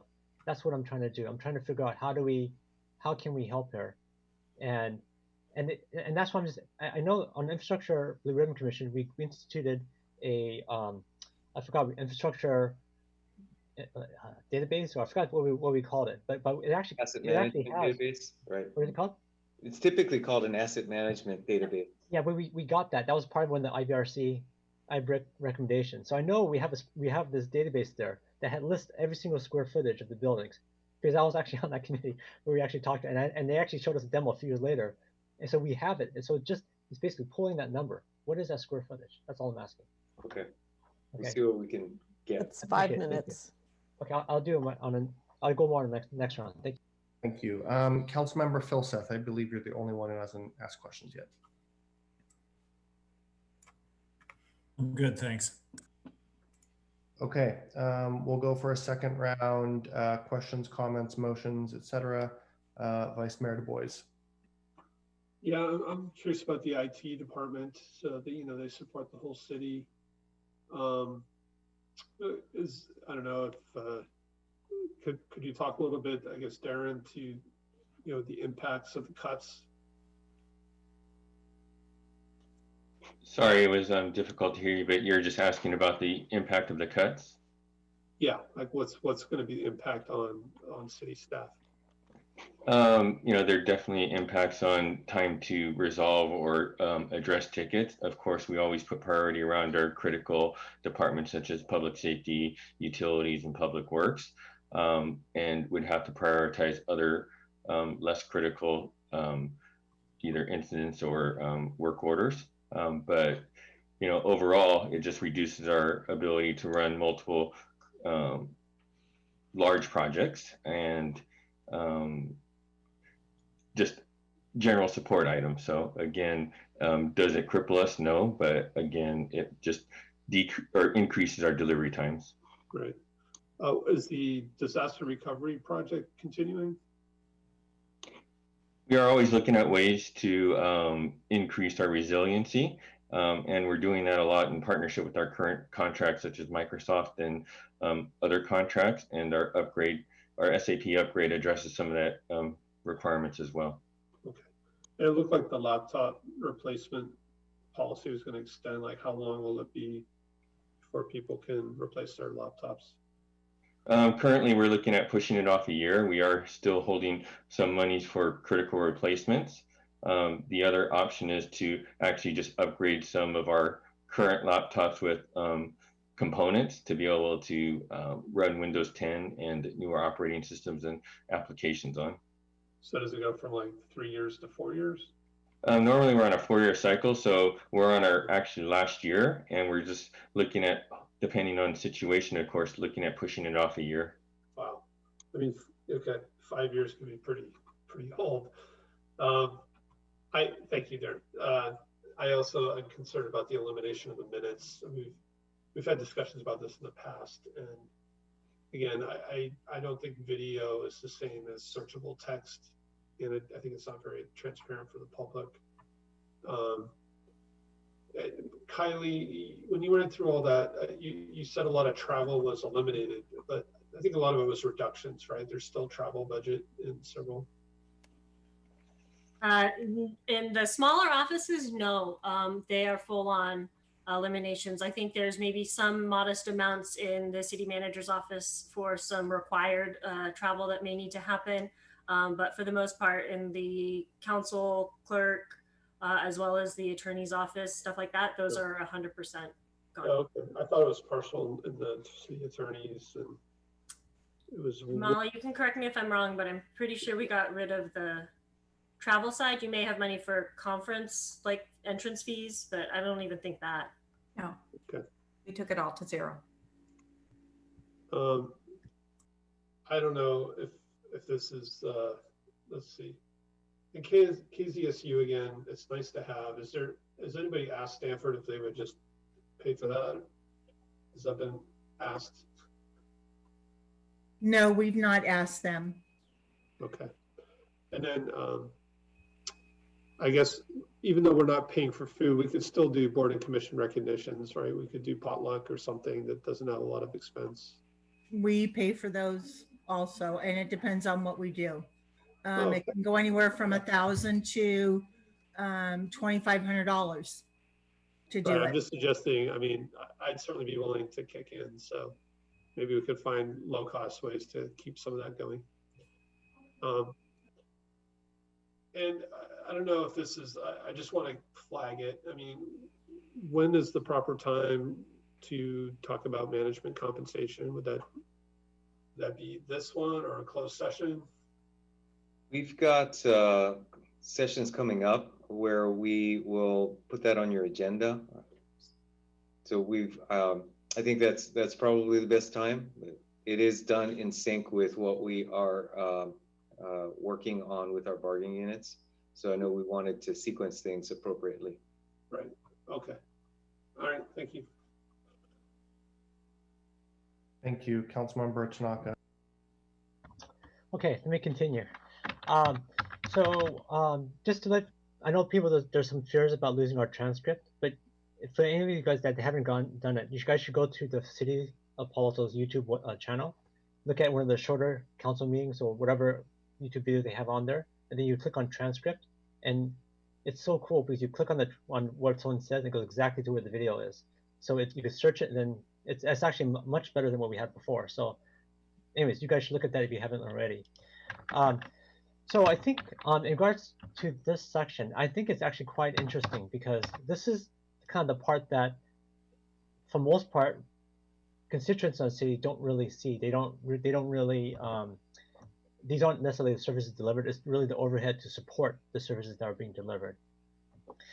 So, so the typical word is overhead. Not to say not important overhead, but it's overhead.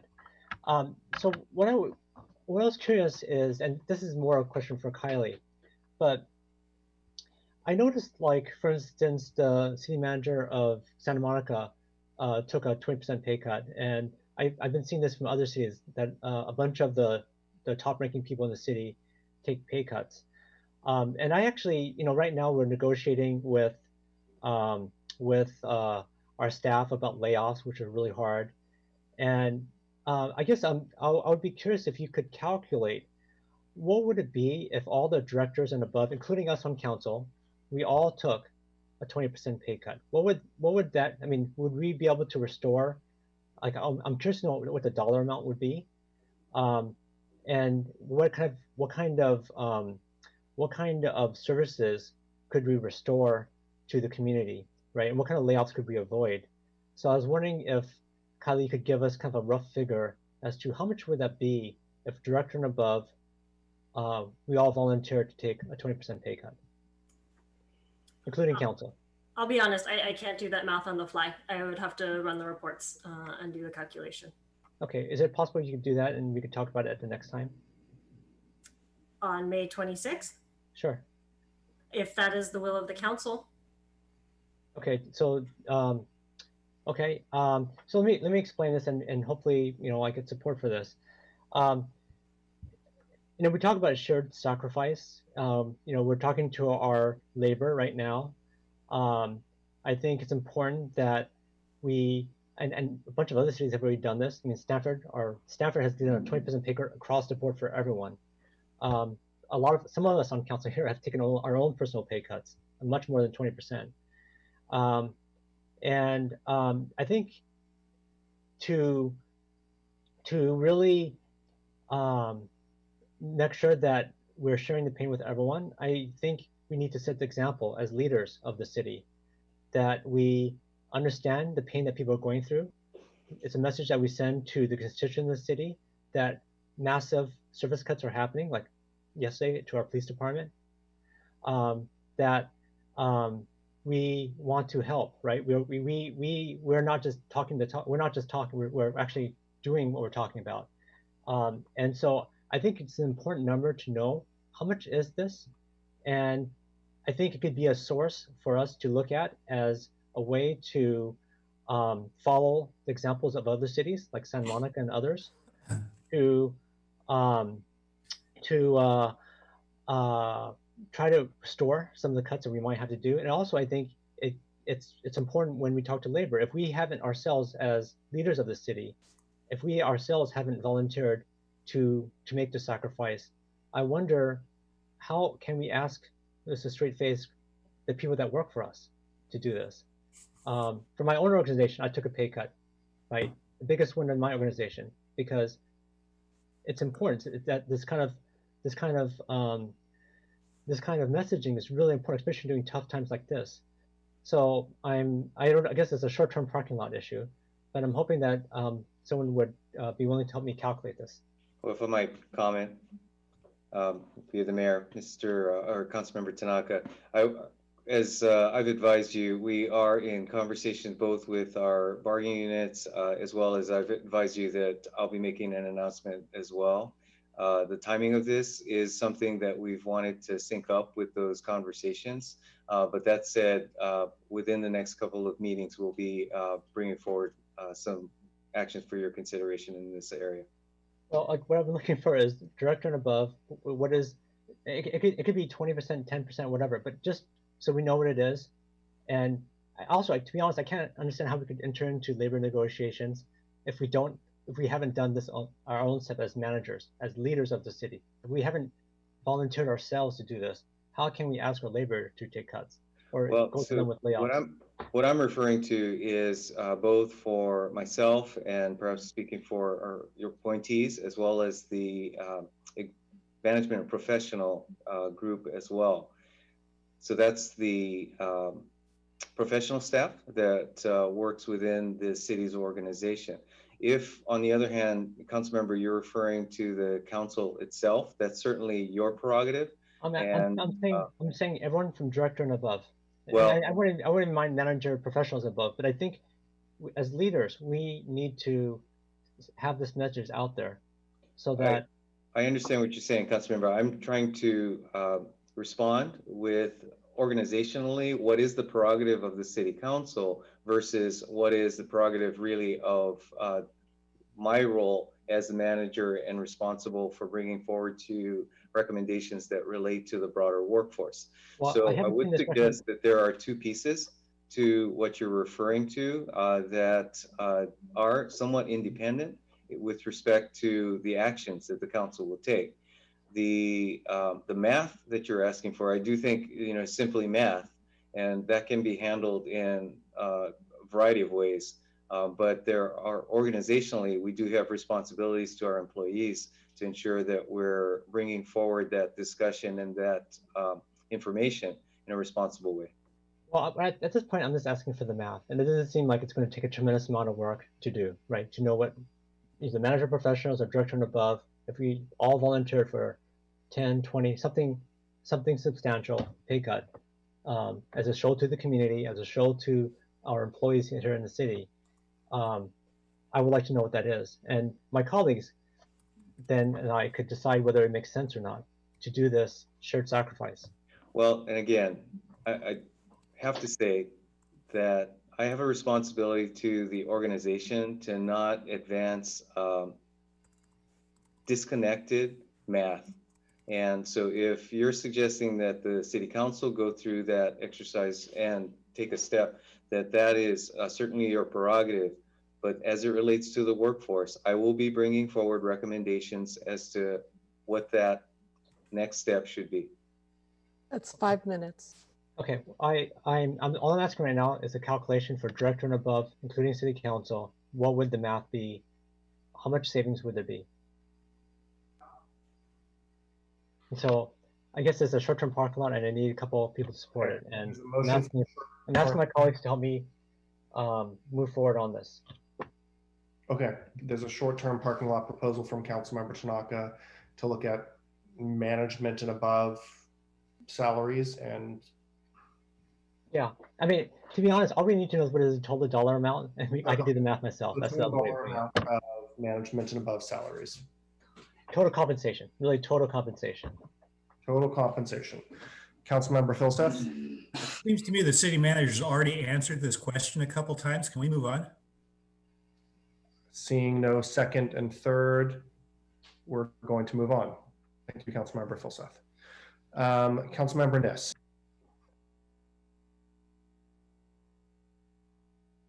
Sometimes this is so tricky. Am I on, as they said? So I'd like to move forward the item that we've just had, internal service departments, council appointed offices, operating budgets, with one request in it, that we look for a way to continue to have KZSU, which has been sort of a mascot for so many years. So that's a motion.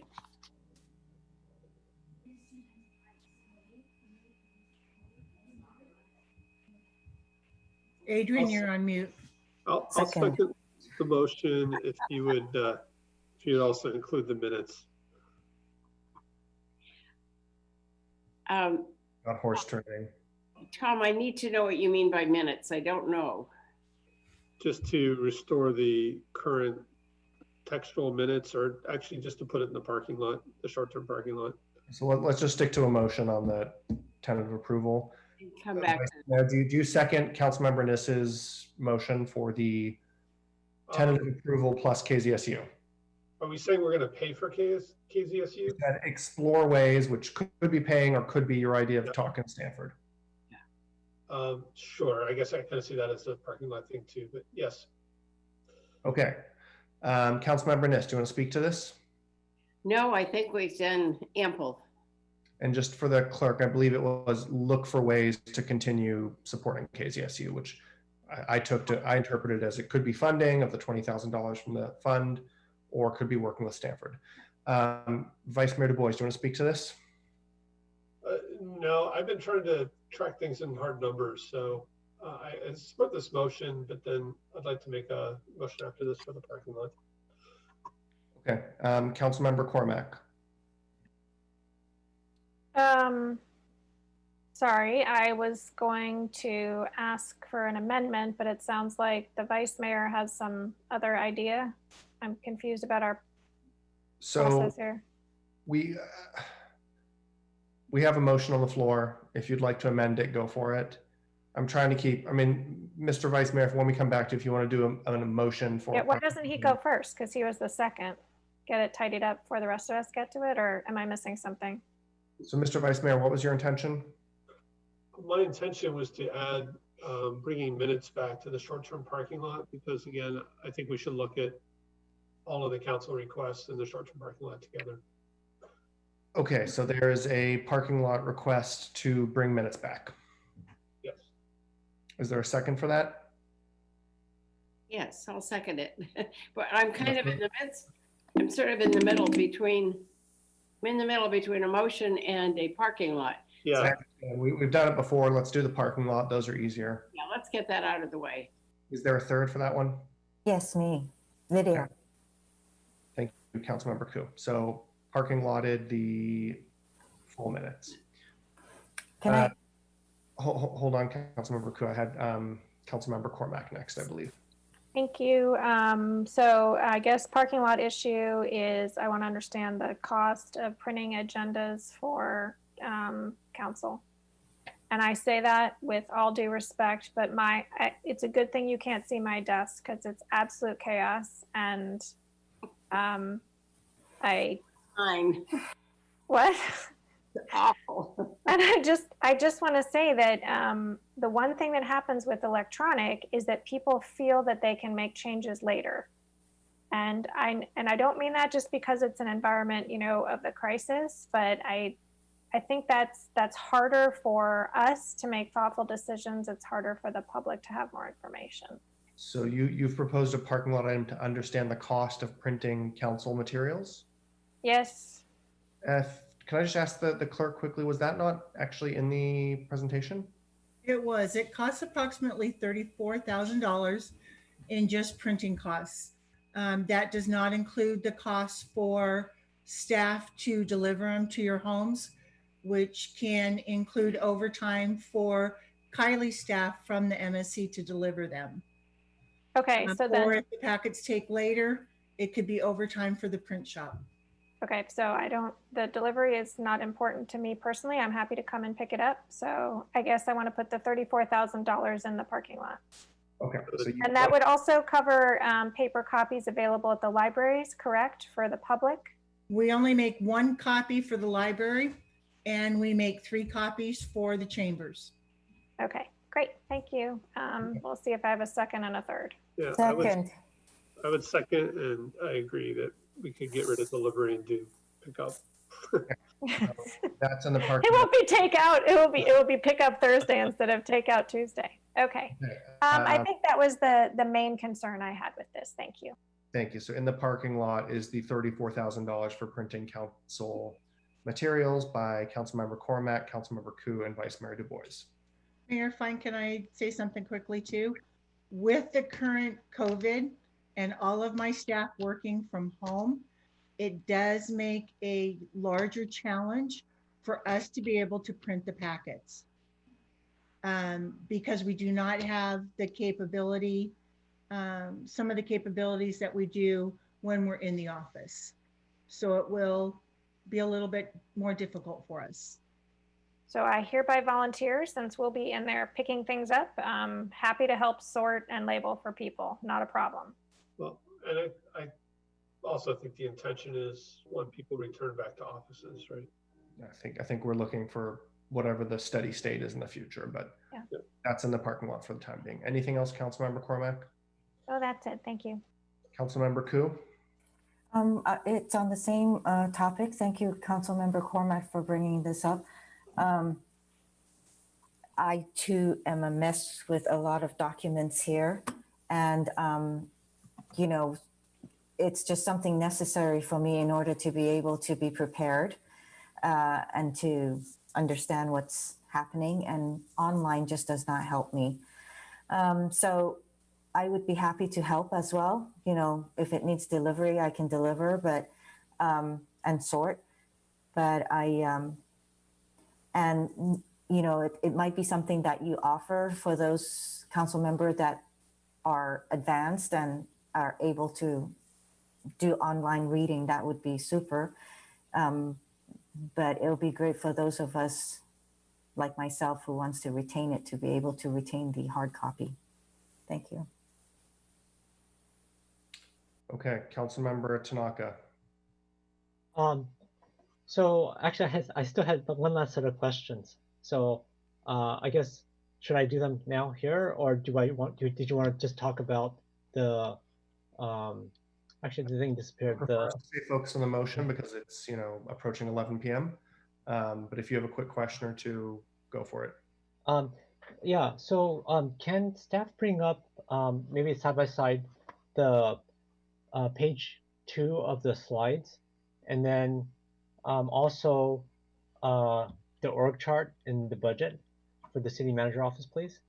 It's on page 144.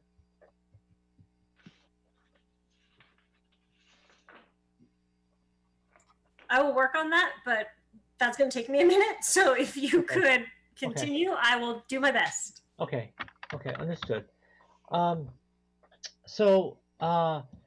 You know, I was looking at the org chart for the city manager, and it has, you know, of course, our city manager. It has an assistant city manager, a deputy city manager, assistant to, I guess, 2 assistants to the city manager, 1 chief communication officer, 1 communication manager, 1 support, executive support to the assistant to the city manager, and then 2 administrative assistants. And I understand that the city manager role is really complex and needs a lot of support.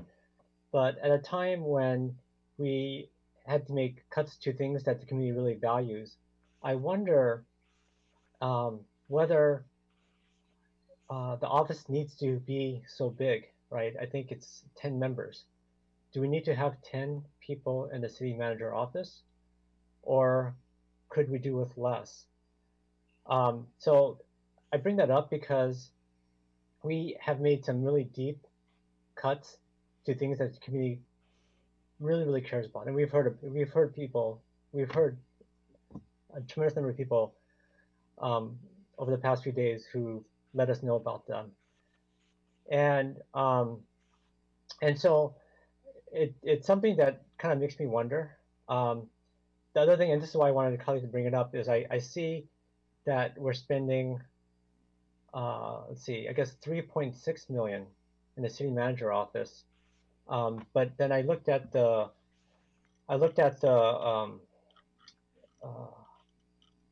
the total budget for the office. I guess it's not really total budget. It's the staffing portion. It's 1.74. So I was also, this is why I wanted Kylie to bring up side by side, because I was trying to reconcile how is it we're spending 3.6 on the slide and then 1.74. Then, oh yeah, this is great. And then, so yeah, so if you look at the chart on the left, the city manager office is 3.6. And then, sorry, if you, oh, sorry, I guess, by the way, Kylie, I guess I want to just ask you a quick question. So the Office of Transportation, 15 full-time, I assume that's not in the city manager budget, or is it in the city manager budget? I couldn't tell. You know, it's muted. It is not. It is not. Okay, so that's separate. So it's just the 10 people who cost you guys 1.5 or 3.6, something like that. Actually, no, we're looking at expenses. So it's 3.6. It costs us $3.6 million. Kylie, could you scroll down a little bit on the org chart to the staffing side, please? The staffing budget. Yeah, the staffing budget is 3 million. Okay. And this is, remind you, before the proposed reductions. Sure. Which has a reduction of 250,000. Correct. Okay. Can you scroll down? This is the staffing budget. Okay. Okay. So this is okay. So after the, because I think the city manager, you're removing like one head or something like that. $250,000. Yeah, 250,000. Okay, so this was published before the cut, right? So shouldn't this be $250,000 less? Correct. On slide 2. It's the same for all of the department budgets. The book, it has been updated by the CMR. And the restated I guess department budgets are in your at places item. No, I guess shouldn't slide 2 be $250,000 less? No, slide 2 is the baseline budget. Oh, I see. It's not the delta. Document. It's not the delta. Okay, okay. Okay, so I guess you know, in the spirit of trying to see if we could get more dollars for our other departments like police as an example, I'd like to propose a hopefully friendly amendment that the city manager can keep 2 heads, whatever they may be, and then we could use the rest of the budget for other areas that are more constituent facing, ones that like police, for instance, like maybe restoring some of those services, or maybe something in community services. So instead of having a $3.6 million budget, the city manager could figure out what are the 2 heads he really needs to keep, and then the rest of the dollars we can reallocate towards either police or community services or something else that the community really values. That's 5 minutes. Okay, so Councilmember Tanaka has an amendment to allow the city manager to have 2 members on his team. Yeah, and he can pick which 2. Is there a second? Well, I guess I have to ask the maker of the motion first. Okay, so to the maker and seconder, is that acceptable? It's not to the maker because it Okay, to the seconder, is that acceptable? I believe that's you, Mr. Vice Mayor. Oh, sorry. No. Okay. Councilmember Tanaka, your amendment fails. Do I have a second? Is there a second to the amendment? I'll second you, Greg. Thank you. Okay, I think you've spoken to it. Councilmember Koo, do you want to speak to this? I think it's something to explore. You know, I mean, we're trying to kind of look at the budget, and you know, we still have things in the parking lot that needs to be addressed, and unless we can go back and look at the CIP again, you know, that would be something that we could revisit. But yeah, it's something to explore. Thank you. I'm going to take a quick question. Mr. City Manager, in 30 seconds or less, what would it mean for your office to go from 15 to 3? Complete decimation. It's hard to describe it any other way. It would be completely dysfunctional, unfunctional. Okay. Thank you. I'll be voting against this. Councilmember Cormack.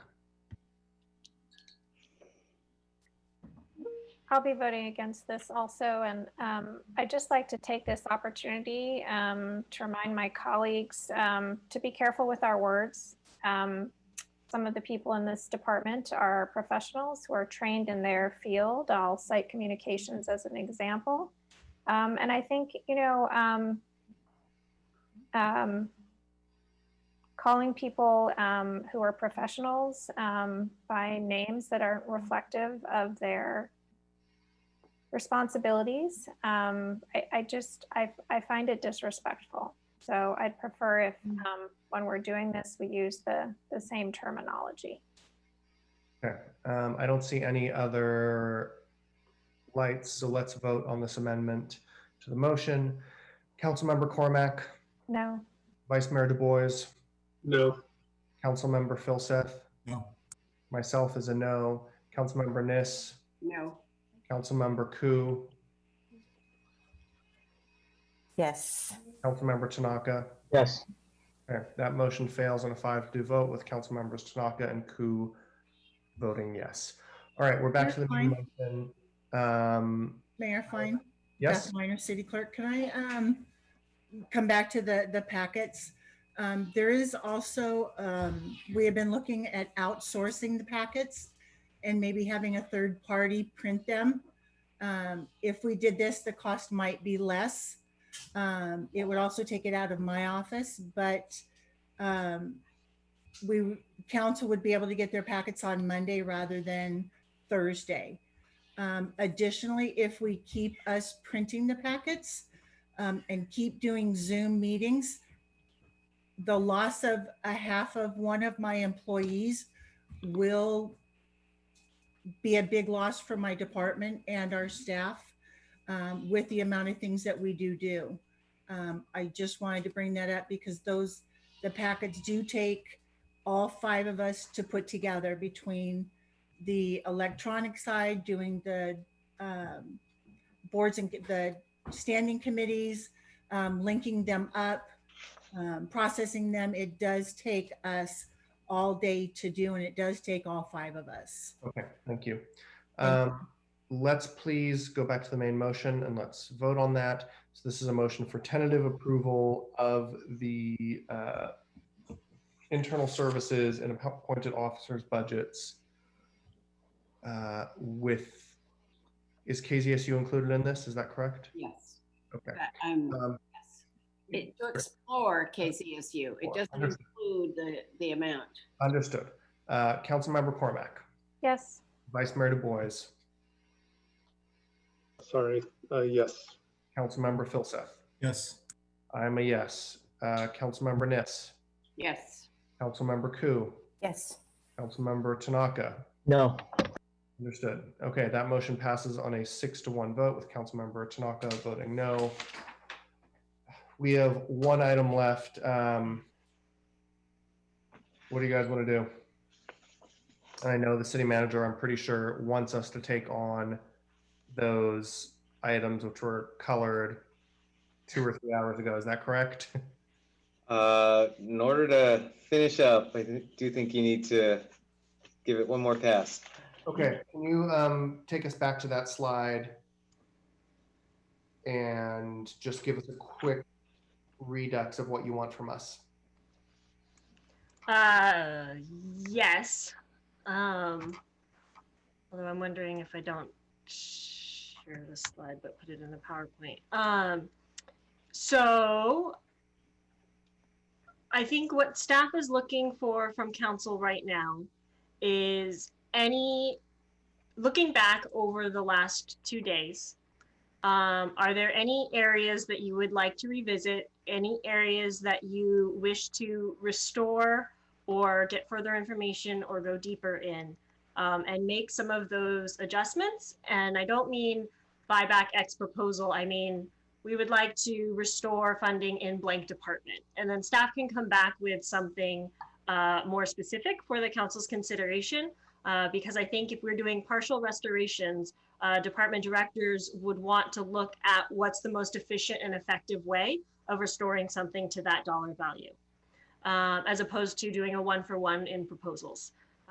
Since when department directors brought these proposals forward, they're looking at them in totality of their organization, and we splice them up in terms of services. So that's one thing I would like to just kind of plead with the council on as they're looking at this, because I know there's a tendency to want to go line by line. So let me share this, and again, since we are on a new item number 7, it's my obligation to invite public comment. So if members wish to speak on this wrap up discussion, and the clerk could please help those folks who still may be hanging out with us here at almost 11 p.m. Hey, Mayor Fine, this is Kim in the clerk's office. As of right now, I don't see any hands raised in the Zoom app for public comment, although if anyone from the public does wish to speak, please raise your hand in the Zoom app, or if you're listening by telephone, please press *9. Give it a few seconds.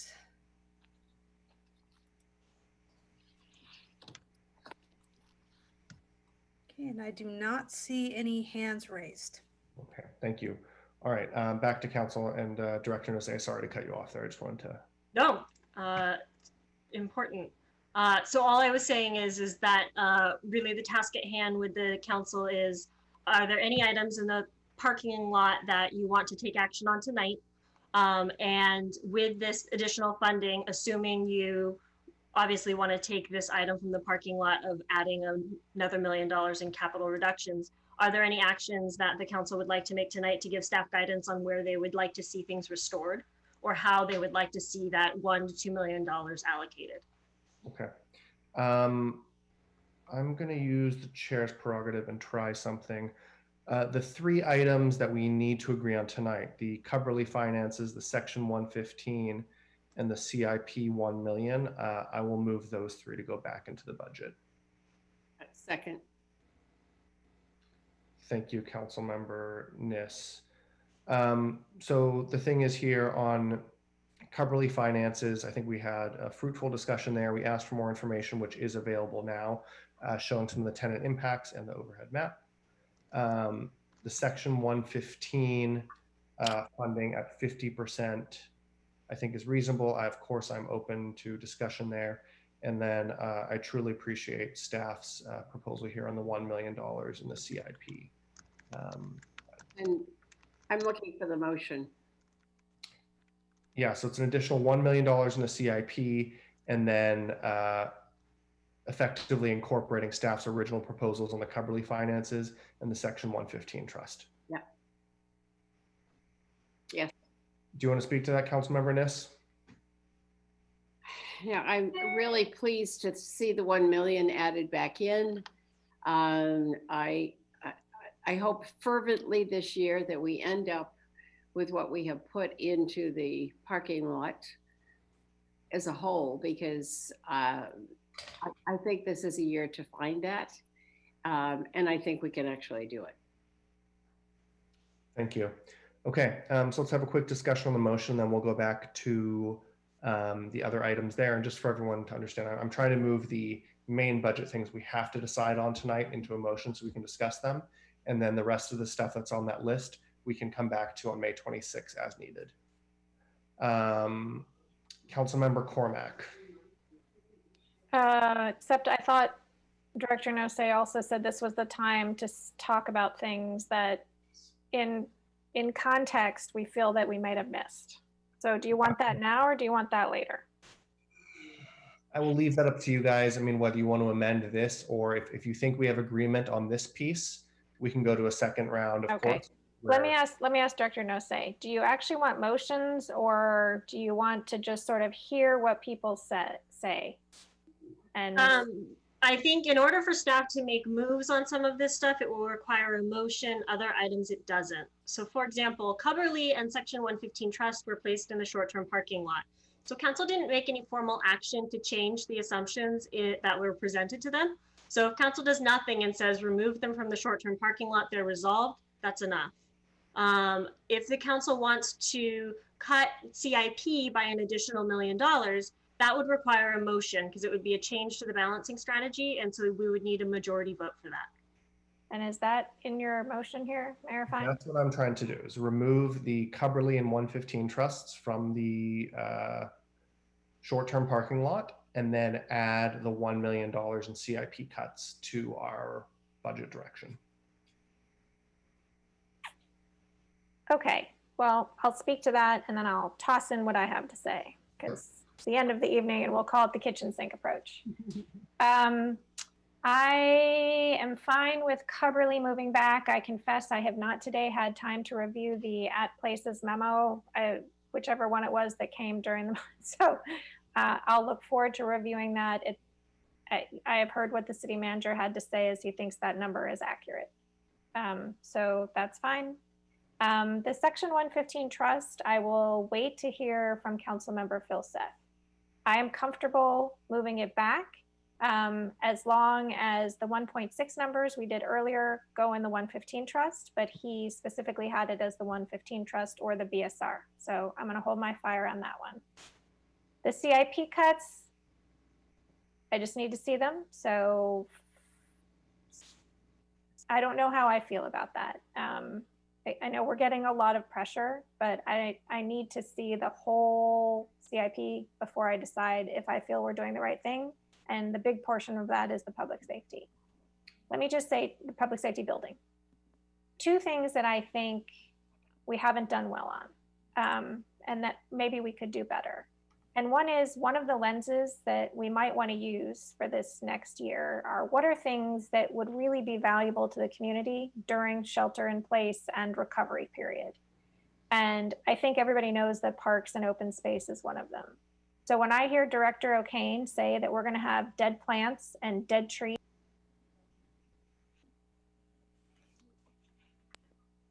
sorry, what's going on? Not sure that the one space that people are going to be allowed to be outside of their homes, not being kept up well, is going to feel good. So I throw that out there to see if anybody else also feels we should give back in number to CSD.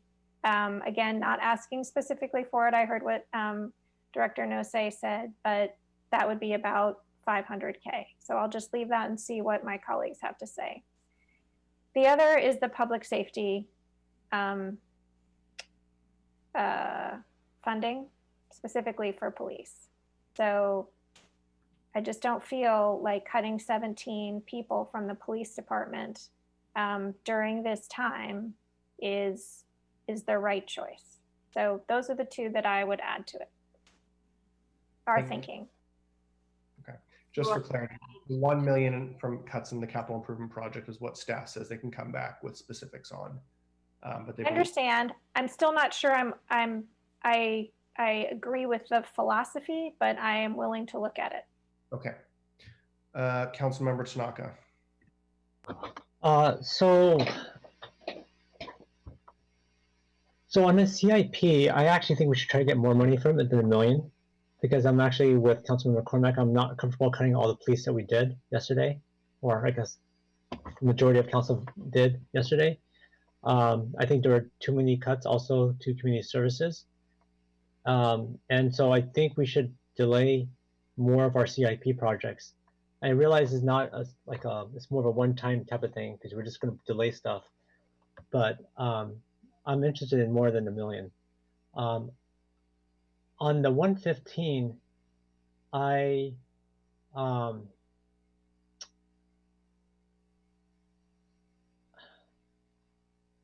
not sure about that one. And I guess I'm also interested in hearing Councilmember Phil's take on this. I generally would like to fund it 100% actually, but I could be convinced otherwise. And then I have a different item. And so I was like to make a comment to the maker of the motion. We may need to split these apart, because some of these I might support and some of them I might not support. And I have my own little thing that I want to do too. But let's finish what you have on the table here first. We will get there. I will just remind everybody it is 11 o'clock. These are the 3 items we have to finish tonight, or have to have some agreement on. The rest we can get to at May 26th. So that's why I brought this forward. Councilmember Philseth. Yeah, thank you. So I guess it would be flipped to say, wait to hear what council members Cormack and Tanaka say about the 115. Let me talk briefly about the 115 and the capital thing. The Coverly thing I'm fine with. The 115, anything less than 1.7, the 1.7, we're essentially borrowing money at 6.2% interest and using that to pay expenses. I mean, it's actually worse than a one-time deferral of a capital project because it's a one-time borrowing, you know, to fund ongoing expenses. So if the reduction, the 1.6 on the other side goes to the pension trust, and I think we're in good shape on that, right? Assuming 1.6, 1.7. So if it, I would almost rather take money out of the BSR, okay, than borrow it on at 6% interest. If the city really wants to do that, then, you know, I'd rather see the city put out bonds at 5.75% because I'll buy a bunch of those. Actually, Councilmember Dosas, just when you're on that question for you, which is why not 100%? So I understand the 50%, but why not? I mean, I'm trying to understand the math. I don't know if you can explain to us. Respect the order. There's a big difference in my mind. There's a big difference between the normal cost and paying down the existing liability. If you don't cover the normal cost, you're accruing new liabilities that you don't have already. If you're not paying down the existing liability, well, that's not good, but at least you're not digging the hole any deeper. So I think we ought to look at those two things differently. Okay. On the capital improvement project. So first of all, I appreciate very much staff digging in and seeing if they can find another $1 million out of it. I guess I would like to understand, if possible, what it is that we're giving up for that $1 million. The other thing that I would say on the capital plan, and you know, I need to think about this, and I would love to, you know, take a little bit of staff's time, not tonight, on this to make sure I understand it. It looks to me like the cut to the capital plan that we're making over the next 5 years is actually quite a bit larger than the $46 million estimate that staff made. And I think it has to do with sort of how much you think we'll actually restore in the out years. I think, but I'm not 100% sure on that, and I could be wrong, but it looks to me like we're actually looking at fairly, you know, even like some permanent cuts to the capital improvement plan. And so so I'm a little bit, I'm interested in hearing sort of what we're giving up for the 1 million otherwise. Generally, I like it. I think we should do it, but I would like to know what it is that we're giving up. Thanks. So just two quick things following up on Councilmember Filseth's questions there. Can you fill us in? So this motion is restoring the 50% funding of the 115. We have another 1.6 reserved out of capital. Would the 50% plus the 1.6, would that reach 100% of our normal cost? That's correct. Okay. Good. So that's clear. So it's two funding sources, just to be clear, but it's covering the full cost. And could you give us a quick overview of what the 1 million is as staff looked at this, what kind of projects you're thinking of delaying, canceling, et cetera? Sure. And just for all of council's awareness, right, we actually have a target right now of 2.6, right? Because there's the 1.6 to reduce, that would be reserved for either the BSR or 115, which staff hasn't brought forward the impacts of, plus the 1 million. So when we're looking at what the savings could be or where we could pull these funds from, a big portion of it, so basically 50% of it, would actually be from the downtown parking garage. We have a design contract with them and we would cancel that contract. The rest of it would be coming from various ongoing projects and as well as recognizing some impact fees for dog parks on the CSD side of things. So some of the projects that would potentially be impacted would be the off-road pathways and repairs, or our ADA compliance, and as well as some carryover from 2020 savings that we could recognize. Okay, that's helpful. Thanks very much. You know, the downtown garage, you know, if it wasn't dead already, I'm pretty sure COVID has killed it off. So I think that makes sense. So And this is all one time though, right? Yes. Yes. Thank you, Director Jose. 5 minutes. Thank you. And I know I jumped in. I have one quick comment and then I'll pass it to the next speaker. There have been some comments, asking us to reduce the capital expenditure to pay for services. And I just wanted to highlight where we're coming from. In a normal year, and what we had planned to transfer was $32 million into the capital fund. Staff reduced that to $16 million, and the council has now reduced that by $2.6 million additionally. So we're reducing our capital transfer by about 60% to fund services, 115 trust, and other needs right now. Vice Mayor Du Bois. Yeah, thank you for those clarifications. So just to be clear on the 115, you're saying with a reduced budget that 3.3 million covers the normal cost. We don't need to get to the 4 million. That's correct. Okay. And you said that there was some capital carryover that we could use from 2020. How much carryover is there? And do we expect, every year we have carryover, right? How is that impacting the capital plan, I guess, to use the carryover? Are we effectively canceling a project? It's again in those reoccurring projects. So specifically, we think that there's some carryover in things like the sidewalk repairs, as well as some of the typical maintenance ones. Got it. So it's money we allocated, we didn't spend, we're reauthorizing what we think we're going to use this year. So it's kind of unused money, I guess.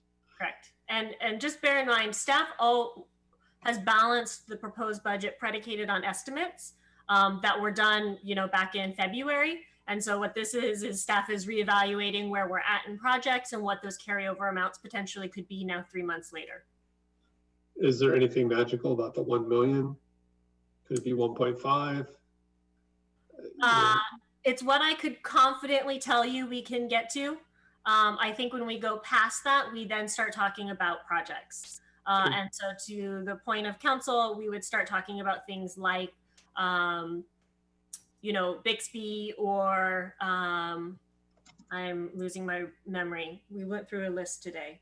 But you're looking at more future impacts when you go beyond that. Okay. So I'm still open to that. We had revisiting the CIP in the parking lot. Again, I'm not talking about going much past that, but there's nothing magical about the 1 million. I just want to clarify. So this motion is to accept the staff proposal on Coverly. Looking at the App Places memo, we're going to lose spaces for Friends of the Library, a church, the Humane Society, Avenidas, Heart for Life, a lot of dance and music programs, the Palo Chamber Orchestra. These are not inconsequential. And I know we keep saying things are tough, but these are, important organizations.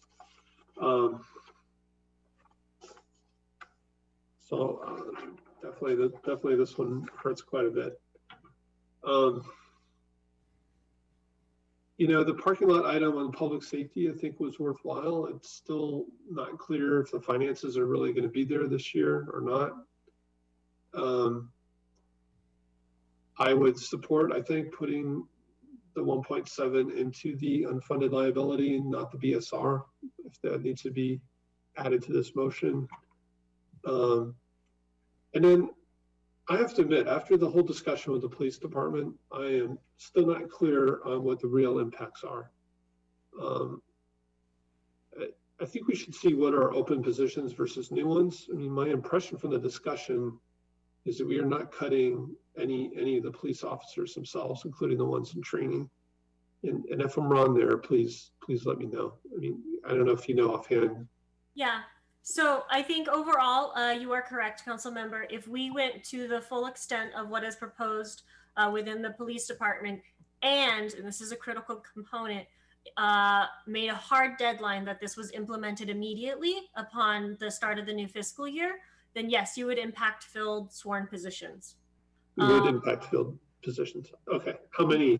With those two caveats. Now, not all of them are filled, but there are some that are filled.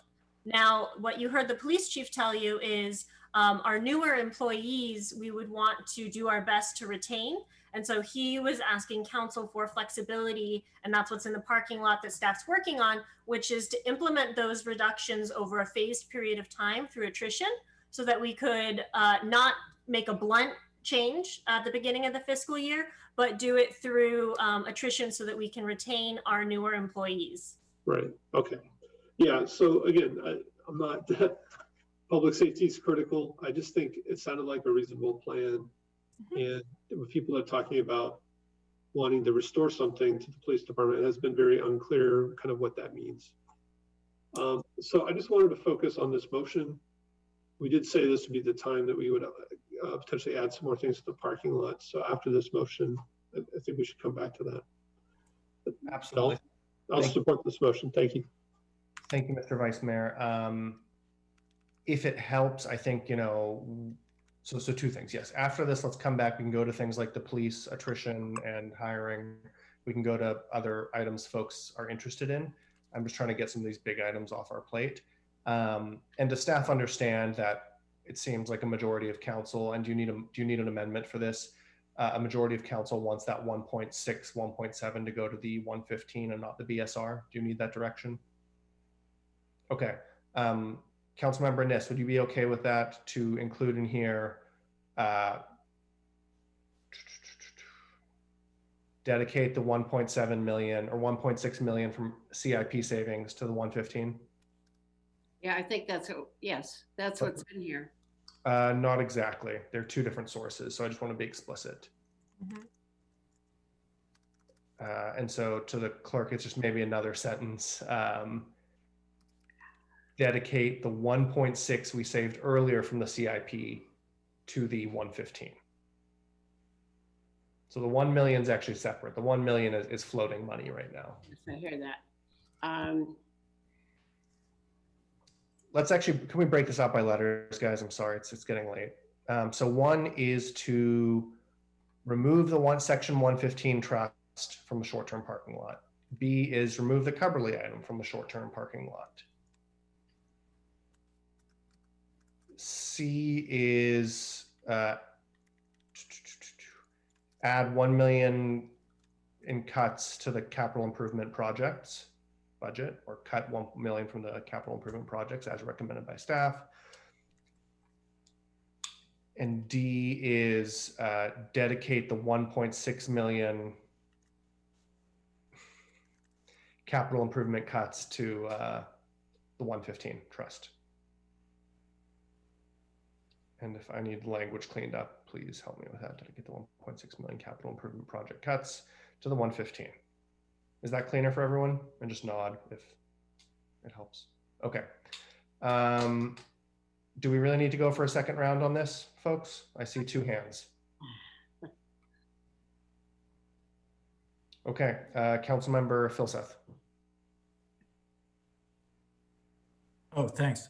I was just going to add that I align myself with Councilmember Cormack's earlier comments on would love to find a way to ameliorate some of the cuts on the police department specifically, if it could be done. I think we should look at that right after this. Councilmember Tanaka. So I'm going to ask that the maker splits this. So I could agree with A and D, but B I can't agree with because I think, like I said, it's the same pair. It's people that all live here. So we're taking money out of the school district, and then what are they going to do? So it's just not really solving the problem. And then also, it's kind of what Councilmember Du Bois just talked, or Vice Mayor Du Bois talked about, which is what about all the people renting there? So I think there's a lot of unresolved issues. So I can't support the Cubberley part. I will. And the CIP, of course I like the $1 million, but I think we should go further than $1 million. And so because I do think, as Councilman Filseth and Cormack and others have said, I do think that we actually want to be able to restore some of the services that have been voted to tentatively been cut dramatically. And really the only real big knob we have is the CIP. And so I think we should get more money from there. So I can't support that one either because I think we should get more than $1 million. So anyway, so I think by rules you have to separate it, and we can vote on them separately. We'll vote on each of them separately. Okay. Let's just go through and do this then quickly. So on letter A, that's going to be the first motion. Sorry to the clerk to make us call, what is it, 36 votes pretty quickly. So letter A, Councilmember Can we Cormack. do all four? Can I do all four in a row, or is that not cool? I'm sorry, I'm gonna have to go through each letter. Yes. Vice Mayor Du Bois. Yes. Councilmember Filseth. Yes. Councilmember Me, yes. Councilmember Nis. Yes. Councilmember Ku. No. Councilmember Tanaka. Yes. Okay, so that passes on a 6-1 vote with Councilmember Ku dissenting. Letter B, removing Cubberley from the short-term parking lot. Yes. Thank you. Vice Mayor Du Bois. Yes. Councilmember Filseth. Yes. Myself is a yes. Councilmember Nis. Yes. Councilmember Ku. Yes. Councilmember Tanaka. No. So that passes on a 6-1 with Councilmember Tanaka voting no. Letter C, cutting an additional $1 million as recommended by staff from the General Capital Improvement Fund. Councilmember Cormack. Sorry, it's just not phrased very well. Can we be a little clearer? Director Noze, could you help us with this? So it's cut an additional $1 million from the General Capital Improvement Fund. It isn't really though, isn't it? Isn't it reduce the transfer? Sure. So cut an additional 1 million in expenses, or no, just cut an additional 1 million from the General Capital Improvement Fund and reduce the general fund transfer to the CIP by a corresponding amount. Thank you. Sorry, but I just No, that's fine. we should be clear, and that's a yes. You're a stickler and we benefit from it. Vice Mayor Du Bois. Yes. Councilmember Filseth. Yes. I am also a yes. Councilmember Nis. Yes. Councilmember Ku. Yes. Councilmember Tanaka. No. Okay, that passes on a 6-1 with Councilmember Tanaka voting no. Letter D is dedicating the other 1.6 million reduction in capital improvement projects cuts, which was thus reducing the general fund transfer by a corresponding amount, dedicating that to the 115 pension trust. Councilmember Cormack. Yes. Vice Mayor Du Bois. Yes. Councilmember Filseth. Yes. Myself is a yes. Councilmember Nis. Yes. Councilmember Ku. No. Councilmember Tanaka. Yes. And that passes by 6-1 with Councilmember Ku voting. Okay, thank you all. That is the really hard stuff. I really appreciate it. We got a lot done there. Can we go back to the spreadsheet, Director Noce? Yes. And then let's please clear the board, if the clerk would help me with that.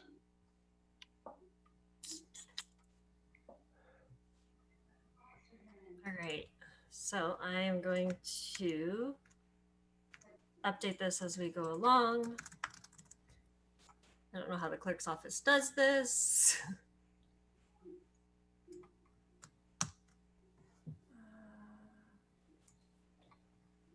Okay, so we removed those. We also did this one, so we can move this from the short-term parking lot correct me if I'm wrong. Yep. Okay. That's a long-term parking lot issue. We'll deal with that later. General fund budget, this has been dealt with. This has been dealt with.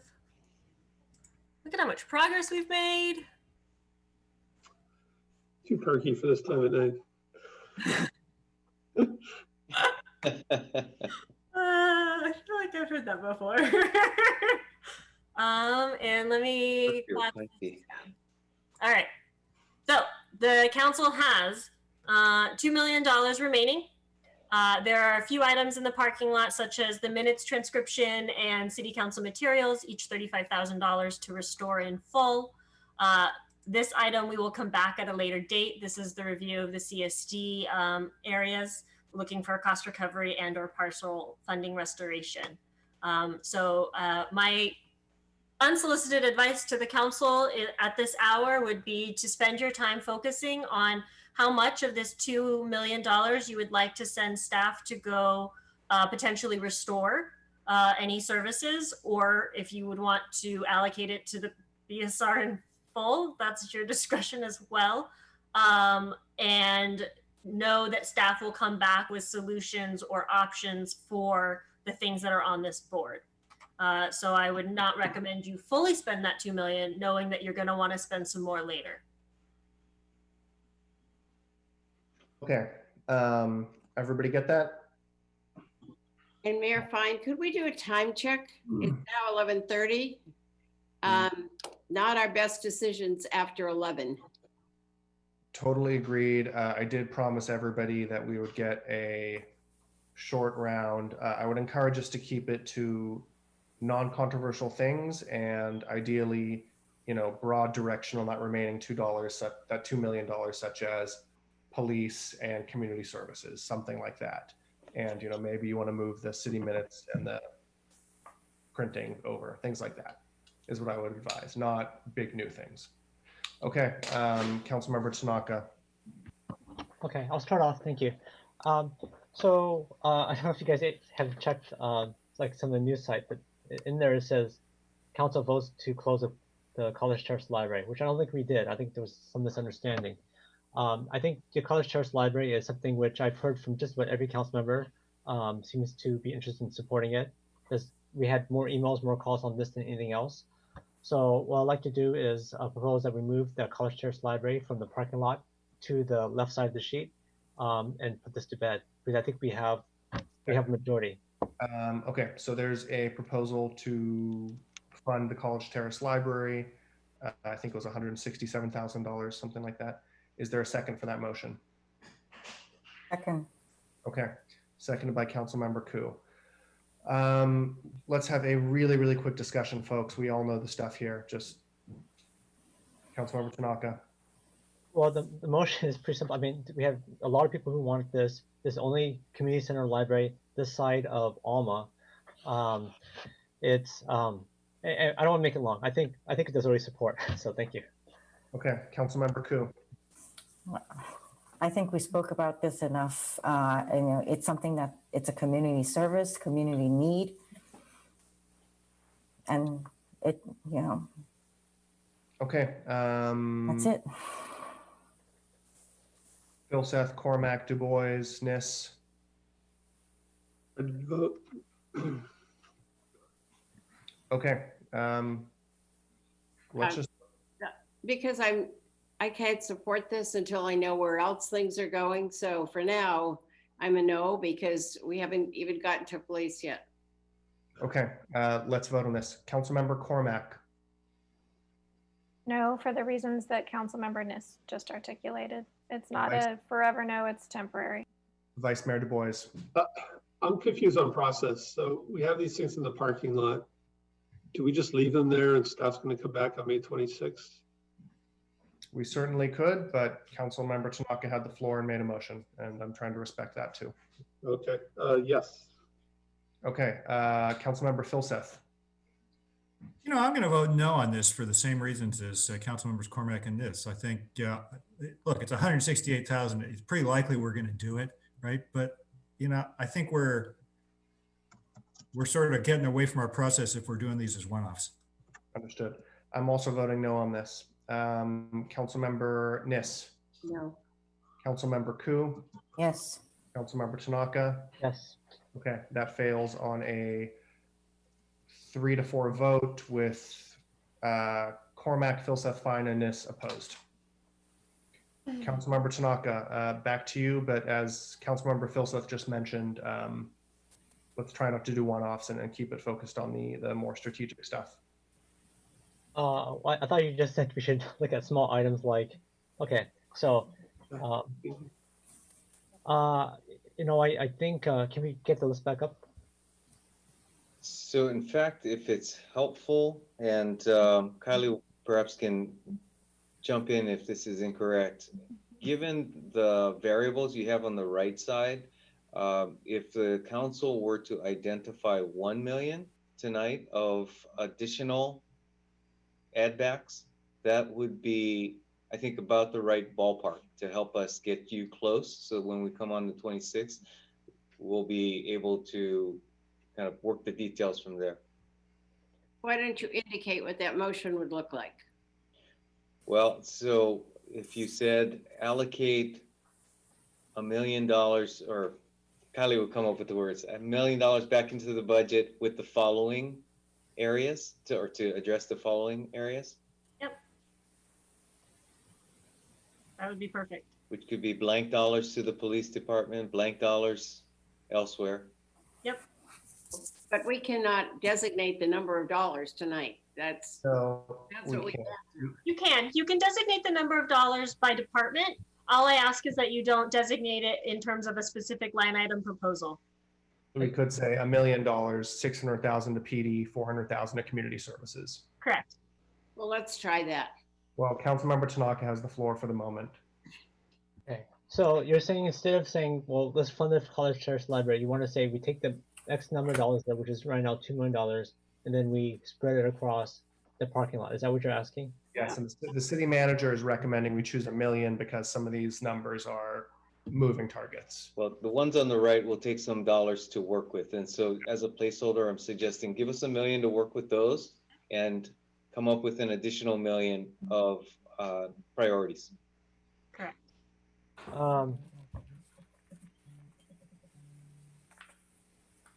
Okay, I think we need more than $1 million though. So that's a bit of a problem.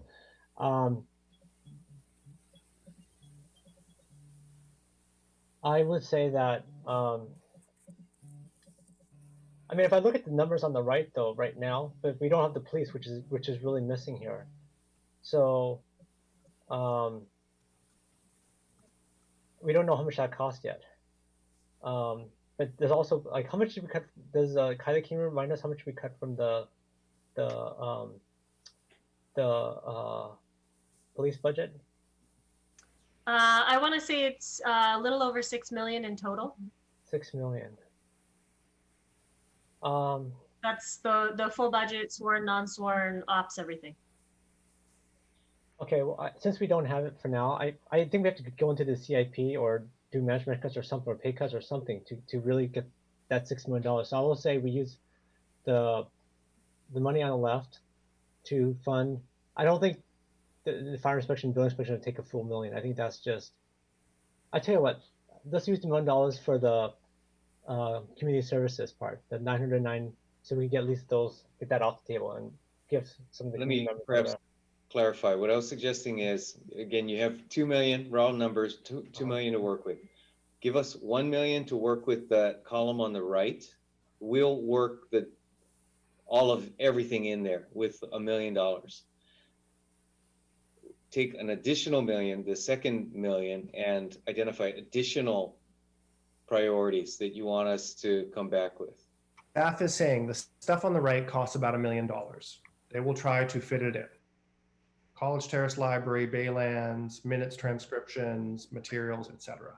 So that leaves us with 1 million left, which we can dedicate at a very high level, saying 60% PD, 30% community services, 10% city attorney, whatever you want. So if I could suggest something, like, you look at that list and it's over $1 million, but staff is saying, let us go work on it. Why don't we just wrap up by adding some more things to the short-term parking lot? And then asking staff to go back and see, if they can make it work. Mr. Vice Mayor, I think that'll get us into just a series of 3-person votes adding things to this list, which we've been doing for the past 2 or 3 days. Well, it's a pretty short list. I think we were pretty good about it. Well, and I don't know. I mean, we can't tell how much another $1 million is because staff's going to go back and analyze it anyways. And this is looks like more than $1 million, but they're saying they can do it for $1 million. So, well, they're not saying they can do it for $1 million. They're saying give us $1 million. They can explore. Can I make a substitute motion? There's a motion on the floor, and Councilmember Tanaka. I mean, I think you've had 5 minutes, frankly. So I'm going to go to the next speaker. I don't know. I haven't heard the person Monique say anything, but could be. Yeah, you were at about 30 seconds when it sort of digressed into everybody else talking. So. Okay. Councilmember Filseth. I'd like to move that we ask staff to take a look at another million with about 60% to the police department, 40% for community services. Second. Council member Philseth makes a motion. Council member Cormack a second. 60% police, 40%. I think you said community services. Yes, please. Okay. You want to speak to it? No. Council member Cormack.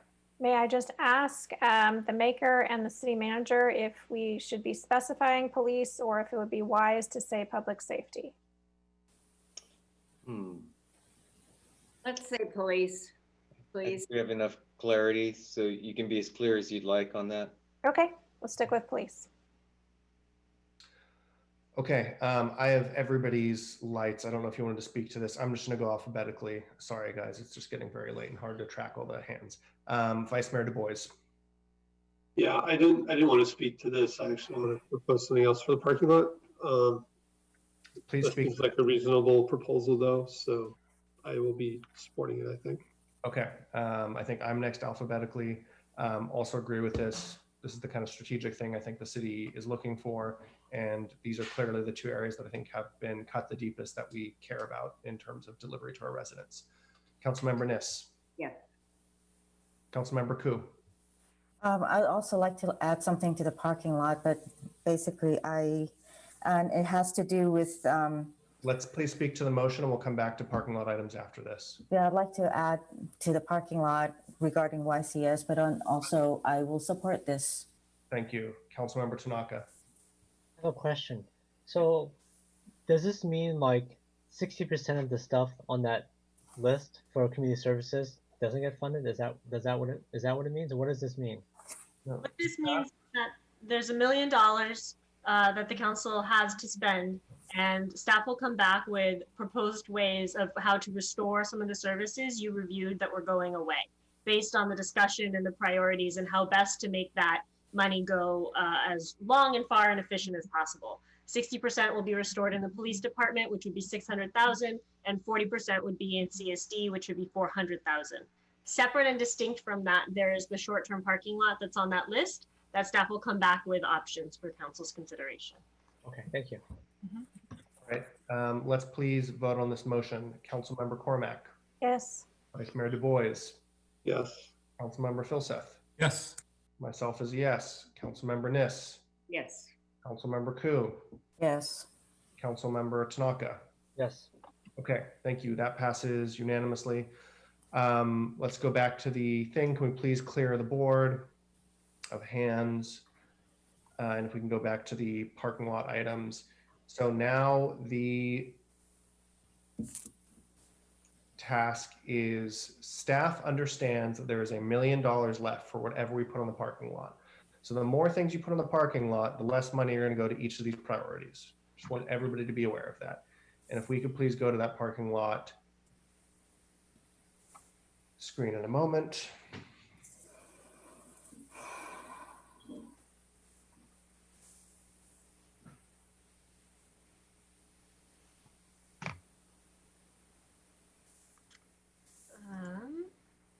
Nellie, can I share my screen? Please. Thank you. Sorry about that. No worries. Okay, thank you, Director. Okay, so these are the items that we've gotten on there in the past 3 days. If you have something else you want to add, please hit your hand.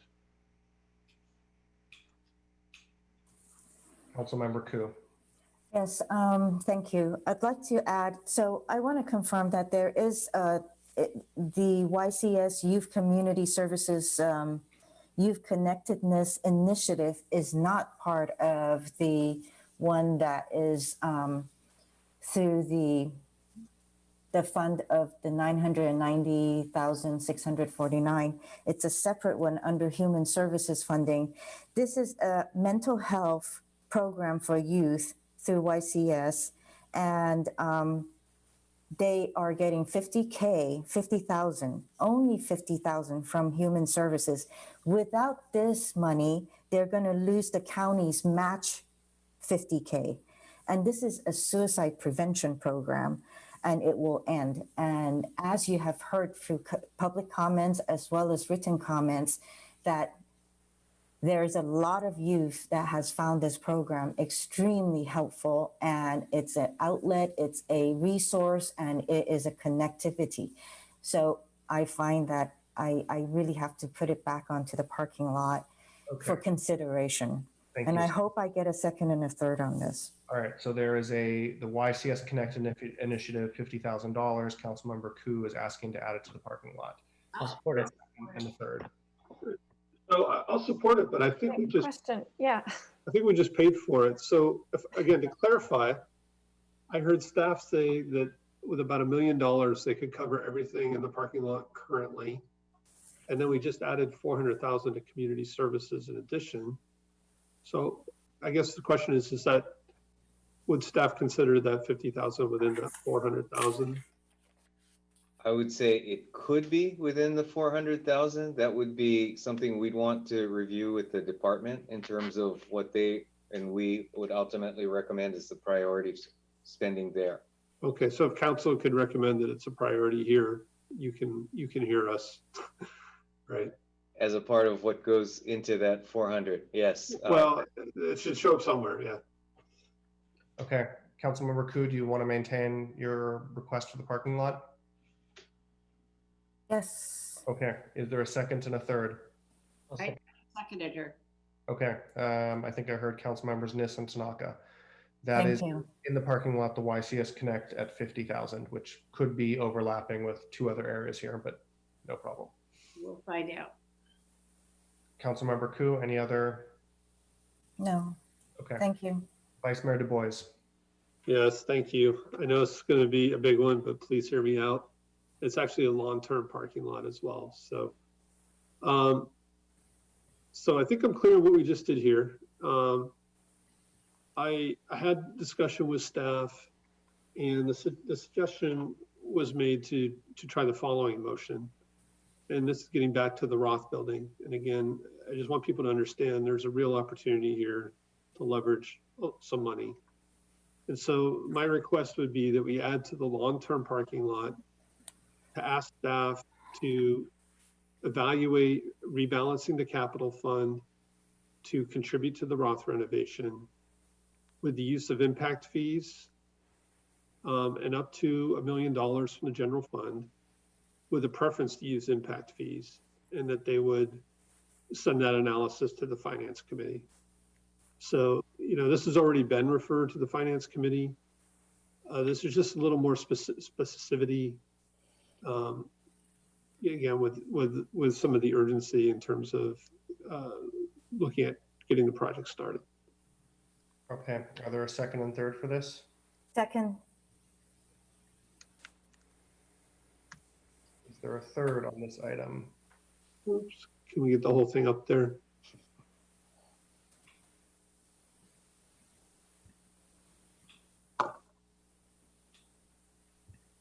Seeing no third, that item fails. Well, hang on, I'm still reading it. So what this would do is, I mean, it says send it to the finance committee. Yes. Councilmember Du Bois, this is Nellie in the clerk's office. I was typing as fast as I could, but I think I need some clarification. Yeah, contribute to the Roth renovation. You balance the cap, yeah, let's see.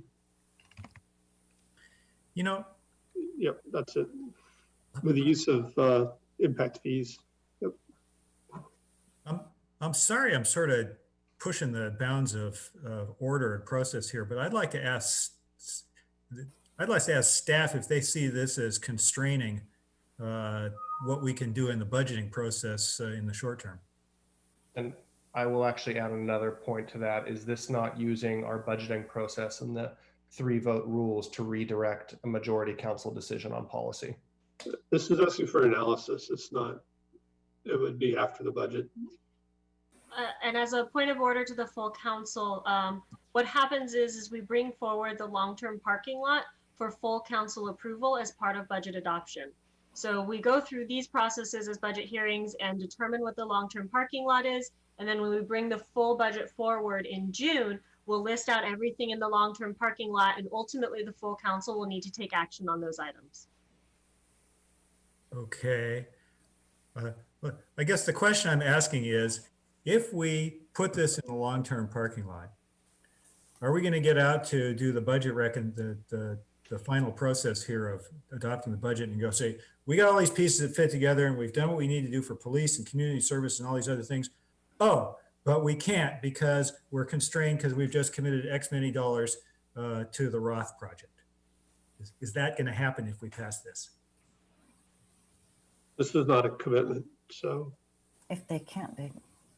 Nellie, I just emailed you the text. Maybe that'll help.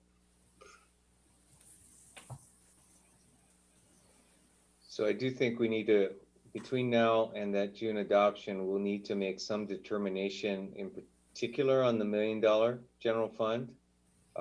We will, with the city attorney's office and with the departments involved, I think this is community services and library, also look at the impact fees and hopefully be able to resolve any questions within that same time frame. So this could be zero from the general fund. It's up to, it's really just asking staff to do the analysis. Staff got time to do that in the time frame of relevance here? We will need to be working with the museum in order to resolve that related questions. At this point, I think they're motivated and we'll try to keep up with them. Okay. So yes, I think we should be able to do this in the time frame. Okay, I guess I will carefully do the third parking lot person here. I'm not prepared to make a commitment of $1 million to that project out of the current budget at this point. So 5 minutes. I want to make sure I'm not doing that. Okay, thank you. Yeah, thank you. We got to see the whole thing and how it all fits and where the money really comes from and, you know, how reliable it is this time around and all this kind of stuff. Yep, I think we're good.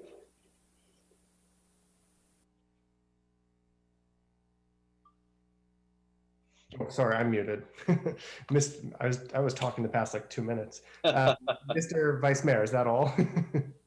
That is it for me. Yes. Okay. I was just saying to Councilmember Filseth's point, yeah, it can be a little hard to have a $1 million figure floating until the very end and seeing if we're fitting it into the puzzle.